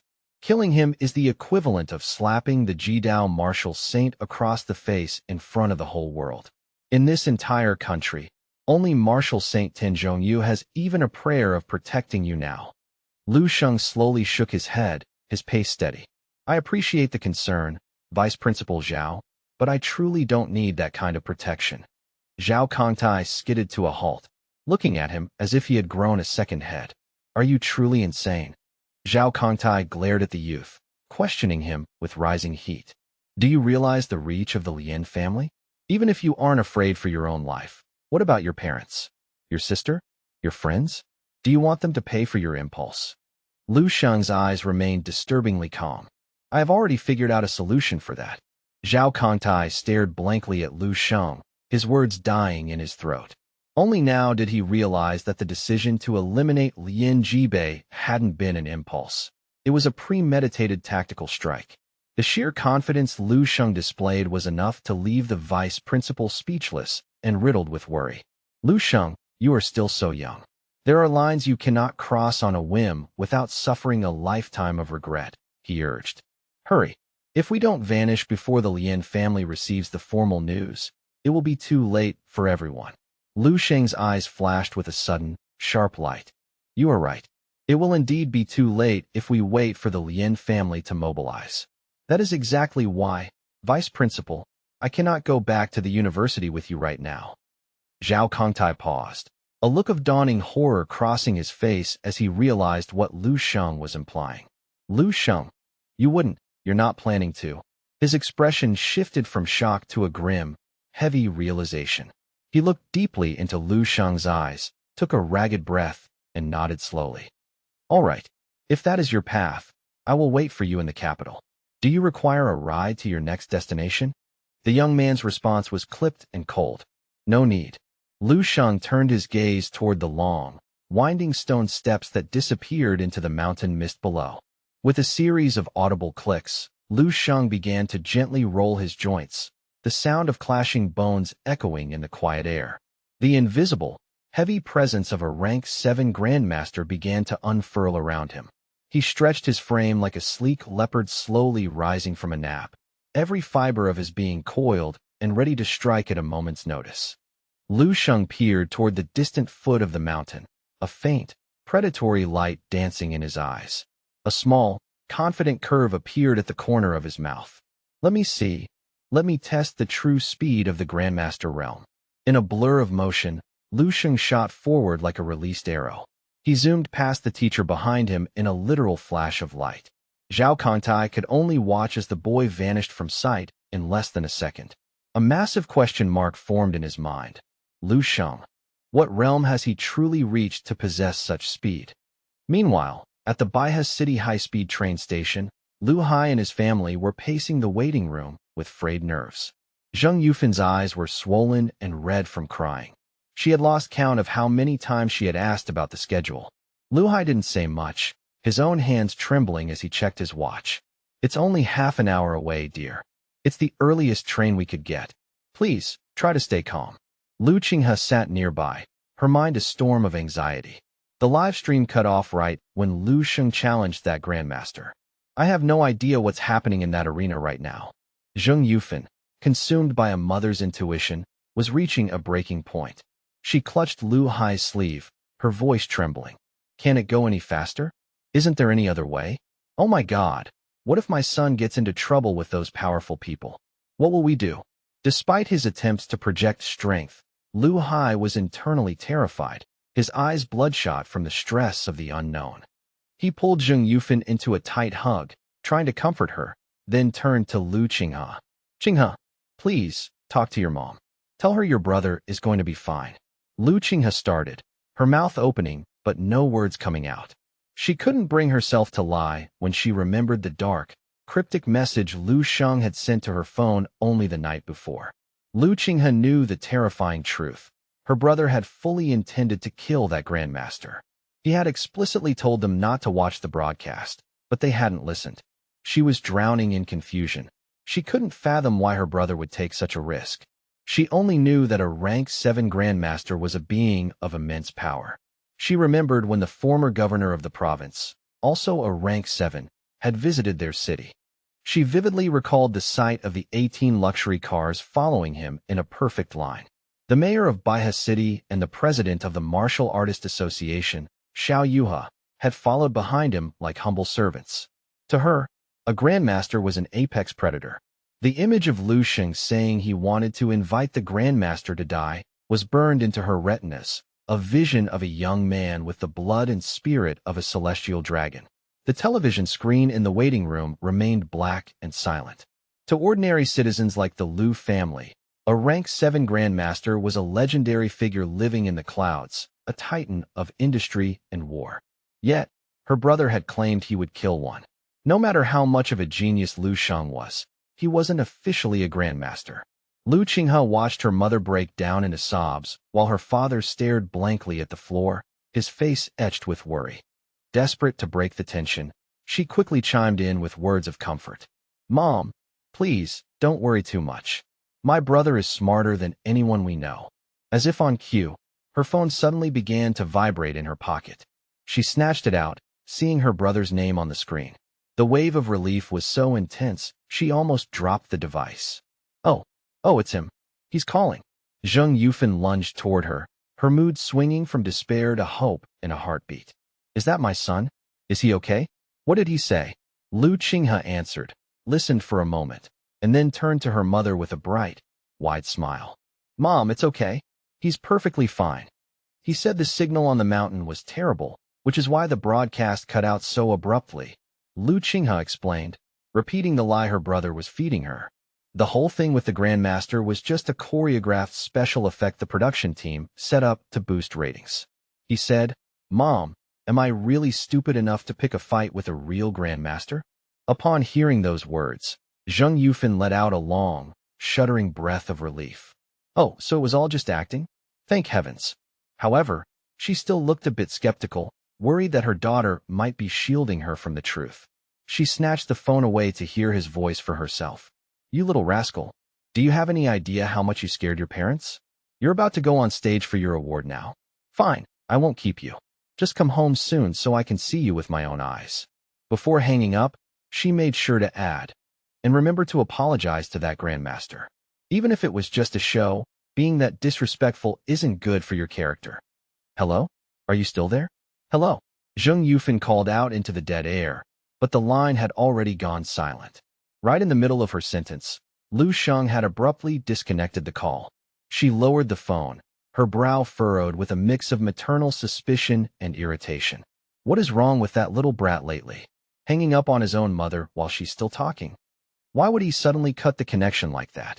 Lu Hai added, though he tried to maintain a calm exterior to soothe his wife. He chuckled softly, patting her hand in a reassuring gesture. Maybe he just realized you were about to start another one of your hour-long lectures.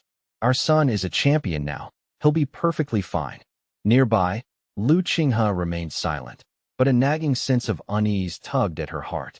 She couldn't quite articulate her doubt, but the whole situation felt fundamentally wrong. A national martial arts tournament was a place of grim prestige. She had never heard of special effect performances being held after the matches. It was deeply strange, even for her unpredictable brother. Well, there's no use standing around here in the station, Lu Hai declared, standing up and dusting off his trousers. Let's just get home. That broadcast gave us quite a scare, and I think I'll need to indulge in a couple of extra glasses of wine tonight just to settle my nerves. Lu Qinghe tugged at his sleeve, her frugal nature kicking in even amidst the tension. Hey, Dad, don't forget to return those unused tickets. They cost a pretty penny, and the refund could buy a lot of good food. Her father waved her off with a nonchalant grin.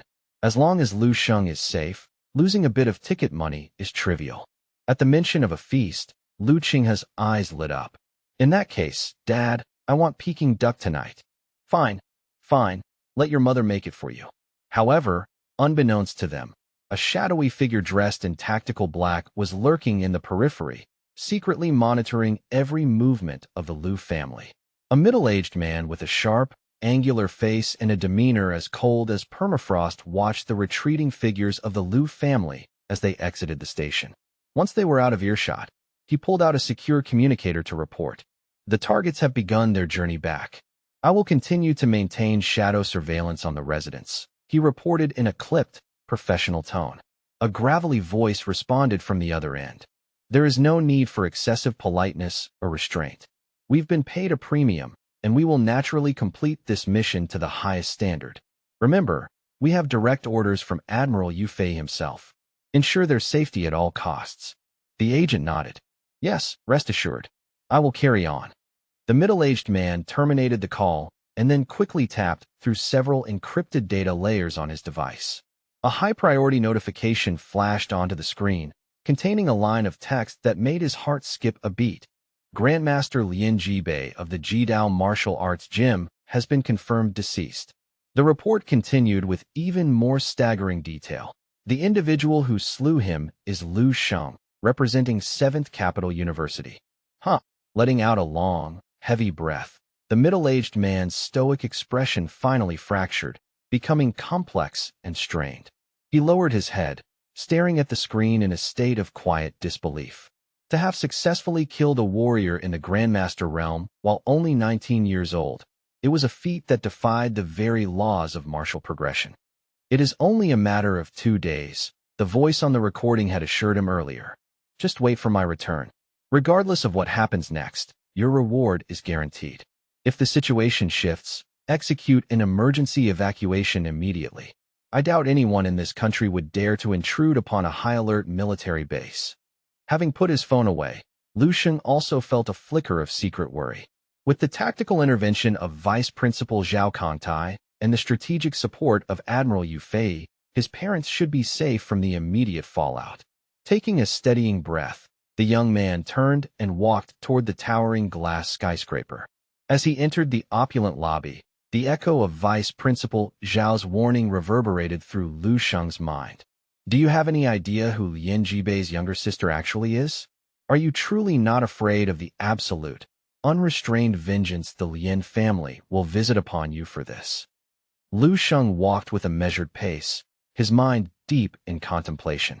Of course I am afraid, he admitted to himself. I am terrified of losing the people I love and the life I have built. But he knew that in the world of martial arts, there are certain weights one must carry and certain actions that must be taken, even when the heart is cold with fear. I am even more afraid of a future spent living under the oppressive surveillance of those judgmental eyes, he thought. Suddenly, an image flashed before his mind's eye. A small, cramped, and dusty tent where 3 black and white photographs were quietly propped up on a rough wooden board. They were the faces of 3 women, all of them smiling at him with a warmth that had long since been extinguished from the world. Looking down again in his memory, he saw the eyes of the silver-haired old man, eyes that were filled with an oceanic depth of sorrow and shattering despair. Fu Jiaming had placed his last shred of hope in him. Lu Sheng had given his word, and therefore, he was bound by blood and honor to see this through to the bitter end. It's time, Lu Sheng muttered to himself as he stepped out of the elevator. He arrived at the gilded entrance of VIP Room 8 within the exclusive Pinnacle Heaven Club. Without a moment's hesitation, he activated his mental power, sending out a silent wave of perception that mapped every heartbeat and hidden weapon within the room. Inside the lavishly decorated VIP Room 8 of the Pinnacle Heaven Club, Lian Yi was a picture of total misery, her eyes red and swollen as hot tears streamed down her face. "My father, he's really dead," she sobbed. The companion standing next to her asked in a frantic, high-pitched panic. What happened? Who could have possibly possessed the strength to kill a man like Grandmaster Lian Jibei? Lian Yi shook her head violently. "I don't know the details. The messengers only told me that I needed to flee and return to the family estate immediately." Her guardian, a stern middle-aged man, didn't waste another second. He grabbed Lian Ye's hand with a bruising grip, dragging her toward the door. "What are you waiting for? We have to leave before the exit is sealed," the man barked. But as Lian Yi threw the door open to escape, her breath caught in her throat. Lu Sheng was already there, standing perfectly still in the corridor like a harbinger of inevitable fate. Lian Yi stared at Lu Sheng with suspicious, unfriendly eyes, her grief temporarily replaced by a flash of defensive anger. "Who are you, and why are you blocking our way?" she questioned loudly. Lu Sheng's eyes glinted with a cold, terrifying, murderous intent. "Greetings, Lian Yi. Your father was Lian Jibei. I've come here specifically to find you, and to take you to see him." Miles away, Lian Su was reclining in an ornate chair, leisurely sipping a glass of vintage wine, when a frantic subordinate burst into the room to deliver an urgent report. "Something about Lian Jibei?" she asked, her voice dipping into a sharp, suspicious tone. "You're telling me that my brother, Lian Jibei, is dead?" The subordinate collapsed to his knees, his entire frame trembling with terror. Grandmaster Lian Jibei led the delegation to the National Student Martial Arts Tournament as planned. After the matches concluded, he was formally challenged and killed on the spot by a student named Lu Sheng from 7th Capital University. The reports say his entire body was reduced to ash by a single strike. Not a single trace left. Lian Su knew her brother's personality better than anyone. He was a man of extreme caution. She found the report fundamentally impossible to believe. She suddenly bolted upright, her teeth gnashing as she hissed. "Impossible. That is absolutely, utterly impossible. My brother's nature was to bully the weak and shrink away from the truly strong. There is no way he would have accepted a lethal, direct challenge from a fellow grandmaster. Do I not know his heart? Do I need a servant like you to tell me how my own brother thinks?" The subordinate swallowed hard, his voice stammering as he prepared to deliver the most galling detail. He took a deep, shaky breath. "Madam, the reports are explicit. Lu Sheng, the boy who killed the Grandmaster, is officially registered as a level 6 martial artist." Upon hearing this, Lian Su's fury reached a boiling point. She crushed the delicate crystal wine glass in her hand, shards of glass and red wine dripping from her fist as her eyes filled with a murderous light. "What did you say? A level 6 student? Is this supposed to be some kind of sick, humorous joke? How dare you stand there and make a fool of me with such lies?" she screamed. The subordinate pressed his forehead to the floor, sobbing in fear. "Madam, please calm down. I beg you to hear me out." Lu Sheng underwent a spontaneous breakthrough during the exchange, entering the Grandmaster realm the moment he unleashed his final move. Hearing this slight rationalization, Lian Su tossed the broken remnants of her glass away and began to laugh, a high-pitched, hysterical sound that echoed through the hall. "Haha, I knew it. I knew there was more to this." A mere level 6 martial artist. Lian Su's defiant spirit finally collapsed under the weight of the humiliation. She could no longer stand firm. Her legs gave out, and she fell to her knees, burying her face in her hands as she sobbed. "Brother, how could you allow yourself to be slaughtered by a child who hadn't even earned his title?" "So, he was a true martial arts genius after all," she whispered through her tears. "An extraordinary monster. Ha!" After a long moment of jagged breathing, Lian Su reluctantly forced herself to calm down. She stood up, her expression hardening into a mask of pure ice, and looked at the subordinate. If that is the case, then I'll have to trouble you to personally undertake a very specific trip. The subordinate looked up, his heart skipping a beat at her ominous tone. Lien Su burst into fresh tears, her eyes burning with an unquenchable hatred. With a voice as sharp as a blade, she issued her command, "Go and kill him. Do not come back until he is dead." The subordinate was paralyzed with terror. "Madam, we cannot possibly beat him. To go now is suicide." He scrambled to find a reason that might save his life. "That won't work, madam. Grandmaster Lien Jibei was killed in a sanctioned, formal match. Those are the ancient rules of the martial world. You cannot legally pursue a blood feud for an honorable death." Lien Su's sanity snapped completely at the mention of rules, and she lunged forward, her hands closing around the subordinate's throat with lethal intent. "Then what about my brother's life? Do you mean to say my brother died an unjust death for nothing?" she screamed madly, her voice a shrill shriek of despair. "Everyone is dead. How can this be happening? Fine, if that's how it's going to be. Fine. If no one in this house will help me, then so be it," she hissed, releasing her grip on the gasping man. "Fine then. Don't blame me for the path I must take to get my revenge." Back in the dilapidated district where Fu Jianming lived, the atmosphere was as grim as ever. The old man was hunched over, his hands stained with grime as he rummaged through a pile of trash in a familiar, mechanical routine. But today his scavenging had brought him to the gates of a local school. As he paused his work, his eyes drifted toward the children playing in the yard. The old man became motionless, focusing his clouded gaze intently on the energetic group of students. In an instant, the faces of the children blurred, and the cherished image of his own lost daughter appeared vividly in his mind. The little girl he was staring at noticed his unblinking gaze and turned to her friends with a look of mock terror. "Oh no, it's that crazy old man again.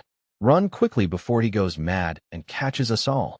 Hearing her warning, the group of children immediately scrambled away, their laughter echoing as they ran as fast as their legs could carry them. In their frantic retreat, one little boy accidentally bumped into the legs of Lu Sheng, who was just walking into the area. Lu Sheng offered the children a warm, reassuring smile before continuing his search for the elderly beggar. Arriving beside a massive, overflowing trash bin, Lu Sheng finally spoke.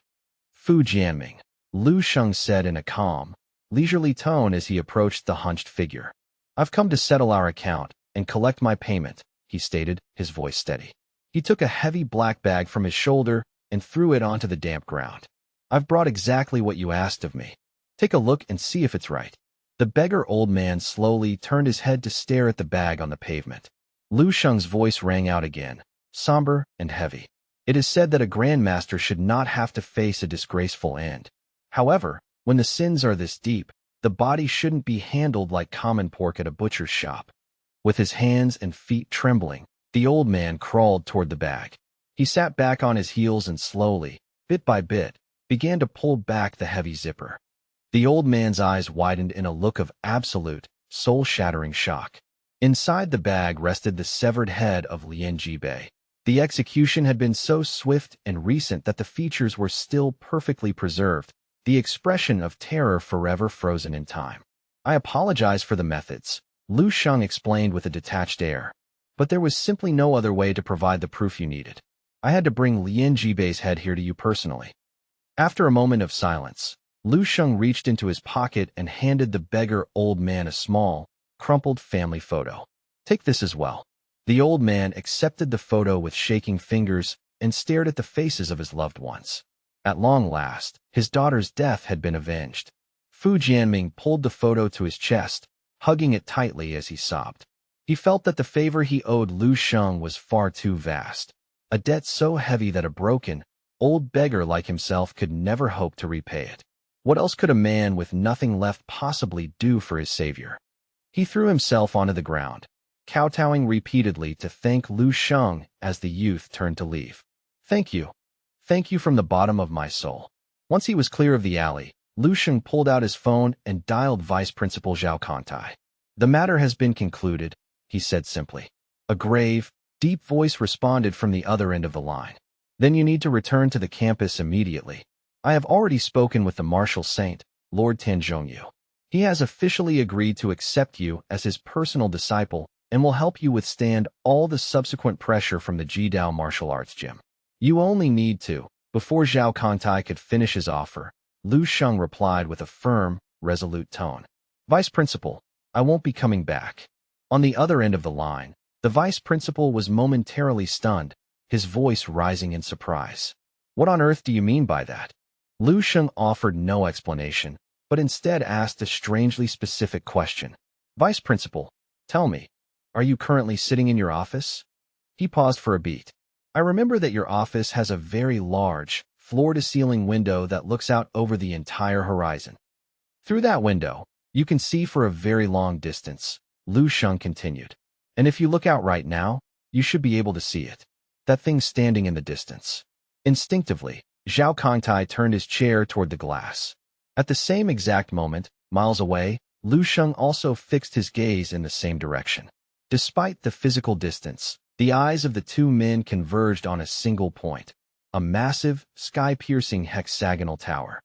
It was the Martial Saint Tower of 7th Capital University, a structure that represented the absolute dignity and iron will of Tanzhongyu. In the far distance, 6 other similar towers could be seen dominating the skyline. In Lu Sheng's eyes, the shadows of these monuments seemed to be reflected as he stared at them with a profound, newfound peace. Vice Principal, do you know what my first act will be once I truly become a martial saint in the future? Zhao Kangtai was stunned into silence, his mind fumbling for words. But before he could speak, Lu Sheng's calm, chilling voice came through the receiver. In the future, when I finally claim the title of martial saint, I will tear every one of those martial saint towers down to the ground. I will erase them so that people have no choice but to sing my name alone. The sheer audacity of the statement left the vice principal's ears ringing. In the silence of the office, Zhao Kangtai was drenched in a cold sweat. He looked toward a corner of the room where a shadow shifted slightly, and a calm, terrifyingly gentle voice drifted out. If the boy does not wish to be sheltered, then we shall let him follow his own path. Zhao Kangtai blinked in shock, but he could only bow his head in submission. The martial saint, Tanzhongyu, stepped into the light, slowly stroking his long beard as he gazed out at the tower. There is no need for regret, Kangtai. The boy has discovered a road that belongs to him alone. He is simply not walking it with us. Though his philosophies lean toward the idealistic and perhaps even the absurd, it has been an eternity since I have encountered a junior in the martial arts world with such a captivating spark. Martial Saint Tanzhongyu's voice carried a weight that seemed to press against the very walls. Before him, Zhao Tai's features twisted into a complex tapestry of awe and trepidation. To extract the word interesting from a figure of such supreme standing was, in itself, an accolade of the highest order.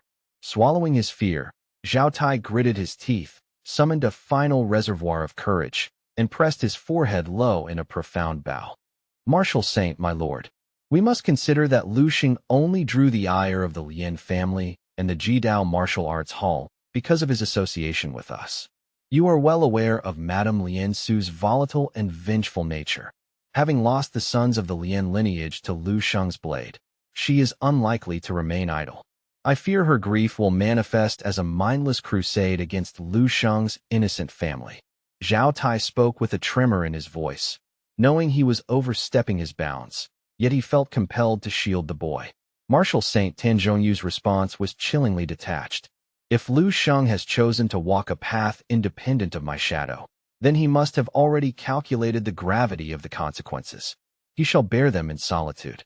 A heavy silence stretched between them as Zhao Tai remained motionless, his head bowed low and his spine as rigid as a spear. Despite his discipline, large beads of perspiration rolled from his forehead and shattered against the floor. Finally, Tanzhongyu's voice cut through the stillness. There is a sliver of merit in your concern. Very well, dispatch Pang Huayu to offer a measure of protection to his kin. With her presence, the safety of Lu Sheng's 3 family members should be guaranteed. As for anything beyond that, let the matter be buried. Without another word, Tanzhongyu turned and departed, his presence fading like a receding tide.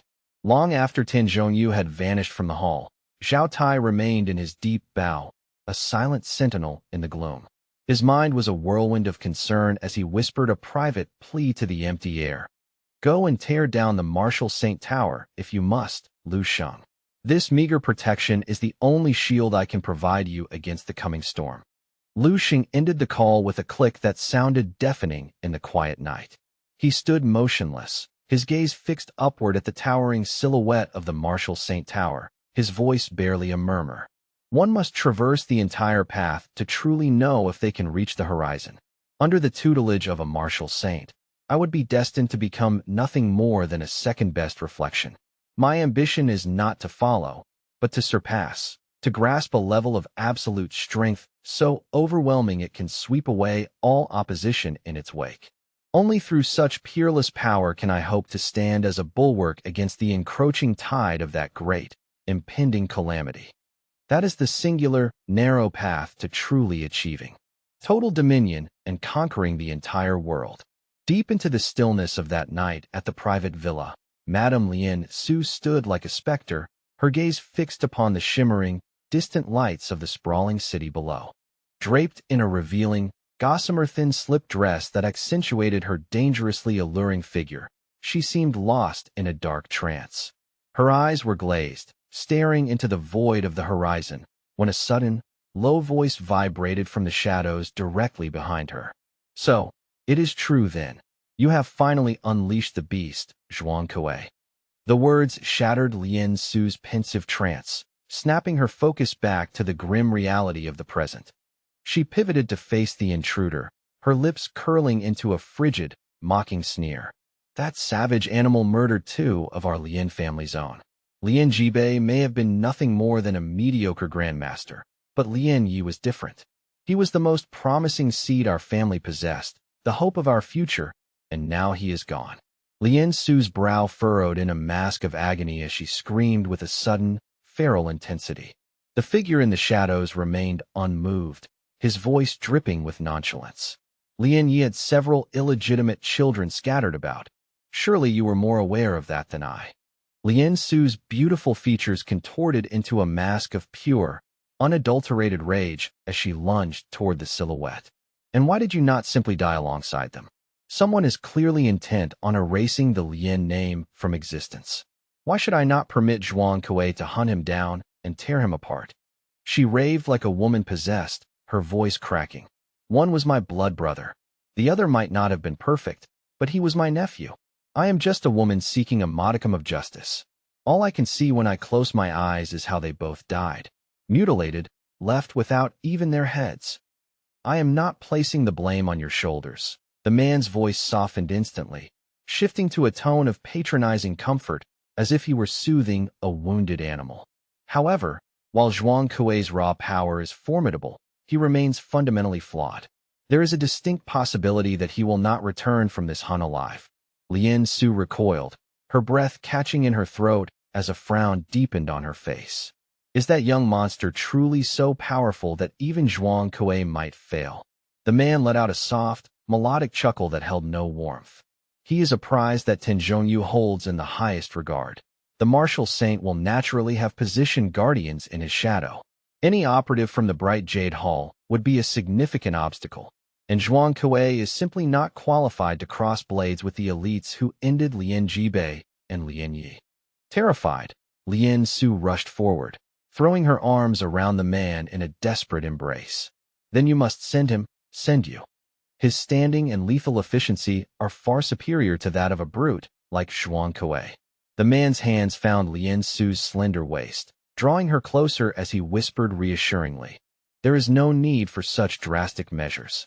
I have already mobilized 12 of the shadow guards to trail them. With that level of force intervening, the bloody conclusion you desire is all but guaranteed. 12 elite shadow guards. Lien Su's eyes ignited with a sudden, predatory light.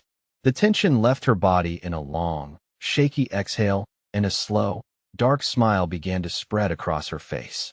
The madness that had consumed Lien Su moments ago vanished, replaced by a purring, seductive tone. I knew that, in the end, you would always remain my protector, always keeping my desires in your heart. She leaned into him, her movements soft and feline. However, the man abruptly pushed her away, his voice regaining its sharp, disciplinary edge. I will aid you. Yes, but you have overstepped a dangerous line this time. Distributing the Jidao secret manual to Zhuang Kuei without my explicit authorization was a grave error. The smile on Lien Su's face didn't just fade. It froze into a mask of ice. Aside from that forbidden knowledge, what other currency do I possess to buy the loyalty of a Jidao Grandmaster? What else have you ever truly given me to call my own? Huh? Lien Su's laughter was a cold, jagged thing. She watched the man's retreating silhouette with eyes that burned with a mixture of hatred and bitter mockery. Regardless of your excuses, I expect there will never be a repeat of this transgression. The finality in his voice echoed as his figure vanished into the night. Lien Su remained rooted to the spot, staring at the empty space where he had stood, her expression unreadable for a long, heavy minute. Then, without warning, she broke into a high-pitched, hysterical cackle, her limbs twitching and contorting with the frantic energy of a madwoman. Meanwhile, at the bustling airport, Pang Huayu received the high-priority directive from Marshal Saint Tenjongyu. Without a moment's hesitation, she pivoted on her heel and began her return journey. The girl gazed at the digital image of Lu Sheng on her smartphone, her eyebrows arching in genuine surprise. Not half bad. This fellow actually possesses more charisma than Xingyu did in his prime. It seems our bright Jade Hall is on the verge of welcoming a formidable new tiger into the fold. A weary, despondent voice crackled through her earpiece. The martial saint intended to take him as a personal disciple, but the boy actually refused the offer. Pang Huayu's eyes widened in sheer disbelief. What? He rejected a direct invitation from Lord Tanzhongyu? This kid has more than just guts, he's insane. He's managed to offend the Lien family and the Jidao Martial Arts Hall, and now he wants to face the coming storm entirely on his own? He's a total lunatic. A look of profound confusion clouded her face. She truly could not fathom why someone would spurn a martial saint's favor while simultaneously inviting the wrath of another. Then why is the martial saint ordering me to intervene? The girl asked, her voice tinged with annoyance.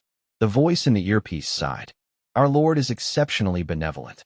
Even if the boy refuses the master-disciple bond, the saint does not wish to see such a rare and talented seed withered before its time. Pang Huayu considered this for a moment. Fine. Then tell me, who is the unfortunate soul I'll be clashing with this time? It is Zhuang Kuei, one of the 28 constellations of the Jidao Hall. You've never crossed paths with him, but his combat prowess is nearly on par with your own. You are both currently bottlenecked at the peak of level 7, stuck at the threshold of the heavenly and earthly bridges for far too long. Pang Huayu whispered the name, Zhuang Kuei, under her breath, her eyes flashing with a competitive fire. I think I see the play now. I understand why the martial saint chose me for this. The voice replied, Good. See this as the catalyst for your own growth. Seize the opportunity. Got it, she muttered, her mind already calculating. In the villa that Lu Sheng had recently acquired, his voice suddenly boomed through the hallway. I'm home. The suddenness of his arrival startled the entire household. They stood frozen, eyes wide, staring at Lu Sheng as if he were a ghost. Lu Qinghe was the first to break the silence, a joyful grin splitting her face as she dashed to his side. Brother, you're finally back. We thought you disappeared. Your father and I have been worried sick, his mother, Zheng Yufan, added, her voice thick with anxious relief. What took you so long? You promised a taxi would have you here in an hour. Lu Sheng's father, Lu Hai, quickly stepped in to soothe her. Come now. Honey, let's not smother him with nagging the moment he steps through the door. The important thing is that he's home and unharmed. Lu Sheng offered them a sheepish, apologetic smile. The high-speed rail was plagued by a 30-minute delay. It was out of my hands. Lu Hai turned toward the kitchen, gesturing broadly. Well, come along then. It's time you sat down and shared a few drinks with your old man. Lu Sheng nodded warmly. I'll be right there, Dad. As the words left his mouth, Lu Sheng casually swung his massive, heavy-duty backpack off his shoulder and tossed it toward Lu Qinghe with practiced ease. Lu Qinghe fumbled, barely catching the heavy bag, her face flushing with indignation. Hey, I'm a girl, in case you haven't noticed. You can't just throw things at me. Lu Xing shot a playful, sidelong glance at his sister. Are you going to carry it or not? Because there happens to be a special gift inside, bought specifically for you. The mention of a gift acted like a magic spell. The girl's annoyance evaporated into a radiant smile. Hee hee. Well, since you put it that way, I suppose I can manage. Lu Xing reached out and gave her head a playful pat. Watching her, his mood lightened considerably. He knew these moments of simple, familial teasing would become increasingly rare in the turbulent future he saw ahead. Lu Xing clutched the oversized bag to her chest and scurried off, shouting over her shoulder. I finally understand why you're single. You're the ultimate straight man. It's no wonder you don't have a girlfriend with that attitude. Lu Xing stood there, momentarily stunned, as if two giant question marks had materialized above his head. His mother, Zheng Yufan, chimed in with a knowing smile. Sheng, you'll be 19 after this birthday. It really is high time you started looking for a nice girl instead of fighting and training all day long. Lu Xing scratched the back of his neck awkwardly. Mom, I'm only 19. There's plenty of time for that. He quickly shifted the focus. More importantly, what's for dinner? I'm absolutely famished. Just as the laughter began to settle, Lu Xing's internal senses flared. He felt the unmistakable ripple of spiritual power surging for his presence. He immediately moved toward the front door, pausing to call back to his mother. Actually, a friend just arrived outside. I need to step out for a few minutes. Don't wait for me. Go ahead and start eating. I'll be back before you know it. Zheng Yufan poked her head out. We're having your favorite braised pork. It'll be on the table in 15 minutes. If you're late, it'll be cold and greasy. Lu Xing smiled to himself as he stepped out. 15 minutes. That should be more than enough time. Lu Xing walked toward the dense, small forest bordering the property, his eyes locking onto a specific shadow behind a massive ancient tree. This assignment must have been quite a burden on you, Lu Xing said calmly. A middle-aged man stepped out from the darkness, his posture immediately shifting into one of deep, respectful subservience. You are far too kind, sir. It is merely my duty. As the man looked at Lu Xing's back, cold sweat began to pour down his neck. He couldn't help but think to himself, this kid just executed a veteran grandmaster earlier this morning. The scent of iron and blood probably hasn't even left his hands yet. The sheer, suffocating aura he radiates is like standing before a high-level exotic beast on a live battlefield. Lu Xing spoke with a newfound gravity. When you return, convey my gratitude to Xiao Yuha. Tell him I haven't forgotten my promise and will fulfill it very soon. The middle-aged man nodded vigorously, then turned and vanished into the trees with incredible speed. A moment later, Lu Xing's voice rang out from the direction of the villa. Hey, what are you doing out here standing in the dark? The whole family is waiting on you to start the meal. I've been looking everywhere. Lu Xing didn't respond immediately. Instead, he expanded his spiritual perception in a wide arc, scanning the surrounding terrain with clinical precision. No sign of any significant power signatures within a 500-meter radius. It seems those cowards have decided not to show their faces tonight. Lu Xing continued to nag from the porch. Hurry up. The food is losing its heat. Lu Xing turned back with a relaxed smile. Yeah, I'm coming.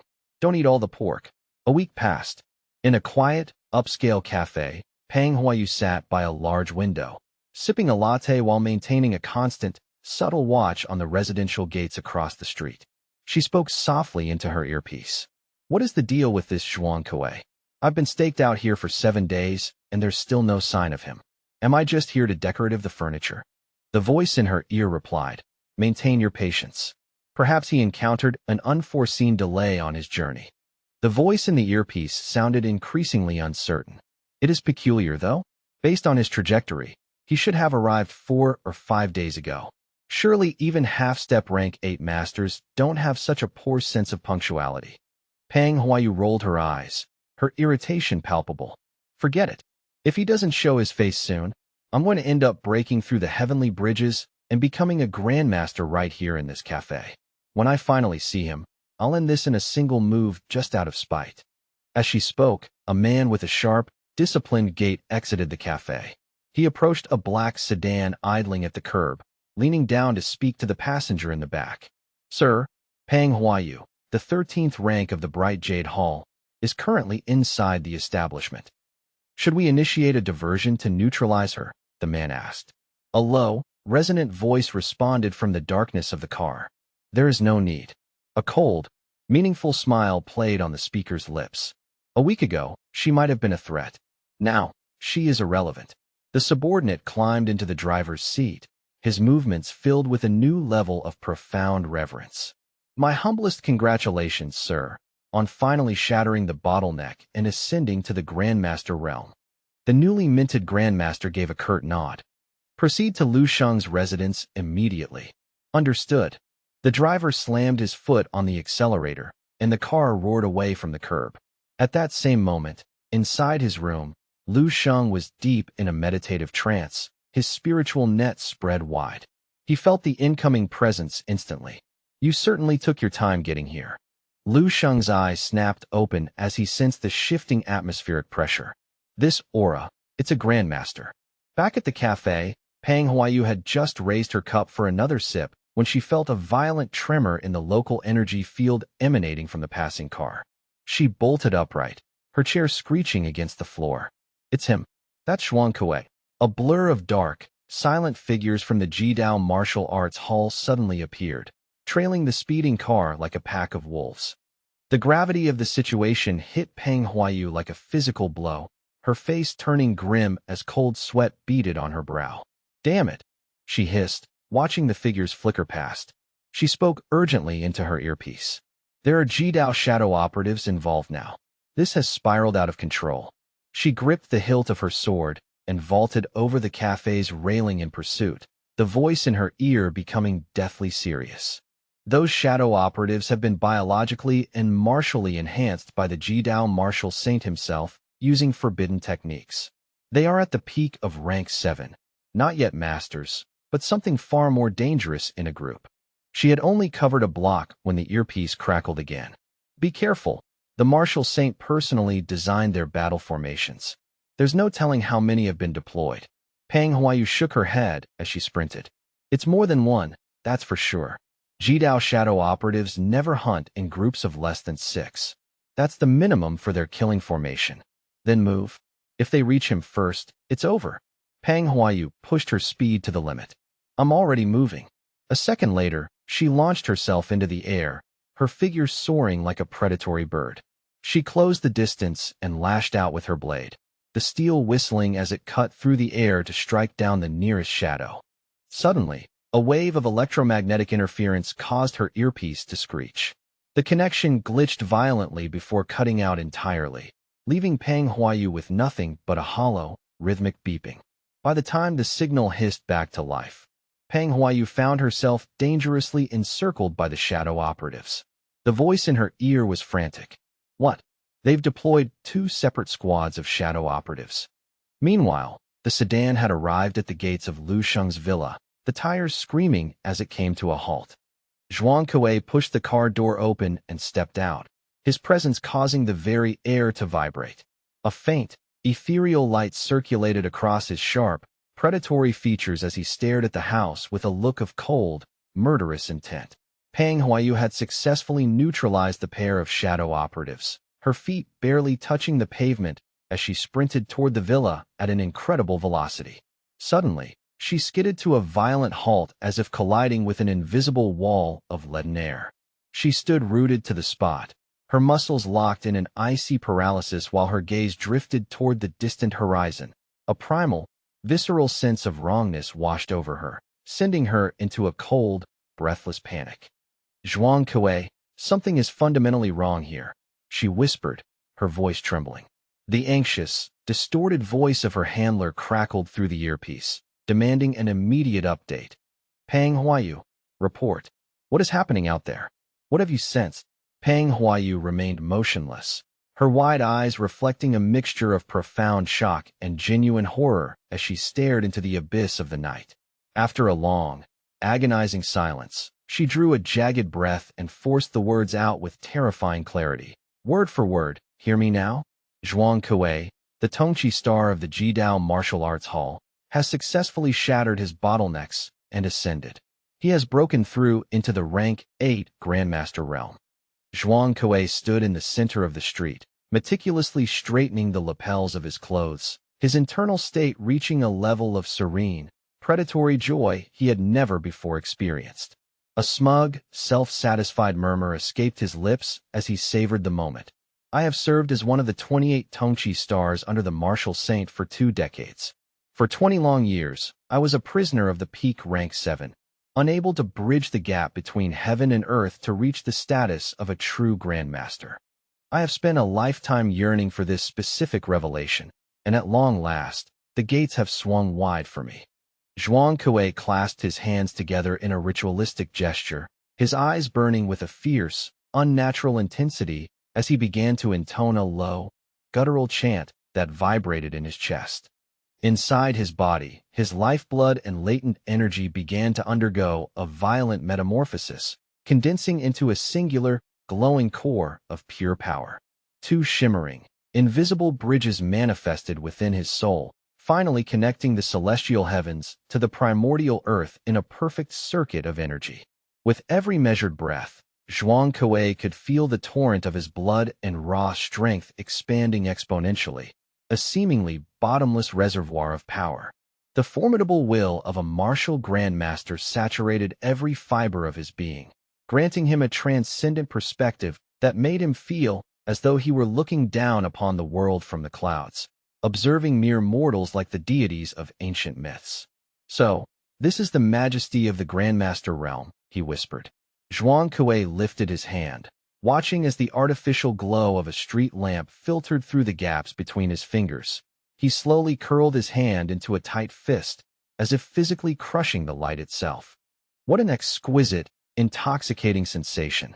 Huh? As his grip tightened, the scattered light seemed to be sucked back toward his palm, coalescing into a single, concentrated ray of brilliance. He squeezed his fist shut, and that captured ray of light transformed into a jagged, ethereal weapon of pure intent. Zhuang Kuei felt a sudden surge of twisted gratitude toward the target of his mission. If Lu Sheng hadn't slaughtered the 3 Lien family sacrifices, Madame Su, a close kin of the martial saint, would never have been desperate enough to grant him access to the saint's restricted secret manuals. It was that forbidden knowledge that had finally allowed him to shatter his limits and reach this divine state. Yet, a shadow of regret crossed his mind as he sighed. I was told my prey is a mere teenager, a genius of unparalleled talent the likes of which we haven't seen in generations. Even the prestigious Bright Jade Hall felt compelled to intervene on his behalf. It is truly a tragic waste that such a magnificent spark is destined to be snuffed out by my hand tonight. Huh? Just as the laughter died in his throat, Zhuang Kuei's heightened senses picked up the rhythmic, unhurried sound of footsteps approaching from the darkness ahead.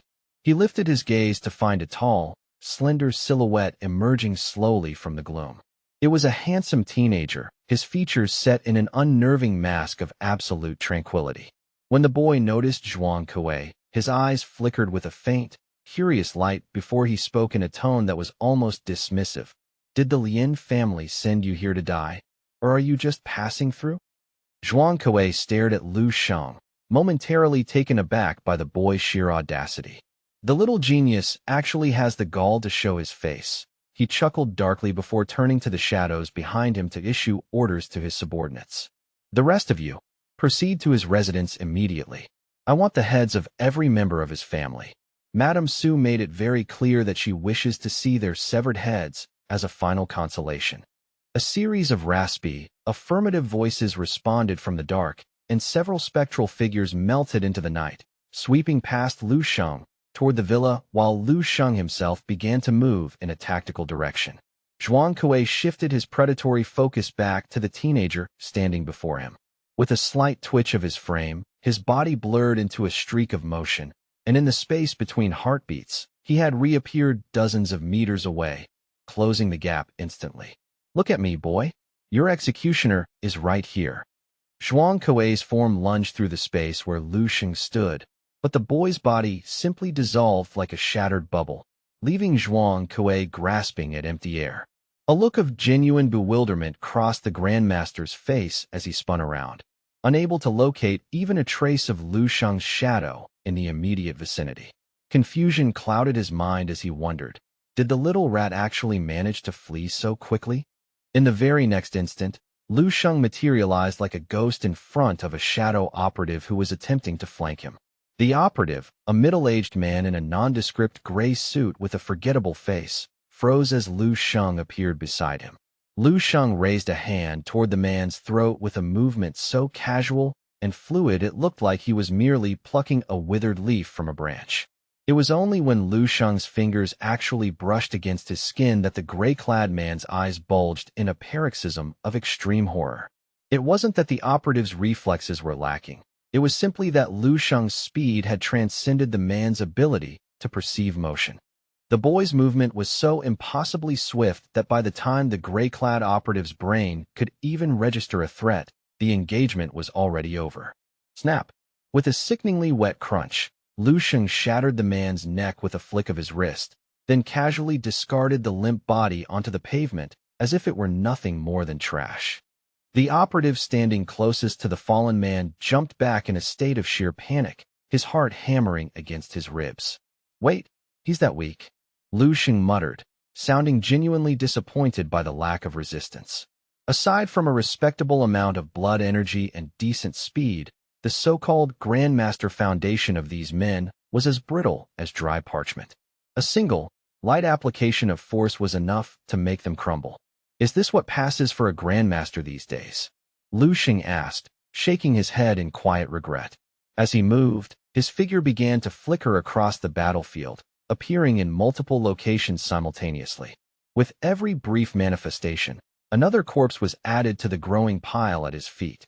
"Something is wrong," the remaining gray-clad men screamed. Finally realizing they were the ones being hunted, they scattered frantically into the darkness, attempting to vanish without a trace.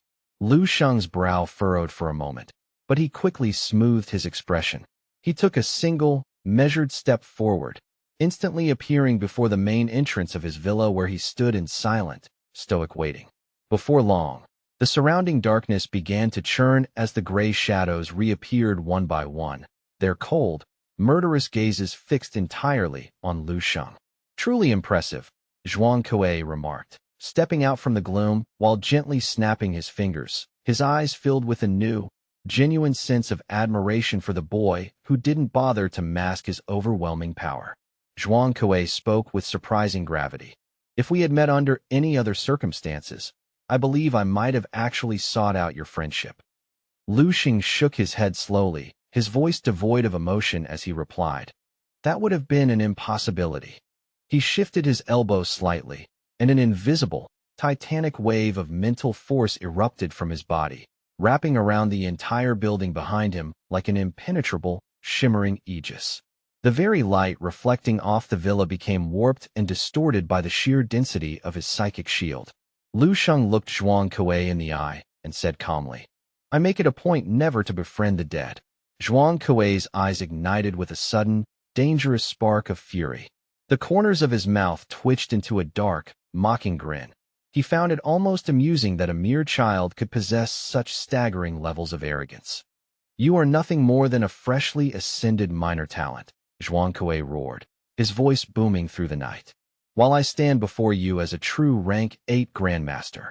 He drew in a massive, deep breath, and the blood-pill core within his dantian began to spin at a furious rate, releasing a surging tide of crimson energy that roared through his veins like a river meeting a stormy sea. Zhuang Kuei's blood energy surged past his previous limits, continuing to climb toward an unthinkable peak. His indomitable will saturated his entire physical form, manifesting as a visible pillar of alarm smoke, made of pure essence that shot straight from the crown of his head into the darkened sky. This terrifying aura radiated outward, causing the very streetlights to blur and the landscape to warp under the weight of his presence. A crushing, suffocating sense of oppression descended upon the scene, blanketing the area in a heavy dread. In that moment of transcendence, Zhuang Kuei felt as though he had become the mountains and rivers themselves, as eternal and powerful as the sun and moon. A look of pure, ecstatic infatuation crossed his face as he reveled in his new state. "Now, little genius, I shall permit you to experience just a fraction of the absolute power that belongs to a rank 8 Grandmaster. However, a strange, jarring commotion broke through Zhuang Kuei's moment of triumph. He looked toward his target, only to find the teenager standing just a few paces away, watching him with a gaze that was chillingly indifferent and utterly unimpressed. Lu Sheng remained a statue of perfect calm. His lips parted slightly as he whispered a single, solitary number. 1. As the syllable hung in the air, 7 elite shadow guards lunged simultaneously from their hiding spots, hurtling through the air toward the garden at the rear of the villa.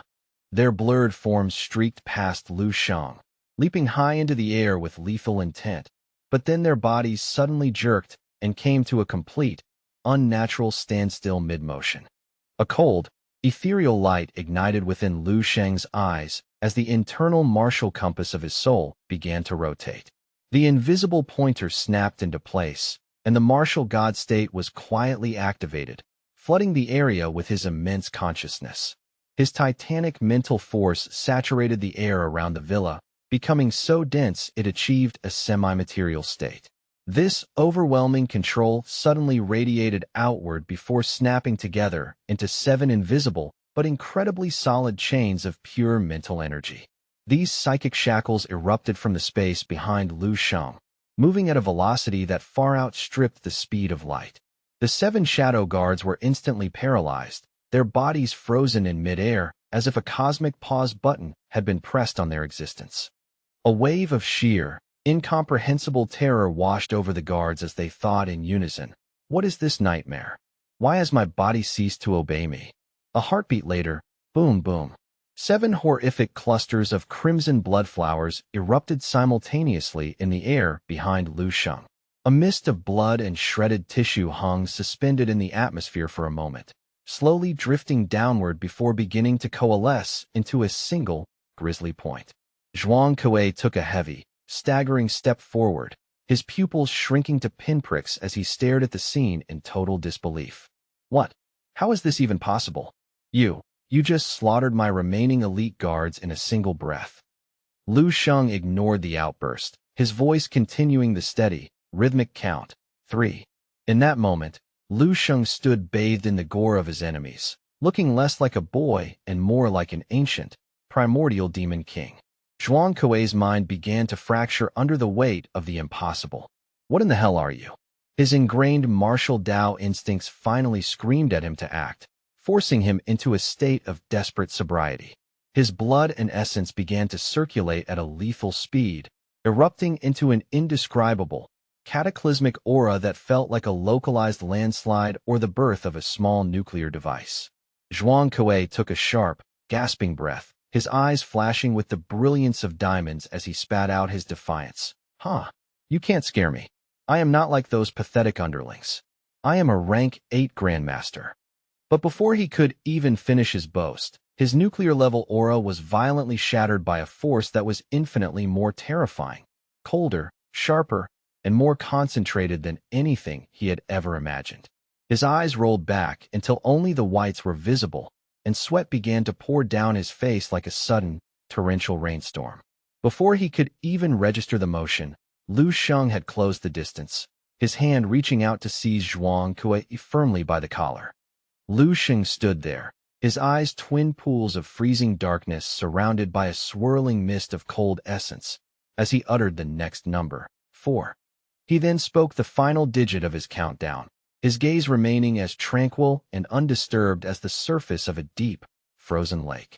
Zhuang Kuei's features contorted into a mask of pure, pathetic agony, his spirit broken as he looked as though he were on the verge of tears. How can this be happening?" Boom. A fist suddenly materialized against his chest with the force of a high-speed locomotive impact.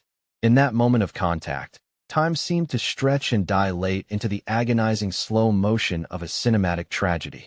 Zhuang Kuei's ribcage let out a series of sharp, rhythmic cracks before a massive, gaping hole was blasted clean through his torso. His soul screamed in protest and denial. Before the light finally left his eyes, his body collapsed, and he fell to his knees on the cold pavement. Both of his knees struck the ground with a dull, final thud, forcing him into a posture of accidental penance. Impossible, this can't be my end. The terrifying aftershocks from the impact point in Zhuang Kuei's chest began to ripple outward, visible to the naked eye as they tore through his remaining physical form. The muscles and tissues of his body began to shatter inch by inch, fresh blood oozing from every pore before his entire being began to simply dissipate into the air. By all the laws of physics and martial arts, an impact force of that magnitude should have leveled a mountain.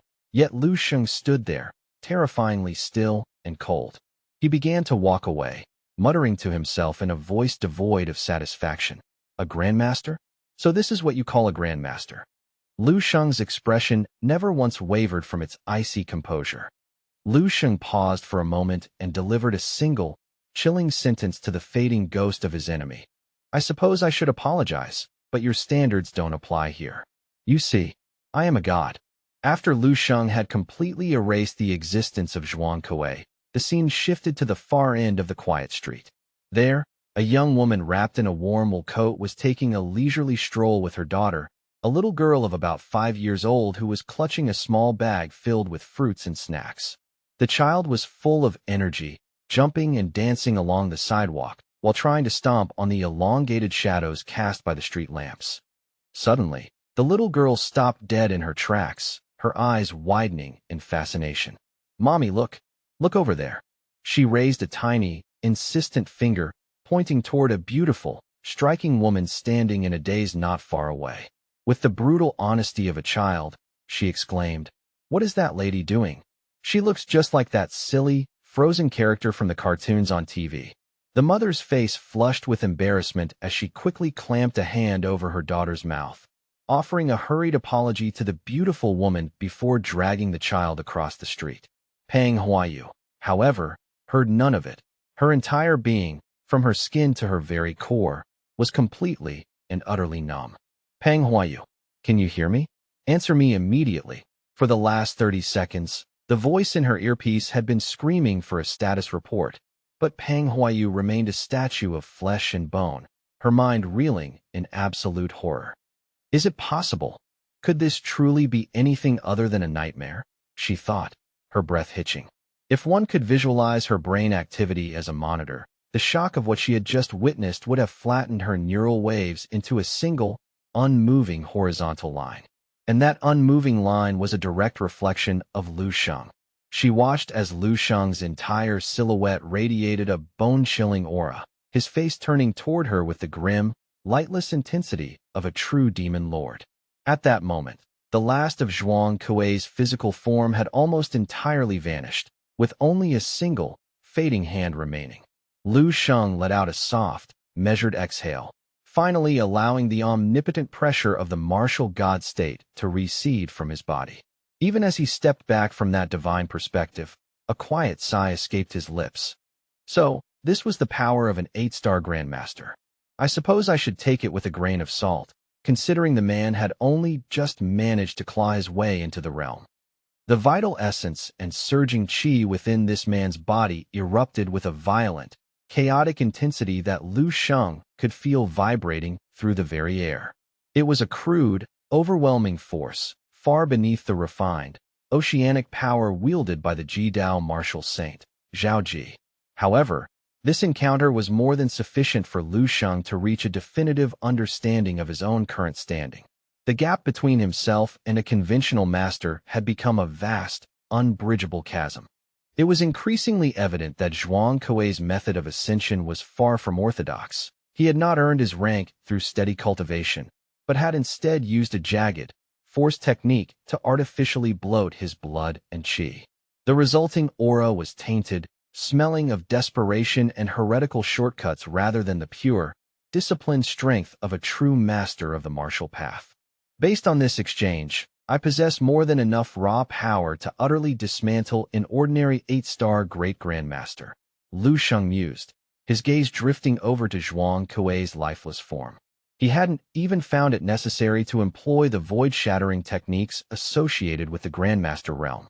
Instead, he had relied entirely on the martial god state, a condition where his control over every atom of his power became so absolute it turned the mundane into the miraculous. Easily neutralizing an elite from the Jidao Martial Arts Hall was a testament to his growth. Yet he realized he had been negligent with his spiritual potential. The profound clarity of the martial god state revealed just how much more terrifying his mental strength could become if properly nurtured. With a flick of his wrist and a focused surge of mental energy, Lu Sheng effortlessly swept the remains of Zhuang Kuei and his fallen Jidao Martial Arts Hall subordinates into the dense undergrowth nearby, clearing the path as if disposing of autumn leaves. Suddenly, his senses caught a familiar presence, and he paused in surprise. It was Pang Huayu, standing in the shadows with an expression of stunned disbelief. It appeared she had arrived with the intention of assisting him, and as it turned out, her presence was actually quite timely for the task at hand. Inside Pang Huayu's earpiece, the voice of her handler erupted once more, sharp and laced with frantic concern. Pang Huayu, do you copy? Report immediately. What is your status? Finally breaking free from her catatonic state of shock, she struggled to find her voice, her throat feeling as though it were filled with dry sand. I was momentarily indisposed, she stammered. The handler let out a heavy, audible sigh of relief. You absolute airhead. I thought the worst had happened when you went silent. Listen, have you reached Lu Sheng's residence yet? Give me the status of the target. What is the situation on the ground? The handler pressed. Pang Huayu remained silent for a heartbeat before whispering. It's a catastrophe. Absolute devastation. Facing a rank 8 Great Grandmaster, there was simply no other outcome possible. We could only stand by and watch the inevitable end. The voice on the other end went somber, offering a hollow bit of comfort. There was nothing you could have done against such odds. It was his fate. We will ensure his family is looked after and the funeral arrangements are handled with the highest honors. Pang Huayu cut the handler off, her voice trembling with an emotion that was difficult to name. You've misunderstood me entirely. When I say catastrophe, I mean those men from the Jidao Martial Arts Hall. They didn't just lose. They were erased. In the space of a mere 3 breaths, Great Grandmaster Zhuang Kuei and his entire squad of elite Jidao Martial Arts Hall operatives were systematically annihilated by Lu Sheng alone. She paused, her eyes scanning the grisly remains hidden in the brush. And God help them. Not a single one of them was left in a recognizable state. The handler's voice exploded in a shocked exclamation of "What?" followed by a heavy, suffocating silence that stretched on for what felt like an eternity. Suddenly, Pang Huayu let out a soft gasp of surprise, her eyes locking onto Lu Sheng as he approached. Wait, he's signaling to me. It seems he has a request. Lu Sheng offered her a faint, surprisingly calm smile before gesturing toward the gore-stained battlefield behind her. As the realization dawned on her, Pang Huayu felt a wave of absurdity wash over her. The most promising genius in the country was casually asking her to act as his personal cleanup crew. While the cleanup began, the handler at the other end of the line was already relaying the staggering report directly to the summit of power, Marshal Saint Tanzhongyu. Sir, you've been monitoring the feed, haven't you? You heard the report. Tanzhongyu turned away from the window, a slow, contemplative hand stroking his beard as a cryptic smile played on his lips. Lu Sheng, he continues to exceed every expectation. He is becoming a far more interesting piece on the board than I originally anticipated. Following that night of blood, Lu Sheng retreated into the quiet sanctuary of his home for 3 days, allowing the ripples of his actions to spread through the martial world. Lu Sheng reflected on the unexpected peace that followed. It has been 72 hours, and the Jidao Martial Arts Hall has remained uncharacteristically silent. He had fully prepared himself for a relentless wave of high-level assassins seeking vengeance for their fallen grandmaster, but the only communication he received was a startling phone call from Vice Principal Zhao Kangtai. Lu Sheng pressed the phone to his ear. Hello, Vice Principal Zhao. To what do I owe the pleasure? Zhao Kangtai's voice carried a note of profound confusion and disbelief. Lu Sheng, I've just received word from Marshal Saint Tanzhongyu. The Jidao Martial Arts Hall has officially backed down. They've agreed to a ceasefire and will no longer pursue any grievances against you. He paused, letting the weight of the news sink in. At the very least, your family is no longer in their crosshairs. Lu Sheng's brows shot up in genuine surprise. Did Marshal Saint Tan personally mediate this? Zhao Kangtai sounded hesitant. I can't say for certain, but knowing his temperament, his intervention likely ended with sending the bright jade hall to your doorstep. That's usually where his charity ends. That is as far as his protection goes, Zhao Kangtai concluded, his tone shifting to one of fatherly advice. Now, you must find a gap in your schedule to visit the National Martial Artists Association headquarters in the capital to officially verify your rank. A teenage great-grandmaster. Lu Sheng. That title is unprecedented. Forget the future. Right now, in this moment, you are a symbol of supreme honor for the entire country. Despite the prestige, Lu Sheng felt a lingering reluctance to return to the bustling capital so soon. I'm not quite ready for the capital yet, Lu Sheng replied smoothly. I'll make the trip when it's time to collect my official diploma and not a moment before. Zhao Kangtai didn't push the issue, knowing the young man's stubbornness. Fair enough. Stay safe, Lu Sheng, he said before the line went dead. As he set the phone down, Lu Sheng's thoughts drifted back to Pang Huayu. If Zhao Kangtai's assessment was correct, her presence wasn't just a coincidence. She had been sent as a shield. He felt a twinge of embarrassment, realizing he had treated a high-ranking envoy of the Bright Jade Hall like a common janitor. That was a bit awkward, he muttered with a wry grin. Yet, the question remained. Why did the Jidao Martial Arts Hall surrender? They had lost an 8-star Great Grandmaster, a blow that should have ignited a blood feud. The logic simply didn't hold up. Vengeance was the lifeblood of organizations like theirs, yet they had chosen to swallow the insult. Lu Sheng paced his room, trying to solve the puzzle. While the safety of his family was a relief, the sudden capitulation felt unnatural, and he wasn't convinced that Tan Zhongyu's influence alone was enough to cow a martial saint like Zhao Ji. It was highly improbable that Tan Zhongyu would risk a direct confrontation with a powerhouse of equal standing for someone he barely knew, regardless of talent. Lu Sheng searched for a reason, but found nothing but shadows. Usually, these stories involved defeating the student, then the master, then the entire sect in a rising tide of violence. Just as he was mulling over the military's possible involvement, his phone buzzed with an incoming call from the Eastern Military Region. The screen displayed the weathered, familiar face of General Yu Fei. Uncle Yu, good to see you, Lu Sheng greeted him. Yu Fei's voice boomed through the speaker, sounding weary but carrying a deep, satisfied chuckle. The military has officially stepped in to serve as your shield, kid. You can't wiggle out of your obligations this time. You've accepted a massive favor from the High Command. Unless you're eager to let the Jidao Martial Saint have his way with you, I suggest you report to the Eastern Military Region immediately. And don't you dare hold that palm strike I gave you last time against me. It was for your own good. Lu Sheng was genuinely taken aback. So, the military was the one who brokered the deal? Why was I the last to know? Yu Fei laughed heartily. Brat, you're not even 20 and you've already piled up a body count of 12 Grandmasters plus a Tongchi star. You're too valuable to leave to the wolves. Now, get your hide over here. Lu Sheng couldn't help but let out a genuine laugh. He always appreciated Yu Fei's blunt, transparent nature. There were no hidden agendas or complex calculations, just a fierce, magnanimous loyalty. News travels fast if the military is already keeping score, Lu Sheng noted. Nothing escapes our surveillance for long, Yu Fei replied, his tone suddenly dropping to a conspiratorial whisper. But tell me the truth, Lu Sheng. When you took down that Tongchi star, had he actually achieved the 8th level of power? Lu Sheng turned serious for a moment. He had. But he was a hollow shell. He used the Jidao Martial Arts Hall's forbidden techniques to force his evolution. He lacked the true soul of a rank 8. His actual combat effectiveness was barely worth mentioning in the grand scheme of things. Lu Sheng noticed a flicker of somberness in Yu Fei's eyes and quickly changed the subject to avoid dwelling on the grim details.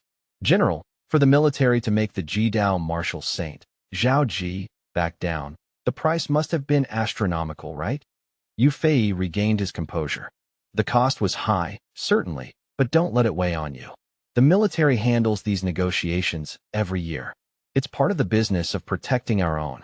He paused, his voice turning grave. You have to understand, the Dragon Country currently boasts 3 Martial Saint-level powerhouses, but none of them are products of the military's own training programs. Do you see the position we are in, Lu Sheng? The message was crystal clear. The military was desperate for a martial saint of their own to balance the scales of power. They were willing to invest any amount of resources and capital into a seed as promising as Lu Sheng. They weren't just recruiting a soldier. They were cultivating a future pillar of the nation who could hold up the sky. Lu Sheng nodded solemnly. I understand perfectly. Yu Fei continued. Don't let the pressure crush you, but don't you dare slack off either. Your performance has already put you on the radar of some very powerful, very dangerous individuals. Keep climbing, Lu Sheng. The higher you go, the more the world will open up for you. Lu Sheng replied with a confident smirk. Don't worry, Uncle Yu. Once I ascend to the rank of Martial Saint, I'll personally make sure you get that promotion to the top brass that you've been eyeing. I'll see you on the base. Take care. Hearing this, the old general nearly choked on his tea, his face turning a shade of purple that suggested he didn't know whether to laugh or roar. Lu Sheng hung up, a bright, genuine smile illuminating his face. This outcome was far more favorable than he had dared to hope for. With the Jidao Martial Arts Hall threat neutralized, he was now officially aligned with the might of the military. He didn't find the prospect daunting. In fact, he felt a surge of excitement for the life of a soldier. He whispered to himself, a light of battle hunger in his eyes, clad in golden armor, through 100 battles on the shifting yellow sands, never to return until the enemy is conquered. Now, that is the true romance of a man's life. Perhaps a small part of him was also eager to reunite with a certain someone, the captain of the Dong Qingxue heavy combat aircraft, or rather, the woman who shared that name. Lu Sheng's gaze fell upon the Jidao Martial Saint's secret manual lying abandoned on the floor, a relic of a defeated ideology. The book detailed a crude shortcut for opening the celestial bridge meridians, a method that was utterly worthless to someone of his caliber. So, this is the forbidden path Zhuang Kuei followed? It's trash. In his Tinder resource library, he could search for thousands of superior techniques with a single thought. He tossed the manual into the trash can without a second thought. Closing his eyes, he centered his mind and plunged back into the gray, misty depths of the dreamscape to see what new rewards his recent breakthroughs had unlocked. Within the silent, fog-laden dreamscape, Lu Sheng found himself standing at a familiar crossroad, the air thick with the scent of ancient decay and stagnant qi. The scars of his previous spiritual battles remained etched into the earth, deep furrows and shattered pavement, as if a titan had engaged in a desperate struggle. It feels like an eternity since I last set foot here, he remarked, looking at the shuffling, mindless zombies that roamed the periphery. A strange sense of nostalgia washed over him. Lu Sheng began to walk down the deserted, crumbling road, occasionally waving or offering a mocking grin to the nearby zombies as he passed. No carnage today, boys. You like it a day of rest. The zombies, drawn by the sound of his voice, turned their withered heads with mechanical precision, their lifeless eyes tracking his movement with a cold, predatory focus. Back to business. First, let's see how the world sees me now. Lu Sheng navigated to a quiet, secluded corner, summoned the interface of the Tinder resource library, and accessed his personal profile. He waited for the data to populate, and a moment later, a completely updated record appeared before his eyes. It was April 0 in the dreamscape's distorted timeline, and his statistics had undergone a monumental transformation. Even the digital image on his profile had been updated to reflect his current, more formidable presence. Name, Lu Sheng. Gender, male. Martial Dao lifespan, June 297 to February 657. Martial Dao strength, Super Martial Artist Level 9, Combat Saint. Experience status, Rare Talent, / National Treasure. Lu Sheng's heart skipped a beat when he saw the lifespan projection. In this timeline, he was destined to live for over 3.5 centuries. This was, by far, the longest life he had ever been projected to lead. However, his brow furrowed when his eyes landed on his strength rating, Super Martial Artist Level 9. He had expected a Rank 8 Great Grandmaster designation, or perhaps a half-step Martial Saint. What exactly does Super Level 9 signify? He scrolled down to the detailed life experience log to find his answers. Innate talent, peerless. Achievements, first place in the Global University Student Martial Arts Competition. Eliminated Grandmaster Lien Jibei. annihilated rank 8 Great Grandmaster Zhuang Kuei of the Jidao Martial Arts Hall. Timeline. Joined the Eastern Military Region at age 25. Achieved the breakthrough to rank 8 Great Grandmaster at age 40. Peak evolution. Ascended to the rank 9 Martial Saint realm at age 50 upon the summit of Martial Saint Mountain. Legacy. In the same year as his ascension, he defeated the Jidao Martial Saint, Zhao Ji, and subsequently surpassed Martial Saint Tinzhongyu. At age 60, he embarked on a global crusade, defeating every rank 9 Martial Saint on the planet to become the undisputed #1 powerhouse. He is recorded as one of the most magnificent martial saints in the last 3 millennia of human history. Ascension research. He made legendary contributions to the exploration of the level 10 martial god realm, effectively pioneering the research for the next stage of human evolution. So, Super Level 9 is a classification for those who have transcended the limits of a martial saint, but have yet to fully cross into the rank 10 martial god realm. Lu Sheng realized, a sense of profound relief and ambition washing over him. He was a pioneer on a path that had yet to be paved.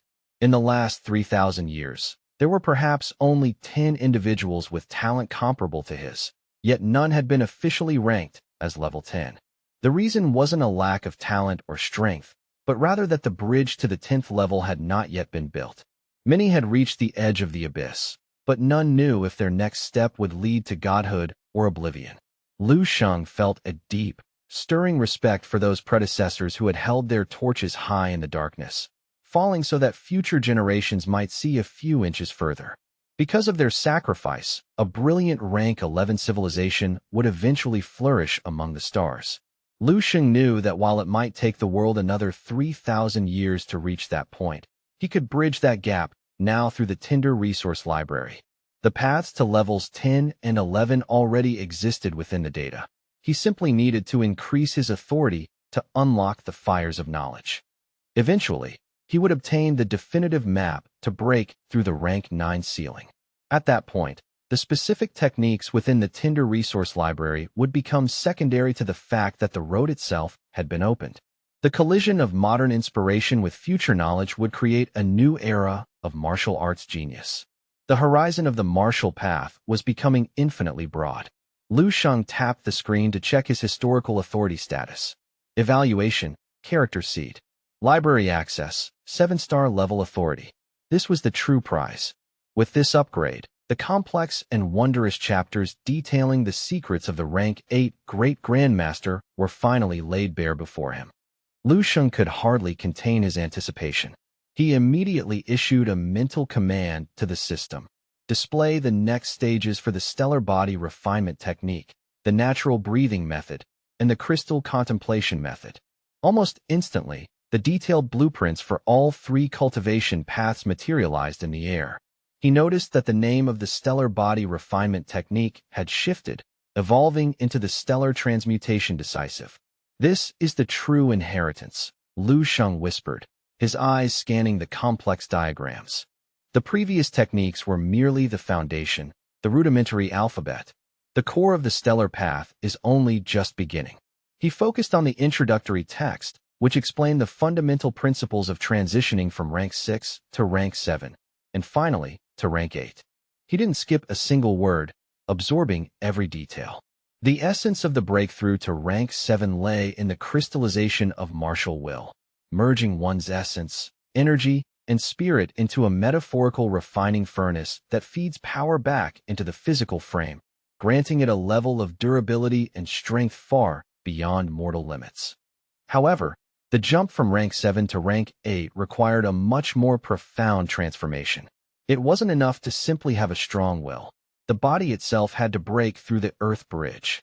At this stage, the practitioner's blood energy undergoes a qualitative change, condensing into a martial elixir or dan. At this level, a martial artist begins to shed their mortal coil, establishing a foundation for longevity and reforging their martial will into a weapon as sharp and focused as a divine spear. By opening the celestial bridge meridians, they establish a direct conduit to the natural energy of the world. Their martial will then flows through every cell, every drop of blood, ensuring that every movement carries the weight of the natural world.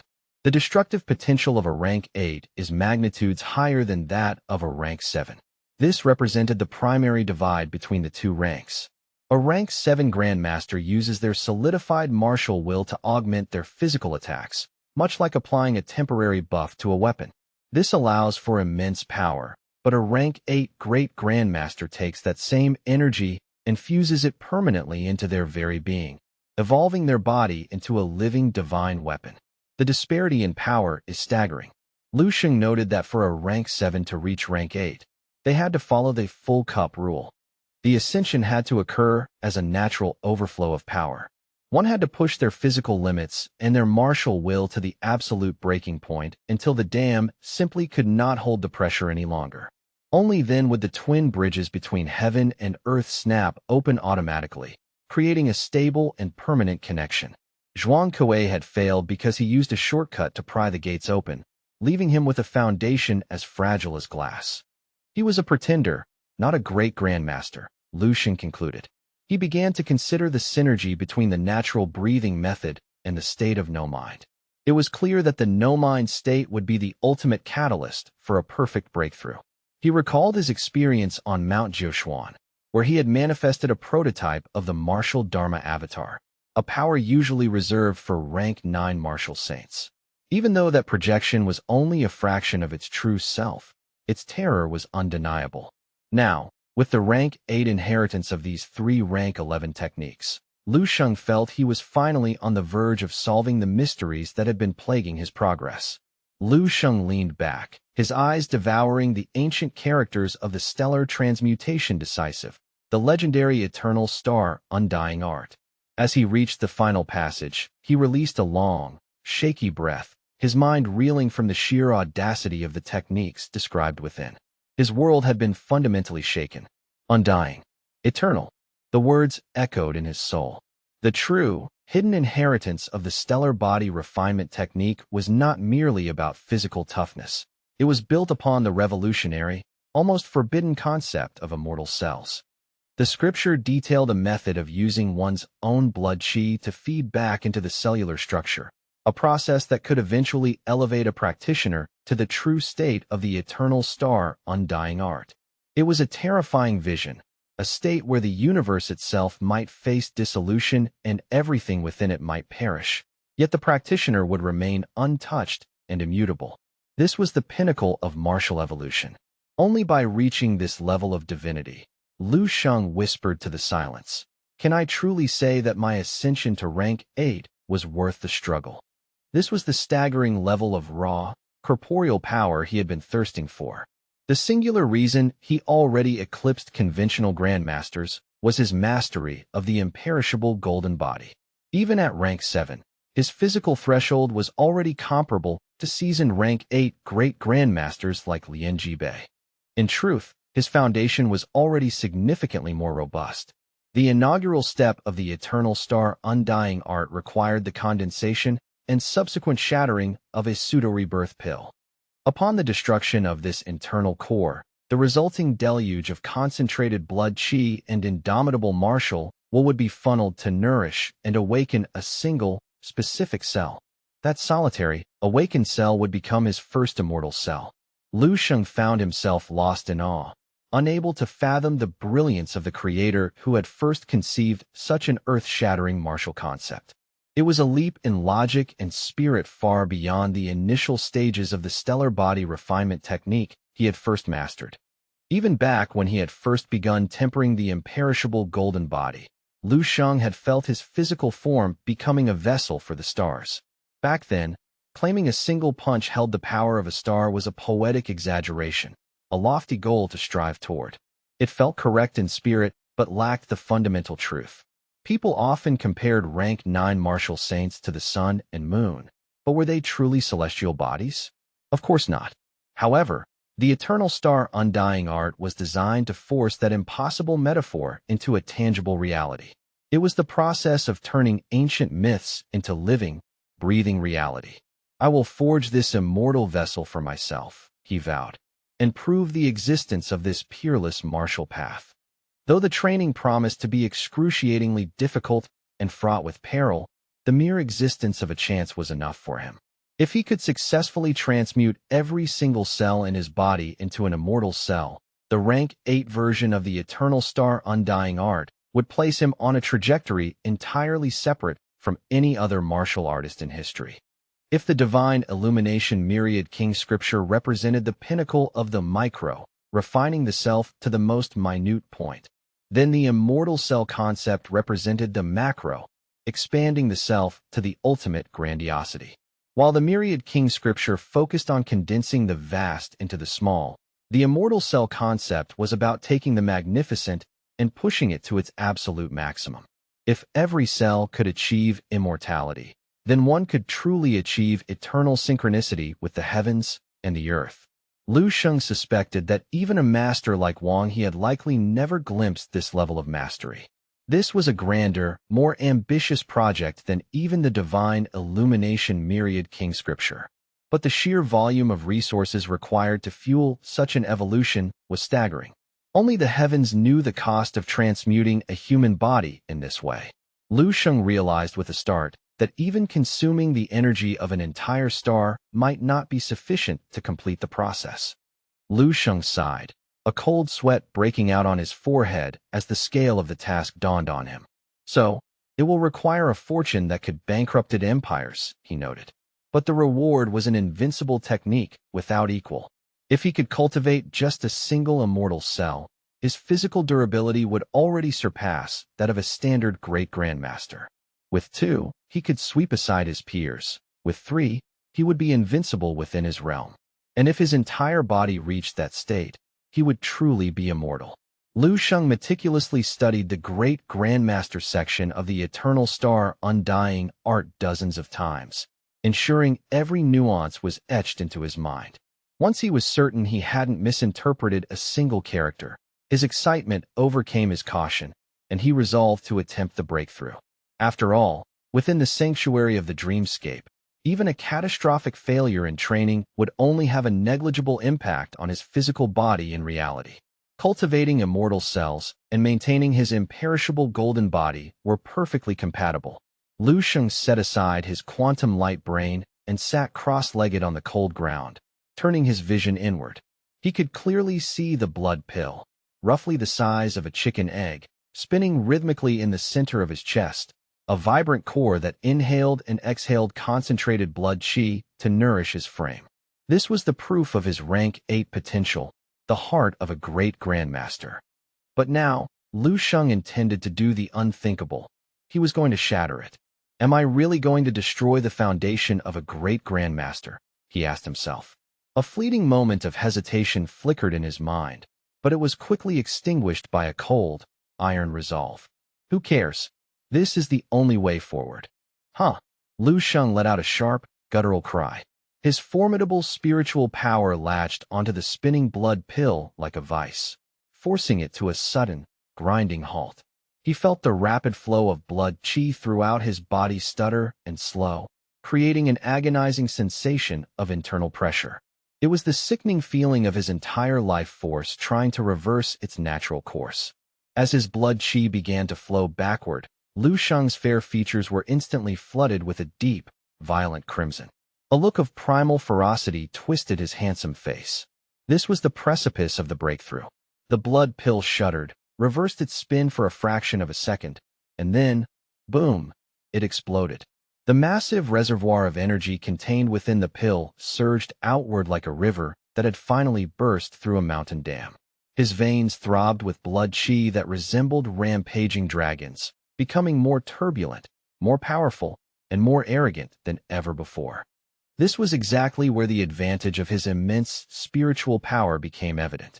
Without his level of control, the explosion would have shredded his internal organs instantly. Lu Sheng coughed up a spray of vibrant blood, but his focus never wavered.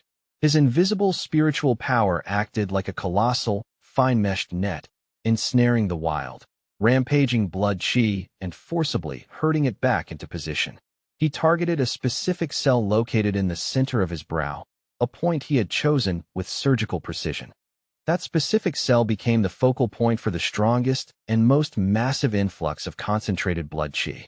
To finish the process, Lu Sheng poured the entirety of his indomitable martial will into that single, microscopic point. Under the combined pressure of his will and his blood qi, the chosen cell began to undergo a rapid, violent evolution. In a single second, it transformed and refined itself hundreds, then thousands, then tens of thousands of times. As the cycle of transformations reached into the billions, the sheer quantity of energy triggered a fundamental shift in quality. A strange, piercing beam of light suddenly erupted from within the cell. As this celestial light manifested, Lu Sheng's forehead seemed to split with a divine brilliance, making him look like a primordial emperor descending from the heavens to look down upon the mortal world. The light intensified, glowing with a dazzling, translucent gold. This was not the golden hue of his planetary will, but a deeper, more profound implication of power. This new golden light represented the concepts of transcendence, absolute immortality, and a touch of the divine. The first immortal cell had finally been forged. Lu Sheng stood up abruptly, his movement so swift and silent he appeared like a ghost haunting the desolate street. He clenched his fist and launched a ferocious punch toward the reinforced concrete wall of a towering skyscraper before him. As his fist traveled, a trail of golden light followed in its wake. Compared to the planetary will he had used against Zhuang Kuei, this golden radiance was slightly fainter in color, yet it possessed a vastly superior aura, a divine authority that demanded the subjugation of all living things. The moment Lu Sheng's strike connected, the blood qi in his body surged with a madness that defied logic, its intensity increasing more than tenfold in a heartbeat. The single immortal cell shone like a miniature sun, and his blood qi churned with the force of the heavens and the earth, creating a tide of power that seemed to compel the gods themselves to prostrate. His fist slammed into the wall, and the entire structure groaned under the impact. He left behind a fist-sized crater that, at first glance, seemed neither too deep nor too shallow. However, as he withdrew his hand, massive, jagged fissures began to erupt from the impact site. These cracks spread with an unnatural speed, moving like living serpents through the concrete. Within seconds, the spiderweb of fractures had raced across the entire facade of the 100-meter-tall building.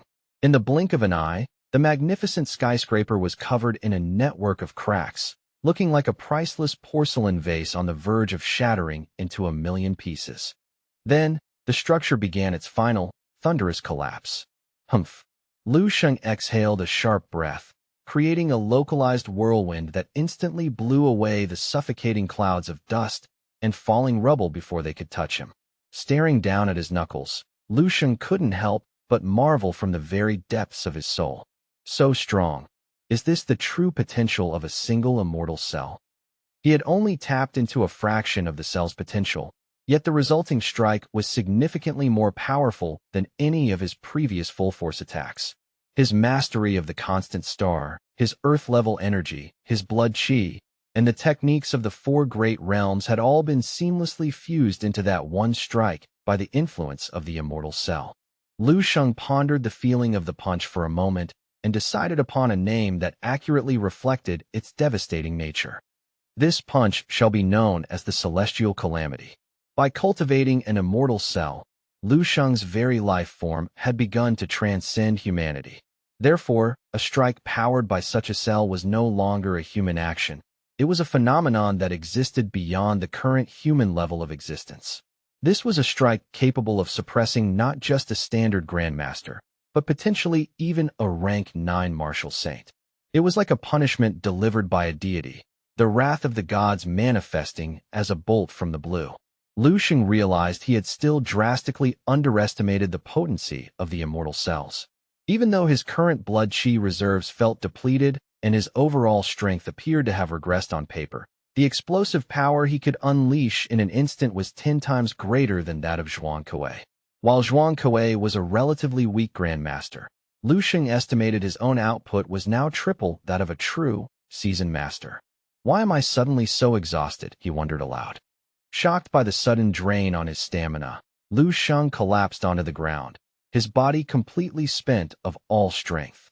I've only managed to condense a single cell so far, he mumbled as he lay sprawled on the pavement. The process clearly consumed a staggering amount of blood qi. I need to absorb a massive amount of resources to replenish and continue. He immediately thought of the bountiful resources available on the battlefield. It was a stroke of luck that his departure for the Eastern Military Region was imminent. The dangerous front lines, the constant threat of rampaging exotic beasts. To most, it was a nightmare, but to Lu Sheng, it was a gold mine of wealth to fill the bottomless pit of his immortal cells. If one cell was this potent, what would he be capable of with 10? Could he challenge a martial saint while still at rank 7? 10 cells were only the beginning. What if he had 100, or even 1,000? He imagined that once he possessed 1,000 immortal cells, he could simply reach out a hand and blow away a martial saint like Zhao Ji with a casual gesture. Slow and steady, he reminded himself. Let's call it a night. His consciousness faded, and Lu Sheng drifted into a deep, recuperative sleep. When Lu Sheng finally opened his eyes, he was greeted by the sight of a familiar white ceiling. Warm winter sunlight streamed through the bedroom window, painting golden patches across his face and bringing a gentle, comforting heat. It was a rare, beautiful day for December. Lu Sheng sat up quickly, his eyes darting to the clock on the wall. He was stunned to find that he had been out for 12 consecutive hours. He immediately circulated his spiritual sense, casting a wide net to perceive the world around him. His senses brushed against his father, Lu Hai, who was quietly focused on a game of chess, his sister, Lu Qinghe, who was lost in her music, and his mother, Zheng Yufan, who was busy preparing a meal in the kitchen. Seeing that his family was safe and the household was peaceful, Lu Sheng felt a wave of relief. It seemed the Jidao Martial Arts Hall had truly abandoned their pursuit. A high-ranking martial saint like Zhao Ji would likely never risk his reputation or his life over 2 pieces of distant relative trash by targeting a 19-year-old with Lu Sheng's potential. A man of that stature had to maintain his dignity. After all, Lu Sheng washed his face and headed downstairs, his mind still working. Thinking about Lien Su, that vengeful woman won't be as easily pacified as the hall itself. I need to nip that danger in the bud. He resolved to find an opportunity to snuff out Lien Su's influence. More specifically, to strangle her reach and send her to meet King Yama. Lu Sheng snatched up a warm steamed bun the moment he reached the kitchen. Having been training intensely since the previous evening, his hunger was a ravenous beast that demanded immediate satisfaction. "Mom, I'm heading out for a bit," he called out. Zheng Yufan turned, seeing him already halfway out the door. "Why are you in such a rush? Sit down and eat properly, you little rascal," she scolded. Suddenly, a voice from the television caught Lu Sheng's attention, and he turned to see the poised figure of He Lingsu appearing on the news. The news reported that He Lingsu's pharmaceutical company had just launched a breakthrough new drug. Lu Sheng's interest was piqued. "It's been quite some time since I've checked in on her. It just so happens I have a specific project that requires her expertise." Without wasting another second, Lu Sheng departed for the busiest commercial district in Baya City, heading toward the Shengshan Pharmacy, which proudly displayed its holy medicine insignia. A tall, striking figure stepped through the pharmacy doors, his presence instantly commanding the room.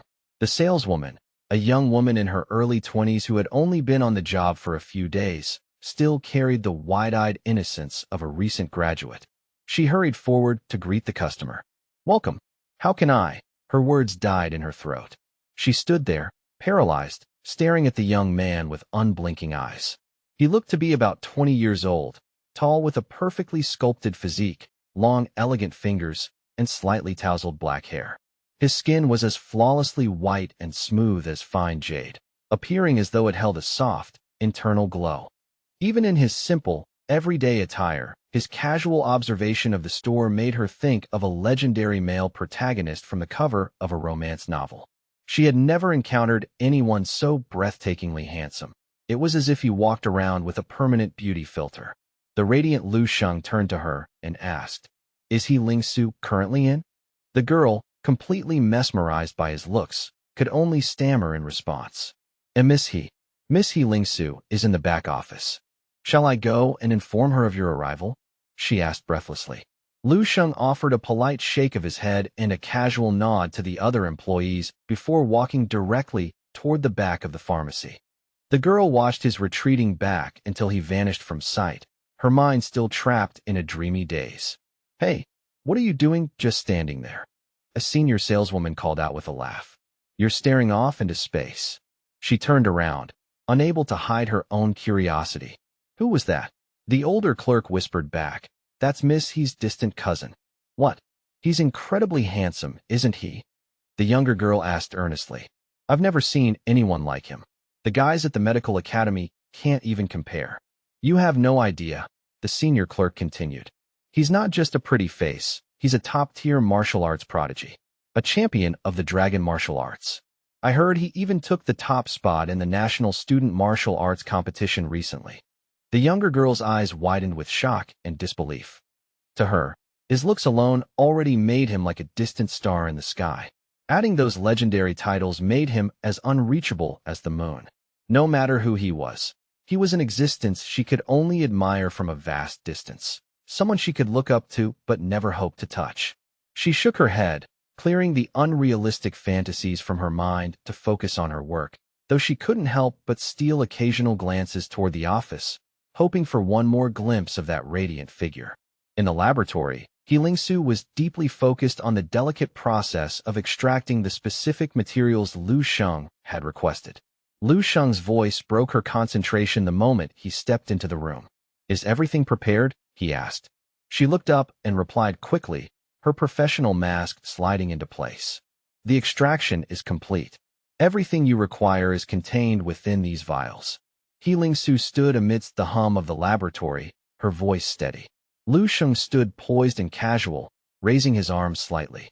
With practiced grace and a quiet sense of duty, Lingsu stepped forward to assist him, dressing him in the sterile white pharmacist uniform and carefully securing his protective mask, her fingers brushing against the fabric with an almost domestic familiarity. Lu Sheng's voice was as cold and sharp as a scalpel as he offered a minimalist compliment. "You've done well." The praise, however brief, seemed to embolden Lingsu. She bit her lip, her eyes searching his face with a flicker of desperation. "Lu Sheng, something has happened to my mother again. Her condition is worsening. When do you intend to honor your promise and help me?" Lu Sheng turned his gaze toward her, his eyes reflecting a frigid, unyielding calm. "The moment I have concluded this refinement, I will address your mother's situation. Do not let your anxiety cloud your judgment. I keep my word." Lingsu's breath hitched. She was keenly attuned to the shifts in his presence, and she felt it now. His aura had become significantly more oppressive, more absolute. A cold sweat broke out across her palms as she felt the sheer weight of his burgeoning power. It was truly staggering to witness. She could hardly fathom how a person could elevate their martial foundation so drastically within a single year. The speed of his growth was nothing short of terrifying. Lu Sheng, however, paid her no mind. He didn't even bother utilizing his spiritual sense to survey the preparation room. He simply began the refining process.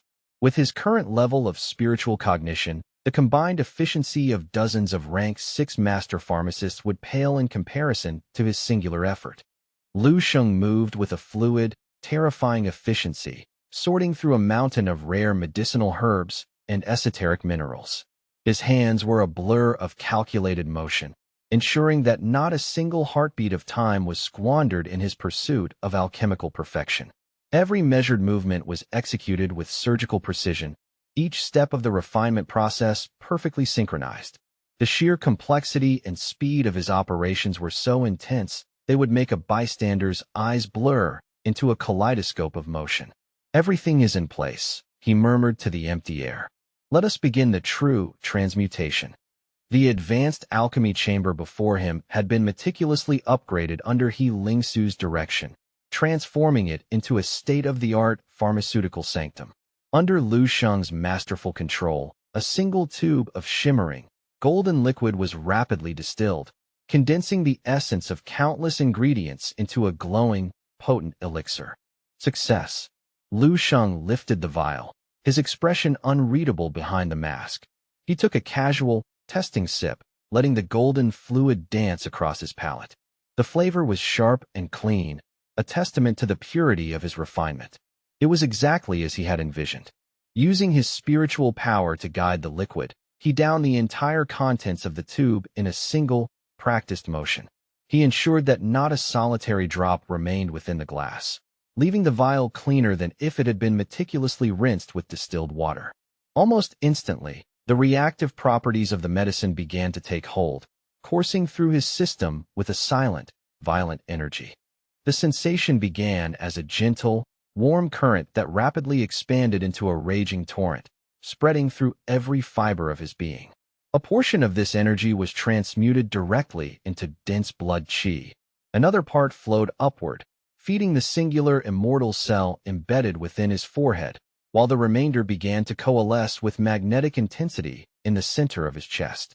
In the depths of his chest, a blood pellet the size of a chicken egg began to slowly condense, pulsing with a vibrant, multicolored radiance that defied conventional biology. It was a literal rebirth of his core. Lu Sheng felt a rare jolt of astonishment.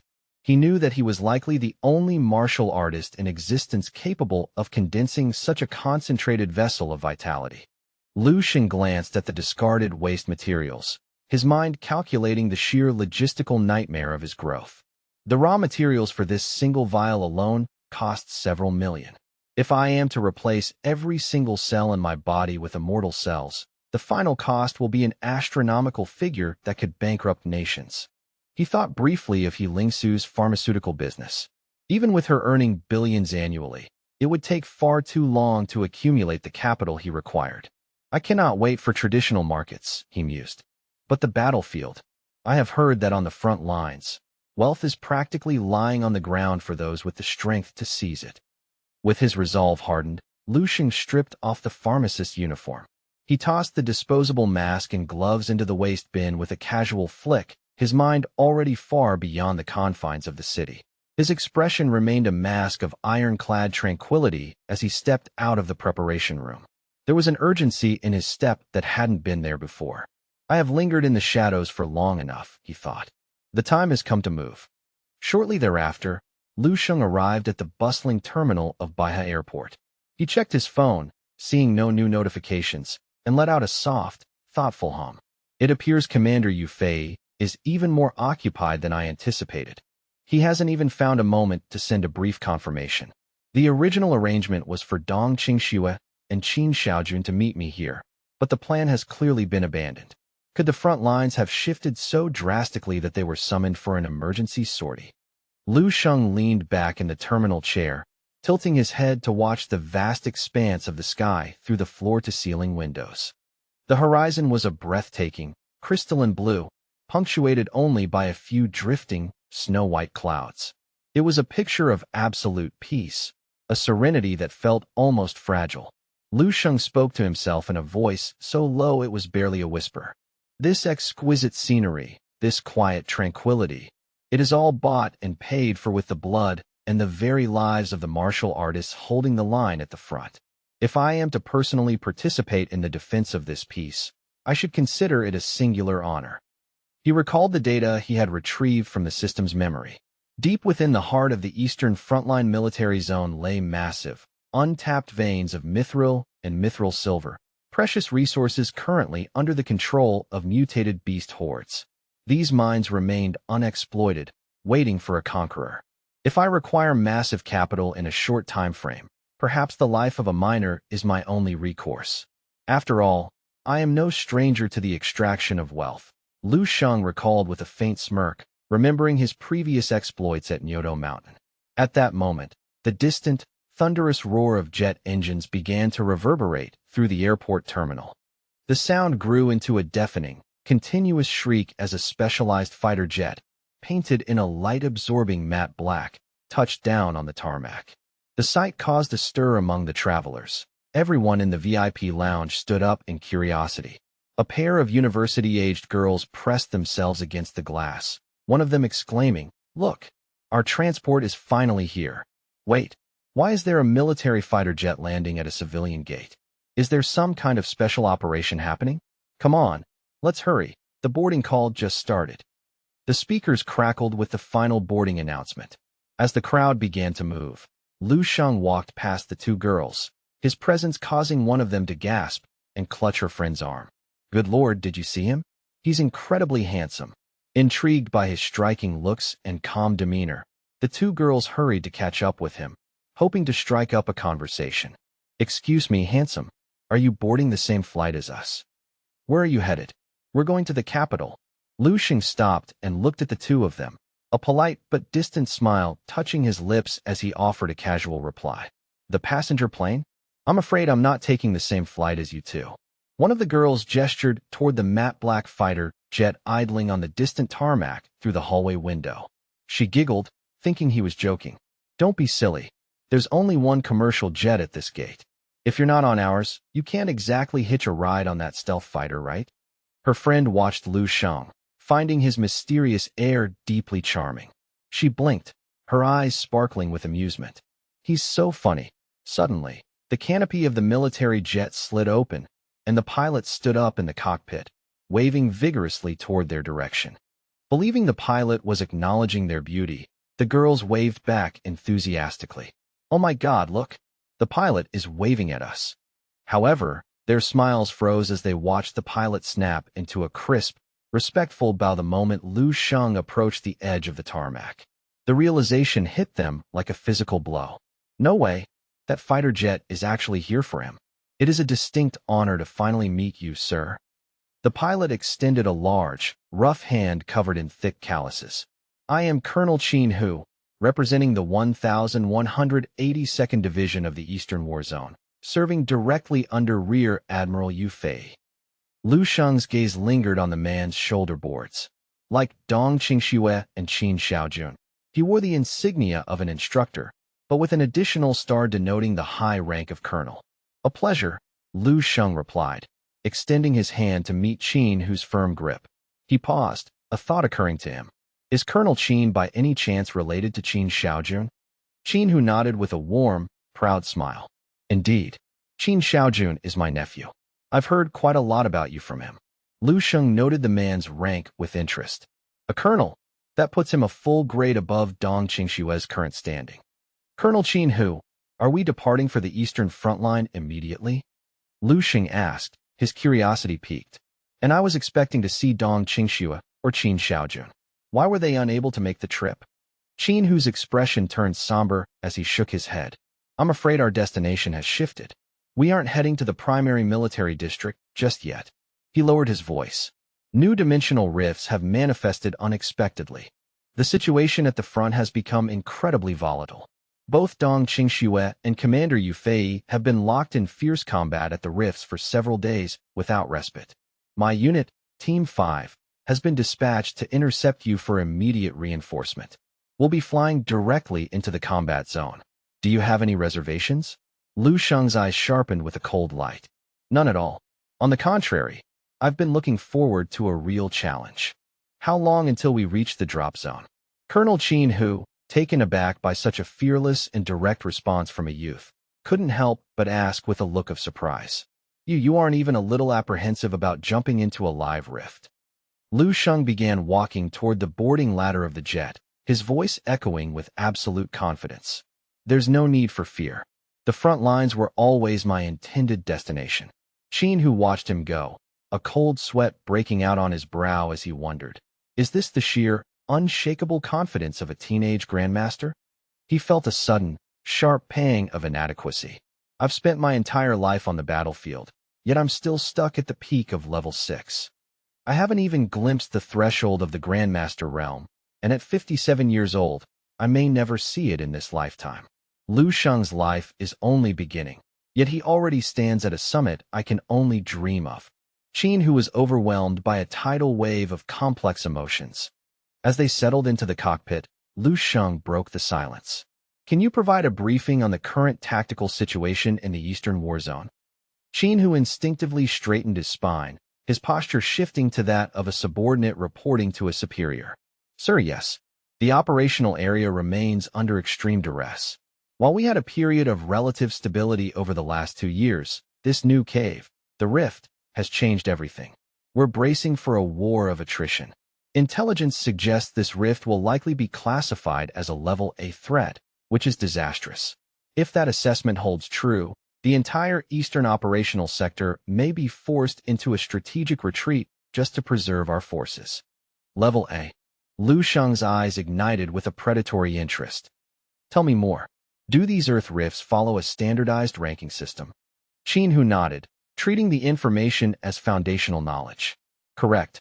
We rank them based on the physical size of the fissure, the estimated population of mutated beasts within, and the average power level of the entities emerging. Even the most entry-level A-rank rift will spawn level 5 mutated beasts as common infantry. As you descend deeper into the rift, the horrors you encounter become progressively more unimaginable. The most catastrophic are the SSS rank rifts. Only 9 have ever been discovered globally, and fortunately, none are located within the borders of the Long Country. Lu Sheng pressed further. And what is the specific danger level of an A-rank rift? Qin Hu's expression turned grim. An A-rank rift is a death trap. Even a rank 8 Great Grandmaster risks a permanent end if they venture too deep without support. That is a sobering thought, Lu Sheng remarked, though his expression remained neutral. Then what of the 2A, 3A, or the S and SSS rank rifts? Would even a rank 9 martial saint struggle to survive in those depths? Qin Hu nodded solemnly. In theory, yes. But it remains theoretical because no Grandmaster or martial saint has ever dared to explore the deepest reaches of an S-rank rift. However, provided you stay near the surface fissures, even level 5 or 6 martial artists can find a way to survive within an A-rank rift. Lu Sheng processed this, a smirk forming on his face. I see. It's remarkably similar to a game structure. These rifts are essentially high-level dungeons. The difficulty and the mortality rate scale exponentially the deeper you descend into the heart of the rift. But if one focuses on farming the monsters at the outer checkpoints, the risk remains manageable.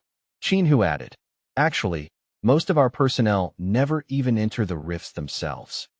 Our primary strategy is to fortify the entrance and neutralize the mutated beasts as they attempt to breach the surface.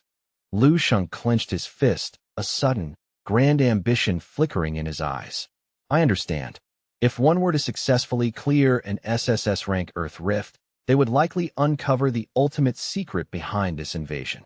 The thought was intoxicating, but he quickly suppressed it. For now, such a goal was far beyond his current reach. It was a destination for another day, completely unrealistic for his current state. The fighter jet continued to streak across the stratosphere, leaving a white plume in its wake. Qin Hu spoke up again, his tone respectful. Upon your arrival at the military headquarters, you'll likely be commissioned as a major general immediately. That rank will grant you unprecedented access to the rifts. He glanced at Lu Sheng. We soldiers are tethered to the defensive lines, but your path will be different. Lu Sheng raised an eyebrow. Are you saying my service won't follow the standard chain of command? Precisely, Qin Hu said seriously. As a rank 7 Grandmaster, you are a general, and generals in our world possess unique autonomous privileges. Most Grandmaster-level officers operate in elite small teams or as solo agents, specializing in high-stakes missions assigned directly by the Warzone Command, very similar to how elite course assignments work at a martial arts university. Lu Sheng's eyes lit up. He finally understood his role. If he was granted autonomy, his secondary objective of securing Mithril and Orichalcum would be significantly easier to achieve. It was a logical allocation of resources. A single Grandmaster, no matter how powerful, was less effective at holding a line against 1,000,000 monsters than a coordinated army. However, for reconnaissance, surgical strikes, and rescue missions, a Grandmaster was peerless. Furthermore, the military viewed these high-level officers as the seeds for a future rank 9 martial saint, and they needed them to delve into the rifts to find the catalysts for their ultimate breakthrough. Qin Hu and Lu Sheng continued to converse as they flew. Lu Sheng found the colonel to be surprisingly loquacious, likely a result of the isolation and silence inherent to life on the front lines. Qin Hu shared exotic tales of the military's highest-ranked powerhouses and the legendary figures of the war zone, broadening Lu Sheng's understanding of the world's true power structure. Time seemed to dissolve as they talked, until the heavy thud of the rear cabin doors swinging open interrupted them. A soldier in full tactical gear, clutching a high-caliber weapon, rushed into the cockpit area. Colonel, emergency signal from the Usher defense sector. A level 7 mutated beast has breached the perimeter. They are suffering heavy casualties and requesting immediate Grandmaster-level reinforcement. Lu Sheng stood up, his gaze turning toward the horizon. A level 7 beast, exactly the warm-up I needed. Lu Sheng pivoted toward Qin Xiaojun, his gaze sharp and fixed on the horizon as he demanded an update on their current coordinates. How much farther until we reach the Yushur defense zone? He asked, his voice cutting through the low hum of the transport's engines. Qin Xiaojun checked the navigational array and replied tightly, "We're nearly there. The distance is closing rapidly. At our current airspeed, we'll be over the drop zone in about 3 minutes," Qin Xiaojun stated, before his eyes suddenly bulged in sheer disbelief. A realization struck him like a physical blow as he looked at Lu Sheng's casual stance near the exit. "Wait a second, don't tell me you're planning to." Lu Sheng cut him off with a decisive, icy calm. "Exactly. The altitude is a bit excessive for a standard landing, so I'll need a favor. Lend me a pair of combat boots. Make sure they're the highest grade you've got, the best ones in the inventory," Lu Sheng added. Qin Xiaojun stood there paralyzed, blinking in a dazed stupor as he tried to process the insanity of the request. He didn't have time to protest. A thunderous boom shook the frame of the aircraft as Lu Sheng kicked the rear cabin door open with violent force. Immediately, a savage, frigid gale howled into the compartment, signaling their arrival at the chaotic Qian combat zone. 30 minutes prior, the battlefield had already descended into a hellish landscape, swarming with tides of mutated beasts that seemed infinite in number and ferocity. Suddenly, a brilliant crimson blade aura tore through the smog, expanding into a massive, shimmering crescent that carved a path of destruction. The mutated beasts unfortunate enough to stand in its trajectory were pulverized as if crushed by a massive steamroller. Their carapaces shattered, and their torsos slid apart in a gruesome, slow-motion display of martial might. Despite the lethal efficiency of the strike, these resilient abominations continued to thrash and crawl in the blood-soaked dirt for nearly a minute before finally succumbing to their wounds. Amidst the carnage, General Yu Fei stood firm, his hands gripping a massive alloy saber that he swung with relentless, rhythmic precision. Every stroke of the old veteran's blade split a monster clean in two, while grandmasters possessed physical reserves that surged like boundless rivers and roaring seas. Even a warrior of his caliber began to feel the heavy weight of exhaustion after hours of high-intensity, life-or-death combat. With a sudden, explosive slash, the old general decapitated 2 mutated beasts that had lunged at his throat, before using the momentum to leap back toward the center of the defensive line. This makeshift trench had been hastily excavated within the ruins of an abandoned stadium, serving as their final bastion. Yu Fei leaned heavily against the hilt of his saber, his chest heaving as he gasped for air through gritted teeth. "This wave, it has to be over soon," he muttered, his voice raspy from the acrid smoke. Seeing the commander's fatigue, a weary soldier clad in the standard Yushur defense uniform rushed forward, offering a large, dented military canteen. "Commander, you've been on the front for far too long. Please, take a moment to hydrate," the soldier urged. "Good man, thank you," Yu Fei replied, taking the bottle and draining it in several deep, desperate gulps. He didn't even pause to wipe the droplets from his chin before his eyes flicked back to the horizon. "Report. Where are the promised reinforcements? We can't hold this gap forever." The soldier gave a grim nod, adjusting his helmet as he looked toward the rear. "Units have been trickling in from the secondary sectors, and the pressure on the front line should be alleviated momentarily as they take their positions," he reported, though his tone lacked any real conviction. Yu Fei's brow furrowed into deep lines of concern. "I'm not talking about regular infantry. What is the status of the high-level general squad?" A flicker of profound helplessness crossed the soldier's face as he looked away. "Command's latest dispatch was clear, sir. They told us we have to persevere on our own. The general squad is tied up in the capital sector and won't be able to reinforce us for at least another 48 hours. Damn it all to hell." Yu Fei roared, a rare explosion of profanity escaping his lips. He gnashed his teeth in a fit of righteous fury. 2 days? We don't have 2 hours. Level 6 and 7 mutated beasts are breaking through the perimeter with terrifying frequency, and I've seen signs of level 8 behemoths stalking the treeline. Without the general squad, a regular division's firepower is a joke. Our mid-level martial artists and firearms can suppress the small fry, but when a level 7 arrives, they tear through our steel and flesh like it's wet tissue paper. Numbers mean nothing to those monsters. A series of violent explosions suddenly thundered just outside the primary trench, throwing dirt and debris into the air. Yu Fei's expression hardened instantly. He vaulted onto a high vantage point, squinting through the dust to see two streaks of light, sharp and lethal as unsheathed swords, erupting from a neighboring foxhole to engage the encroaching swarm. The first figure, moving with the speed of a localized whirlwind, unleashed a barrage of fist strikes that sent fountains of gore spraying into the air with every impact. Beside him, the second figure was an even more mesmerizing sight.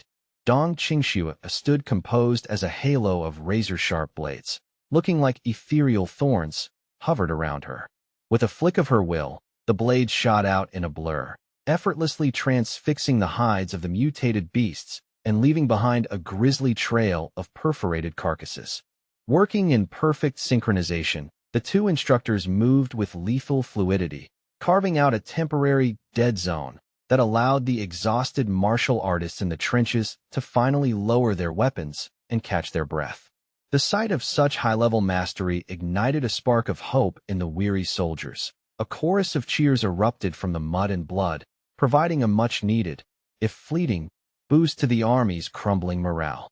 The two warriors eventually retreated back to the safety of the trench line, revealing themselves to be a man and a woman whose faces were masked by a sickly, bone-white pallor. Yu Fei watched them approach, offering a small, appreciative nod.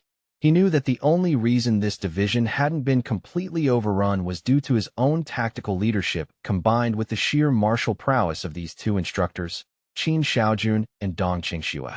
Having hailed from prestigious martial lineages, both possessed the kind of raw talent that flourished under the pressure of the front lines. Qin Xiaojun and Dong Qingxue approached the commander, offering a crisp salute. "Commander Yu," they acknowledged. Yu Fei let out a boisterous, though strained, laugh. "Haha, it is a blessing from the heavens that you two are stationed here. Without your intervention, I would have been buried under a mountain of beast corpses days ago." Nearby, soldiers whispered in awe. "Look at them. Barely 40 and already at the peak of level 6. Give them a few more years, and they'll be level 7 grandmasters. As long as the commander handles the big ones, we might actually make it out of this alive."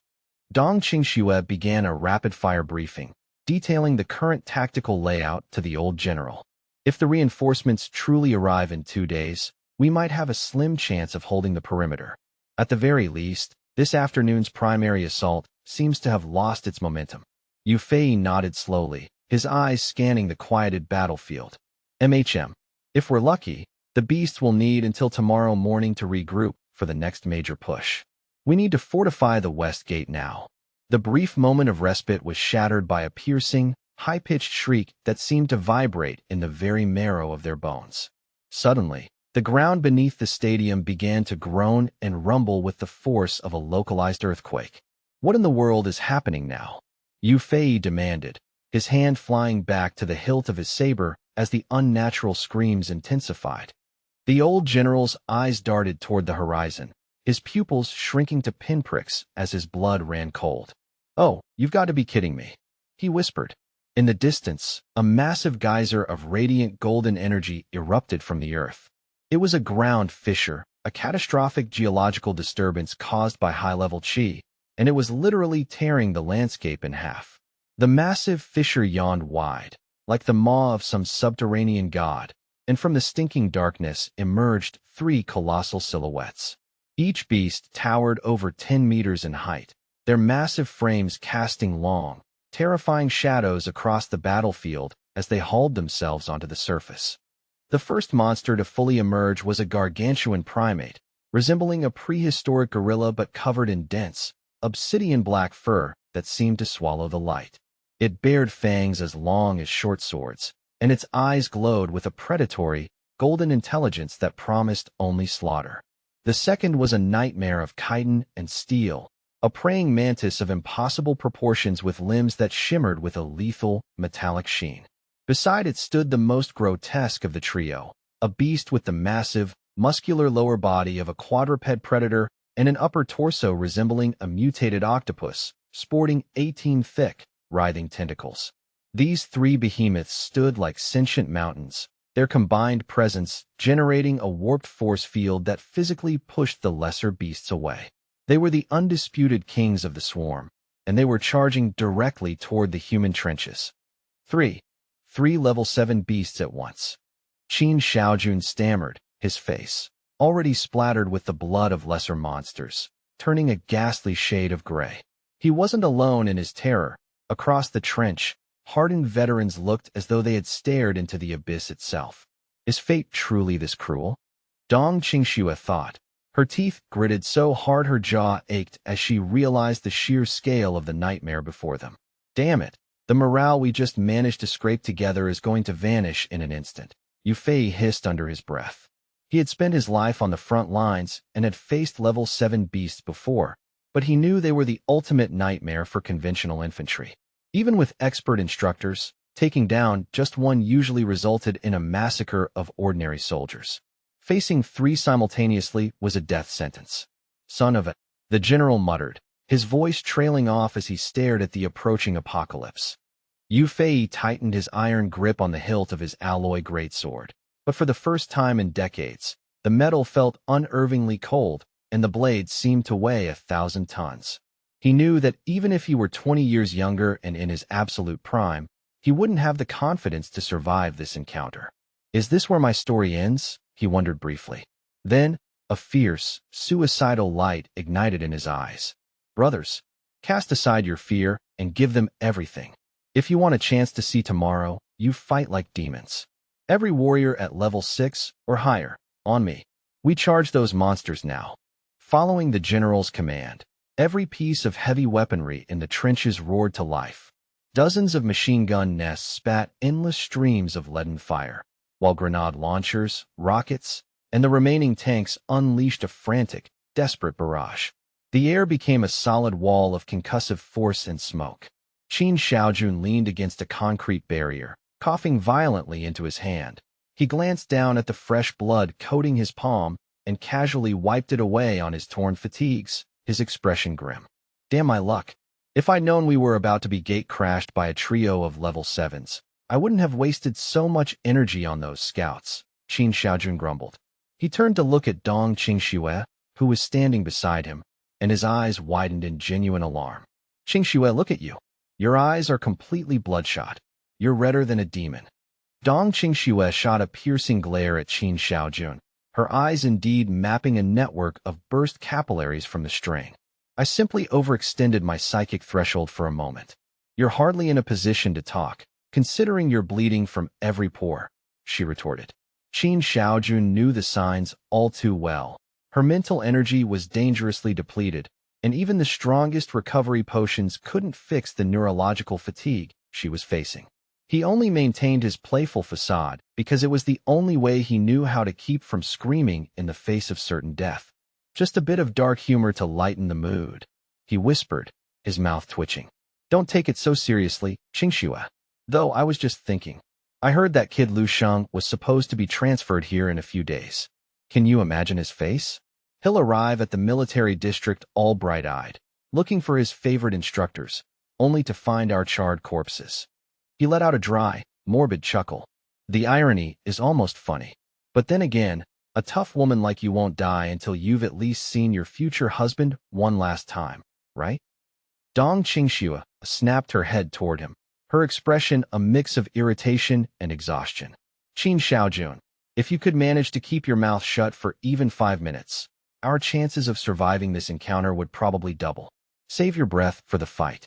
Qin Xiaojun raised his hands in a mocking gesture of surrender, though his eyes remained fixed on the 3 approaching level 7 monsters. All right. Message received. I'm zipping it. Believe me, I'm in no hurry to meet my maker today. I've still got plenty of living left to do. I don't plan on dying in a hole like this. Yu Fei's voice boomed once more, cutting through the din of artillery. Everyone, blades up. Prepare to engage on my mark. The old general raised his greatsword high, his silhouette framed against the smoke as he prepared to lead a final, suicidal charge. But just as he was about to give the order to advance, a violent, high-frequency ripping sound suddenly tore through the sky, drowning out even the roar of the cannons. It sounded like the very fabric of the atmosphere was being shredded by something moving at an impossible velocity. Every soldier, and even the mutated beasts, instinctively tilted their heads upward to locate the source of the deafening sonic boom. Qin Xiaojun gasped, his jaw dropping as he squinted at the heavens. What is that? A meteor. High above, a dark, condensed blur engulfed in a shroud of friction-induced flames was plummeting toward the earth. It left a spectacular, mile-long trail of fire in its wake as it roared through the clouds. Someone with enhanced vision suddenly screamed from the trench. Look! There's a person inside that fireball. It's a human. Dong Qingxue felt a sudden, inexplicable jolt of recognition in her chest. But because her mental power was so thoroughly drained, she couldn't manifest a psychic scan to confirm her suspicion. Her face flushed with a mix of hope and terror. Could it really be him? She whispered. The fiery mass was accelerating, falling with pinpoint accuracy toward the trio of level 7 beasts. He's falling right into the middle of them. He'll be crushed, she cried out in alarm. You recognize that person? Who is it? Qin Xiaojun asked, his voice filled with frantic curiosity. Before she could answer, the meteor-like streak of flames suddenly shifted its trajectory with a violent mid-air correction. With a thunderous whoosh, it slammed downward, piercing straight through the skull of the tentacle beast. The creature didn't even have time to hiss before its head was obliterated, leaving the entire battlefield in a state of stunned silence. Amidst the swirling smoke and dissipating heat, Lu Sheng, the young man who had just fallen from the stratosphere, couldn't help but let a predatory, sly grin spread across his face. He stood at the center of the impact zone, the remnants of the fireball still licking at his silhouette. The figure within the crater didn't just land. He had brutally stomped the level 7 beast's head into the dirt with the force of a tactical nuke. Every soldier and commander on that battlefield witnessed a display of raw, unadulterated power they would never forget. What in the name of the gods? General Yu Fei blurted out, his saber lowering slightly in sheer shock. As the dust began to settle, they saw the once mighty tentacle beast lying limp and lifeless, its massive body collapsed like a puppet with its strings cut. Lu Sheng stood atop the carcass, his borrowed boots still smoking. His eyes were sharp, glowing with an inner light, and his entire body radiated a dense, high-temperature aura of military-grade chi flames. Not bad, the young man murmured, testing his weight. These boots actually held up. The secondary shockwave of his landing finally hit, a visible ripple of concussive force that blasted outwards in all directions, flattening the surrounding grass and sending lesser beasts tumbling like dry leaves. The two massive halves of the tentacle beast's split corpse slid apart and crashed into the dirt like collapsing mountains, revealing a shallow, glassed-over impact crater with a massive radius. The gorilla beast stood frozen, its primitive brain unable to process how its peer had been killed in an instant. From the center of that deep pit, Lu Sheng slowly stood to his full height, wreathed in flickering embers. For a moment, every mind on the battlefield went blank, their ears ringing from the shock. Only then did they realize the meteor wasn't a rock, but a strikingly handsome young man who had descended like a god of war. Lu Sheng turned his head slowly, his cold, piercing gaze locking onto the gargantuan gorilla. His voice was calm, yet it carried across the silent battlefield with terrifying clarity. "All right," he said, his tone almost conversational. "You're next." The gorilla beast, standing over 10 meters tall with a physique like a granite mountain and fur as black as night, finally snapped out of its trance. It threw its head back and unleashed a roar of pure, incandescent fury that shook the stadium ruins. Its eyes turned a baleful red as it raised a fist the size of a small car, preparing to turn the tiny human into a red smear. Lu Sheng looked insignificantly small beneath the beast's shadow as it swung its fists in a frantic frenzy, shattering the bedrock and filling the air with a choking haze of dust. Amidst the chaos, Lu Sheng simply raised his own fist in a provocative, calm gesture. "This feels familiar. Haven't we played this game before?" Before the gorilla could land its blow, Lu Sheng launched a punch of his own. The impact sounded like a lightning strike. The massive beast was sent rolling head over heels across the dirt, its momentum completely reversed by a single human hand. A brilliant flash of golden light erupted from the point of contact. "You like that? Then eat this kick of mine," Lu Sheng shouted, his voice echoing with power. With a fluid, lightning-fast motion, he extended his leg in a high-arc kick that caught the staggering King Kong beast square in its chest, launching the multi-ton monster backward as if it were nothing more than a stray pebble. Witnessing this impossible display of physical dominance, General Yu Fei felt his entire worldview shattering. He stood frozen, his mouth agape as he watched a level 7 beast being treated like a plaything. This can't be real," Yu Fei stammered. "Oh my God, am I actually dreaming? Or have my eyes finally failed me in my old age? How is a human capable of such raw strength?" Qin Xiaojun waved his hands frantically in front of his face, as if trying to wake himself up, before turning to Dong Qingxue with wide, trembling eyes. "Wow, Lu Sheng's combat style is absolutely insane. If I didn't know better, I'd think we were on a movie set with $1 billion budget. What do you think, Qingxue? Is he even human anymore?" At that moment, Dong Qingxue, the woman whom many whispered would one day be his wife, was staring at Lu Sheng with an intensity that bordered on reverence. Her heart was racing, completely captivated by the young man standing amidst the ruins. "Lu Sheng," she whispered, her voice thick with emotion. "He's getting stronger and stronger at a rate that defies logic." Having neutralized the gorilla for the moment, Lu Sheng spun around to face the mantis beast, his eyes narrowing. "Your turn." The mantis beast stared at the youth with its multifaceted eyes, its two front scythe limbs vibrating at a frequency so high they became a blur of silver. The blades seemed to disappear and reappear in the air, creating a lethal web of steel that promised to mince anything in its path. The creature's speed was so extreme that it exceeded the tracking capabilities of the human eye. It lunged at Lu Sheng in a flicker of metallic light, but Lu Sheng merely shifted his weight, flashing to the side with effortless grace. He looked back over his shoulder, his expression one of bored disappointment as the beast's blade struck only empty air. The mantis beast's multifaceted eyes darted frantically, searching for its elusive target, but all it perceived was a sudden, abyssal void, a massive silence where Lu Sheng had been standing only a microsecond before. Without warning, the creature's entire peripheral vision was consumed by a violent eruption of crimson energy. Lu Sheng materialized behind it, as if woven from the air itself, his form ramrod straight, and one hand thrust skyward like a beckoning torch of divine retribution. Spiraling vortexes of controlled plasma, manipulated by Lu Sheng's sheer force of will, coiled around the mantis like fiery serpents. The beast was hoisted into the air, spinning helplessly within a centrifugal furnace before being directly incinerated into ash by the intensifying heat. The heavy, metallic tang of the battlefield was momentarily replaced by the pungent, sickly sweet aroma of charred chitin and seared organic matter as the beast's remains were consumed. At this stage, the once lethal silhouette of the mantis was no longer visible, completely eclipsed by the blinding intensity of the inferno Lu Sheng had conjured. Within heartbeats, the predator was reduced to a brittle, carbonized ruin, roasted to a pitch-black state by the young man's overwhelming power. Suddenly, Lu Sheng's figure blurred and ascended, flying high into the smog-filled sky.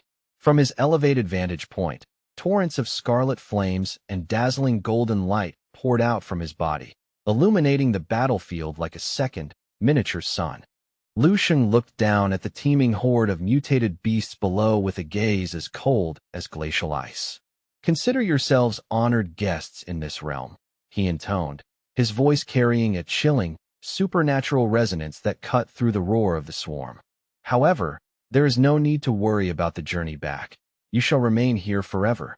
As the final syllable left his lips, Lu Sheng unleashed a relentless barrage of punches toward the earth, each strike pulverizing the monstrous ranks below into unrecognizable pieces of gore. Thick plumes of dust filled the air, settling over a landscape now littered with the broken corpses of mutated beasts. Before long, Lu Sheng descended lightly to the ground in front of the gathered soldiers, offering a crisp, formal salute paired with a confident and reassuring smile. New recruit Lu Sheng reporting for duty. I have traveled here specifically to present myself to Commander Yu Fei for assignment, he declared, his voice steady despite the carnage he had just unleashed. Dong Qingxue and Qin Xiaojun stood paralyzed in a daze, and upon hearing his humble introduction, they were utterly stunned, their skin prickling with a sudden cold sweat. A recruit? Yu Fei managed to stutter out, before the three of them looked at each other and collapsed into a fit of hysterical laughter. Their laughter was so intense that their mouths seemed to stretch from ear to ear in pure disbelief.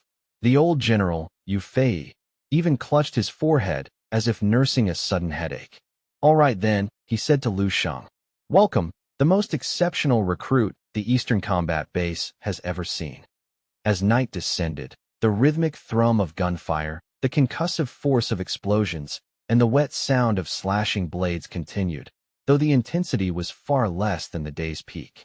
Lu Sheng sat in a relatively spacious room on the front line. Fortunately, the dilapidated urban infrastructure still provided a few buildings that offered shelter from the elements. Today, we truly owe our lives to your presence. If those 3 level 7 monstrosities had breached our line, the consequences would have been catastrophic, Qin Xiaojun remarked as he poured Lu Sheng a steaming cup of coffee. Lu Sheng took the cup, steam rising to his face, and asked curiously, Instructor Qin, are Class A Earth caves truly this perilous on a regular basis? Level 7 beasts are frequent visitors at the threshold of such caves during an outburst, Dong Qingxue explained in a low, detailed tone to the young man who was destined to be her husband. And the threat level here has likely escalated beyond a standard Class A. It's at least a Class 3 event now. Generally, a newly manifested Earth cave undergoes a volatile period of eruption where high-level predators swarm out, but it eventually stabilizes, Dong Qingxue continued. Just then, Yu Fei strode into the room. I used to find the rumors of you slaying Grandmaster Dong Xingyi of the Jidao martial arts hall hard to swallow, but after witnessing today's performance, I am a total believer. Yu Fei regarded Lu Sheng with a gaze reserved for supernatural anomalies. Kid, you already possess the combat prowess to contend for the general star rankings. You'd likely break into the top 50 with ease. Lu Sheng tilted his head, asking, Is that system comparable to the Saint rankings at Marshall Saint University? In spirit, yes, but the general star rankings also factor in your tactical merits and contributions to humanity's defense. I will have a dedicated team tally the level 6 and 7 beasts you dispatched today, Yu Fei added thoughtfully. Those kills will be converted into substantial merits and military contributions, which you can exchange for high-grade resources to fuel your future cultivation. It's a significant advantage. Lu Sheng nodded politely. I appreciate the assistance, Commander Yu. Good. We will finalize the paperwork once we return to the regional headquarters. You are still fresh to this military sector, so there is no need to rush. Take your time to acclimate. For now, get some rest. Do not let the current quiet fool you. This front could explode into a large-scale assault at any moment over the next 2 weeks. Since you are here, I'll be leaning on you heavily. As Yu Fei left, Lu Sheng noted the profound exhaustion etched into the general's face, realizing that even the spirit of a level 7 grandmaster had been pushed to its absolute limit. One could only imagine the grueling battles Yu Fei had endured to keep this line from breaking. I have my immortal cells and the natural breathing method, so my stamina is virtually infinite. But my stomach is another story, Lu Sheng thought, rubbing his belly. Seeing this, Qin Xiaojun stepped forward and clapped him on the shoulder with a grin. Come along, kid. You've already developed a reputation for having a legendary appetite. We can't let our hero go hungry. Tonight, we shall treat you to a veritable feast at the mess hall, Qin Xiaojun promised. However, upon arrival, Lu Sheng found only stacks of industrial canned rations. He looked at the tins in surprise, asking, Is this the grand feast you were referring to, Instructor Qin? Options are a bit limited on the front lines, aren't they? Qin Xiaojun replied with a sheepish shrug. Just endure it for now, and once this surge is suppressed, we'll return to the district for a real celebration. Nearby, Dong Qingxue was quietly eating, her eyes almost entirely fixated on Lu Sheng's profile. Suddenly, it was as if a bolt of cosmic lightning had crackled between them. Their eyes locked in the quiet room, and the air between them seemed to shimmer with invisible sparks, causing both of their faces to flush a deep, telltale crimson. Lu Sheng and Dong Qingxue were both visibly flustered, the silence between them becoming heavy and awkward as neither could find the words to speak. Lu Sheng suddenly recalled the prophetic information stating that Dong Qingxue was his future wife, and he felt himself momentarily freeze solid from the realization. Seizing the first opportunity to escape the mounting tension, Lu Sheng blurted out, "I'm actually quite full. I need to go, run some errands." And he scrambled toward the exit. Watching Lu Sheng bolt from the room like a startled rabbit, Qin Xiaojun was left in a state of utter confusion. Okay. What's gotten into him so suddenly?" he asked, watching Lu Sheng's retreating back with a puzzled expression. Back when Lu Sheng had challenged the Jidao Grandmaster and humbled the northern prodigies, Dong Qingxue had been sick with worry. If not for her mandatory assignment here, she would have abandoned everything to fly to Jingdu province and climb Mount Giant just to ensure his safety. Dong Qingxue lowered her head, the act of eating forgotten as she snapped, "That is strictly none of your business." Qin Xiaojun stared at her for a long moment before a knowing snicker escaped him. "Oh, I see it now. Qingxue, don't tell me you've actually fallen for the kid." Before he could finish his sentence, a plate of food was plastered directly over Qin Xiaojun's face, with broth and bits of meat trickling down his once handsome mug. Dong Qingxue stood up, her expression as cold as a stone, and said, "You are simply too talkative for your own good." She then turned and walked out, ignoring the stunned gazes of everyone in the cafeteria. "Hey, why are you so sensitive?" "I wasn't finished," Qin Xiaojun called out. Meanwhile, Lu Sheng was outside, staring up at the clouds and reflecting on the day's combat. His heart was still pounding. Sleep was clearly not on the agenda for tonight. The 1182nd Division was currently enjoying a rare lull only because Lu Sheng had cleared the immediate area, but the relentless thrum of the earth din in the distance suggested more were coming. Mimicking his actions from earlier, Lu Sheng extended his mental power like a radar to sweep the surrounding sector. Perhaps a quick scout of the perimeter is in order, he thought, his eyes flashing with intent. The Scarlet Star Dragon Vein spear gleamed in his hand as he zoomed off into the night. He reached a makeshift trench in a residential ruin where a dozen armored tanks were desperately holding the line, their cannons spitting rhythmic fire to mow down the incoming tide. A tall, muscular middle-aged man stood within the trench, his brow furrowed with deep-seated worry as he watched the endless waves of mutated beasts surging toward their position. "Damn it all. How can there be so many of them?" he growled. A soldier beside him, who was having his leg bandaged, grimaced. "The Earth Din must have suffered a total breakdown. Backup won't be here for days. They're all busy suppressing an S-level outburst elsewhere. We're on our own, and frankly, I don't think they're coming." "Are we really going to die in this godforsaken hole?" the soldier whispered. Suddenly, the heavy head of a massive axe slammed into the dirt with a resonant thud. "Stop that moping. We're on a battlefield. Did you expect a vacation?" The one who spoke was a young woman dressed in practical sports gear, her casual attire belying her fierce, no-nonsense attitude. Despite the grim odds, she stood tall and unshakable, like a mountain in the storm. The nearby soldiers immediately straightened their posture and offered a salute. "Roger that, Commander." The wounded man felt a flicker of hope. "That's right, a Grandmaster is still with us." "We cannot yield," a soldier cried out, just before a massive tremor rocked the ground, throwing the frontline troops backward.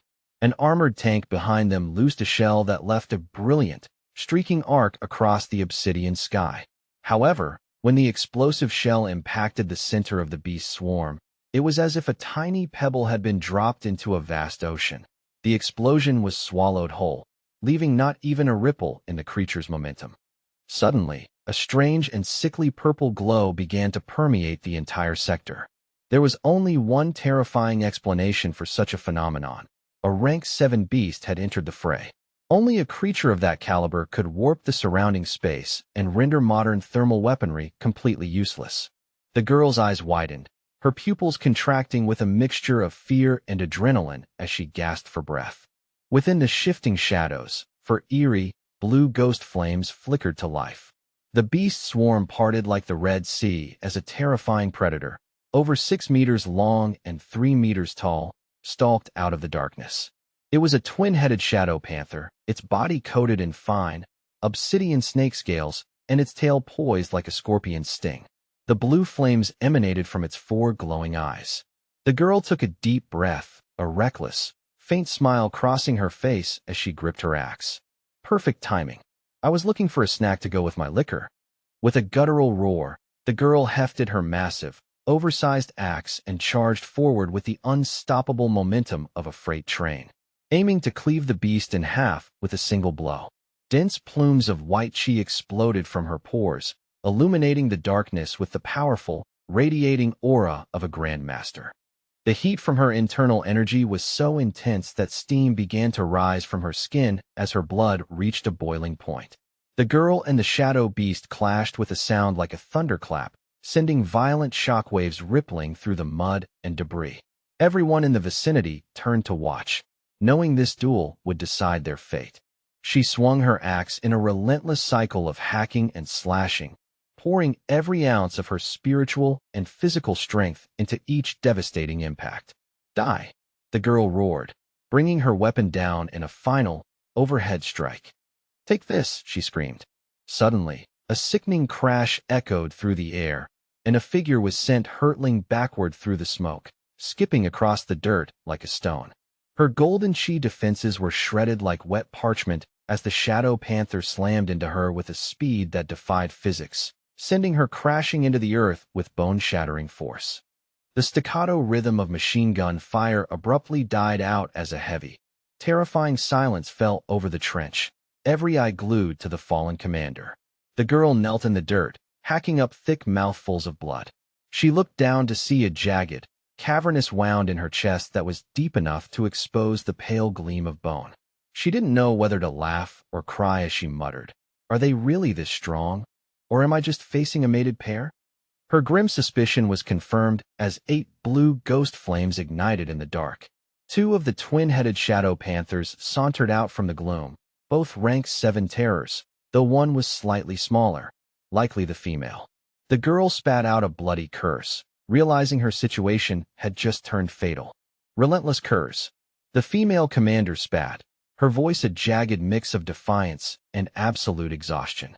The twin-headed shadow panthers crept forward with a lethal, predatory grace, their velvet paws patting silently against the cracked earth as they narrowed the distance to finish their wounded prey. The abyssal monstrosities simultaneously unhinged their massive, serrated jaws, revealing rows of fangs dripping with a viscous, corrosive saliva. A low, guttural roar vibrated through the air as 8 crystalline eyes locked onto the solitary figure struggling before them, radiating a primal hunger that chilled the very marrow of her soul. With an explosion of coiled power, the beasts lunged toward the young woman kneeling in the dust, their claws unsheathed to rend her flesh asunder. Staring into the face of impending annihilation, her mind raced, clouded by a heavy fog of fatigue and a crushing sense of helplessness as the shadows descended. Is this truly how my journey ends? She wondered, the thought flickering like a dying candle. Being torn limb from limb by these abyssal predators was a grisly fate she had never envisioned for herself. Behind her, the soldiers of the line watched in abject horror, their voices cracking as they screamed in a desperate, futile chorus. "Commander, look out!" Suddenly, a sharp glint of light in the distant sky caught her widening eyes, offering a microscopic sliver of hope. Sensing the sudden shift in the atmosphere, the shadow panther's eyes flashed with a ruthless, murderous intent, and their dark forms seemed to dissolve into the air, vanishing from sight as they accelerated mid-strike. In the span of a single heartbeat, the twin beasts had arched through the air in a terrifying, synchronized leap, hurtling toward the defenseless girl like living projectiles composed of raw darkness and ancient malice. Just then, a fierce, sonic-splitting whoosh echoed across the desolate plains, igniting the velvet night with a brilliant streak of crimson. Lu Sheng appeared in a flash of kinetic energy, the crimson dragon vein spear humming in his grip as he interposed himself between the girl and the charging beasts. With a fluid grace that defied physics, he unleashed a series of fundamental fist techniques. The sheer concussive force slammed one of the shadow panthers into the dirt so violently that the earth cratered beneath it, leaving the creature twitching and paralyzed. Witnessing its packmate being utterly dominated in an instant, the second shadow panther's predatory instinct was overridden by sheer, primitive terror. It immediately aborted its attack and attempted to retreat into the safety of the surrounding dark. Lu Sheng let out a soft, focused breath, his voice barely a whisper amidst the battlefield chaos. That was cutting it far too close. Another second of hesitation and the outcome would have been tragic. Suddenly, the downed beast's tail whipped out like a venomous lash, revealing 3 razor-sharp, obsidian claws aimed directly at Lu Sheng's throat. "Watch out for the tail," the girl cried out in a panicked warning. Reacting before the warning even finished, Lu Sheng pivoted and brought his foot down with the weight of a mountain onto the shadow panther's primary skull. His entire silhouette began to radiate an intensely powerful, suffocating battle chi, and his eyes flickered with a haunting, demonic light that seemed to pierce through the creature's soul, causing the high-level beast to break out in a genuine, shivering cold sweat of fear. With a voice that carried the undeniable weight of an imperial decree, Lu Sheng roared at the struggling monster. "Submit and stay still." The creature's heads froze instantly, its primitive mind paralyzed by the sheer pressure of his intent. However, the 3 wicked claws on its tail remained tensed, lurking like a hidden viper. Lu Sheng reached down and patted the monster's head almost affectionately, a dark, rhythmic chuckle escaping his lips. "You know, the marrow and meat of a rank 7 exotic beast are supposed to be quite the delicacy. It would be a terrible waste of resources if I simply pulverized you into a red mist like the last one," he mused aloud. "I think I'll be a bit more surgical this time. Just a light disciplinary measure to keep you in line." Lu Sheng reached out with a delicate tap of his finger, simultaneously channeling a precise surge of his immense mental power directly into the beast's neural pathways. Despite the apparent lightness of his touch, the residual battle chi he emitted was so devastatingly potent that the shadow panther felt as though its cranium was being subjected to the pressure of the deep ocean, its very skull on the verge of a catastrophic structural failure. The creature's muscular tail began to twist and contort in agonizing, unnatural angles as a direct byproduct of the neural shock. Witnessing this casual display of absolute subjugation, the girl remained frozen on the ground, her mind reeling in utter astonishment at the sheer gap in power between this youth and the monsters. Without a hint of exertion, Lu Sheng seized the now limp, crippled tail and began expertly winding it around the shadow panther's massive torso, effectively pinning its own natural weapons against its ribs. He even took a moment to playfully tie the tail into a grotesque bow before binding the beast's front paws together with professional-grade efficiency. "There we go," he murmured, standing up and dusting off his hands with a satisfied look. "Mission accomplished for the primary target of the night. Now then," he continued, his gaze shifting toward the horizon where the lesser swarm still churned and howled. "It's time to sweep away the rest of these miscellaneous pests before dawn." Lu Sheng's eyes narrowed into fierce, predatory slits as he tightened his grip on the crimson dragon vein spear. A brilliant aura of red light and roaring, celestial flames erupted around him, turning him into a living comet. With a sharp, atmospheric swoosh, he vanished, moving with a speed that transcended the limits of human perception. In a single, fluid arc of his spear, Lu Sheng unleashed a massive circular wave of kinetic energy that obliterated a vast radius of encroaching exotic beasts, turning the dense swarm into a scattering of ash and broken bone. The young commander gazed toward the direction where the mysterious savior had vanished, her face pale with shock and wonder. "Good heavens," she whispered, her voice trembling. From which corner of the world did such an overwhelmingly powerful monster emerge? Meanwhile, Lu Sheng casually strolled around the camp perimeter and the nearby Earth Cave entrance, his presence so overwhelming that even the dreaded SSS-rank sectors seemed to quiet in his wake. Throughout the remainder of the night, Lu Sheng acted as a nomadic guardian, patrolling every sector of the defense line and providing unsolicited assistance wherever the fighting was fiercest. He didn't just kill. He stomped upon the high-level beasts with such ferocity that they were left on the brink of death, broken beyond recovery. Relying on his staggering, near-teleportation speed, he zoomed around the sprawling defense lines surrounding the 1,182nd Division like a vengeful ghost of the battlefield. His fiery spear carved burning trails through the obsidian night, often accompanied by the shimmering flashes of his golden, interdimensional blades. By the time the first hint of light appeared, he had etched an unforgettable impression into the hearts of thousands of soldiers. In distant camps, bewildered officers stared at the carnage he left behind, asking in hushed, disbelief-filled tones, "Who is that man? Is he some kind of battle-crazed lunatic, or a god sent to deliver us from this hell?" As the first rays of dawn finally broke over the horizon, Lu Sheng let out a bored, rhythmic click of his tongue. "Well, the excitement has definitely died down for now," he mused. "I think I'll take one final stroll through the depths of the Earth Cave to clear out any stragglers while I head back to report to my own camp." "Commander Yu Fei, you've just received an urgent communication from the perimeter," a panicked orderly shouted within the command center. "What are you trying to tell me? Speak clearly, man." Yu Fei barked. "It's about Lu Sheng. He's just crossed back through the checkpoint. He's finally back." Within the shadowed confines of Yu Fei's command bunker, the heavy canvas curtain was swept aside, and a tattered, travel-worn figure stepped into the light, immediately commanding the absolute attention of everyone present in the room.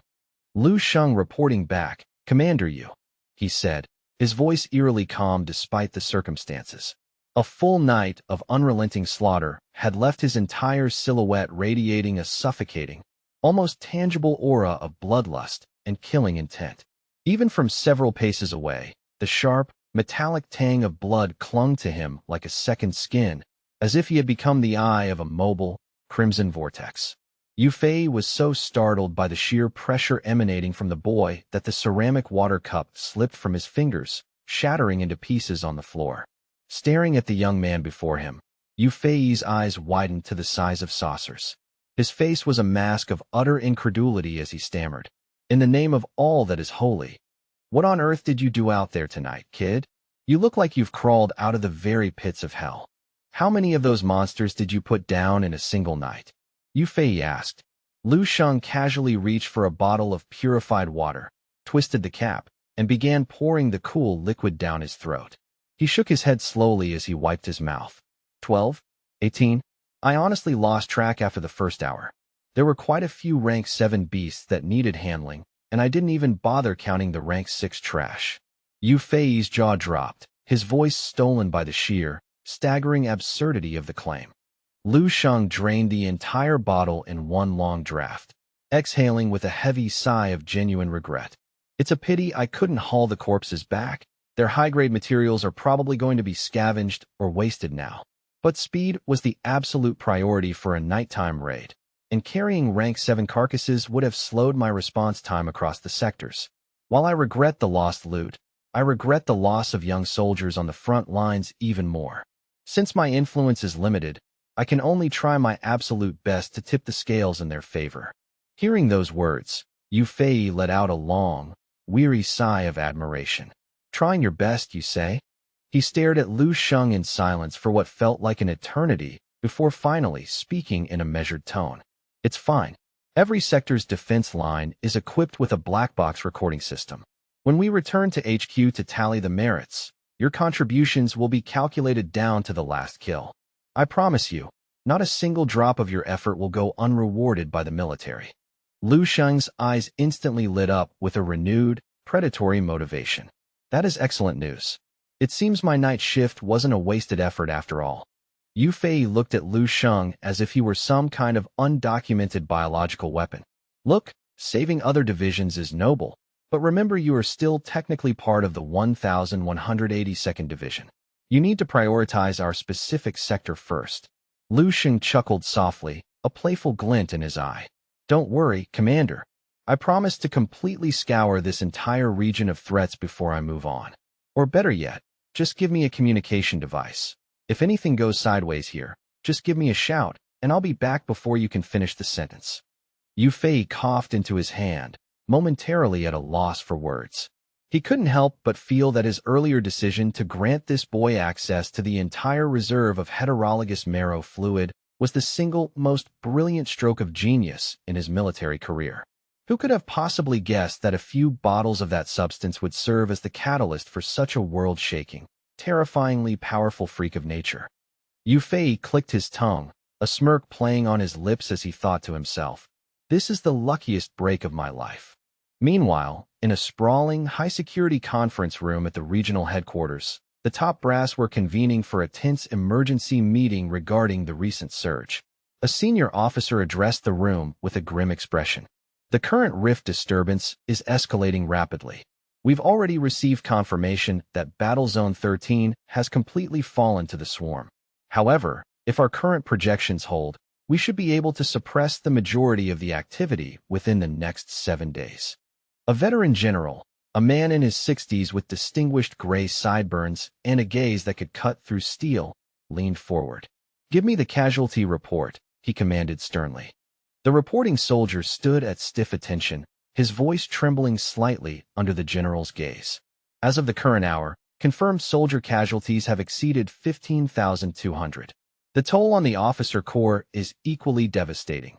320 officers have been confirmed Kia, including 8 rank 7 generals and 1 rank 8 general."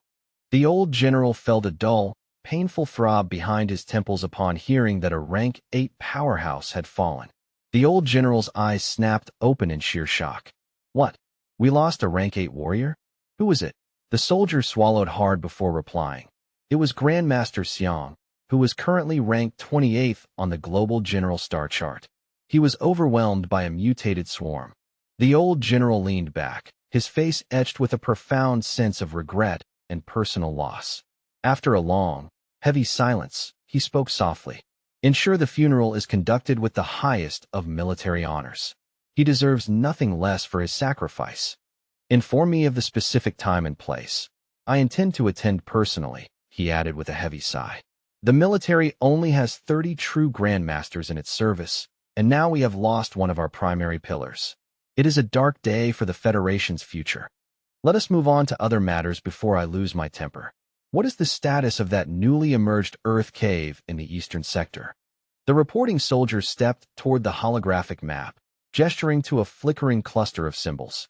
"I'm afraid the report is quite bleak, Marshal," he began, pointing to a specific coordinate. "The concentration of mutated beasts emerging from this particular Earth cave is increasing at an exponential rate. If substantial reinforcements are not deployed to the perimeter immediately, I fear the entire garrison station there will be completely annihilated within the next 48 hours. The line is buckling under the weight of the numbers. Based on the energy signatures and surge frequency, we estimate this newly emerged Earth cave to be at the level of a high 2A or 3A. It hasn't quite reached the catastrophic S-level threshold yet." Hearing this, the tension in the conference room dissipated slightly, and even the old general's stern features softened a fraction. As long as it wasn't an S-level calamity, there was still a margin for management. Shi Hongfei, the supreme commander, leaned over the tactical map with intense focus, his finger tracing the intricate lines of the defense perimeter. He finally tapped a crucial junction and asked, "What is the absolute maximum amount of combat power we can mobilize and redeploy this instant to stem the tide?" The reporting soldier straightened his uniform, shaking his head with a look of helpless frustration. "I'm afraid the answer is very little, sir.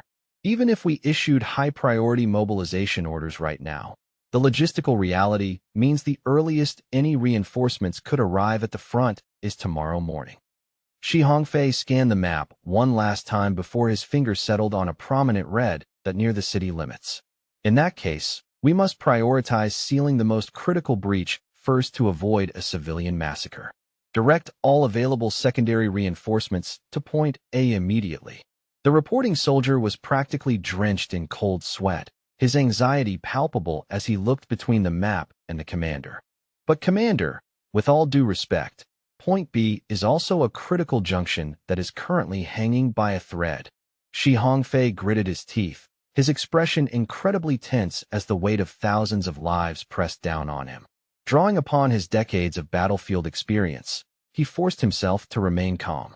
"I am well aware of the situation at Point B," he replied. The map clearly showed both points marked in glowing red. Both were gateway positions of equal strategic importance. However, the terrain behind Point B consisted of a vast, uninhabited buffer zone. Even if the line collapsed there, the beasts could be contained and cleared over time without immediate urban casualties. Point A was a different story entirely. If the breach there wasn't held at all costs, the sprawling urban center of Shangyuan City would likely face a full-scale, mutated beast invasion within a fortnight. In the brutal calculus of war, the protection of the civilian populace remained the military's paramount priority, regardless of the cost to the garrison. Shi Hongfei's entire being seemed to burn with a cold, hard determination as he finalized the call. Around the table, many senior officers nodded in solemn agreement, and the soldier who had questioned him fell silent. It was in moments like these that the value of old ginger being spicier became evident. Experience and a steady hand were the only things preventing total collapse. "Since there are no further objections, let us proceed with the reinforcement of Point A immediately," Shi Hongfei stated, before pausing to ask one last question. "Which specific unit is currently holding the line at Point A and facing the brunt of the assault?" The soldier snapped into a sharp military salute, his voice ringing out clearly across the room. "It is the 158th Division, currently under the command of Brigadier General Senunji, sir. They are holding, but for how much longer is anyone's guess." Supreme Commander Shi Hongfei then relayed a final, stern directive to Senunji. "Even if your ranks are decimated to the final soldier, that defense line must remain an unbreakable wall. Every other sector has been authorized to initiate tactical withdrawals, pivoting their remaining strength to bolster Point A as the situation demands." With a weary yet commanding gesture, the venerable General Shi Hongfei dismissed the assembly. "The strategy is set. This council is adjourned." The reporting officer snapped a sharp salute, fully grasping the gravity of the orders. Meanwhile, at the encampment of the 1182nd Division, General Yu Fei was a portrait of mounting agitation. He paced the cramped confines of the command tent, his boots thudding rhythmically against the dirt floor as his expression grew increasingly clouded with anxiety. "Exactly how much longer are we expected to languish in this meat grinder?" Yu Fei growled, his frustration boiling over. "2 more days? We've already bled for an eternity. How many more sunsets must we endure before the promised reinforcements actually materialize?" He had just concluded a grueling call with the high command, and the news had done nothing to settle his nerves. Lu Sheng remained seated nearby, seemingly undisturbed by the general's outburst. One hand rested firmly on his firearm, while the other meticulously tended to his weapon of choice.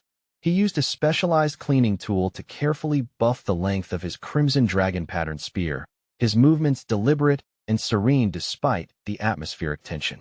Observing the general's frantic pacing, Lu Sheng finally broke the silence.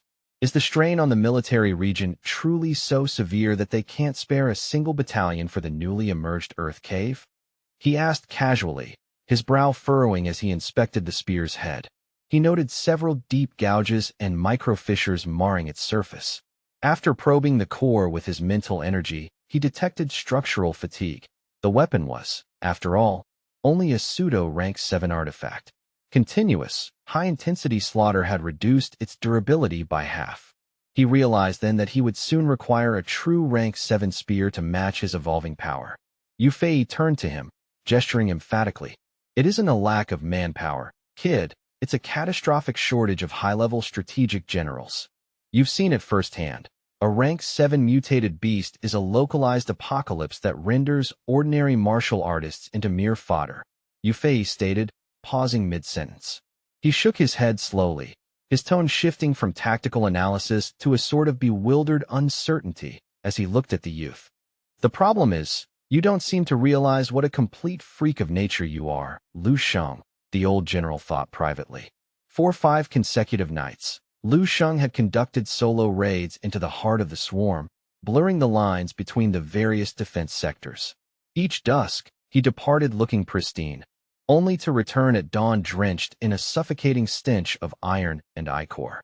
Even now, though Lu Sheng had showered and changed, a faint, ghostly scent of blood clung to him. Seeing the general trail off, Lu Sheng asked, "Is something wrong, Commander?" Yu Fei could only blink in disbelief. "No, nothing. Just thinking." "Lu Sheng, you carry the heavy, battle-hardened aura of a veteran who has survived 4 years in the trenches," Yu Fei continued, his voice full of wonder. "Yet, everyone knows you've barely spent a full week on the front lines. Heaven only knows how many thousands of mutated beasts you've put down to cultivate such a terrifying presence in such a short time." Yu Fei's astonishment wasn't merely due to Lu Sheng's overwhelming destructive power, but rather his incomprehensible endurance. The boy's stamina appeared to be an infinite wellspring.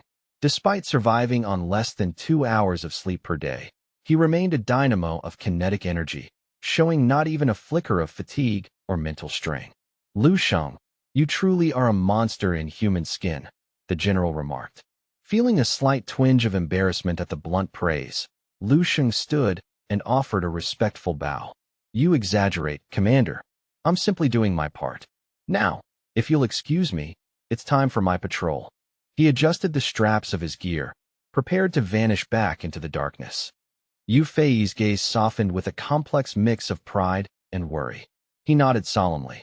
"Watch your back out there. Keep your comms open and don't hesitate to signal if the situation turns south." "Understood," Lu Sheng replied.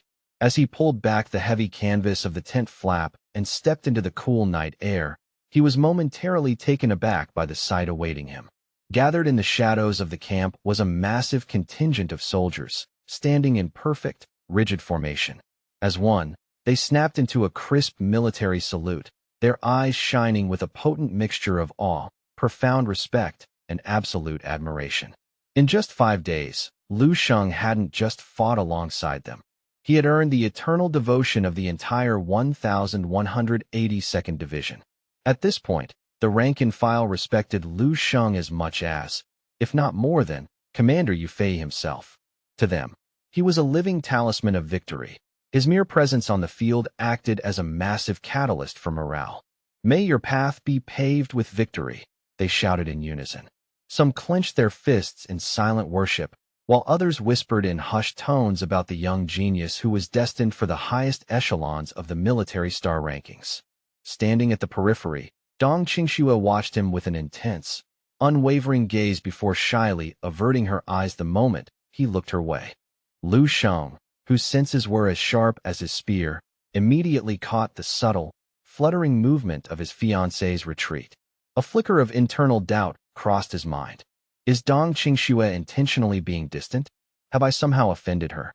He wondered if his sudden ascent in power and status had created an invisible wall between them, but he was hesitant to press the issue and cause her further discomfort. Lu Sheng reached into his pocket, his fingers brushing against the cool, smooth surface of 2 jade pendants he had prepared. His eyes flickered with a quiet, contemplative light as he stared into the gloom. "Well," he muttered under his breath, "who can truly fathom the heart of a woman?" Just then, Qin Shaojun approached, a playful smirk dancing on his lips as he delivered a friendly, light punch to Lu Sheng's shoulder. Well, if it isn't our division's legendary hero. Heading out to perform another miracle, are we?" Lu Sheng gave a small, tired smile. "Please, Instructor Qin, spare me the teasing. Actually, Instructor Qin, I have a favor to ask. Could you please deliver this small token to Instructor Dong on my behalf?" Lu Sheng handed over 2 exquisite mithril jade pendants.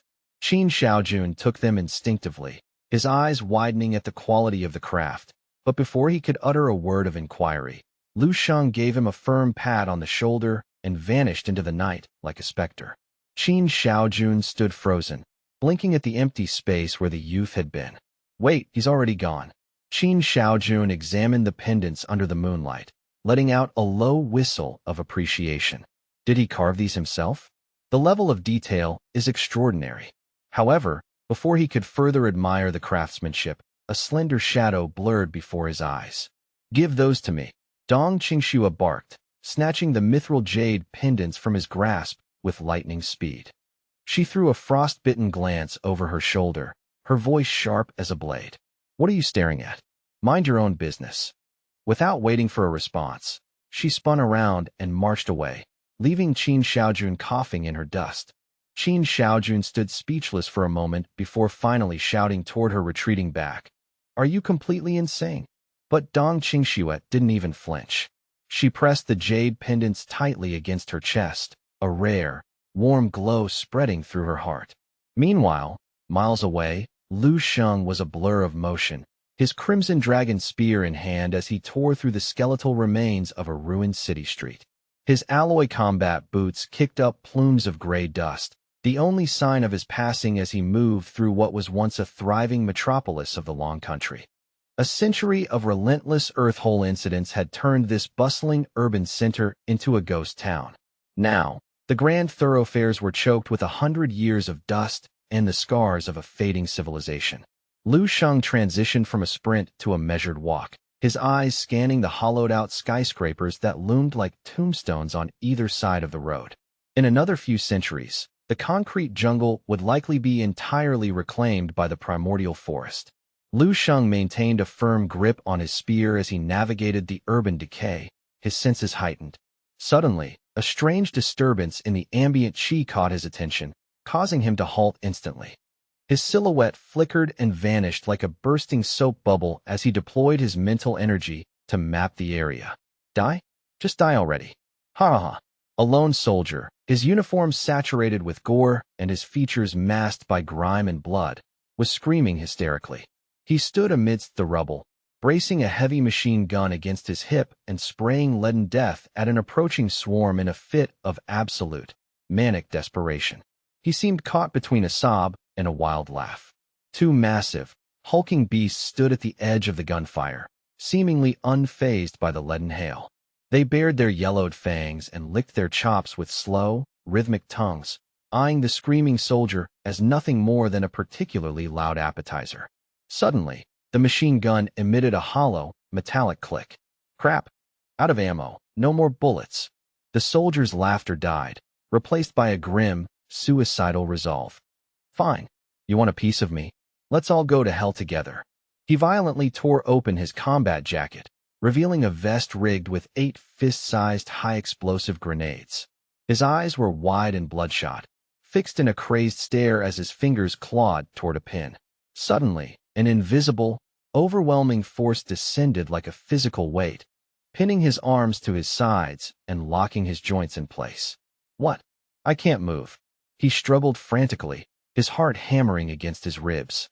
As the ferocious beasts closed in, their hot, putrid breath washing over his face, a raw, primal terror finally broke through his mania.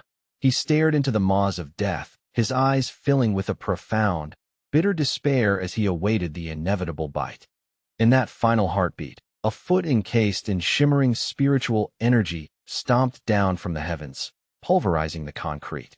Lu Sheng's voice, calm and resonant, cut through the soldier's panic. Do not discard your life so cheaply. A warrior's end should serve a greater purpose than spite. The soldier looked up, stunned into silence, unable to process the arrival of this newcomer. Lu Sheng stood before him, bathed in the moonlight, exuding the heavy, suffocating aura of a high-tier demon lord that froze the very air. The predatory beasts were instantly paralyzed by an instinctual terror. Before the soldier could even blink, a silver light flashed, and the heads of the two monsters were simply gone, replaced by geysers of dark arterial spray. The man blinked rapidly, his mind fracturing as he tried to determine if this was a fever dream or a hallucination born of his impending death. A standard rank 6 beast usually required a coordinated team of elite martial artists to bring down, yet this youth had ended them with a mere glance. The soldier's understanding of martial logic was shattered. It was only when he noticed the cloud of tiny, razor-sharp flying knives orbiting the young man that the truth dawned on him. A spiritual psychier, of course, but to be this powerful. Lu Sheng, hands casually thrust into his pockets, asked in a cold, detached tone, "To which division are you assigned?" "Reporting." The man snapped to attention, his military training overriding his shock as he saluted. "Lieutenant Colonel Li King of the 835th Division, reporting for duty, sir." He stood ramrod straight, though a slight tremor remained in his hands. He looked at Lu Sheng, realizing with a jolt how young the boy was, barely 20. He realized he was looking at a future general, perhaps even a saint in the making. Lu Sheng searched his memory. Yufei's tactical map had shown the 835th Division as a neighboring, elite unit with superior equipment and higher-ranking martial artists. Why are you here alone? Has the 835th expanded its perimeter this far? Lu Sheng scanned the desolate surroundings. Did the 835th's battle line truly stretch to this sector? The lieutenant colonel's face fell, a bitter, hollow laugh escaping his lips. He stammered, his voice breaking. No, it's because the line was completely breached hours ago. There is no more perimeter. Lu Sheng's expression hardened into a mask of pure shock. What? He stared at the officer in disbelief, his voice dropping an octave. Say that again. The battle line has been totally compromised. The 835th has fallen. Are you certain of this? Lu Sheng demanded. Without waiting for an answer, a surge of vibrant purple spiritual energy erupted from him, saturating the environment as he expanded his senses to their absolute limit. Li Yiqing felt an invisible ripple of force emanate from Lu Sheng, so potent it felt like a hurricane was trying to uproot his soul. The boy's spiritual pressure was so dense it seemed to pierce through his very being. Lu Sheng wasn't holding back. He unleashed a tidal wave of mental power that swept across the ruins in an ever-expanding radius. After a tense silence, Lu Sheng retracted his probe, his eyes flickering with a dangerous, dark light. Lu Sheng locked eyes with the lieutenant colonel. This breach, has the regional command been notified? Are there reinforcements currently en route to plug the gap? The officer, now sweating profusely under the weight of Lu Sheng's gaze, replied hoarsely. We transmitted the report to HQ hours ago. They promised reinforcements were moving and ordered us to hold at all costs. But when the collapse became total, the only final transmission we received was a general order to retreat and regroup. Then why are you still here instead of retreating? Lu Sheng asked. The man bowed his head in a heavy, grief-stricken silence. Finally, he whispered, our commander refused to leave his post. He died in the breach, fighting to the last. We chose to stay. We wanted to take as many of those bastards with us as possible before we fell. It doesn't matter where we die, as long as we die beside our commander. Lu Sheng was silent for a long moment before asking, what are the tactical consequences of this sector remaining open? Li Yiqing looked toward the western horizon, his voice trembling with dread. The breach will cascade. Both adjacent wings of the front will be flanked and decimated. If we don't counterattack and purge the area immediately, the swarm will bypass our lines and pour into the civilian safe zones. He paused, summarizing the horror in 5 words. Countless innocent people will die. A profound chill settled over Lu Sheng as the weight of the situation fully dawned on him. The sheer scale of the potential tragedy was staggering. Lu Sheng gave a slow, somber nod. I understand the situation perfectly. Without another word, the young man turned and began heading west at a deceptive pace. He didn't seem to be running, yet he moved with a speed that blurred his silhouette. Seeing him leave, the soldier suddenly realized where he was headed and shouted, Sir, that's the heart of the war zone. There are legions of beasts pouring through there. I am aware. Lu Sheng's voice echoed back, chillingly calm. I'm going to see if I can provide some assistance to the situation. See if I can help. The lieutenant colonel stood frozen, wondering if his ears had deceived him. He gaped at the empty street, unable to comprehend a single person attempting to challenge a localized war zone. In a flash, Lu Sheng had completely vanished from his sight. Lu Sheng moved with the weightless grace of the wind, soaring through the skeletal skyscrapers like a predatory bird. Since his spiritual power had transcended the rank 7 threshold, he had mastered the art of mental flight. While it was technically slower than his ground-shattering sprint, it offered a strategic advantage in navigation. In complex urban terrain, the ability to bypass obstacles was invaluable. As Lu Sheng approached the city's outskirts, the ambient noise shifted into a deafening cacophony.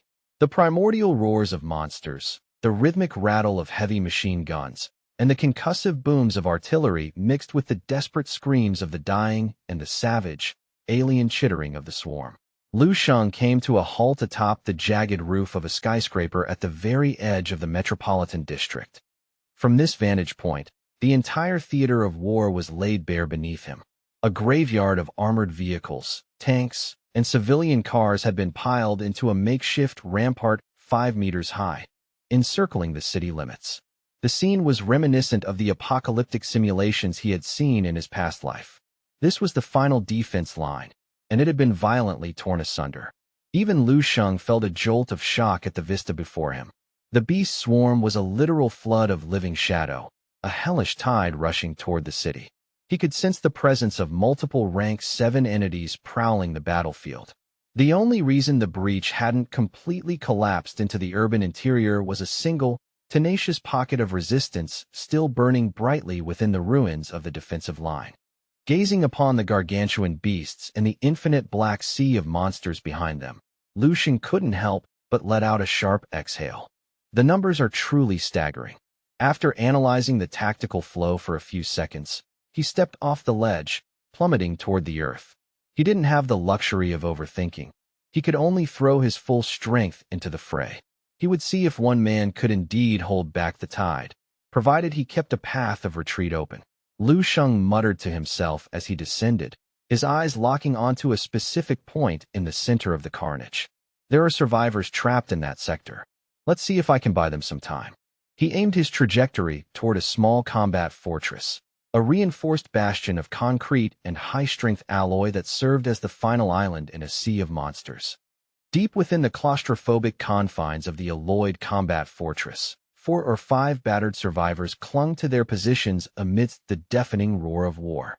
One soldier, his face smeared with grease and dried blood, screamed over the staccato of gunfire. "Damn it! It's like they're multiplying. Why are there more and more of these bastards with every passing second?" Beside him, a wounded comrade who had lost his entire left arm to a beast's maw gripped a pistol with trembling fingers, his voice cracking with despair. "Our commanding officer is already dead. The old man didn't make it. What the hell are we supposed to do now?" A grizzled veteran nearby adjusted his stance, his eyes burning with a cold, suicidal resolve. "What else can we do?" "We fight," the old man stated firmly, his voice steady despite the carnage. "We keep killing until there's nothing left to kill, or until we stop breathing. I've already helped our commander earn enough military merit to cover his legacy. Now, it's time for us to pave our own path to the afterlife." With a sharp, guttural laugh, he pulled the pins on a cluster of grenades and hurled them into the surging black tide outside. To his left, a burly, barrel-chested man let out a thunderous roar of laughter that seemed to defy the darkness. He reached into his vest, pulled out a crumpled cigarette, and casually pressed the tip against the glowing, white-hot muzzle of a heavy machine gun. After taking a long, deep drag that filled his lungs with acrid smoke, he tossed the spent cigarette aside and seized another twin-barreled weapon. "Hell yeah, let's stack him high. Once I'm out of lead, I'm taking as many of these freaks down with me as possible." In the corner, the old man with a satchel full of high explosives strapped to his back chimed in with a manic, excited grin. "Don't you worry about that. I've been hoarding enough concentrated C4 and thermal charges to turn this entire sector into a beautiful, scorching crater. I'll make sure these animals go out in a blaze of glory, not leaving so much as a single crumb for them to feast on when the dust finally settles." The one-armed soldier turned his gaze away, a flicker of deep-seated reluctance and grief clouding his vision. "Old Tio? I don't think he's going to make the trip with us." Nearby, old Tio lay slumped against a reinforced pillar, a jagged head wound having rendered him unconscious. The others looked over to see the middle-aged man's face twisted in a silent, panicked mask of pain. Blood was seeping uncontrollably from his skull and abdomen, signaling his imminent departure from this world. A heavy, somber silence fell over the small group, momentarily drowning out the rhythmic explosions. Suddenly, the man wielding the twin machine guns let out a sharp cry as a jagged bone blade severed his forearm. He fell backward, but instead of screaming in terror, he let out a jagged, agonized laugh. "Huh, is that all you've got?" The grizzled veteran immediately shouted. Hang on." Refusing to yield, the veteran frantically dug into his satchel, pulling out his remaining makeshift explosives and hurling them with reckless abandon at the encroaching swarm. "Stinking beasts! I'll see you all in hell," he roared, his arm moving in a blur of motion. However, his fingers soon met only the rough fabric of the satchel's bottom. The bag was completely empty. The old man's hand clawed at the air for a moment, reality sinking in as he realized he was out of options. A grim, satisfied grin spread across his weathered face. "Commander, looks like the boys are coming to join you." He reached into his inner pocket and withdrew a small, battered remote detonator, his thumb hovering over the red button as he prepared to press it with all the strength he had left. "Commander, wait for us. Your brothers are right behind you," he whispered, his eyes closing as he prepared to ignite the explosives rigged throughout the fortress walls. Outside, the ferocious beasts were pressing against the reinforced doors with such violence that the metal began to groan and buckle. The fighters inside felt the crushing weight of the end. Their weary bodies suddenly relaxed as the adrenaline faded. They looked up at the flickering lights, a strange sense of peace washing over them. It was finally over. They were ready to complete their heroic sacrifice and leave their mark in the annals of the 835th Division. Just as the veteran's thumb tightened, a thunderous boom shook the very foundations of the earth. An invisible, kinetic shockwave suddenly swept across the sea of beasts swarming the fortress. It was as if an unseen scythe of death had been swung by a god. A violent wind erupted, clearing the air of smoke and gore. "Where the hell did this gale come from?" the soldiers gasped. In an instant, the cacophony of monstrous roars vanished, replaced by a haunting silence, and the sunlight that had been obscured by the swarm finally bled back into the room. Then, as if a localized tornado had torn through the chamber, the few beasts that had breached the interior were plucked up like straw and hurled into the distance. A solitary figure suddenly materialized atop the highest point of the alloyed combat fortress, his silhouette framed against the chaotic sky. He looked down at the survivors with a calm, analytical gaze before his voice rang out with authoritative clarity. "It's a good thing you're still breathing. Get up immediately." He surveyed the perimeter and added, "All of you, retreat toward the rear lines while I clear the path." The soldiers stared at him in a state of catatonic shock. "What just happened? Who is this?" The man with the glasses squinted through the dust, his face suddenly contorting with pure, unadulterated ecstasy. "Reinforcements. My God, reinforcements are finally here." The old man with the glasses clenched his fist so hard his knuckles turned white, jumping to his feet with renewed vigor. "Damn it, if there's a chance to live, I'm taking it. Brothers, move out. Retreat." A spark of hope ignited in the eyes of the others, and they struggled to their feet one after another. In the blink of an eye, Lu Sheng had already vanished from his perch. All they could see was a blurred streak moving like a violent whirlwind through the monster horde, leaving a trail of devastation in his wake. As he pivoted in the distance, Lu Sheng exuded a suffocatingly powerful aura that felt like an approaching storm. The one-armed soldier struggled to track that fleeting silhouette, his head spinning in a daze of confusion and relief. Suddenly, he gripped his comrade's shoulder, his voice rising in panic. "Wait, look closer. Why is the cavalry just one person? Where the hell is the rest of his squad?" But his companions were beyond listening, their eyes glued to the impossible spectacle of the lone figure standing against the tide. Meanwhile, Lu Sheng was systematically deconstructing the monster swarm, his movements so fast they bordered on teleportation. He sent limbs and carapaces scattering like autumn leaves. After several minutes of watching this slaughter, the burly man with the machine gun finally spoke up, his voice hushed. "Am I losing my mind? Or is this kid actually enough to hold the line alone?" Every time Lu Sheng flickered in and out of visibility, a fresh dozen of high-level monsters were sliced clean in two. In his hand, the crimson dragon-veined spear was a blur of lethal silver, wrapped in coils of roaring, translucent flames. It danced around him like a primordial fire dragon that had finally been unleashed from its cage, consuming everything it touched. Lu Sheng was completely encased in a dazzling, golden aura that radiated the heat of a miniature blazing sun. Wherever his footsteps landed, the mutated beasts dropped in rows as if they were being harvested by a giant, celestial mower. The survivors inside the fortress stood as motionless as statues, their mouths agape, and their minds thoroughly shell-shocked. In just a few heartbeats, the youth had sanitized a massive swath of the defense line that had been contested for hours. The earth was quickly hidden beneath a carpet of monster corpses, and blood began to flow in dark, viscous rivers. Yet, even more monsters surged forward from the depths. Lu Sheng continued his rhythmic slashing, a slight frown crossing his face. So many. There are just too many of these things. It felt as though the ocean of monsters was truly infinite. Lu Sheng felt like a solitary rock on a storm-lashed beach, constantly being hammered by the waves of the swarm. I can finally see why the 835th Division's line finally buckled under the pressure, he mused internally. The sheer density of this wave was far beyond what he had seen before. It was an endless, suffocating stream of low-level abominations pouring out of the subterranean burrows. Even Lu Sheng began to feel a prickle of pressure, but instead of fear, he felt an exhilarating surge of adrenaline.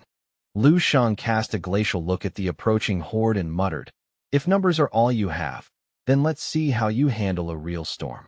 He began to slowly stretch his limbs, his body emitting a series of sharp, metallic cracking noises as if a massive engine was warming up. His blood roared through his veins, and his bones ground together with the sound of tectonic plates shifting. It's been far too long since I've had to push myself. Full power combat really is the ultimate tonic. Lu Sheng slowly raised his crimson dragon-veined spear, and patches of crystalline frost began to bloom outward from his feet. He was preparing to unleash the full extent of the Ice Queen's primordial power. "Let's go," Lu Sheng roared. Frost Snipe Prison. The crimson spear tip spat out a dazzling, surging river of absolute zero ice. From the heart of this frozen torrent, a tiny, exquisite frost spirit sparrow burst forth, its wings spreading wide with a crystalline shimmer. Its wings appeared to be constructed from delicate, icy bone, yet they were wreathed in flickering, paradoxical red flames. Lu Sheng had never had a true reason to deploy the Frost Snipe Prison in a live combat scenario until now. As he finally unleashed the ultimate technique, the Frost Spirit Sparrow proved to be far more formidable than even he had imagined. The spear flashed like a falling star, and then seemed to disappear entirely from the physical realm. A colossal looting beast, a behemoth the size of a mountain, stood directly in Lu Sheng's path.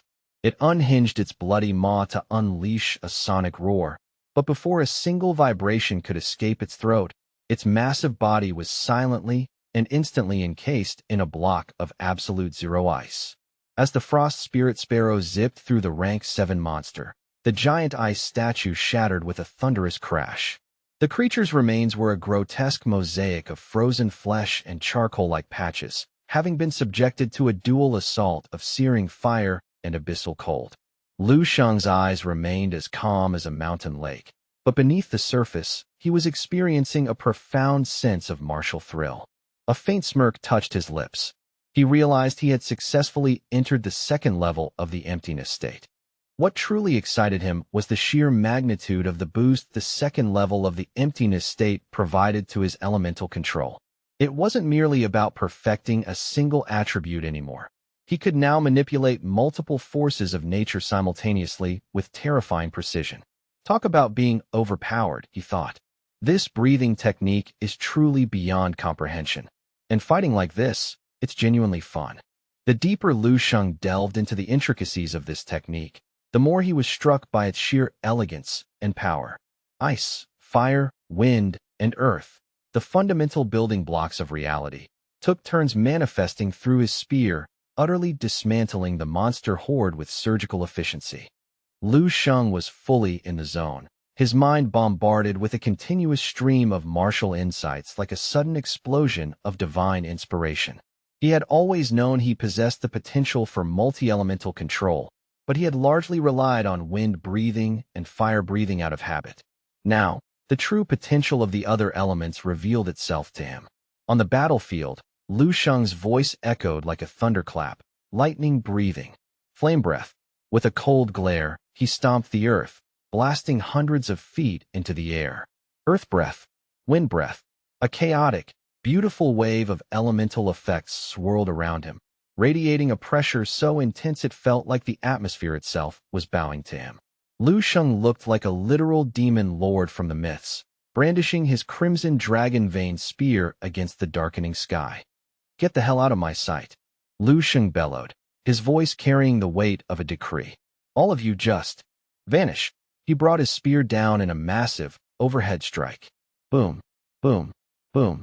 Cascades of lightning and jagged blades of wind tore across the landscape, ripping the earth apart and vaporizing everything caught in the epicenter of the blast.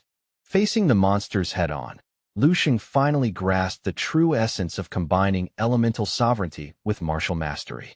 Every attack now carried a secondary, specialized damage effect that far surpassed anything a regular martial artist could hope to achieve. This wasn't just a power-up, it was a total game-changer. It was no wonder that even 10,000 years into the future, practitioners who could bridge the gap between elements and the spear were considered the most precious of resources. And that wasn't even factoring in his latent psychic abilities, which hummed in the background, ready to bridge any remaining gaps in his defense. Good God! The soldiers huddled atop the makeshift fortress had been in a state of catatonic shock for some time. The panoramic destruction unfolding before them left their mouths hanging open, their faces frozen in a mask of disbelief as their eyes reflected the light of the distant elemental storm. Lu Sheng's figure moved with the grace of a soaring dragon, spear in hand, wreathed in swirling tempests of ice and fire, while the very ground churned beneath his feet. A waning moon set slowly behind him, framing the carnage in a haunting, silver light. Vast swaths of the monster horde fell like dry straw before a scythe. Lu Sheng carved through their ranks with terrifying ease, each fluid swing of his spear marking the end of a dozen lives. The watching soldiers felt a sense of awe that transcended mere words. They didn't even know how to begin describing what they were witnessing. They could only stare blankly at the impossible hero on the battlefield. The monsters continued to pour in like a suffocating tide, but the density had finally begun to thin under Lu Sheng's relentless assault. The beasts that had managed to flank the line were being drawn back into the main fray by his sheer presence, gathering into desperate, dense hordes. Lu Sheng shifted his grip on the spear, preparing to charge into the heart of the new formation to shatter it.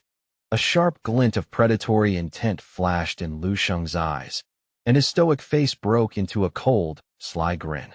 "You miserable things," he roared. "Prepare for extinction." In the western theater of the monster-infested wasteland, the soldiers on the fortress watched with mounting disbelief as Lu Sheng single-handedly engaged hundreds of thousands of enemies without showing a single sign of weakness. The veteran commander, his face a mask of shocked confusion, whispered, Has he really been fighting without rest for 3 days and 3 nights? He looked out at the ground, which was now completely obscured by a mountain of monster corpses, a scene that bore no resemblance to the hopeless battlefield Lu Sheng had arrived upon. The old man turned to the burly machine gunner beside him, his voice trembling. "Are my eyes playing tricks on me, or are the monsters actually getting fewer?" The tall man on the fortress stood as still as a stone monument, his finger frozen on the trigger. For a moment, he feared he had lost his mind or wandered onto the wrong defense line entirely. He stammered, "I see it too, Commander." To the soldiers watching from the ramparts, the scene resembled a swarm of desperate moths flying headlong into an unyielding flame. And Lu Sheng was that flame, a scorching sun that consumed everything in its path. He charged deeper into the heart of the monster hive, keeping his emptiness state active from the first light of sunrise to the final glow of sunset. Then, from the first star of the night until the dawn of the next slaughter, he never stopped. Eventually, the monsters near Lu Sheng became so scarce that he actually had to hunt through the ruins to find them. It was only then that the realization hit him. He had successfully wiped out the entire localized surge. Standing under the cold starlight, Lu Sheng finally came to a halt, looking around at the silent, broken world he had created. The entire horizon was dominated by the wreckage of monsters, with blood pooling into vast, dark lakes. In many places, the gore had already begun to congeal into obsidian patches that reflected the starless sky like a shattered mirror. While a few stragglers were still emerging from the distant burrows, their numbers were negligible compared to the daylight hordes. It would take at least a day, perhaps much longer, for the swarm to regroup into a meaningful threat again. As Lu Sheng allowed his combat aura to fade, a sudden wave of bone-deep exhaustion finally washed over him. He took a long, shuddering breath, feeling the immense strain his superpowered body had endured. He realized now just how close to the edge he had been riding throughout this epic engagement. Lu Sheng performed a quick internal scan of his cultivation base and winced.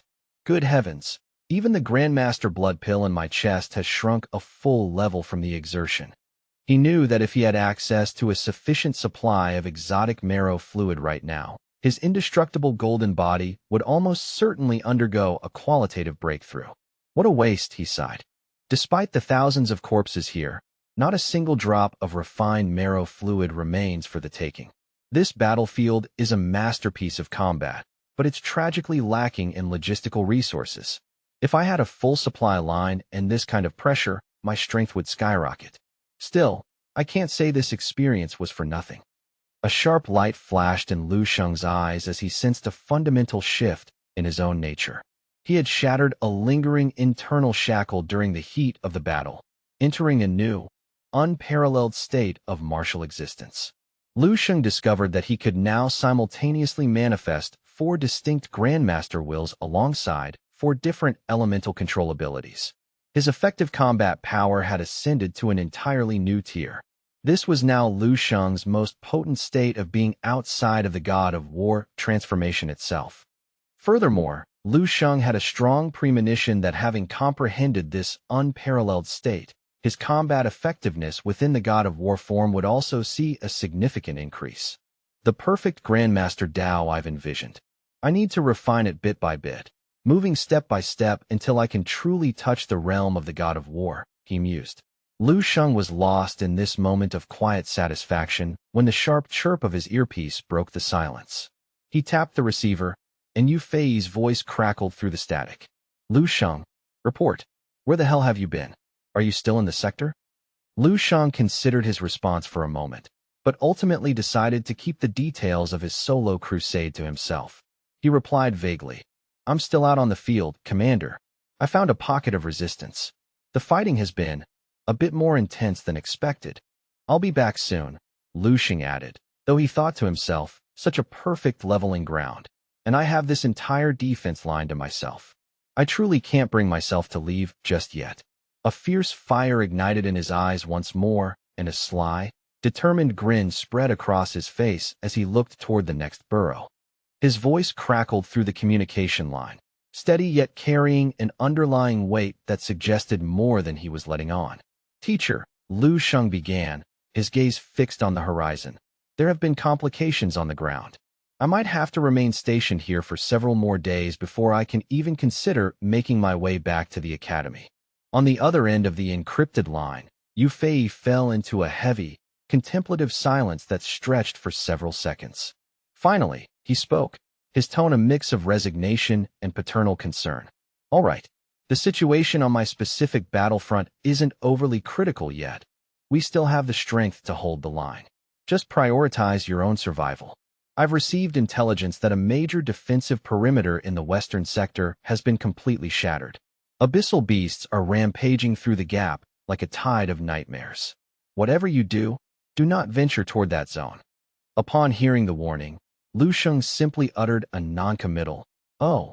It was a short, flat sound that masked the chaotic reality of his surroundings. Of course, Lu Sheng had no intention of mentioning that he was already standing at the very epicenter of that supposed catastrophe, having the absolute time of his life amidst the slaughter. Misinterpreting Lu Sheng's brief response as a lack of focus or understanding, a cold sweat broke out across Yu Fei's brow. He raised his voice, repeating the directive with newfound urgency. Listen to me clearly, Lu Sheng. In the western reaches, the abyssal beasts have broken all containment. They are rampaging wildly through the ruins. It is a death trap, absolutely lethal for anyone caught in the open. Do not go there under any circumstances. Do you understand? It is far too dangerous. A faint, amused chuckle escaped Lu Sheng's lips as he adjusted the grip on his weapon, his eyes scanning the carnage he had already wrought. Rest assured, teacher, he replied, his voice dripping with a mock innocence. I've always been a very obedient student. I wouldn't dream of causing you unnecessary worry." The truth was perched on the tip of his tongue. He had originally intended to quip, "I won't go there because I'm already inside the breach." However, he quickly thought better of it, fearing that the sudden shock might cause the old man's blood pressure to spike to dangerous levels. With a silent smirk, he held the revelation back, keeping his secret buried under the sound of distant growls. "Teacher, please put your mind at ease. I can promise you that I definitely won't be heading into the western area anymore," Lu Xing added with a light, mischievous laugh. Yu Fei, seemingly satisfied but still wary, gave a few final, stern reminders before the line went dead. Lu Xing didn't miss a beat, stepping forward over a landscape transformed into a charnel house. Everywhere he looked, the twisted corpses of abyssal beasts lay cooling, each one a testament to the lethality of his spear. Behind him, in the depths of a blood-slicked trench, the soldier who had sustained a horrific head wound let out a ragged cough and blinked back into consciousness. The wounded man struggled to find his bearings, slowly pushing himself up into a sitting position. He braced himself against the cold, mud-caked wall of the trench with one trembling hand, while the other instinctively clutched at his throbbing temple, trying to stem the rhythmic pounding of his skull. By all medical accounts, the man should have been dead. The survivors around him had already begun to mourn, yet his sheer resilience had defied the Reaper. It was nothing short of a battlefield miracle. Seeing this flicker of life, the older soldier nearby cried out with a voice cracked by emotion, "Liao, you're actually awake. Thank the heavens. I thought we'd lost you for sure." Still dazed and smelling of copper and cordite, Liao didn't waste a moment on his own pain. He immediately turned his hazy gaze toward his companion, his voice a raspy whisper as he urgently inquired about the current state of the battle and whether their position was still being overrun. Just as the two soldiers were beginning to bask in the overwhelming relief of having cheated death, the fragile moment of peace was shattered. A massive, bone-jarring thud echoed through the air right beside them, vibrating through the very earth of the trench. Liao and the old man whipped their heads around, their eyes widening in sheer, primal terror. Lying directly in front of their position was the colossal, broken mountain of flesh that had once been a level 7 abyssal beast, a creature of nightmare now reduced to a heap of silent, cooling meat. In that same heartbeat, the rhythmic crunch of boots on gravel reached their ears. A young man, silhouetted against the pale sky and wielding a formidable long spear, looked down at them with a silent, piercing intensity. To Liao and the old man, the sight of him was more beautiful than salvation itself. They looked upon him with the desperate joy of lost children finding their way home. The cold moonlight bathed Lu Xing's handsome, sharp features, illuminating eyes that burned with a brilliant light, though they now held a strange hint of hesitation. Clearing his throat, he finally spoke, his voice carrying an unexpected gravity. "I have a question," he began, looking between the two stunned soldiers. "There is something of critical importance that I need the two of you to help me with." Conditioned by years of discipline, Liao and the veteran immediately snapped their bodies into a crisp, albeit shaky, military salute. "Yes, sir. Please, give us your instructions," they barked in unison. However, Lu Xing's next words were so unexpected they nearly made them fall over. "Does either of you actually know how to cook? To be honest, I'm starving." The sheer mundane nature of the request left both men staring at him in stunned, speechless silence. While Lu Xing sought a meal, the atmosphere at the 9th Eastern Military Region headquarters was far more grim. An emergency high-level briefing had been hastily convened, the room buzzing with the electric tension of a crisis in motion. This particular S-class Earth Fisher anomaly was officially recorded as having been suppressed 2 full days later than the original projections had estimated. The grim tally of the fallen, the specific casualty statistics, now sat in a cold, digital file on the desk of the commanding officer. Occupying the marshal's seat was Xia Dingjun, one of the 4 legendary generals of the realm. His voice was like grinding stone as he issued his first decree. Though this S-class anomaly wasn't sparked by human interference, its progression has exposed glaring vulnerabilities in the Eastern Military Region's defense protocols and monitoring networks. We must carve this failure into our memories to ensure such a lapse never occurs again. Our awareness of defense and real-time monitoring must be elevated immediately. Xia Dingjun continued, his eyes narrow. Furthermore, the martial artists from the main division who were tasked with this Earth Fisher event performed well below acceptable standards. I intend to personally consult with them regarding their lack of efficacy. A subordinate officer snapped to attention, his face pale as he accepted the command. Yes, General. I will arrange the disciplinary hearings and reviews immediately, the officer stammered. Xia Dingjun didn't miss a beat, leaning over the holographic display. Now, we move to the final disposition of the S-Class event. One of the younger soldiers, emboldened by the chaos, ventured a question. Sir, are we moving at such a frantic pace? Surely the men need a moment to breathe. Xia Dingjuan's eyebrows, sharp and lethal as blades, shot upward as he leveled a chilling gaze at the speaker.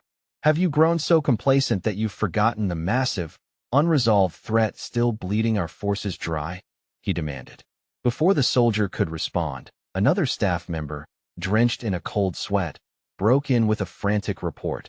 General, the 8th Defense Line has been completely compromised. The 833rd Division, under the command of Fong Bosi, has just transmitted a desperate plea for immediate reinforcement. Reinforcements? Xia Dingjun roared, his palms slamming onto the reinforced table with a sound like a thunderclap. The vibration caused the holographic map to flicker violently. Investigate the exact status of the 8th line this instant. I want a clear, unvarnished report on how a fortified position was lost so rapidly. The reporting soldier trembled, his fingers flying across the console to isolate the 8th defense line on the strategic distribution map.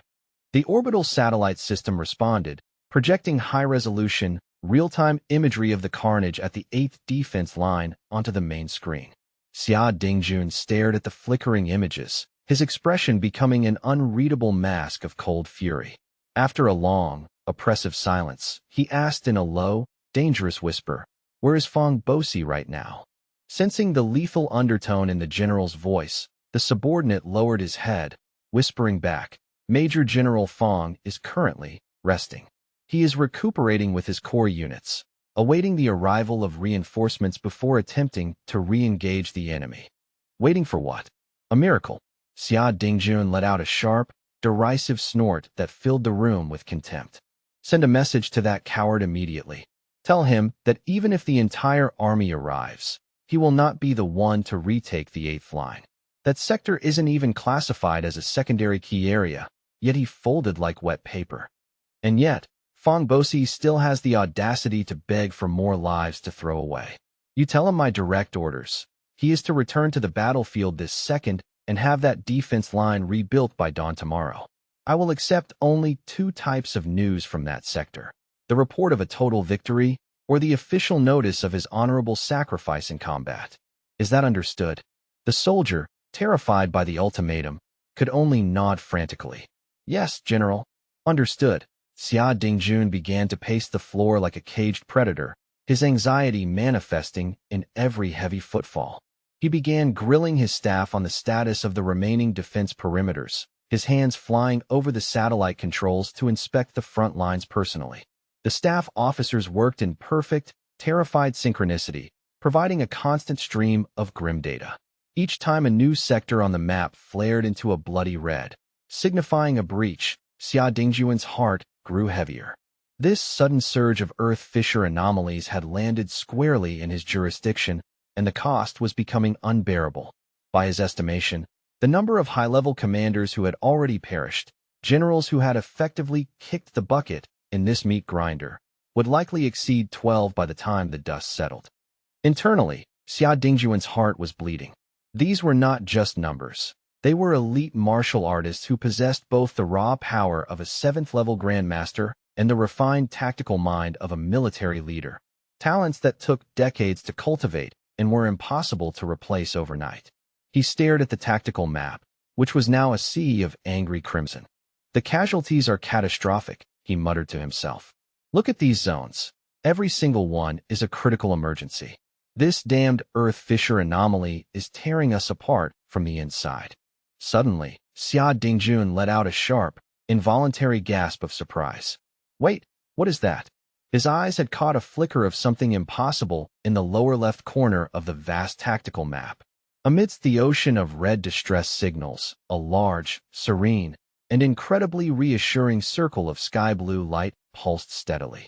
For the first time in hours, the tension in his shoulders eased slightly, and a spark of genuine curiosity lit up his weary eyes. The 1182nd Division. Their perimeter is the only area on the entire front that remains completely solid. Who the hell is in command of the 1182nd? Sensing the sudden thaw in the general's icy demeanor, the reporting soldier brightened up, offering a small, proud smile. That would be Major General Yu Fei, sir.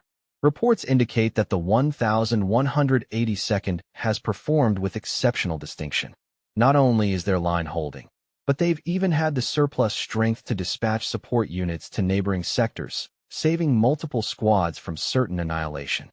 Xia Dingjun stroked his beard, leaning back in his chair as he murmured the name. Yu Fei. Yu Fei. I remember now. Not long ago, the military department was scouting a good seed, a potential candidate for the Marshal Saint track. That recommendation came directly from Yu Fei, didn't it? He squinted, searching the archives of his memory for a moment before the name finally clicked into place. Ah yes, Lu Sheng. That's the boy's name. A mere teenager, yet already a grandmaster whose hands are already stained with the lifeblood of several seasoned martial masters. A truly terrifying prodigy. At such a tender age, the boy even had the sheer gall to provoke the elite Jidao Marshal Saint Hall. Huh. Xia Dingjun couldn't help but let out a boisterous laugh, his mood shifting from despair to dark amusement. He nodded to himself, clearly impressed. He's a rare talent, that's for sure. Once this crisis is contained, send word to Yu Fei. Tell him I want to meet this Lu Sheng in person. The soldier smiled and replied, Understood, sir. However, Xia Dingjun's gaze soon drifted to the bottom left corner of the map, toward the most violent red zone of all.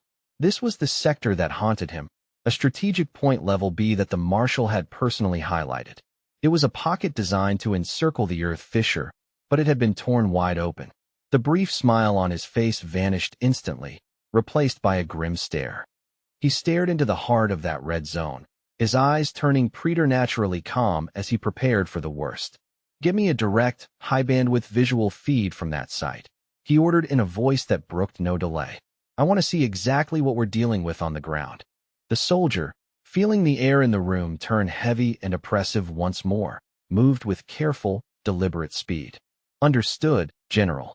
He took the remote interface, and with a few rapid keystrokes, two massive screens flickered to life, displaying a cascading stream of real-time battlefield data. Suddenly, Xia Dingjun's eyes widened as he peered at the incoming data. An abyssal beast tide. He breathed, his voice a mixture of dread and disbelief. The large central screen began to render a live visual feed from the heart of the breach. The image began as a high-altitude, bird's-eye view, but the satellite optics quickly zoomed in, magnifying the resolution until individual details were visible. Both Xia Dingjun and the staff officer felt their pupils contract in shock. The scene of chaotic carnage and rampaging beasts they had fully expected to see was nowhere to be found. Xia Dingjun leaned forward, his brow furrowed in utter confusion. Wait, the intelligence stated the defense line was breached. If the wall is down, why aren't the abyssal beasts flooding into the interior? Where is the rampage? Refusing to believe the silence on the screen, Xia Dingjun barked out a fresh command. Quickly, cycle through the different camera angles. Find another vantage point. I refuse to believe there's no battle occurring. I want to see the engagement zone now. The technician's hands blurred over the controls. Understood, sir. Switching to secondary drones and ground sensors immediately. The view shifted, and the second scene that appeared left Xia Dingjun completely speechless. The screen displayed a towering mountain of stone, but it was almost unrecognizable, surrounded as it was by the charred, mangled remains of abyssal beasts burning in a literal sea of fire. Standing amidst this hellish landscape, directly in front of the gaping mouth of the earth fissure, was a single, stalwart figure. He stood silent and unmoving, a guardian at the gate. His hand gripped a long spear with white-knuckled intensity, and his entire being radiated an aura of such overwhelming power that it seemed to distort the very air. As the camera caught the cold, predatory glint in Lu Sheng's eyes as he looked back over his shoulder, Xia Dingjun began to stammer. This is... He couldn't believe his own eyes, his mouth hanging open in a rare display of shock. Impossible. Could he really be the one? Is he the single force that has been single-handedly suppressing the entire abyssal riot? He lunged forward, grabbing his subordinate's collar with a desperate strength. Who is this person? I want every scrap of information we have on him on my desk within the minute. Go. The terrified soldier, nearly shaking out of his boots, managed a strangled, "Yes, sir." Simultaneously, in another desolate stretch of the wasteland, a tall, lithe woman moved with the grace of a dancing blade. Wielding dual swords that flashed like lightning, Dong Qingxue was methodically annihilating every abyssal beast that dared to cross her path. The sheer velocity and precision of her strikes were nothing short of breathtaking. She had just finished cleaning the blood from her blades after neutralizing what was already the fourth consecutive wave of beasts. Tapping her tactical headset, she spoke with a casual, almost bored tone. "Sector clear. I've just neutralized 4 abyssal entities, 3 level 5s and 1 level 6. They were all remarkably ordinary. No significant mutations to report." A moment later, a crackling voice responded through the comms. "Copy that. I've just taken down 2 more on my end as well. Standard variants, nothing challenging. We're approaching the primary breach point now. All units, converge and gather at coordinates 30 for a status assessment." "Roger that, Captain. Moving to the rendezvous point now," she replied. Precisely 15 minutes later, Dong Qingxue arrived at the shattered remains of the defense point. She walked through the ruins, her sword still unsheathed, but she found only a few stray, low-level abyssal beasts scavenging in the shadows. A profound sense of loneliness and confusion settled over her.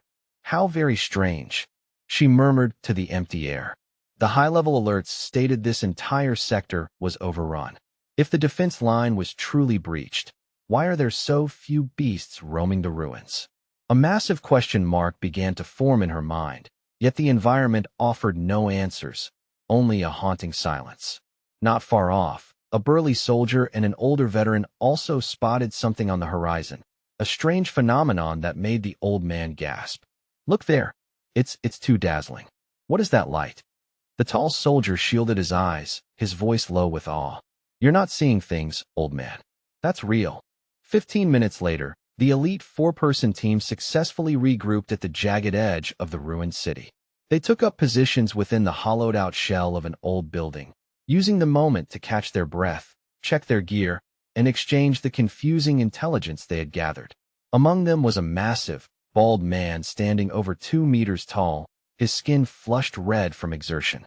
A prominent scorpion tattoo spanned the smooth surface of his scalp. He scratched at the ink, looking utterly baffled. "Captain, damn it all, this makes no sense. I've been wandering this sector for hours, and I haven't seen a single abyssal beast above level 5. They said the line was breached and the city was a war zone, but it looks like a graveyard. It's too quiet." A middle-aged man of average build, carrying an unervingly large specialized backpack, nodded in agreement. "My experience was the same. While I did run into a few stragglers, the density of high-level threats is practically non-existent compared to the briefings." A younger man in his early 30s, possessing a tall frame and strikingly handsome features, offered his own assessment. "To be perfectly honest, this breached defense line is no different from the standard wasteland. In fact, one could argue it's actually more desolate than the open plains. There is a complete lack of the expected predatory pressure." The handsome soldier stroked his chin, staring out toward the hazy skyline of the inner city. "I'd go as far as to say this area feels more stable than our own headquarters right now," he continued. "It certainly doesn't resemble the nightmare scenario described in the official documents." Dong Qingxue, the female captain, nodded slowly. Her delicate eyebrows were tightly furrowed in concentration, her chest heaving slightly as she recovered from the earlier skirmishes. "You're right. This entire situation is deeply suspicious. An operation that was officially evaluated as a level AA task should be teeming with high-tier threats, not looking like a ghost town, she noted, her voice sharp with tactical analysis. Furthermore, the Earth fissure only just stabilized. The news of the breach was verified by multiple sources. The intelligence can't be that far off the mark. Raising her sharp gaze toward the distant, crumbling skyscrapers, she continued in a voice heavy with warning. If the abyssal beasts that poured out of that fissure aren't prowling the wasteland, then there is only one place they could be. They're huddling in the heart of the city ruins. Everyone, stay sharp and keep your guards up. The density of monsters in those narrow streets is likely beyond anything we've ever imagined. We're walking into a hornet's nest. With a silent, commanding wave of her hand, Dong Qingxue signaled the start of the advance. The four-person team moved out of their cover, shadows sliding across the rubble as they began their trek deeper into the urban abyss. The handsome soldier brought up the rear, his voice dropping to a low, cautious murmur. Stay alert, everyone. The next few miles are almost certainly going to turn into a bloodbath. If things get too hairy, we bail immediately. We've survived S0 level dungeons before, so we can handle a bit of chaos, but let's not get cocky. The bald man was visibly on edge, his eyes darting between the shadows of the alleyways. I'm telling you, I'm spooked. This place feels wrong. I've heard rumors of level 9 mutated beasts surfacing in zones like this. If I hadn't hauled ass out of my last mission, I'd be worm food by now. A level 7 Grandmaster like me is supposed to have a lifespan of 500 years. I have no intention of dying before I've even hit my first century. Besides, how many of us actually live to see our theoretical limits anyway? It's a joke. The handsome guy next to him rolled his eyes, but didn't disagree. S-level dungeons change a person. They're terrifying for a reason. Once you're deep inside those zones, there's no easy escape. It's all or nothing, the handsome soldier added, his voice grim. I heard at least 15 level 7 elites were wiped out during the initial uprising, and even some level 8s were cornered and torn apart in terrain this open. Getting surrounded by mutated beasts is a death sentence, no matter how strong you think you are. But, he glanced at his teammates, a flicker of confidence returning. With our combined strength and the way we move together, we can fight our way out of anything. Even if a few more level 7s pop up, we'll make it. Just stay focused. The team shared a look of grim determination. They were veterans of hell difficulty dungeons, and this was just another day in the meat grinder. Dong Qingxue offered a solemn nod of agreement, her eyes reflecting a calculated pragmatism. Once this grueling mission reaches its conclusion and we have successfully amassed enough merit points, we can finally invest in boosting our foundational strength. After that, we'll need a period of rest to recover and properly digest our gains before even considering the next deployment. That is the only sustainable way to ensure our power levels continue to climb. The quiet middle-aged man, who had been observing her closely, suddenly broke the silence with a probing question. Captain, are you finally on the precipice of breaking through to the 8th level? The woman let out a weary sigh and slowly shook her head, a trace of melancholy in her expression.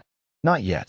Truth be told, I haven't even grazed the threshold of the 8th level, nor have I caught so much as a fleeting glimpse of the twin bridges of heaven and earth. At this point, I simply harbor the hope that I might reach such heights within my lifetime. That would be achievement enough for me. But enough chit-chat, everyone. Steel yourselves and prepare to move out immediately. Roger that. The 4 members of the team ceased their idle chatter instantly, their features hardening into masks of professional intensity. They shifted into a tactical formation, spreading out slightly to maintain an optimal distance that allowed for both mobility and immediate mutual support as they advanced toward the skeletal remains of the ruined city. The closer they drew to the urban wasteland, the more palpable the tension became, their eyes scanning every jagged corner and darkened alley for signs of life.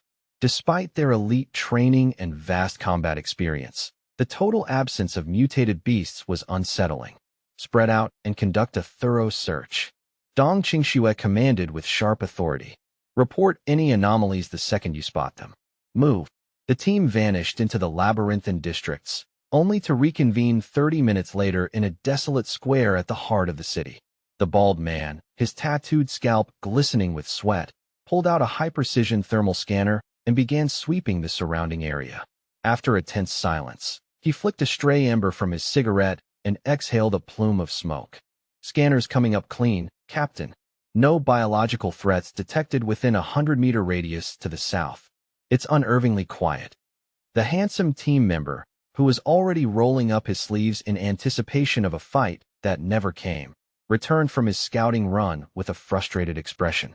Nothing unusual to the north either. Not so much as a stray growl, he reported, his voice tinged with suspicion. Dong Qingshue's brow furrowed, her confusion deepening as she surveyed the empty streets. This makes no sense. How can an urban center like this be even more barren than the wildlands? We haven't encountered a single beast since we crossed the city limits. Something is fundamentally wrong with this picture, the handsome man added, stepping up behind her. He looked toward the horizon, his mind racing through tactical possibilities. Is it possible that the entire local population of mutated beasts has migrated toward the other front lines to join a larger offensive? No, that's highly unlikely, Dong Qingxue replied, shaking her head firmly. The reports from the surrounding sectors indicate that the front lines are holding steady. There hasn't been any abnormal movement. If a mass migration of that scale had actually occurred, the High Command would have already diverted us to provide emergency support. Her analysis was interrupted by the sharp, persistent chirping of the smartwatch on her wrist. A flippant, youthful voice crackled through the small speaker, carrying a tone of arrogant nonchalance. Hey, is the Tiger Scorpion team still alive and kicking? My team has been wandering the wildlands all day, and we haven't seen a single mutated beast. Are they really that fast, or are we just chasing ghosts? Before the caller could finish his taunt, Dong Qingxue cut the connection with an impatient flick of her wrist. She turned to her teammates, her voice grim. That was Lan Chen's team. They arrived shortly after us and have already pushed into the wildlands. Their experience mirrors ours. They haven't encountered a single target either. The handsome man leaned against a crumbling wall, deep in thought. Captain, could there be a systemic failure within the front line itself? The division responsible for this sector was forced back to the base for reorganization just last week after their commander fell in battle. A breach is logically inevitable under those conditions. The purple-haired man interjected with a bold suggestion. Perhaps we should bypass the perimeter and head straight for the dungeon entrance to see what's really going on. One look at the source, and we'll have our answers. But let's play it safe. We'll fly a drone in first to scout the area. Agreed. Better to lose a machine than a man, Dong Qingxue remarked. The handsome team member immediately reached into his tactical pack and deployed a sophisticated reconnaissance drone, its rotors humming as it lifted off from the cracked asphalt. With practiced precision, he guided the drone through the jagged skyline, directing it toward the far side of the ruined city where the primary front line was situated. The objective was the abyssal maw of the dungeon entrance. The entire team gathered around the handheld control screen, their eyes glued to the high-definition feed as the drone glided effortlessly through the stagnant air above the metropolis. The panoramic images transmitted back by the drone painted a surreal picture of the urban landscape. Within the silent, desolate ruins, there was no sign of the expected carnage or the chaotic movement of monsters. The vast expanse of the city center appeared cold, empty, and eerily sterile, as if it had been systematically and deliberately purged of all life. It bore no resemblance to the frantic reports of a breached line or a rampaging beast tide. The longer they watched, the more a sense of profound disbelief took hold. Dong Qingxue leaned in, her gaze intense. Get closer to that dungeon entrance. Drop the altitude and give me a stabilized, zoomed-in image immediately. She couldn't reconcile the quiet with the reality of the front. Suddenly, a colossal dark shadow flickered across the lens. The image jerked violently, static filled the screen, and then the feed went completely black. The operator jumped to his feet, shouting in frustration, "The drone's been intercepted. Someone just shot it down." The atmosphere among the team members shifted instantly, their faces reflecting a volatile mix of surprise and mounting uncertainty. There's only one way to find out what's waiting for us. We move now, Dong Qingxue commanded, leading the charge with a renewed sense of urgency. Meanwhile, at the edge of the defensive perimeter, an old man stood over a smoking wreck of electronics, stomping his feet in a fit of rage. Damn it all. That was likely a drone from the support team, and you had to go and blast it out of the sky.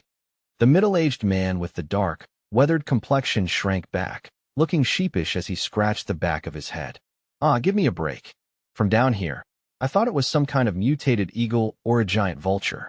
I figured I'd bag it and change up the menu for tonight's dinner. How was I supposed to know? A one-armed man, who was busy stirring a massive, bubbling pot of stew, looked up to interject with a voice of calm reason. Come on now, let it go. It's just a hunk of metal and wires. What's done is done. If the support team is close enough to send a drone, they'll probably be walking through those gates any minute now anyway. They're practically on our doorstep, the cook continued, his eyes twinkling. Instead of bickering over a broken toy, we should be brainstorming what kind of fresh feast we can put together to welcome them. That's the real priority. A short distance away, Lu Sheng was a whirlwind of motion, his spear cleaving through the armored hides of several giant mutated beasts with rhythmic lethality. The soldiers on the fortress walls found their gazes drawn to him instinctively. There, corpses were piled high as hills, and blood flowed in literal rivulets. The tall, powerful figure wielding the long spear fought with a heroic intensity that bordered on the divine. In the eyes of every soldier present, there was a look of raw, unadulterated worship, as if they were witnessing a god walking among mortals. He's so incredibly strong, the old man whispered, his voice thick with envy and awe. I wonder if I'll ever even see the shadow of that kind of power. Meanwhile, the Tiger-Scorpion team was sprinting through the city ruins. Knowing the path was clear from their drone's earlier flight, they pushed themselves to their absolute physical limits. As they approached the designated front line on their maps, they instinctively slowed their pace, exchanging wary glances before emerging into a wider clearing where the soldiers spotted them and began waving and shouting in an ecstatic, unintelligible frenzy. Holy crap! There are actually survivors, and there isn't a single living beast in sight, the bald man muttered, his expression one of pure incredulity. But as they drew closer, Dong Qingxue and the others were forced to cover their noses simultaneously. This isn't right, she gasped, her eyes watering. The scent of blood is too overwhelming. It's thick enough to taste. Something catastrophic happened here. Despite their many forays into high-level dungeons, the sheer pungency of the atmosphere made them feel as though they were suffocating. Then, their eyes landed on the horizon. The pupils of all 4 team members contracted in unison, their bodies seizing up as if they had been turned to stone by a Gorgon's gaze. Before them lay a nightmare made manifest.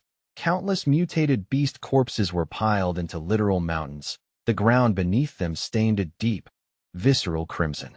The remains had been systematically stacked to form 2 colossal walls of mangled flesh and bone that stretched into the distance. Near the center, these walls rose into towering peaks, resembling the pillars of a gargantuan, roofless gateway to hell. To the left stood a mountain composed entirely of level 7 beasts. To the right, a matching mountain was formed from the broken bodies of level 6 mutated beasts. Dong Qingxue looked up at the towering heaps of carnage, her heart hammering against her ribs. Every single creature in those piles was a high-level threat that would usually require an entire squad to neutralize, yet here they were, discarded like common refuse. As her gaze drifted toward the center of this gruesome gateway of flesh, her breath caught in her throat. Framed by the blood-red hues of the setting sun, a solitary figure stood amidst the carnage. He remained perfectly still, leaning slightly on a long spear, a silent sentinel over the absolute destruction he had wrought. The figure suddenly sensed their presence and turned around with a slow, deliberate grace. His eyes, though weary, carried a sharp, piercing clarity. "Do you people need something?" Lu Sheng asked, his voice calm and steady despite the sea of blood surrounding his feet. 3 minutes later, Lu Sheng had escorted the stunned 4-person team back to the makeshift camp where the old man was waiting. Lu Sheng sat perched atop the rusted roof of an abandoned armored vehicle, the crimson star dragon patterned spear leaning against the metal beside him. He was casually holding a smoking, roasted beast thigh, blowing on the hot meat before taking a large, hearty bite, still chewing as he looked down at his unexpected guests. Lu Sheng swallowed a mouthful of meat and looked at the group with a hint of curiosity. "Are you the Tiger-Scorpion team I've heard about? A grade A General Star unit? Or are you just the vanguard for a larger support force sent to clean up the mess? The four elite martial artists instinctively snapped to attention, their hands rising in a crisp military salute. Dong Qingxue answered with a level of honesty that bordered on reverence. Yes, sir. We received emergency orders to reinforce this destroyed sector and eliminate the remaining mutated beast threats. There are dozens of teams like ours currently en route, though we managed to arrive ahead of the others.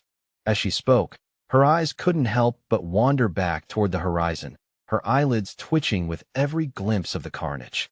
A cold sweat broke out across her forehead as she looked at the mountains of corpses. My God!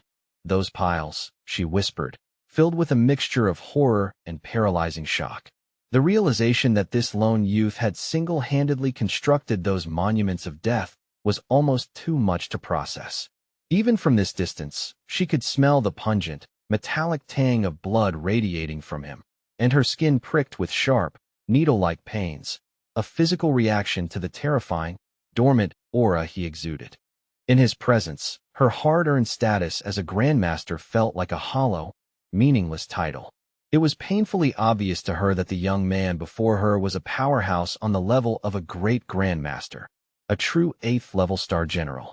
But the idea of an 8th-level general possessing such a youthful visage and such overwhelming lethality was unprecedented.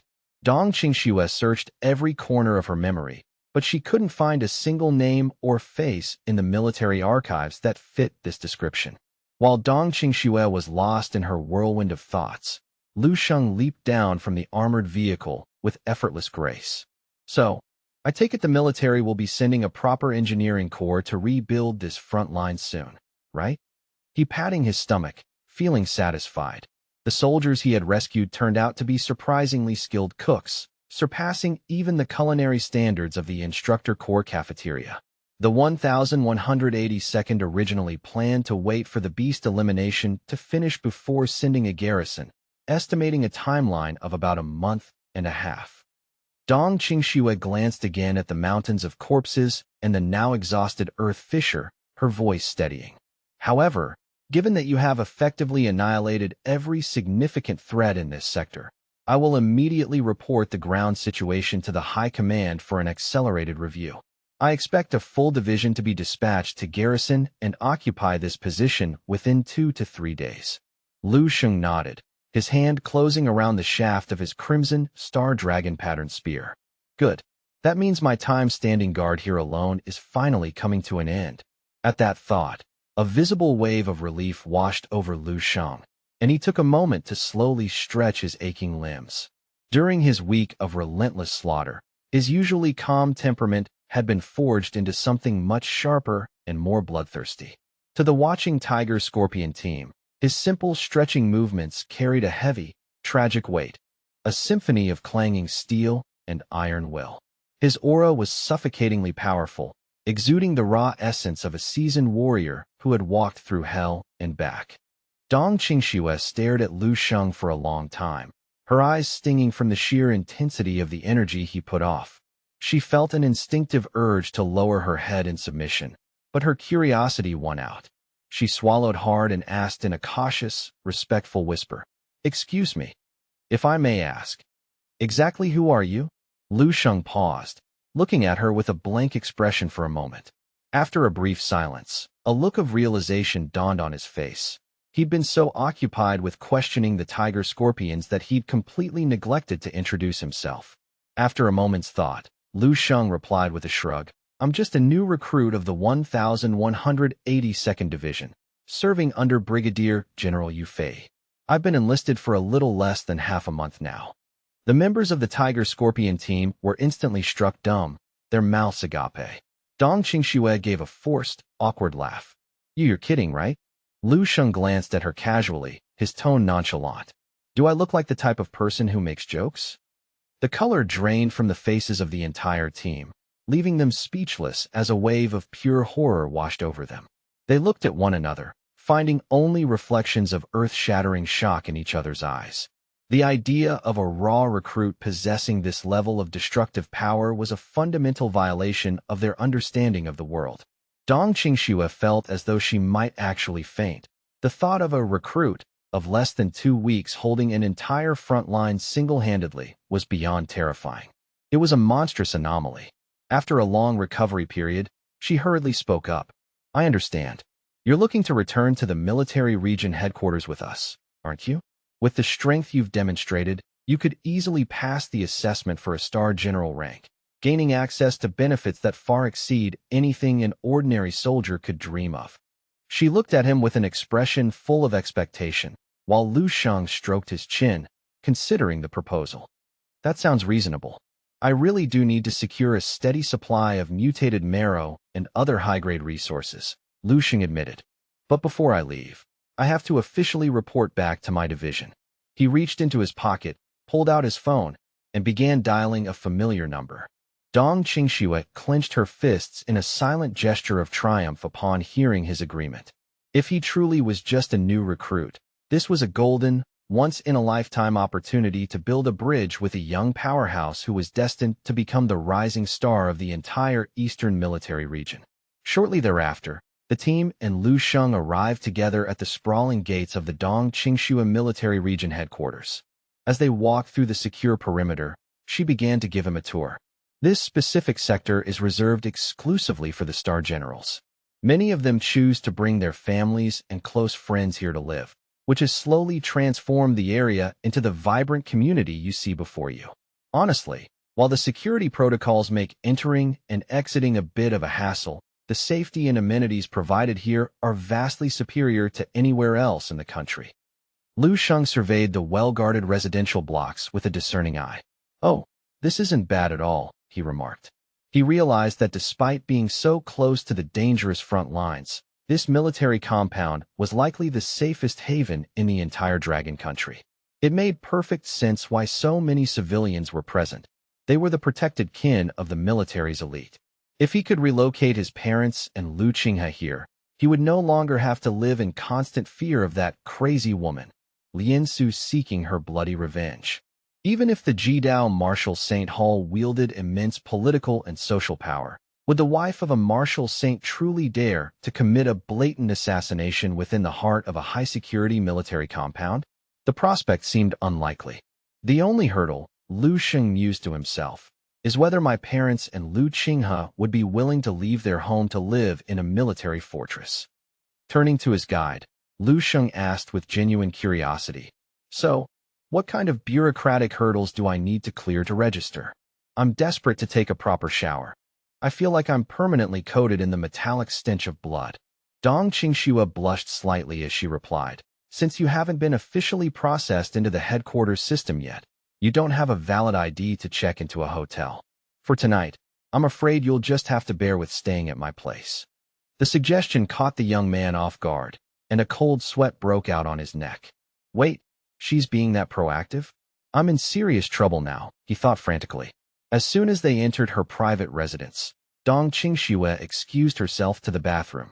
Soon, she was immersed in the cool water, her wet hair cascading down her shoulders, and her fair skin glowing with a radiant luster under the bathroom lights as she savored the refreshing sensation of the shower.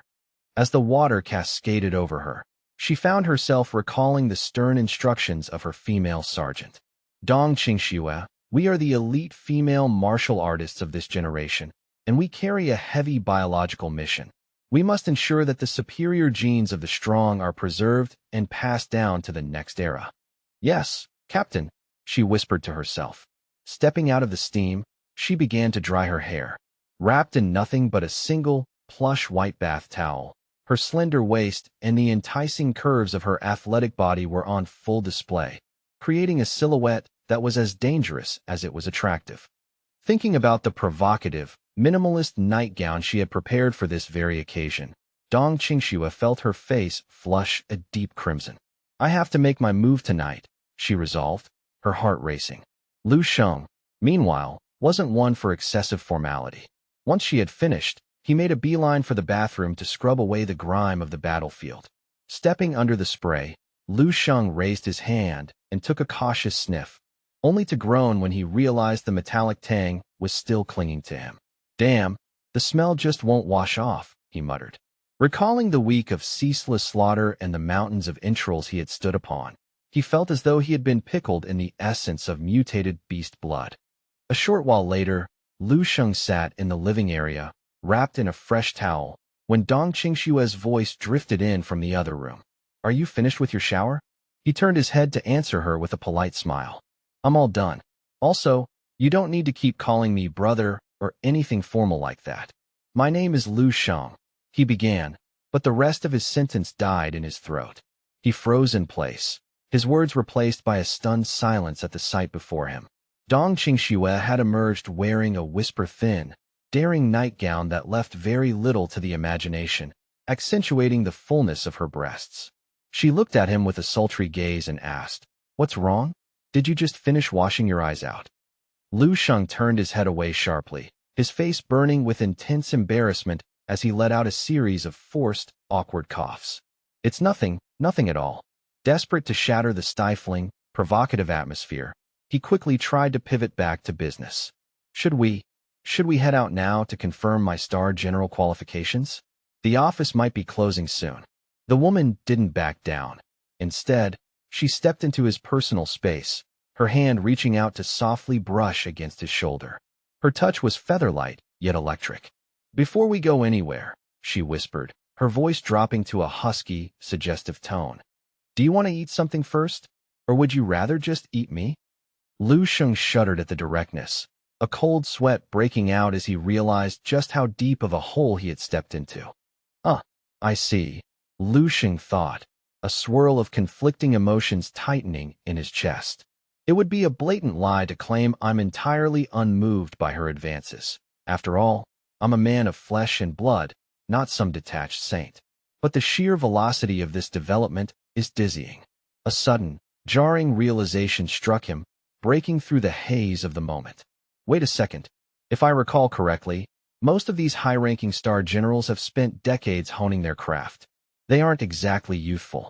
Driven by a sudden, irrepressible urge, he turned to Zhan Hongyu and blurted out the question before he could stop himself. "If you don't mind me asking, what is your actual age?" Zhan Hongyu paused, the question momentarily stalling her momentum.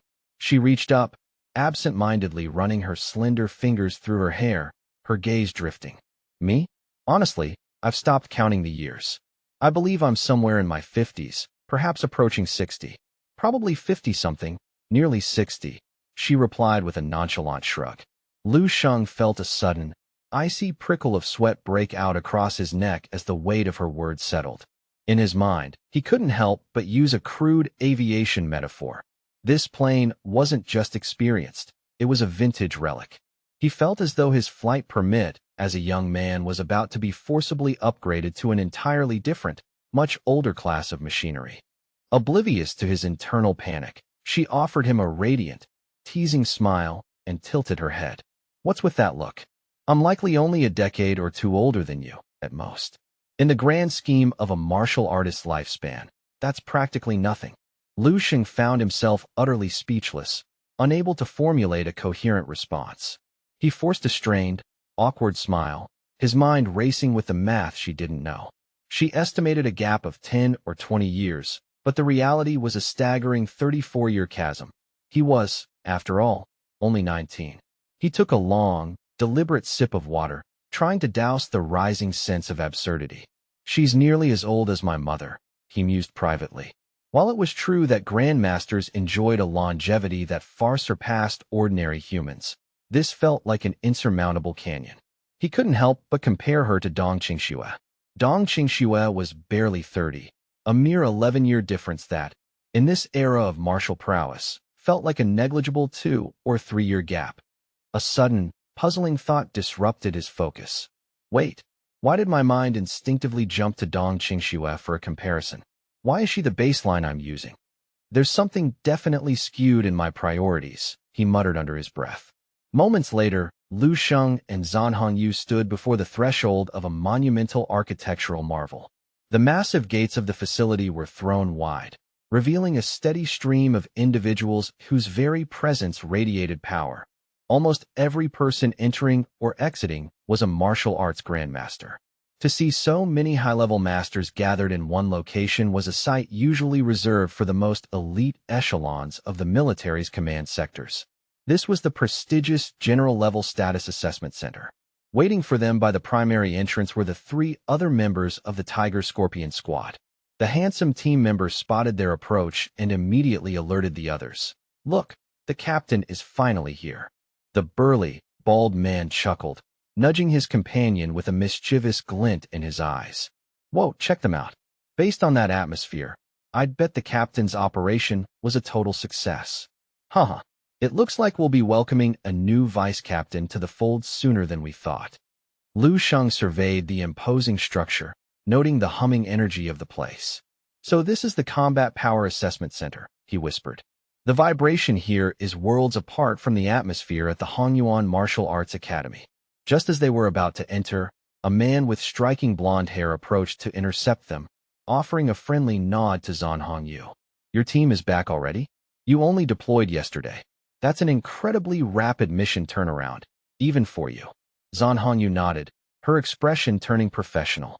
The S-level Earth Fisher riot was suppressed. "It's been a non-stop grind until this very moment.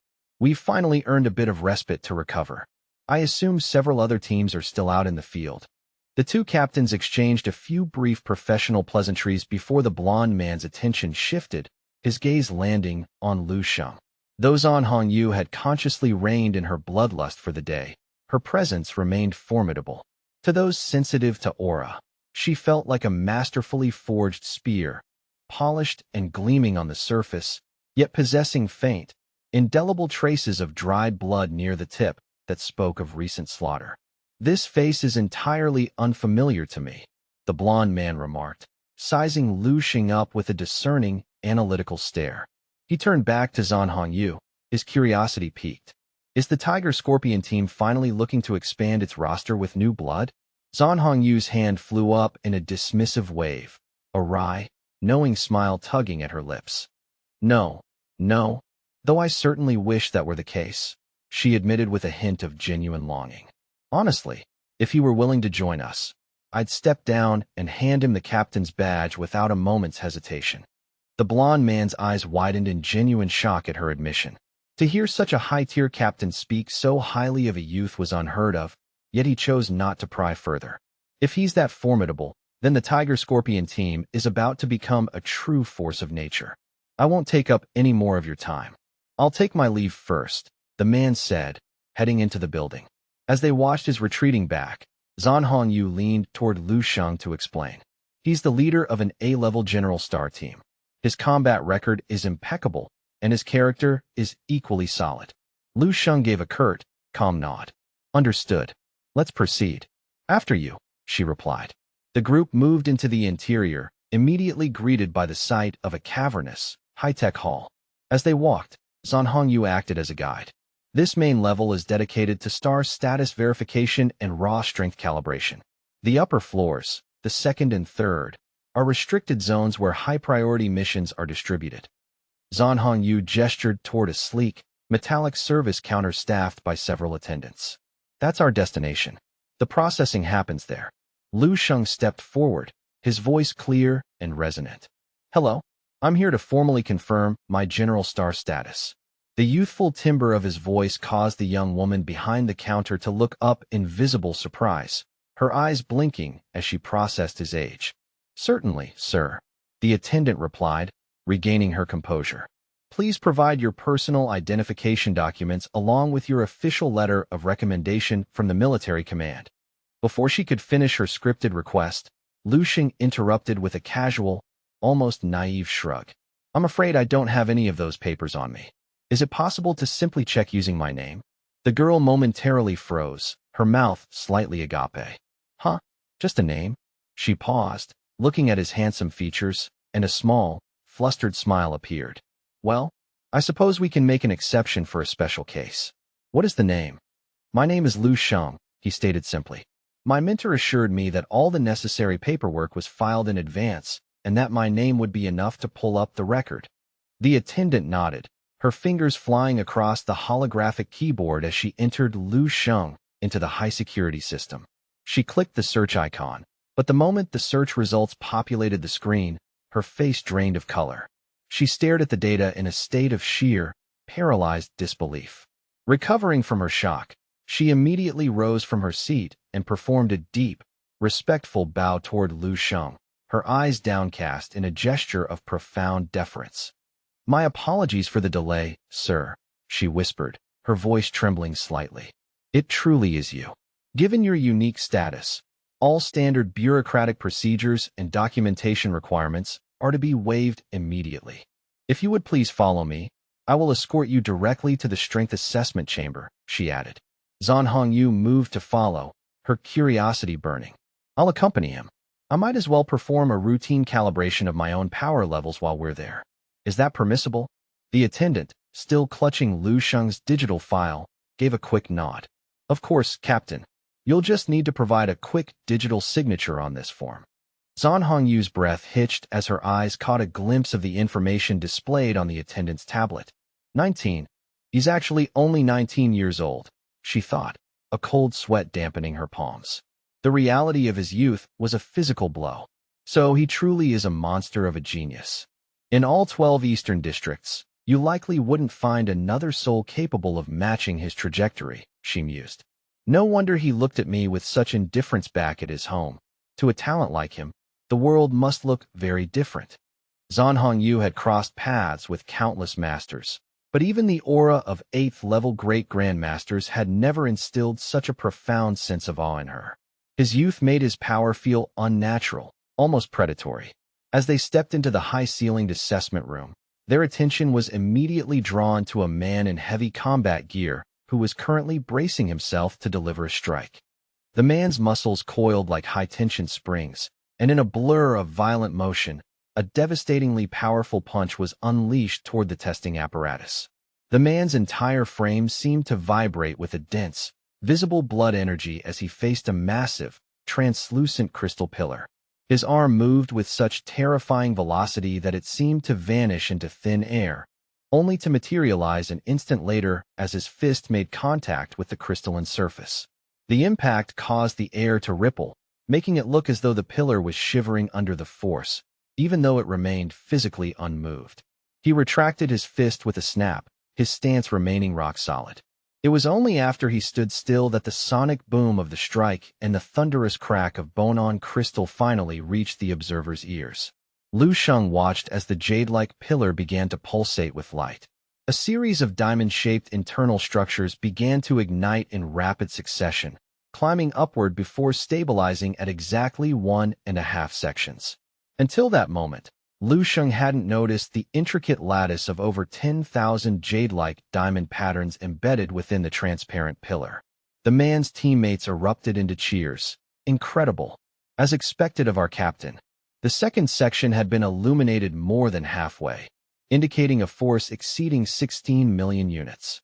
Captain Chao Qian's reputation is certainly well-deserved. Gods, if the captain ever directed a strike like that at me, I'm fairly certain I'd lose control of my bladder right then and there. One of the men joked, his voice full of genuine respect. The teammates continued their animated chatter, sounding like a group of gossiping merchants at a bustling town square. Given the captain's current rate of improvement, it won't be long before he's ready to attempt the connection of the heaven and earth double bridges. Once he does, he'll officially ascend to the realm of an 8th-level great grandmaster. The person beside him nodded vigorously in agreement. "I'd be satisfied if I possessed even a fraction of the captain's raw power," he added with a sigh. Captain Chao Qian waved his hand dismissively, though he couldn't quite hide the smug satisfaction dancing in his eyes. Connecting the bridges is no small feat. It's a trial of life and death. If successful, one's combat potential typically surges by an additional 3 million units. I still have a long, arduous path ahead of me. His words were carefully humble, yet the pride radiating from his posture made it clear he was basking in the glory of his achievement. A 7th-level Grandmaster had just recorded 16,000 combat power points, a significant milestone. However, at that level, increasing one's output by even a single point required grueling effort. Lu Sheng stood on the periphery, observing the proceedings with a look of genuine fascination. Using a resonant crystal pillar for assessment is a far cry from the crude mechanical force-measuring machines I used before, he thought. He leaned toward Zhan Hongyu and asked, Is this the standardized method for strength assessment across all active war zones? Zhan Hongyu nodded, her eyes fixed on the pillar. Essentially, yes. Once a martial artist transcends into the Grandmaster realm, conventional force-measuring technology becomes obsolete. A Grandmaster's output is simply too volatile and destructive. Even if the machines are reinforced with the highest-grade alloys, a single concentrated strike would pulverize the internal sensors and delicate components. These resonant crystal pillars are the only instruments capable of absorbing and measuring such immense energy without shattering. While the pillars lack the absolute precision of digital sensors, the margin of error is negligible, never exceeding 10,000 points, she added. Lu Sheng's curiosity wasn't yet satisfied. And what about blood energy density assessments? Zhan Hongyu continued her lecture. A Grandmaster's blood energy is in a constant state of flux, influenced by their intent and environment, making static readings uselessly inaccurate. Consequently, blood energy assessments were phased out long ago for high-level masters. After all, your raw combat power is the ultimate, most transparent indicator of the potency of your blood energy. Lu Sheng nodded, the pieces of the puzzle falling into place. As he and Zhan Hongyu continued their quiet conversation, the team that had just finished their session finally noticed their presence. Captain Chao Qian smoothed his uniform and began walking toward them, his eyes narrowing as he recognized Zhan Hongyu. Well, if it isn't Captain Zhan Hongyu. You arrived and didn't even bother to offer a greeting. Zhan Hongyu's response was a masterpiece of cold, professional politeness, her tone as brittle as ice. It's been a while, Lontiance. It seems your recent training has yielded some results. Lontiance immediately responded with a greasy, practiced smile that didn't reach his eyes. Oh, stop it. Even if I were to ascend to the rank of Great Grandmaster tomorrow, I'd still be no match for a woman of your caliber. I wouldn't dream of so much as touching a single hair on your head without permission. Zhan Hongyu stared him down, her voice dropping to a dangerous whisper. Is that a fact? Lu Sheng, standing silently beside them, felt a wave of nausea. The man's sycophantic flattery was so thick it was physically repulsive. Lontiance's gaze then drifted to the young man standing next to her, and his nostrils flared as he sensed a perceived threat. So, Zhan Hongyu, is this boy a new recruit for your team? He seems awfully young to be rubbing shoulders with the Tiger Scorpion squad. What's the story here? Does he have a particularly bright future? Zhan Hongyu felt a cold sweat prickle her skin as she caught the venom in his tone. She waved her hand dismissively. He isn't a subordinate. He's a personal friend of mine. Lontiance's eyebrows shot up. A friend? And so remarkably young, too. He began to circle Lu Sheng like a predatory animal, his eyes full of a simmering, petty jealousy. I see. He's taller than me, certainly more handsome in a traditional sense, and apparently, his strength is at least sufficient to grant him entry into this hall. Even if he's a novice, he likely possesses enough talent to be dangerous. Damn it all, Lontiance thought, his mind twisting into dark corridors of suspicion. Could this brat be trying to seduce Zhan Hongyu despite the massive age gap? Is that what she's into now? Younger men. A surge of hostility washed over Lontiance, and the look he leveled at Lu Sheng became overtly aggressive and unfriendly. Lu Sheng caught the naked animosity in Lontiance's eyes and sighed internally. Wonderful. More petty jealousy to navigate. This man is a monumental headache. He could feel Lontiance's ego bruising in real time. He felt a sudden, violent urge to simply slap the man into the far wall and end this tiresome drama over Zhan Hongyu once and for all. Older women are far too much trouble, he mused. Dong Qingxue is a much more manageable alternative. His thoughts drifted momentarily to the youthful, beautiful Dong Qingxue, who was so much closer to his own age. But then he recalled the sultry woman from the transport plane, the one who was only in her 30s, and he felt a strange sense of dissonance in his heart. Wait, why am I consistently using Dong Qingxue as my mental anchor?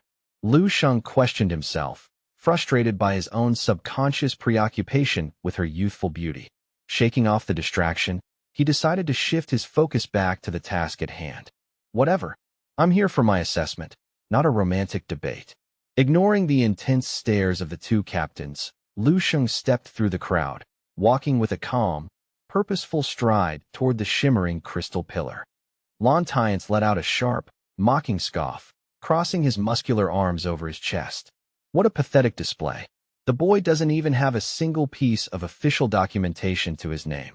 He pointed a gloved finger at Lu Sheng's back and turned to Zhan Hongyu with a sneer. Really, Zhan Hongyu? Your Tiger Scorpion squad is supposed to be an A-level ace unit. This newbie has just stepped foot into the district and hasn't even proven his worth on the pillar. What could possibly qualify him for your company? Are you truly so desperate that you've resorted to this older woman, younger man charade? Zhan Hongyu met his gaze with a chilling, razor-sharp smile. And if I do have a preference for younger men? She asked, her voice dangerously calm. What business is it of yours exactly? Zhan Hongyu added, her lip curling in contempt. Aren't you the one constantly following me around like a lost puppy? Isn't that effectively the same dynamic? Lontian's face turned a violent shade of purple, his rage so intense it felt as though a 1,000-pound boulder was crushing his chest. I simply, he stammered, his words failing him as his indignation choked his throat. He looked as though he were on the verge of launching himself at Zhan Hongyu in a blind fury, but his teammates quickly stepped in, grabbing his arms to restrain him. Zhan Hongyu's expression turned dead serious as she gestured toward the testing area. Cease this infantile nonsense and pay attention. Lu Sheng is about to begin his test. Considering he hasn't even seen his 20th birthday yet, you do well to watch closely. Otherwise, you're going to be profoundly embarrassed in a few moments. Sometimes, a single impulsive act leads to a lifetime of bitter regret. Lontiance squinted, his confusion overriding his anger for a moment. What exactly are you implying, Zhan Hongyu?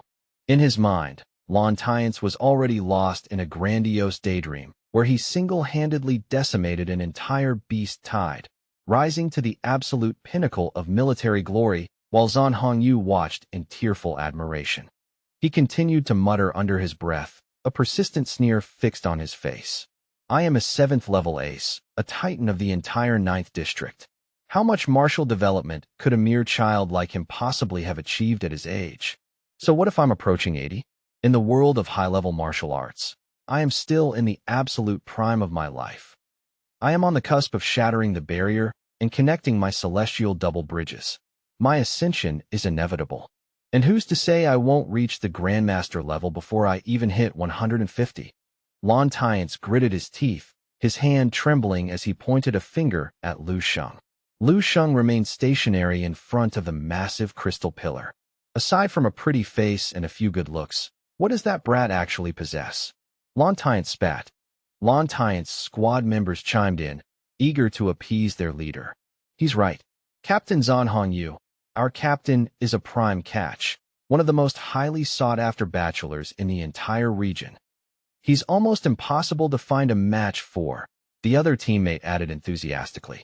Our captain's cultivation level is leagues above a kid like Lu Sheng. What credentials does he even have? Practically none. In terms of age and experience, he's basically your grandchild. Huh. Hearing the men speak so disrespectfully to their captain, the burly, tattooed member of the Tiger Scorpion squad let out a thunderous roar. Hey, what kind of filth are you lot spewing out of your mouths? Lan Shun and his subordinates stood paralyzed, their features etched with a profound, mounting bewilderment as they struggled to process the unfolding scene. Beside him, the burly, tattooed martial artist slowly shifted his gaze toward Lu Sheng, then leaned toward Lan Shun with a low, taunting whisper that cut through the thick tension. Captain Lan, have you considered the possibility that he isn't just younger and more gifted in the looks department? What if his actual combat prowess is leagues beyond your own, far surpassing anything you've achieved? Lan Shun whipped his head around, his eyes burning with a mixture of indignation and sheer disbelief. What in the hell are you suggesting? He hissed, his voice cracking with visible agitation. That brat, stronger than me? Have you completely lost your mind? Or are you just suffering from a sudden bout of delusions? You must be sleep-talking. But before the venomous words could fully leave his mouth, a thunderous, bone-shaking explosion tore through the hall, erupting with the violence of a localized earthquake. The very foundation of the building groaned under the pressure, and a fine veil of white plaster dust began to drift down from the ceiling like skeletal snow. In an instant, every head in the facility snapped toward the source of that cataclysmic sound, the air vibrating with a raw, kinetic energy. The members of the elite Vanguard squad, who had only just completed their own rigorous strength evaluations and were preparing to depart, froze in their tracks. Their professional detachment vanished instantly as they pivoted, their instincts screaming that something monumental had just occurred behind them.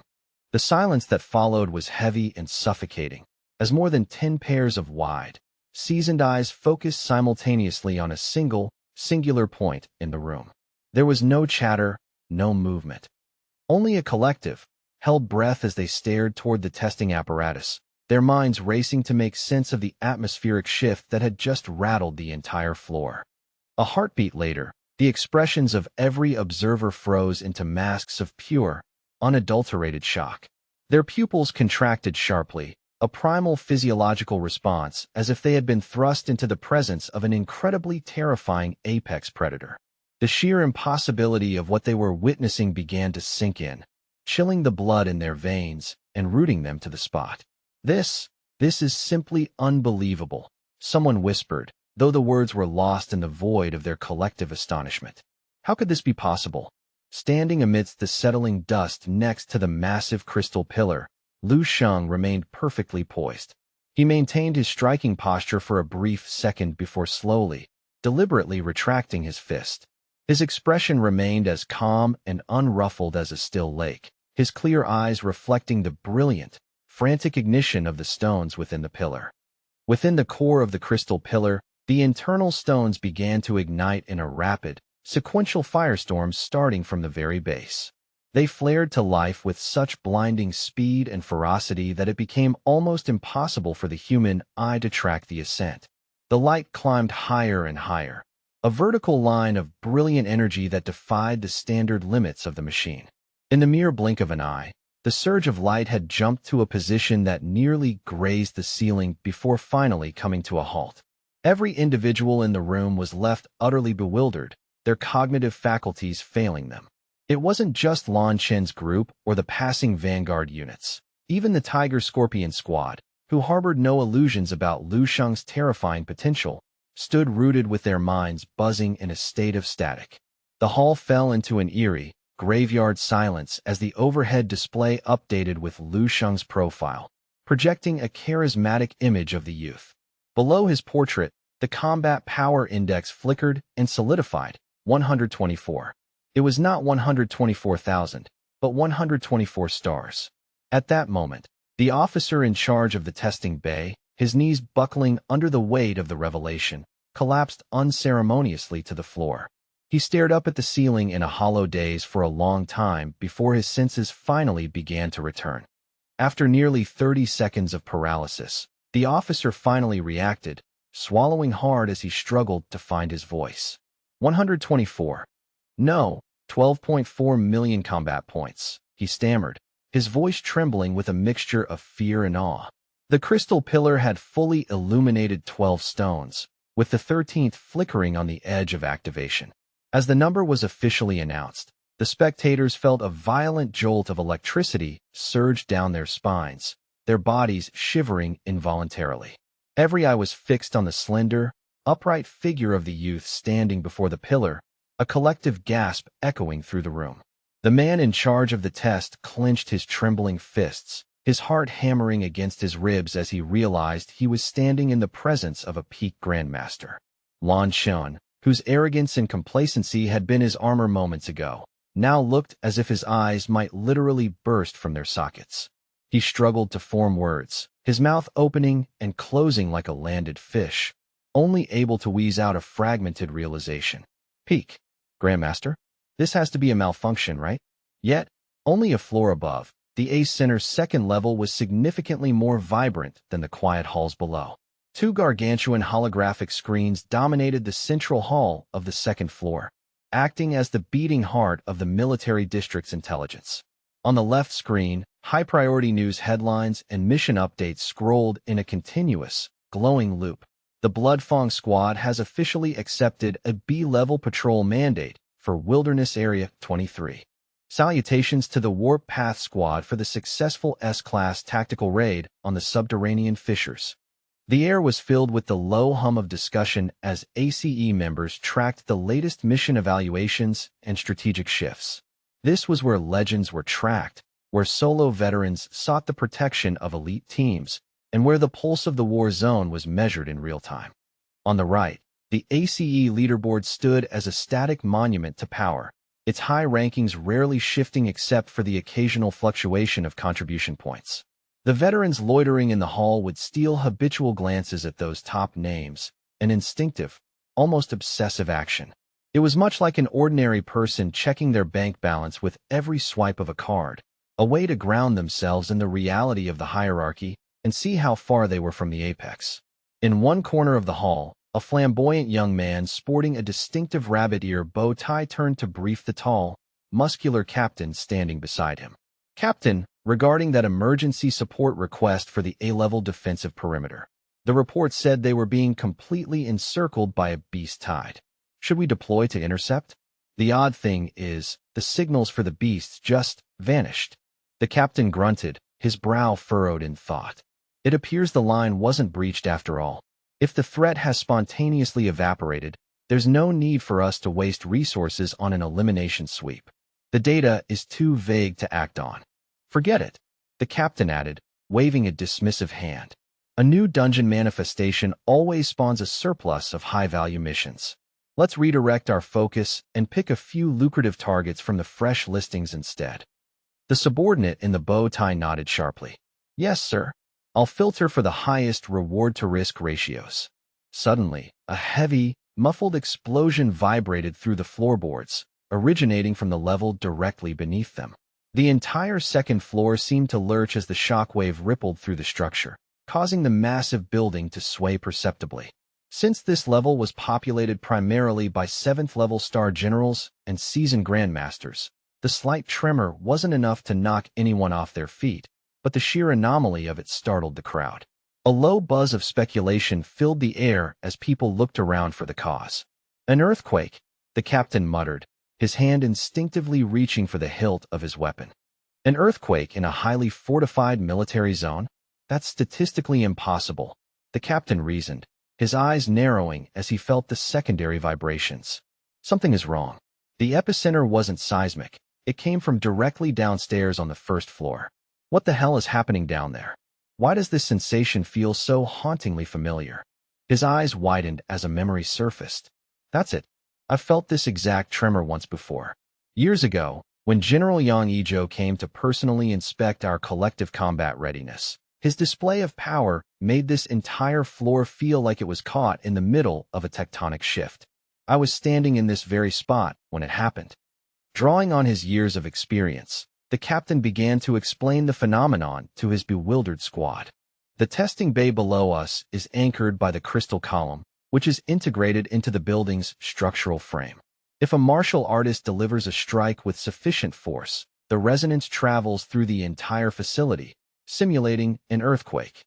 As he spoke, he suddenly realized the implication and whipped his head toward the massive leaderboard screen. His eyes dilated instantly, his body leaning back as he let out a sharp, ragged gasp for air. Seeing their captain's reaction, the other martial artists in the hall followed his gaze, their eyes snapping to the star general rankings in a frantic scramble. It was as if a sudden, silent plague of shock had infected the entire floor within a matter of seconds. Every star general present was frozen in place, their faces drained of color as the sounds of involuntary gasping filled the cavernous room. All focus was now pinned on a single, brand-new entry that had just appeared at the very top of the scroll for Combat Zone Number 9. Name: Lu Sheng. Combat Power: 125 stars. Contribution Points: Pending Tallies. Zone Ranking: 1st. Overall National Ranking: 8th. Beneath him, the former local leader, Yang Ijo, had been bumped down. Yang Ijo, 1,329,867 contribution points. Zone Ranking: 2nd. Overall National Ranking: 12th. After a heartbeat of dead silence, the second floor erupted into absolute pandemonium. Holy crap! This name, Lu Sheng?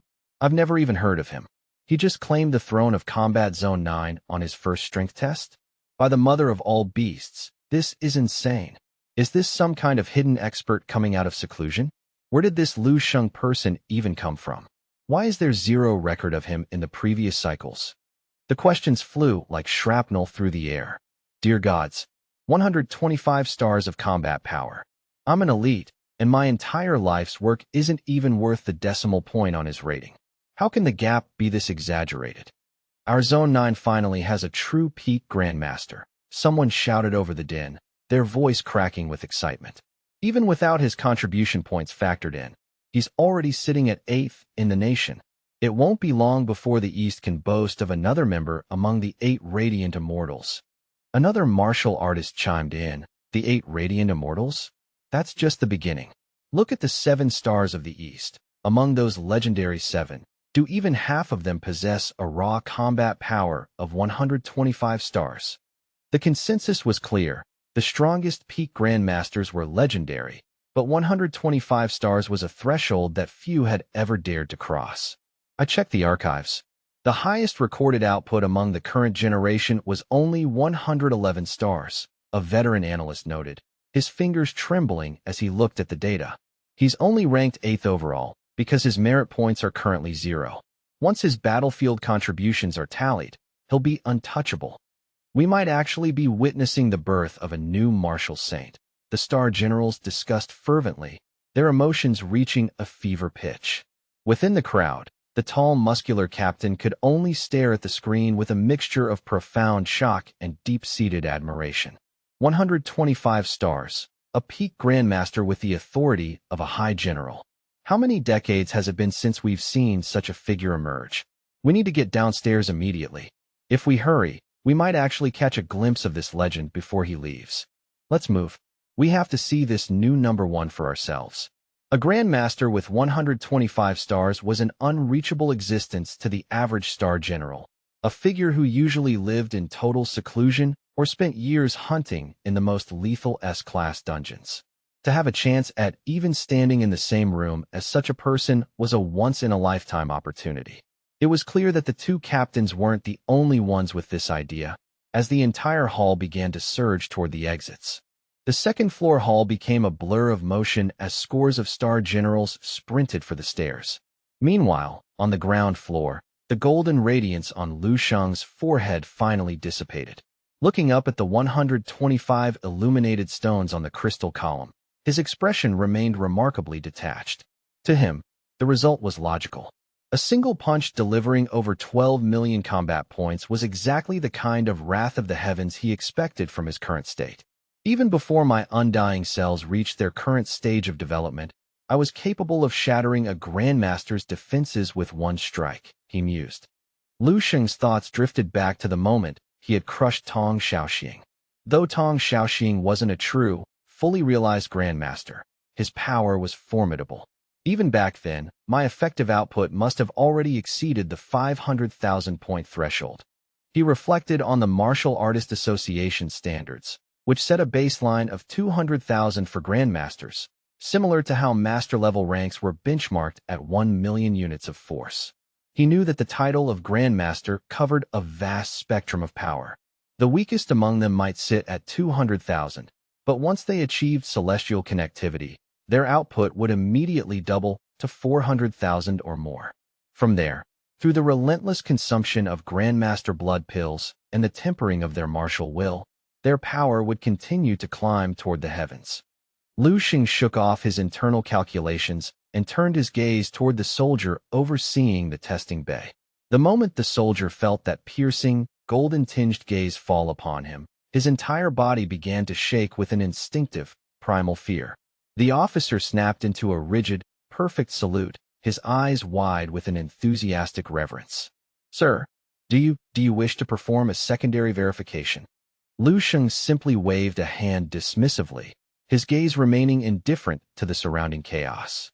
"No, that won't be necessary," he replied coolly. "I've been somewhat deprived of sleep and proper rest recently," Lu Sheng added, his voice low.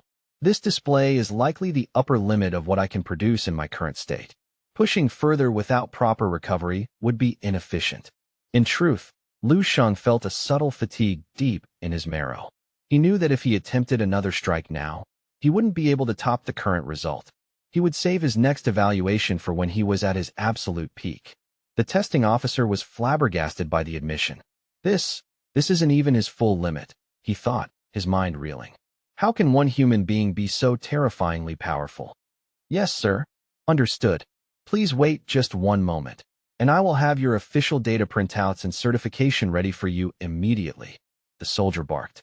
He gave another deep bow, then turned and sprinted out of the testing room with the urgency of a man on a life-saving mission. Lu Sheng turned away from the pillar and walked back toward Dong Qingxue and the rest of the Tiger Scorpion squad. Miss Dong, he asked softly, his voice cutting through their stunned silence. Are there any further administrative procedures I need to attend to? At that moment, the way Dong Qingxue looked at Lu Sheng had undergone a fundamental, irreversible transformation. The entire Tiger Scorpion squad stared at him with an intensity that bordered on religious fervor. They weren't looking at a comrade anymore, but at a living god. To these masters and star generals, whose own combat power rarely scraped past the one-star threshold, Lu Sheng's 125-star rating was an abstract, divine level of power. What made the experience truly surreal was the fact that they had essentially discovered this deity wandering in the wilderness. For them, the entire day felt like a fever dream. Seeing that she was lost in a trance, Lu Sheng waved a hand in front of her face. Dong Qingxue. Her face immediately flushed a deep, vibrant red, her mind a frantic blank. She had known Lu Sheng was powerful and had initially planned to tether her fortunes to his, but she had assumed he was merely a high-level grandmaster. She never imagined she was looking at a 125-star monster, a peak grandmaster on par with the 7 Radiants of the East. Holy mother of, this isn't just a thick thigh to cling to, she thought frantically. This is a damn T-Rex leg. She felt a sudden, crushing wave of self-consciousness about her earlier old cow eating young grass thoughts. If Lu Sheng was the grass, her teeth weren't nearly strong enough to chew him. Was he even grass? He was only 19, yet he stood at the apex of the world. Dong Qingxue felt as though she was running out of oxygen just standing near him. It took several seconds for her to regain her composure. She let out a small, embarrassed cough and avoided his gaze. Sir, because the battlefield merits haven't been fully synchronized yet, there's nothing more for you to do here. You are free to select any residence in the district for your stay. Just then, a blur of motion interrupted them as a figure rushed forward and threw himself onto the ground at Lu Sheng's feet. It was Lan Chen. Lu Sheng blinked in surprise, looking down at the formerly arrogant captain who was now frantically kowtowing on the cold floor. Sir, I was blind. I spoke out of turn earlier, and I am a complete fool. Please, I beg you, do not take my words to heart. Lan Chen was terrified that Lu Sheng had memorized his earlier insults and would now seek to erase him from existence. He wailed as he spoke, his forehead slamming against the tile until blood began to smear the floor. I was wrong, grievously wrong. Lu Sheng remained silent, watching the man grovel with a look of detached curiosity. He said nothing, but the silence only served to amplify Lan Chen's mounting panic, making the captain's pleas even more desperate. Lan Chen's squad members, realizing their lives were also on the line, scrambled over to join the groveling. Our sincerest apologies, sir. Please, accept our captain's humble apology. He's not quite right in the head. He's always spouting nonsense he doesn't mean. That's right. Our captain has muscles, but he's easily the dimmest bulb in all of Zone 9. You'd need a high-powered searchlight to find anyone as mentally deficient as our captain, sir. Another squad member added, nodding frantically in hopes of averting Lu Sheng's wrath. We're pretty sure he's destined for a psychiatric ward any day now. Lan Chen, hearing his team help him with such vigor, forced a smile that looked more like a pained grimace. He nodded repeatedly. Yes, they're right. I'm mentally unstable, sir. Please don't mind a crazy person. Inwardly, he vowed to beat every single one of them to within an inch of their lives later. Lu Sheng finally spoke, his voice calm. Fine. Just be more mindful of your tongue in the future. Dong Qingxue watched them with a look of pure contempt. Just moments ago, they were the kings of the hill, she thought. Now look at them, whimpering like kicked puppies. Lan Chen and his team were so relieved they looked as if they had just won a stay of execution, tears of gratitude streaming down their faces. "Thank you for your infinite mercy, sir. Thank you." Lan Shan kept his head down, his mind racing. "There won't be a next time," he swore to himself. If a person with that level of godlike power holds a grudge, you don't just lose your life. You lose your entire legacy. There wouldn't even be a corpse left to bury. Dong Qingxue felt a strange pang of melancholy. She had hoped to latch onto a thick thigh, but she had accidentally grabbed onto an elephant. No, a prehistoric apex predator. How could she ever hope to stand beside such a person? The jealousy she felt was directed at the world itself. Just as Lu Sheng and the Tiger Scorpion squad prepared to exit the testing suite, a sharp, whistling sound sliced through the air. A violent whirlwind swept into the hall, and in a blur of speed, a powerful figure materialized directly in front of them. But that was only the first. A series of consecutive sonic booms followed, and within the blink of an eye, the entire hall was packed with martial artists. Each newcomer was a grandmaster, their combined auras radiating outward like a massive, raging furnace. With so many high-level masters gathered in such a confined space, the ambient temperature in the hall rose by several visible degrees, the air shimmering with the heat of their collective power. The air in the facility thickens with a volatile mixture of anxiety, impatient energy, and raw, electric excitement. A cacophony of voices erupts as high-ranking officers and martial artists alike begin to clamor, their eyes darting frantically through the corridors. "Where is he? Where is Grandmaster Lu Sheng?" they demand, their voices rising in a desperate chorus. Several figures break away from the crowd, surging into the power assessment chamber with reckless abandon, only to emerge moments later with hollow expressions. "There's no one inside," one of them bellows, his voice echoing off the reinforced walls. "The room is empty." As the gathering of generals descends into a heated, speculative debate, a sudden, sharp cry pierces through the noise. "Lu Sheng! Where in the world is Grandmaster Lu Sheng?" The speaker is a man with striking blonde hair, the same captain who had been exchanging pleasantries with the Tiger Scorpion squad at the main gates just an hour prior. He scans the room, his eyes instantly locking onto Dong Qingxue. Sensing the shift, the other generals in the hall pivot in unison, their intense gazes falling upon Lu Sheng and Dong Qingxue like predatory weights. The blonde captain strokes his chin, a look of profound bewilderment washing over his features as he realizes something is fundamentally mismatched. "Wait a moment. These faces are all familiar to me. This doesn't make any sense." His gaze drops to the floor, where he finds Lan Shan still trembling on his knees. "Lan Shan, why are you kneeling like a common servant?" he asks, his curiosity piqued and his confusion mounting. The blonde man turns his attention back to the youth standing beside Dong Qingxue, his voice dropping to a low, skeptical whisper. Could it truly be this kid? Beside him, another officer murmurs back, his brow furrowed in concentration. He doesn't look like any of the established masters. If the data is correct, that boy must be Grandmaster Lu Sheng. The blonde captain strokes his jaw again, the logic failing to take root. He hesitates, his tone dripping with disbelief. "No way. It's impossible. If he's truly that young, the world has gone mad. No one reaches that level at such a tender age." Lu Sheng stands there, looking remarkably, perhaps even frustratingly, youthful. It is common knowledge that ascending to the 7th-level Grandmaster realm triggers a massive surge in internal aura and a fundamental transformation of the physical form, allowing a practitioner to preserve a youthful vigor for decades. However, there are biological limits to such preservation. Lu Sheng looks no older than a university student in his early 20s. Despite the extraordinary, heavy demeanor that seems to cling to him like a shroud, it is a bitter pill for the veterans to swallow. The idea that this boy could stand amongst the legendary Eastern 7 luminaries. "I've scanned every inch of this assessment bay," the man beside the captain notes grimly. "I recognize every face here except for his. If the god we're looking for isn't him, then that master must have already vanished into the night." The blonde man nods slowly, his skepticism finally starting to crack. It's the only logical conclusion. Compelled by a desperate need for answers, he strides forward toward Dong Qingxue, his voice vibrating with an eager, nervous energy. "Qingxue, tell me the truth. Did you witness a top-tier grandmaster undergoing their assessment in that room just now?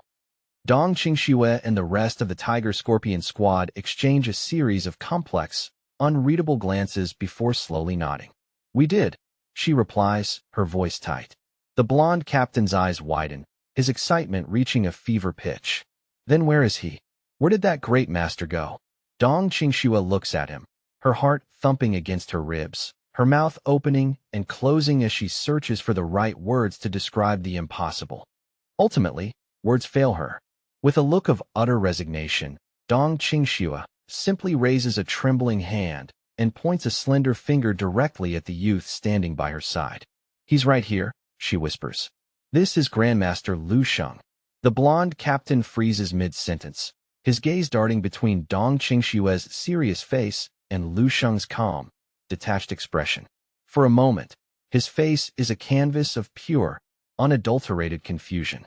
He stares at Lu Sheng, his pupils contracting as he tries to reconcile the image of a god with the boy before him.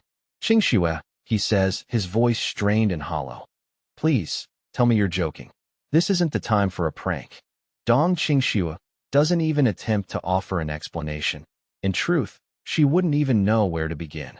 The sequence of events that led them here is a tale too surreal to be condensed into a few sentences. Just as the tension in the room threatens to snap, the sound of rhythmic, hurried footsteps echoes from the periphery of the crowd. A gentle, yet commanding voice cuts through the murmurs. Pardon me, everyone. If you would be so kind as to make way for an old man, I would be much obliged. The collective focus of the hall shifts instantly toward the source of the interruption. Like the Red Sea parting, the crowd of martial artists and officers splits down the middle, allowing a figure to pass. Walking with a steady, practiced gait is an elderly man with hair as black as polished jet, clad in a crisp, dark green military uniform. He possesses only a single eye, yet the aura radiating from his diminutive frame is several orders of magnitude more potent than that of any ordinary grandmaster present. A wave of recognition washes over the veterans. It's him, General Xia Dingjun. The five-star general, Xia Dingjun himself, someone exclaims in a hushed, reverent tone. It is clear that the general is held in the highest possible esteem here, a living legend whose reputation precedes him in every war zone. Xia Dingjun marches directly up to Lu Sheng, coming to a halt just a few paces away. He studies the youth for a long, heavy moment, his single eye gleaming with an inscrutable light. Finally, a small, knowing smile touches his lips. It seems the old proverbs were right, he muses. True heroes really do emerge from the youngest generation. Lu Sheng returns the gaze, his analytical mind quietly sizing up the man before him. He knows that a five-star generalcy in this era isn't merely a decorative title reflecting seniority or political standing. It is a direct testament to being the apex of combat power within the Eastern military region. A flicker of genuine interest crosses Lu Sheng's mind. Strange, he thinks. His raw combat potential is significantly higher than any other general I've encountered thus far. He's in a different league entirely. Xia Dingjun suddenly erupts into a boisterous, hearty laugh, his tone shifting to one of profound joy, tempered with a surprising level of respect. This is a glorious day, a true cause for national celebration. A monumental celebration indeed, the old man continues, his voice booming through the silent hall. Our Eastern military region has finally birthed a 12-star general, a true peak grandmaster. With a sudden, solemn formality that shocks the onlookers, Xia Dingjun straightens his back and offers a deep, traditional salute.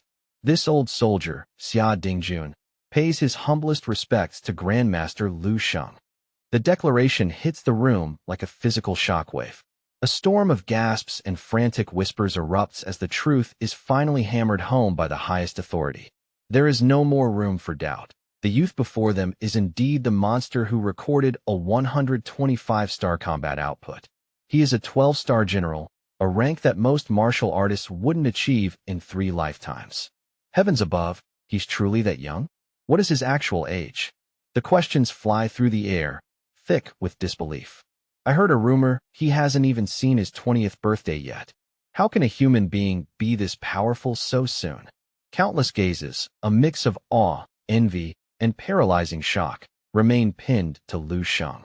Maintaining his characteristic composure, Lu Sheng steps forward and firmly shakes Xia Dingjuan's hand. "Hello, General Xia," he says, his greeting simple and devoid of the expected arrogance. Internally, he suppresses a sigh. "I'm becoming quite numb to this entire prodigy routine. If I could avoid being the center of a spectacle, I certainly would."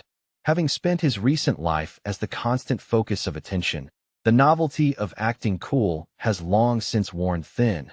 To Lu Sheng, it is now just an exhausting byproduct of his existence. General Xia Dingjun, visibly agitated by his own excitement, leans in closer. "I have already dispatched orders to have all your official documentation and commission papers finalized immediately. Your accumulated merit points from the recent defense are already being tallied. Would you do me the honor of coming to my private office for a cup of tea? We have much to discuss." Lu Sheng offers a polite but firm shake of his head. "I appreciate the gracious invitation, General, but I must respectfully decline for now. It has been quite some time since I've had a moment to myself. I'm feeling the weight of the recent battles and simply wish to rest. I will certainly pay you a visit in the near future." Xia Dingjun doesn't miss a beat. "Of course, rest is paramount. We shall make it next time then." Despite the direct rejection, there isn't a hint of irritation on Xia Dingjuan's face. On the contrary, he seems almost delighted by Lu Sheng's straightforwardness. He turns to the cluster of staff officers standing nearby, barking out a series of rapid-fire commands to ensure that every possible convenience is afforded to Lu Sheng during his transition into the general's quarters. In the center of the main hall, the gathered generals remain frozen like statues, watching the interaction with bated breath.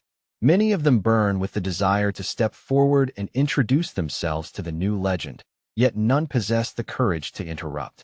They stand in silent, respectful formation, seeing him off as if he were a visiting deity. For everyone present, this day is etched into their memories as an unforgettable milestone, the day they witnessed the rise of a youth who defied the very laws of martial progression. Xia Dingjun continues to stare at Lu Sheng's retreating silhouette, his heart racing, while the others see a young man.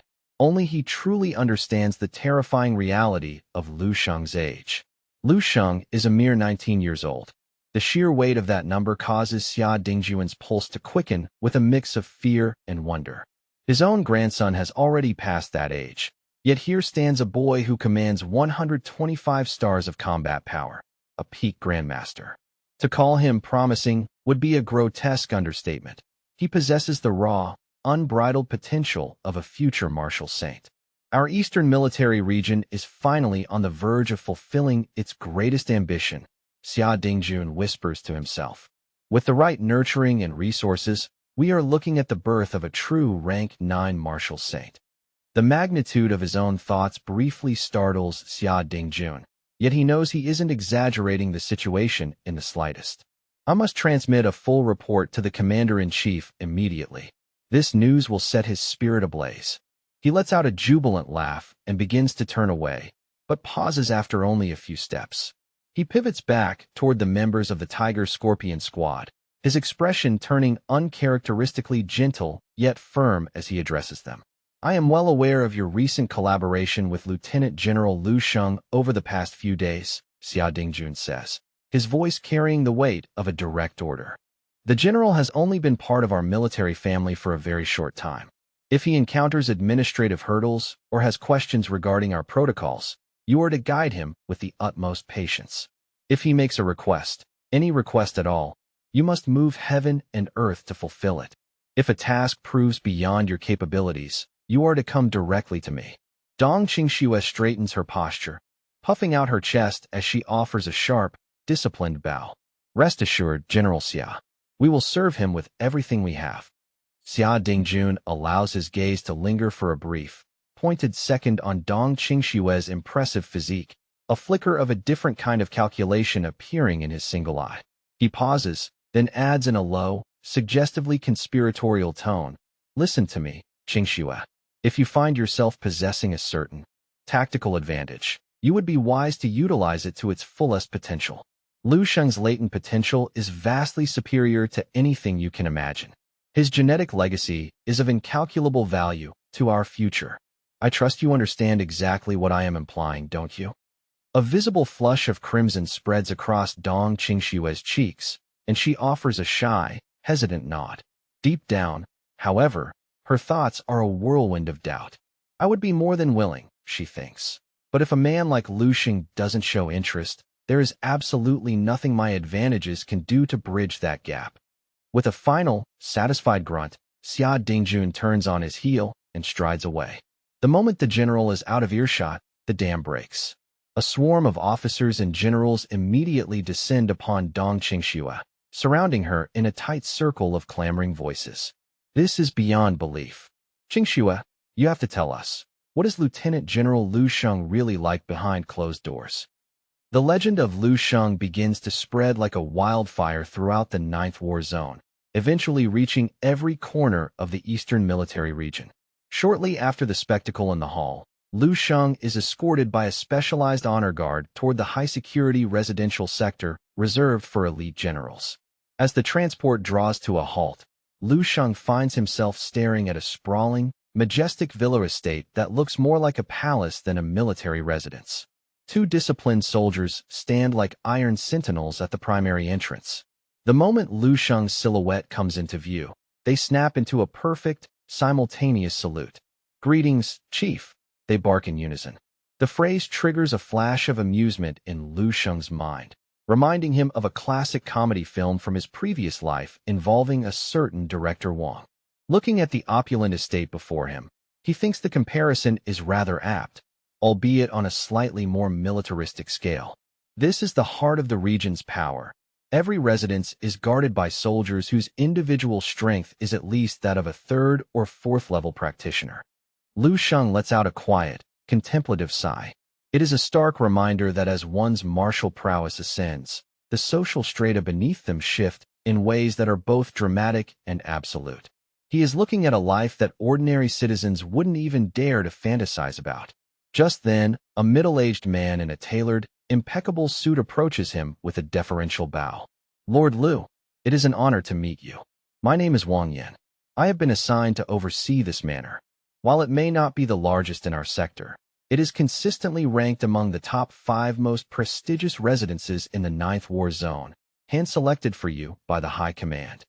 The military has also requisitioned a fleet of specialized tactical vehicles for your personal use," Wang Yan adds, gesturing toward a sleek garage. "Whenever you feel sufficiently rested, please come by and select the models that best suit your preferences." As Lu Sheng moves through the estate, every servant he passes stops and offers a deep, silent bow. Wang Yan then produces a sleek, palm-sized black mobile device, holding it out with both hands in a gesture of utmost supplication. "In the future, if you have any instructions, no matter how trivial, you may use this direct line to contact me at any hour of the day or night." Lu Sheng's eyes brighten as he accepts the device, noting its heavy, high-tech build and specialized, encrypted functions. Finally, he thinks, I was in desperate need of a replacement. His previous phone had long since succumbed to the rigors of the front lines, its internal circuitry likely corroded by the sheer volume of alien beast blood it had been soaked in during the thick of the slaughter. Now, at last, he has a reliable way to reach out to his family and those he left behind. Wang Yan offers another deep, respectful bow. "Then I shall take my leave and allow you to enjoy your well-earned rest, my lord. We are currently finalizing the synchronization of your merit points and will provide a full report the moment it is complete, likely by nightfall."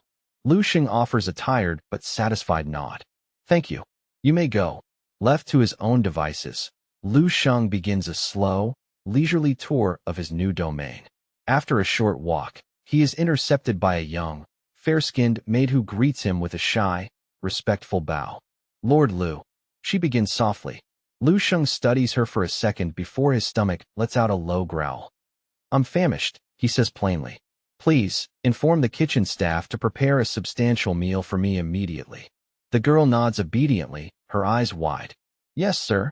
At once, she turns and sprints toward the culinary wing with practiced efficiency. 10 minutes later, Lu Sheng is seated in a grand dining hall before a spread that is nothing short of legendary.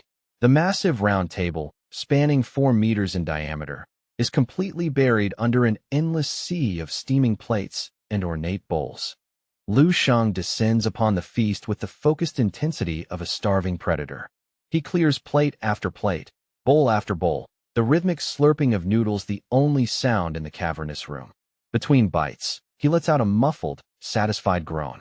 Gods, it feels good to finally taste something other than flavorless combat rations and the gamey, iron-rich meat of alien beasts. I was starting to forget what real food even tasted like.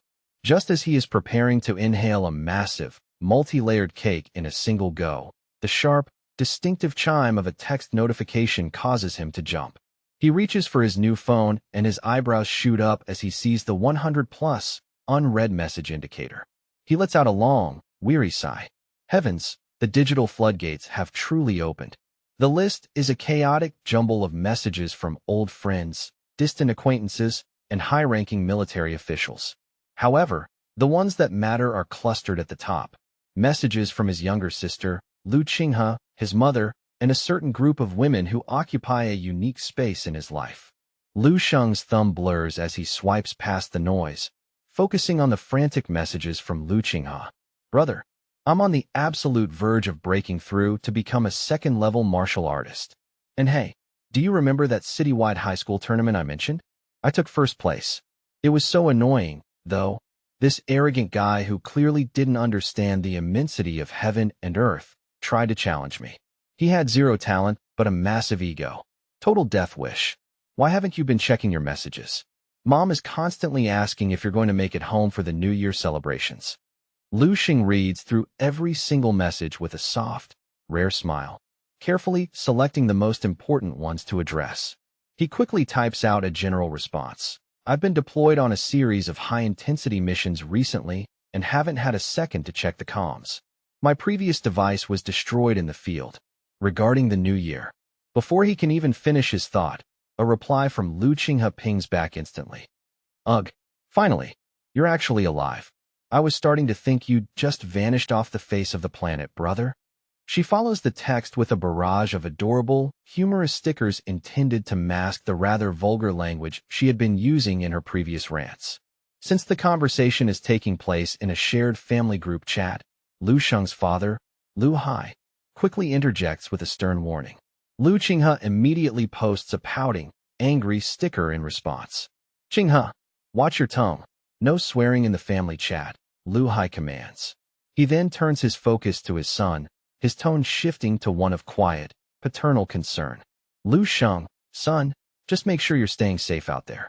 Don't take unnecessary risks. His mother, Zheng Yufan, joins the conversation with a flurry of worried messages. My dear boy, the weather reports say it's getting dreadfully cold. Please remember to dress warmly and take care of your health.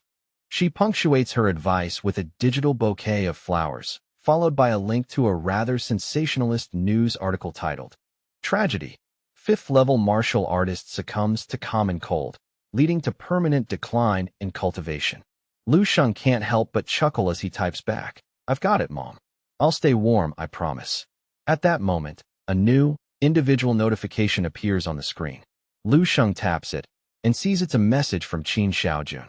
Lu Sheng, welcome back to the fold, the message reads. It is accompanied by a candid photo. In the background, he catches the familiar, striking silhouette of Dong Qingxue. Lu Sheng's heart skips a beat as he swipes to the next image, which fills the entire screen. It is a high-resolution, beautiful shot of Dong Qingxue herself. His eyes light up with a mix of warmth and curiosity. Has Yu Fei's division finally rotated back from the front lines? He wonders. Feeling a wave of relaxation, he finally opens his private chat window with Dong Qingxue. A short, encouraging message from her sits at the bottom of the feed. Continue to annihilate the alien beasts. Stay strong. Good luck. Lu Sheng doesn't hesitate, typing back a simple, thank you, followed by a wide grinning sticker. He finds himself staring at her photo for several minutes, a quiet realization dawning on him. She hasn't sent a single personal text since that martial arts competition ended. Perhaps she was deployed without her device, or the battery simply died in the wasteland. He muses, trying to rationalize the silence. Deep down, however, Lu Shang can't shake the feeling that his current dynamic with Dong Qingxue has shifted into a strange, unfamiliar territory. It no longer feels as natural and harmonious as it once did. He can't quite put his finger on the cause, though he suspects it might have something to do with that partner information column within his internal system. A flicker of annoyance crosses his mind, and he is about to toss the phone aside when a sudden thought strikes him. He quickly dials the only professional contact he has in the region. The call is answered almost instantly by Wang Yan. "Lord Lu, I am here. What are your instructions?" the butler asks, his voice radiating deference. Lu Sheng leans back in his chair, his tone turning cold and professional. "I need you to conduct a discreet investigation into an individual named Lu Qiming. He's a new recruit in the Eastern Military Region this year, originally from the Bihai sector." Lu Sheng provides a concise, accurate summary of Lu Qiming's known background while still picking at the remnants of his meal. On the other end of the line, Wang Yan's tone becomes incredibly serious. "Understood, my lord. Given the sheer size of the current enlistment rosters, it will take some time to perform a thorough background check. I will report back the moment I have concrete intelligence." He pauses, then asks tentatively, "If we locate him, do you wish for us to provide him with any special assistance?" Lu Sheng wipes a trace of grease from his mouth with a silk napkin. "No, not yet. For now, I simply want to know his location and status." "Go." With the command given, Wang Yin immediately begins mobilizing his resources to fulfill Lu Sheng's request. The sheer volume of the feast finally catches up to Lu Sheng. His stomach is full, his eyelids feel like lead, and a massive, irresistible tide of sleepiness washes over him. He doesn't even make it to the bedroom, falling into a deep, dreamless slumber right there in the oversized armchair in the dining hall. In the surreal landscape of his dreamscape, Lu Sheng finds himself once again standing on the familiar, crumbling asphalt of a dilapidated city street. In the distance, a group of zombies catches sight of him and begins a frantic, groaning charge. Lu Sheng simply waves a lazy hand at them, his voice echoing through the void. "Not today, boys. I'm far too exhausted for a slaughter. Catch me another time." With a thought, he bypasses the combat and accesses his internal system interface. He begins to scroll rapidly through the information boards, his eyes searching for any new high-grade enhancement serums or rare potions. Having earned a staggering amount of military merit over the past few days, he is determined to convert those points into the raw materials for his next evolution. Meanwhile, in a high-security briefing room within the 9th Warzone Command, a heavy palm slams onto a mahogany table with the force of a thunderclap. "What did you just say?" A voice bellows, thick with utter disbelief. A dignified, elderly general surges to his feet, his face a mask of shock as he stares intently at Xia Dingjun. "Tell me you're not exaggerating, Xia. Give it to me straight." "A raw combat power of 125 stars, Xia Dingjun repeats, his voice steady. As the words hang in the air, a massive, crushing wave of martial pressure erupts from the senior general, crashing down like a physical weight. Xia Dingjuan's body stiffens as he braces himself against the terrifying aura of the great general. He offers a slow, serious nod. "I have personally verified the data, sir. There is no error. He possesses the combat potential of a top-tier peak grandmaster, an output that dwarfs my own." Suddenly, the oppressive pressure in the air vanishes as the old general lets out a booming, boisterous laugh. "Good. Magnificent. Finally, some news that isn't a report of another breach." His eyes gleam with a predatory joy. A 125-star output from a 19-year-old, a peak grandmaster at that age. He trails off, lost in the sheer impossibility of the situation. At this level of cultivation, the gap between individuals becomes a vast, unbridgeable canyon, far exceeding the differences in any previous realm. The disparity is absolute. The reason for this, beyond the time spent in the 8th level realm, is almost entirely down to innate potential. The greater the potential, the higher the ultimate ceiling, allowing a true genius to leave their peers in the dust within a matter of months. This is how gaps of millions, or even billions, of combat points are formed. In the world of the elite, it is a simple, brutal truth. Potential is the manifestation of one's foundational martial arts. The more solid the foundation, the higher the peak. It is a concept any novice can understand, yet one that few can truly master. When a practitioner reaches the 8th level Grandmaster realm, even the smallest oversight in their early training can manifest as a catastrophic weakness, the proverbial ant's nest that destroys a 1,000-mile dike. By the time many realize their foundations are flawed, it is far too late to rectify. The old general has watched countless geniuses fade into obscurity once they hit the Grandmaster wall. This is why, despite Lu Sheng's earlier achievements, the military had previously viewed him with a degree of cautious optimism, a martial saint seed to be protected, but not yet a cornerstone of the nation. Many had feared that his meteoric rise was simply the brief, bright flash of a shooting star, destined to burn out before reaching maturity. But 125 stars has answered every doubt. Lu Sheng is no longer just a seed. He is a martial saint prodigy, a force of nature that has single-handedly redefined the hierarchy of the Eastern military region. Lu Sheng had officially crossed the threshold, finally qualifying to challenge the legendary heights of the martial saint realm. His latent potential was nothing short of peerless, a cosmic anomaly that defied standard categorization. Admiral Yu Fei, his face beaming with uncontainable joy and pride, paced energetically back and forth across the polished floor of his private study, the rhythmic clicking of his boots echoing his excitement.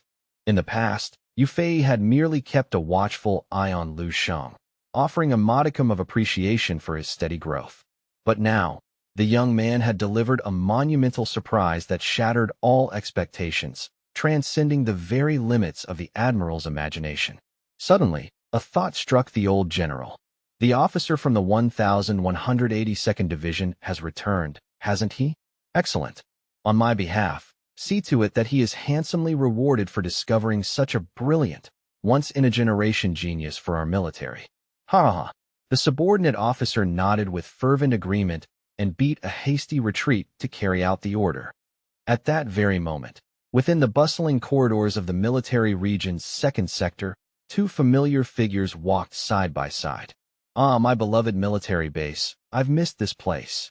Qin Xiaojun exclaimed, cradling his face in his hands with an expression of pure, unadulterated comfort and bliss, as if he were soaking in the very atmosphere of home. We're finally back, Dong Qingxue muttered, glancing at him with a silent, stoic intensity. She subtly widened the gap between them, her nose wrinkling in visible distaste as she looked him up and down. You absolutely reek. Stay at least 5 feet away from me. Let's head back and get ourselves cleaned up first. Once we've had a proper shower and shed this grime, we should go track down Lu Sheng for dinner tonight. It's been far too long, Qin Xiaojun suggested, outlining his itinerary to Dong Qingxue with growing enthusiasm. He then leaned in slightly, probing for her reaction. Well, what do you think of that plan? Do you have any actual objections to that? When Dong Qingxue hesitated, her gaze flickering for a split second, she eventually shook her head and sighed. I'm not going. You can go meet with him yourself. Qin Xiaojun's jaw dropped in genuine surprise. Huh? Why on earth not? He crossed his arms over his chest, narrowing his eyes as he scrutinized Dong Qingxue. I've noticed you've been acting incredibly strange lately. Ever since Lu Sheng arrived at the military region. No. Actually, it started back when he competed in the National Student Martial Arts Tournament. You've been like this. Every single time I bring up Lu Sheng's name, your behavior turns incredibly awkward and defensive. Qin Xiaojun stepped closer, ignoring her personal space to plant a friendly, heavy hand on Dong Qingxue's shoulder. Look, we're friends. We've been inseparable since we were kids. We're practically childhood sweethearts, for heaven's sake. Stop dodging and tell me the honest truth. Do you have feelings for Lu Sheng or not? Upon hearing this, Dong Qingxue's face hardened, and her hands clenched into trembling fists. In a flash of lethal precision, she leveled the cold muzzle of her firearm against Qin Xiaojun's throat. Her mental energy surged violently, and several hexagonal arrows, still grimly stained with the dried ichor of alien beasts, materialized in the air around her. If you breathe another word of that nonsense, I will personally sew your mouth shut. Qin Xiaojun immediately hoisted his hands in a sheepish gesture of surrender. So fierce, truly terrifying. If you have something to say, We can talk it out slowly, no need for weapons. There's nothing that can't be resolved with a little calm dialogue. Qin Xiaojun scrambled several feet to the side, putting some distance between himself and the psychic arrows. But his mouth continued to run at full speed. But seriously, don't try to deceive an expert like me. I've been a student of romance since elementary school. If my memory serves, the number of women I've dated must be in the thousands by now. I've seen every type of unrequited love there is. Only a blind man wouldn't be able to see right through those little thoughts of yours. Dong Qingxue stood deathly still, her chest heaving with shallow, agitated breaths. She began to concentrate her mental energy with even greater intensity, the air around her humming with the sheer pressure of her will. As the arrows sharpened their glow, the ambient temperature plummeted, and her aura turned bone-chillingly cold. Qin Xiaojun felt a sharp tingle crawl up his scalp, his instincts screaming at him to turn tail and bolt. Okay, don't get your blood pressure up. However, 10 seconds later, the frigid atmosphere surrounding Dong Qingxue abruptly evaporated, and the lethal, hovering arrows lowered toward the ground. Dong Qingxue looked away, asking in a voice that was uncharacteristically quiet, "So, what if I do like him? And what if I don't? What difference does it make?" Qin Xiaojun let out a massive sigh of relief, carefully weighing his next words to offer some genuine counsel. "It makes all the difference. Just be honest with yourself. If you like him, you have to tell him. Sure, Lu Sheng is only a master right now, and he's still a long way from being a martial saint, but he's already a top-tier grandmaster in the making. Potential like that is standing right next to you. Aside from a genius like me, where else are you going to find someone like that?" Dong Qingxue looked at Qin Xiaojun with a look of utter bewilderment. Qin Xiaojun, blissfully unaware of her rising irritation, continued his analysis. "Oh, I see. You're staying silent because you're worried about the age gap, right? Or maybe you think your martial talent can't keep up with his. You think your personality is too prickly and you're not worthy of him, so you're feeling inferior? Is that it?" Hearing this, Dong Qingxue gnashed her teeth so hard it made an audible sound. "Qin Xiaojun." She drew in a sharp, jagged breath, and visible blue veins began to throb on her forehead. Dong Qingxue fought a Herculean battle to restrain the urge to physically launch herself at him. She took another deep, stabilizing breath and said slowly, "There is, perhaps, a small part of me that worries about those things." "Oh my God!"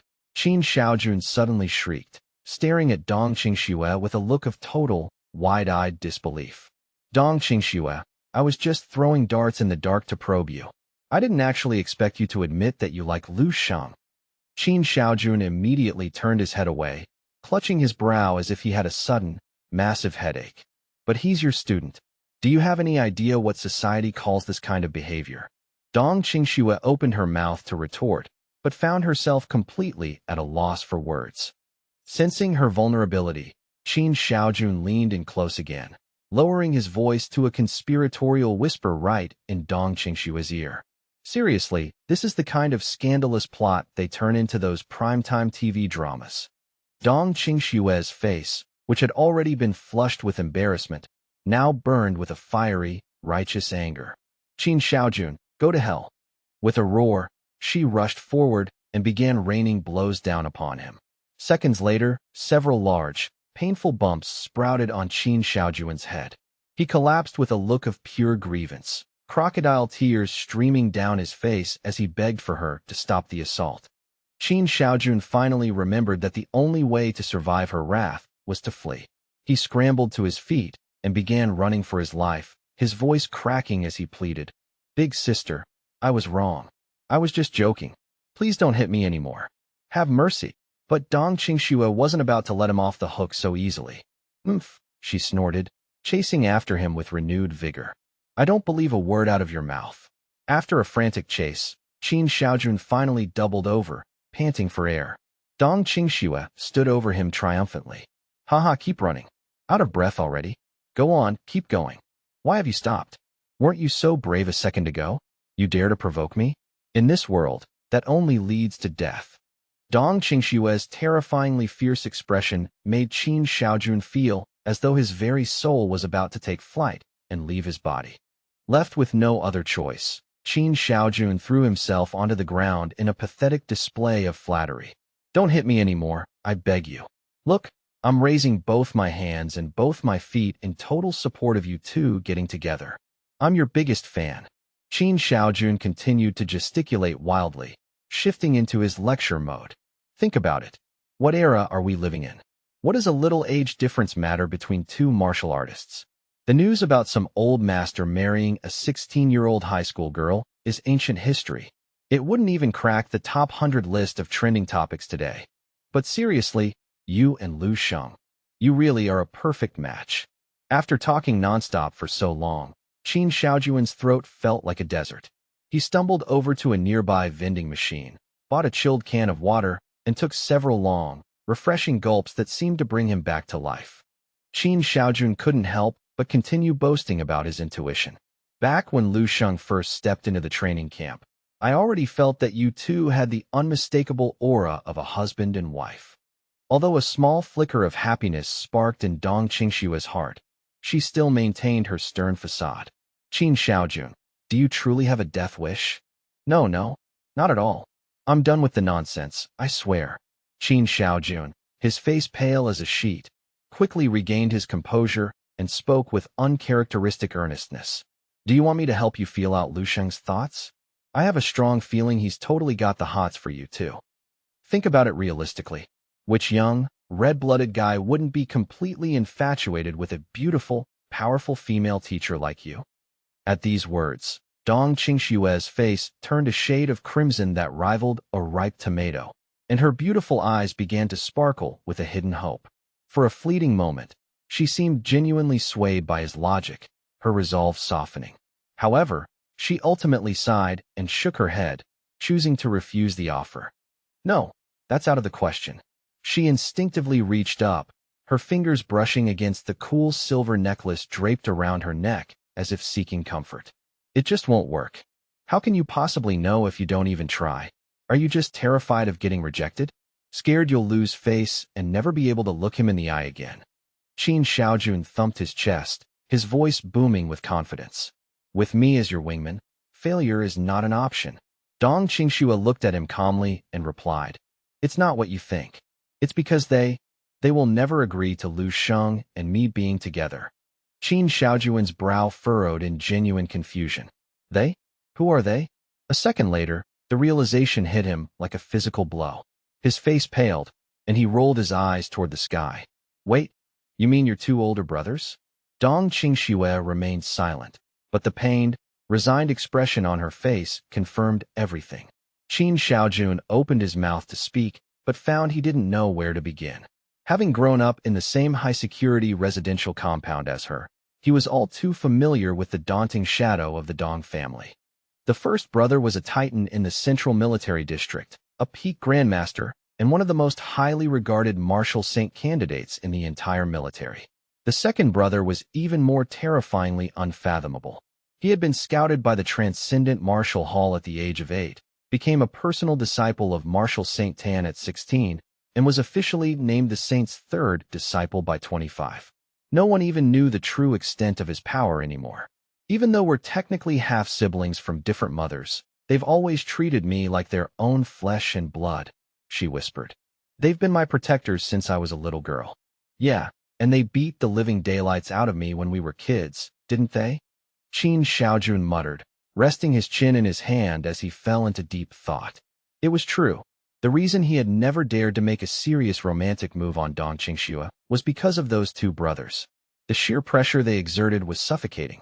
Just thinking about them made his skin crawl. But then, drawing from some hidden reserve of courage, Qin Shaojun stood up on his chair and shouted, You know what? This overprotective sister complex of theirs is a literal disease. Tell your brothers they need to see a psychiatrist. Your family has a dozen siblings, and half of them are just half-siblings anyway. What gives them the right to control your life? Dong Qingxua looked up at him coolly. If you feel that strongly, perhaps you can tell them yourself. My second brother just messaged me. He'll be visiting the military district very soon. What? Qin Shaojun jumped like a dog whose tail had been stepped on. Dong Xingyi is coming here? To the Eastern Military District? Qin Shaojun's entire body went rigid, his eyes darting around the room, as if a legendary warrior might manifest from the shadows at any moment. "Relax, he isn't here yet," Dong Qingxue said, her lips curling into a faint, amused smile. "Apparently, he's escorting someone important and taking care of some official business while he's in the area." Qin Shaojuan's expression shifted rapidly as he processed this.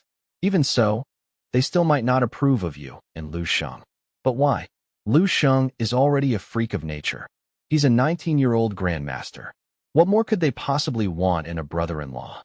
Dong Qingxue looked Qin Shaojun in the eye and spoke in a low, somber tone. "Whether I like Lu Sheng or whether he likes me, in their eyes, it doesn't really matter. They've already made it clear. Any man who wants their approval must possess a family lineage and a level of martial prowess that they recognize as a minimum standard." Qin Shaojuan's voice hitched in his throat, leaving him momentarily speechless. A prestigious family background and immense martial power. Those were the two insurmountable walls separating Lu Sheng and Dong Qingxue. It was a barrier built over generations, and it wouldn't be easily toppled. While a grandmaster was a godlike figure to ordinary people, in the eyes of families with continuous lineages of grandmasters and great-grandmasters, it was merely the price of admission. Qin Shaojun finally sighed as Dong Qingxue's grip tightened, crushing her soda can into a mangled piece of aluminum. "It's not as if there is absolutely no hope," he murmured, his voice barely audible over the noise of the bass. "Who gives a damn about family trees? If I were a martial saint, I'd personally approve your marriage to Lu Sheng right now. I'd love to see if Dong Patian or Dong Xingyi would dare to utter a single word of protest then. I'd like to see them try to say no to a saint."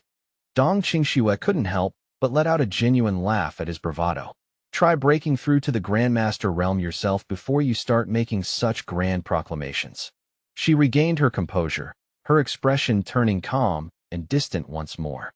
As they walked, she reached up to touch the silver necklace again, as if that simple metal chain provided all the strength she needed. She walked past the stunned Qin Shaojun and whispered a soft, sincere thanks. Qin Shaojun grumbled irritably to himself, his grand plan to play matchmaker having lost some of its luster. He trailed behind her, still lost in thought about the complicated web Lu Sheng and Dong Qingxue were caught in. A short while later, Qin Shaojun lit a cigarette, a headache pulsing behind his eyes. A beautiful teacher falling for her student, only to be blocked by a fossilized family background. "This tragicomedy plot is just too damn stupid," he muttered to the wind. Suddenly, a frantic shout echoed from down the hall. "Hurry, everyone, get to the center, quickly." A crowd was beginning to form, everyone looking a mixture of ecstatic and deeply concerned, as if a monumental event had just occurred. Qin Shaojuan's curiosity was piqued. "What's all the commotion about?" he wondered aloud. He reached out and grabbed the sleeve of a young man in a crisp military uniform who was rushing past. "Officer, hold up. What happened?" The young soldier, startled, looked at Qin Shaojuan's rank insignias and immediately snapped into a sharp military salute. "Reporting, Commander. I just heard that a 12-star lieutenant general from our very own 7th Military District has skyrocketed to the top of the leaderboards. He even broke into the top 7 of the overall rankings. We're all heading to the hall to witness the record with our own eyes." Qin Shaojun blinked, his face twisting into a mask of pure disbelief. "Wait, what? Are you serious?" Qin Shaojuan's heart began to race. "Let's go see for ourselves." Without another word, the two of them joined the surging crowd. The atmosphere was electric, like a small town celebrating a local hero who had just become a global superstar. Before long, they arrived at the base's administrative center, where the first-floor main hall was already packed to capacity. The air was thick with a deafening roar of chatter and gasps of awe. Qin Shaojun fought his way through the sea of bodies, squeezing toward the front. As soon as he looked up at the massive digital display, his eyes nearly bulged out of his head and cold sweat began to bead on his forehead. It was as if he had seen a ghost. "Damn it. Oh my God," he blurted out. "It's Lu Sheng, ranked first on the star general list and 4th on the overall leaderboard, with 125 stars. I can't believe it. This is terrifying," he whispered. A soldier standing next to him spoke up enthusiastically. "Did you hear? The battle exploits of this 6-star general are already legendary. He's been enlisted for less than a month, but as soon as he reached the front, he went straight into an A-level catacombs battlefield. When he arrived at the 835th Division sector, it had already been breached and the division commander had fallen in battle.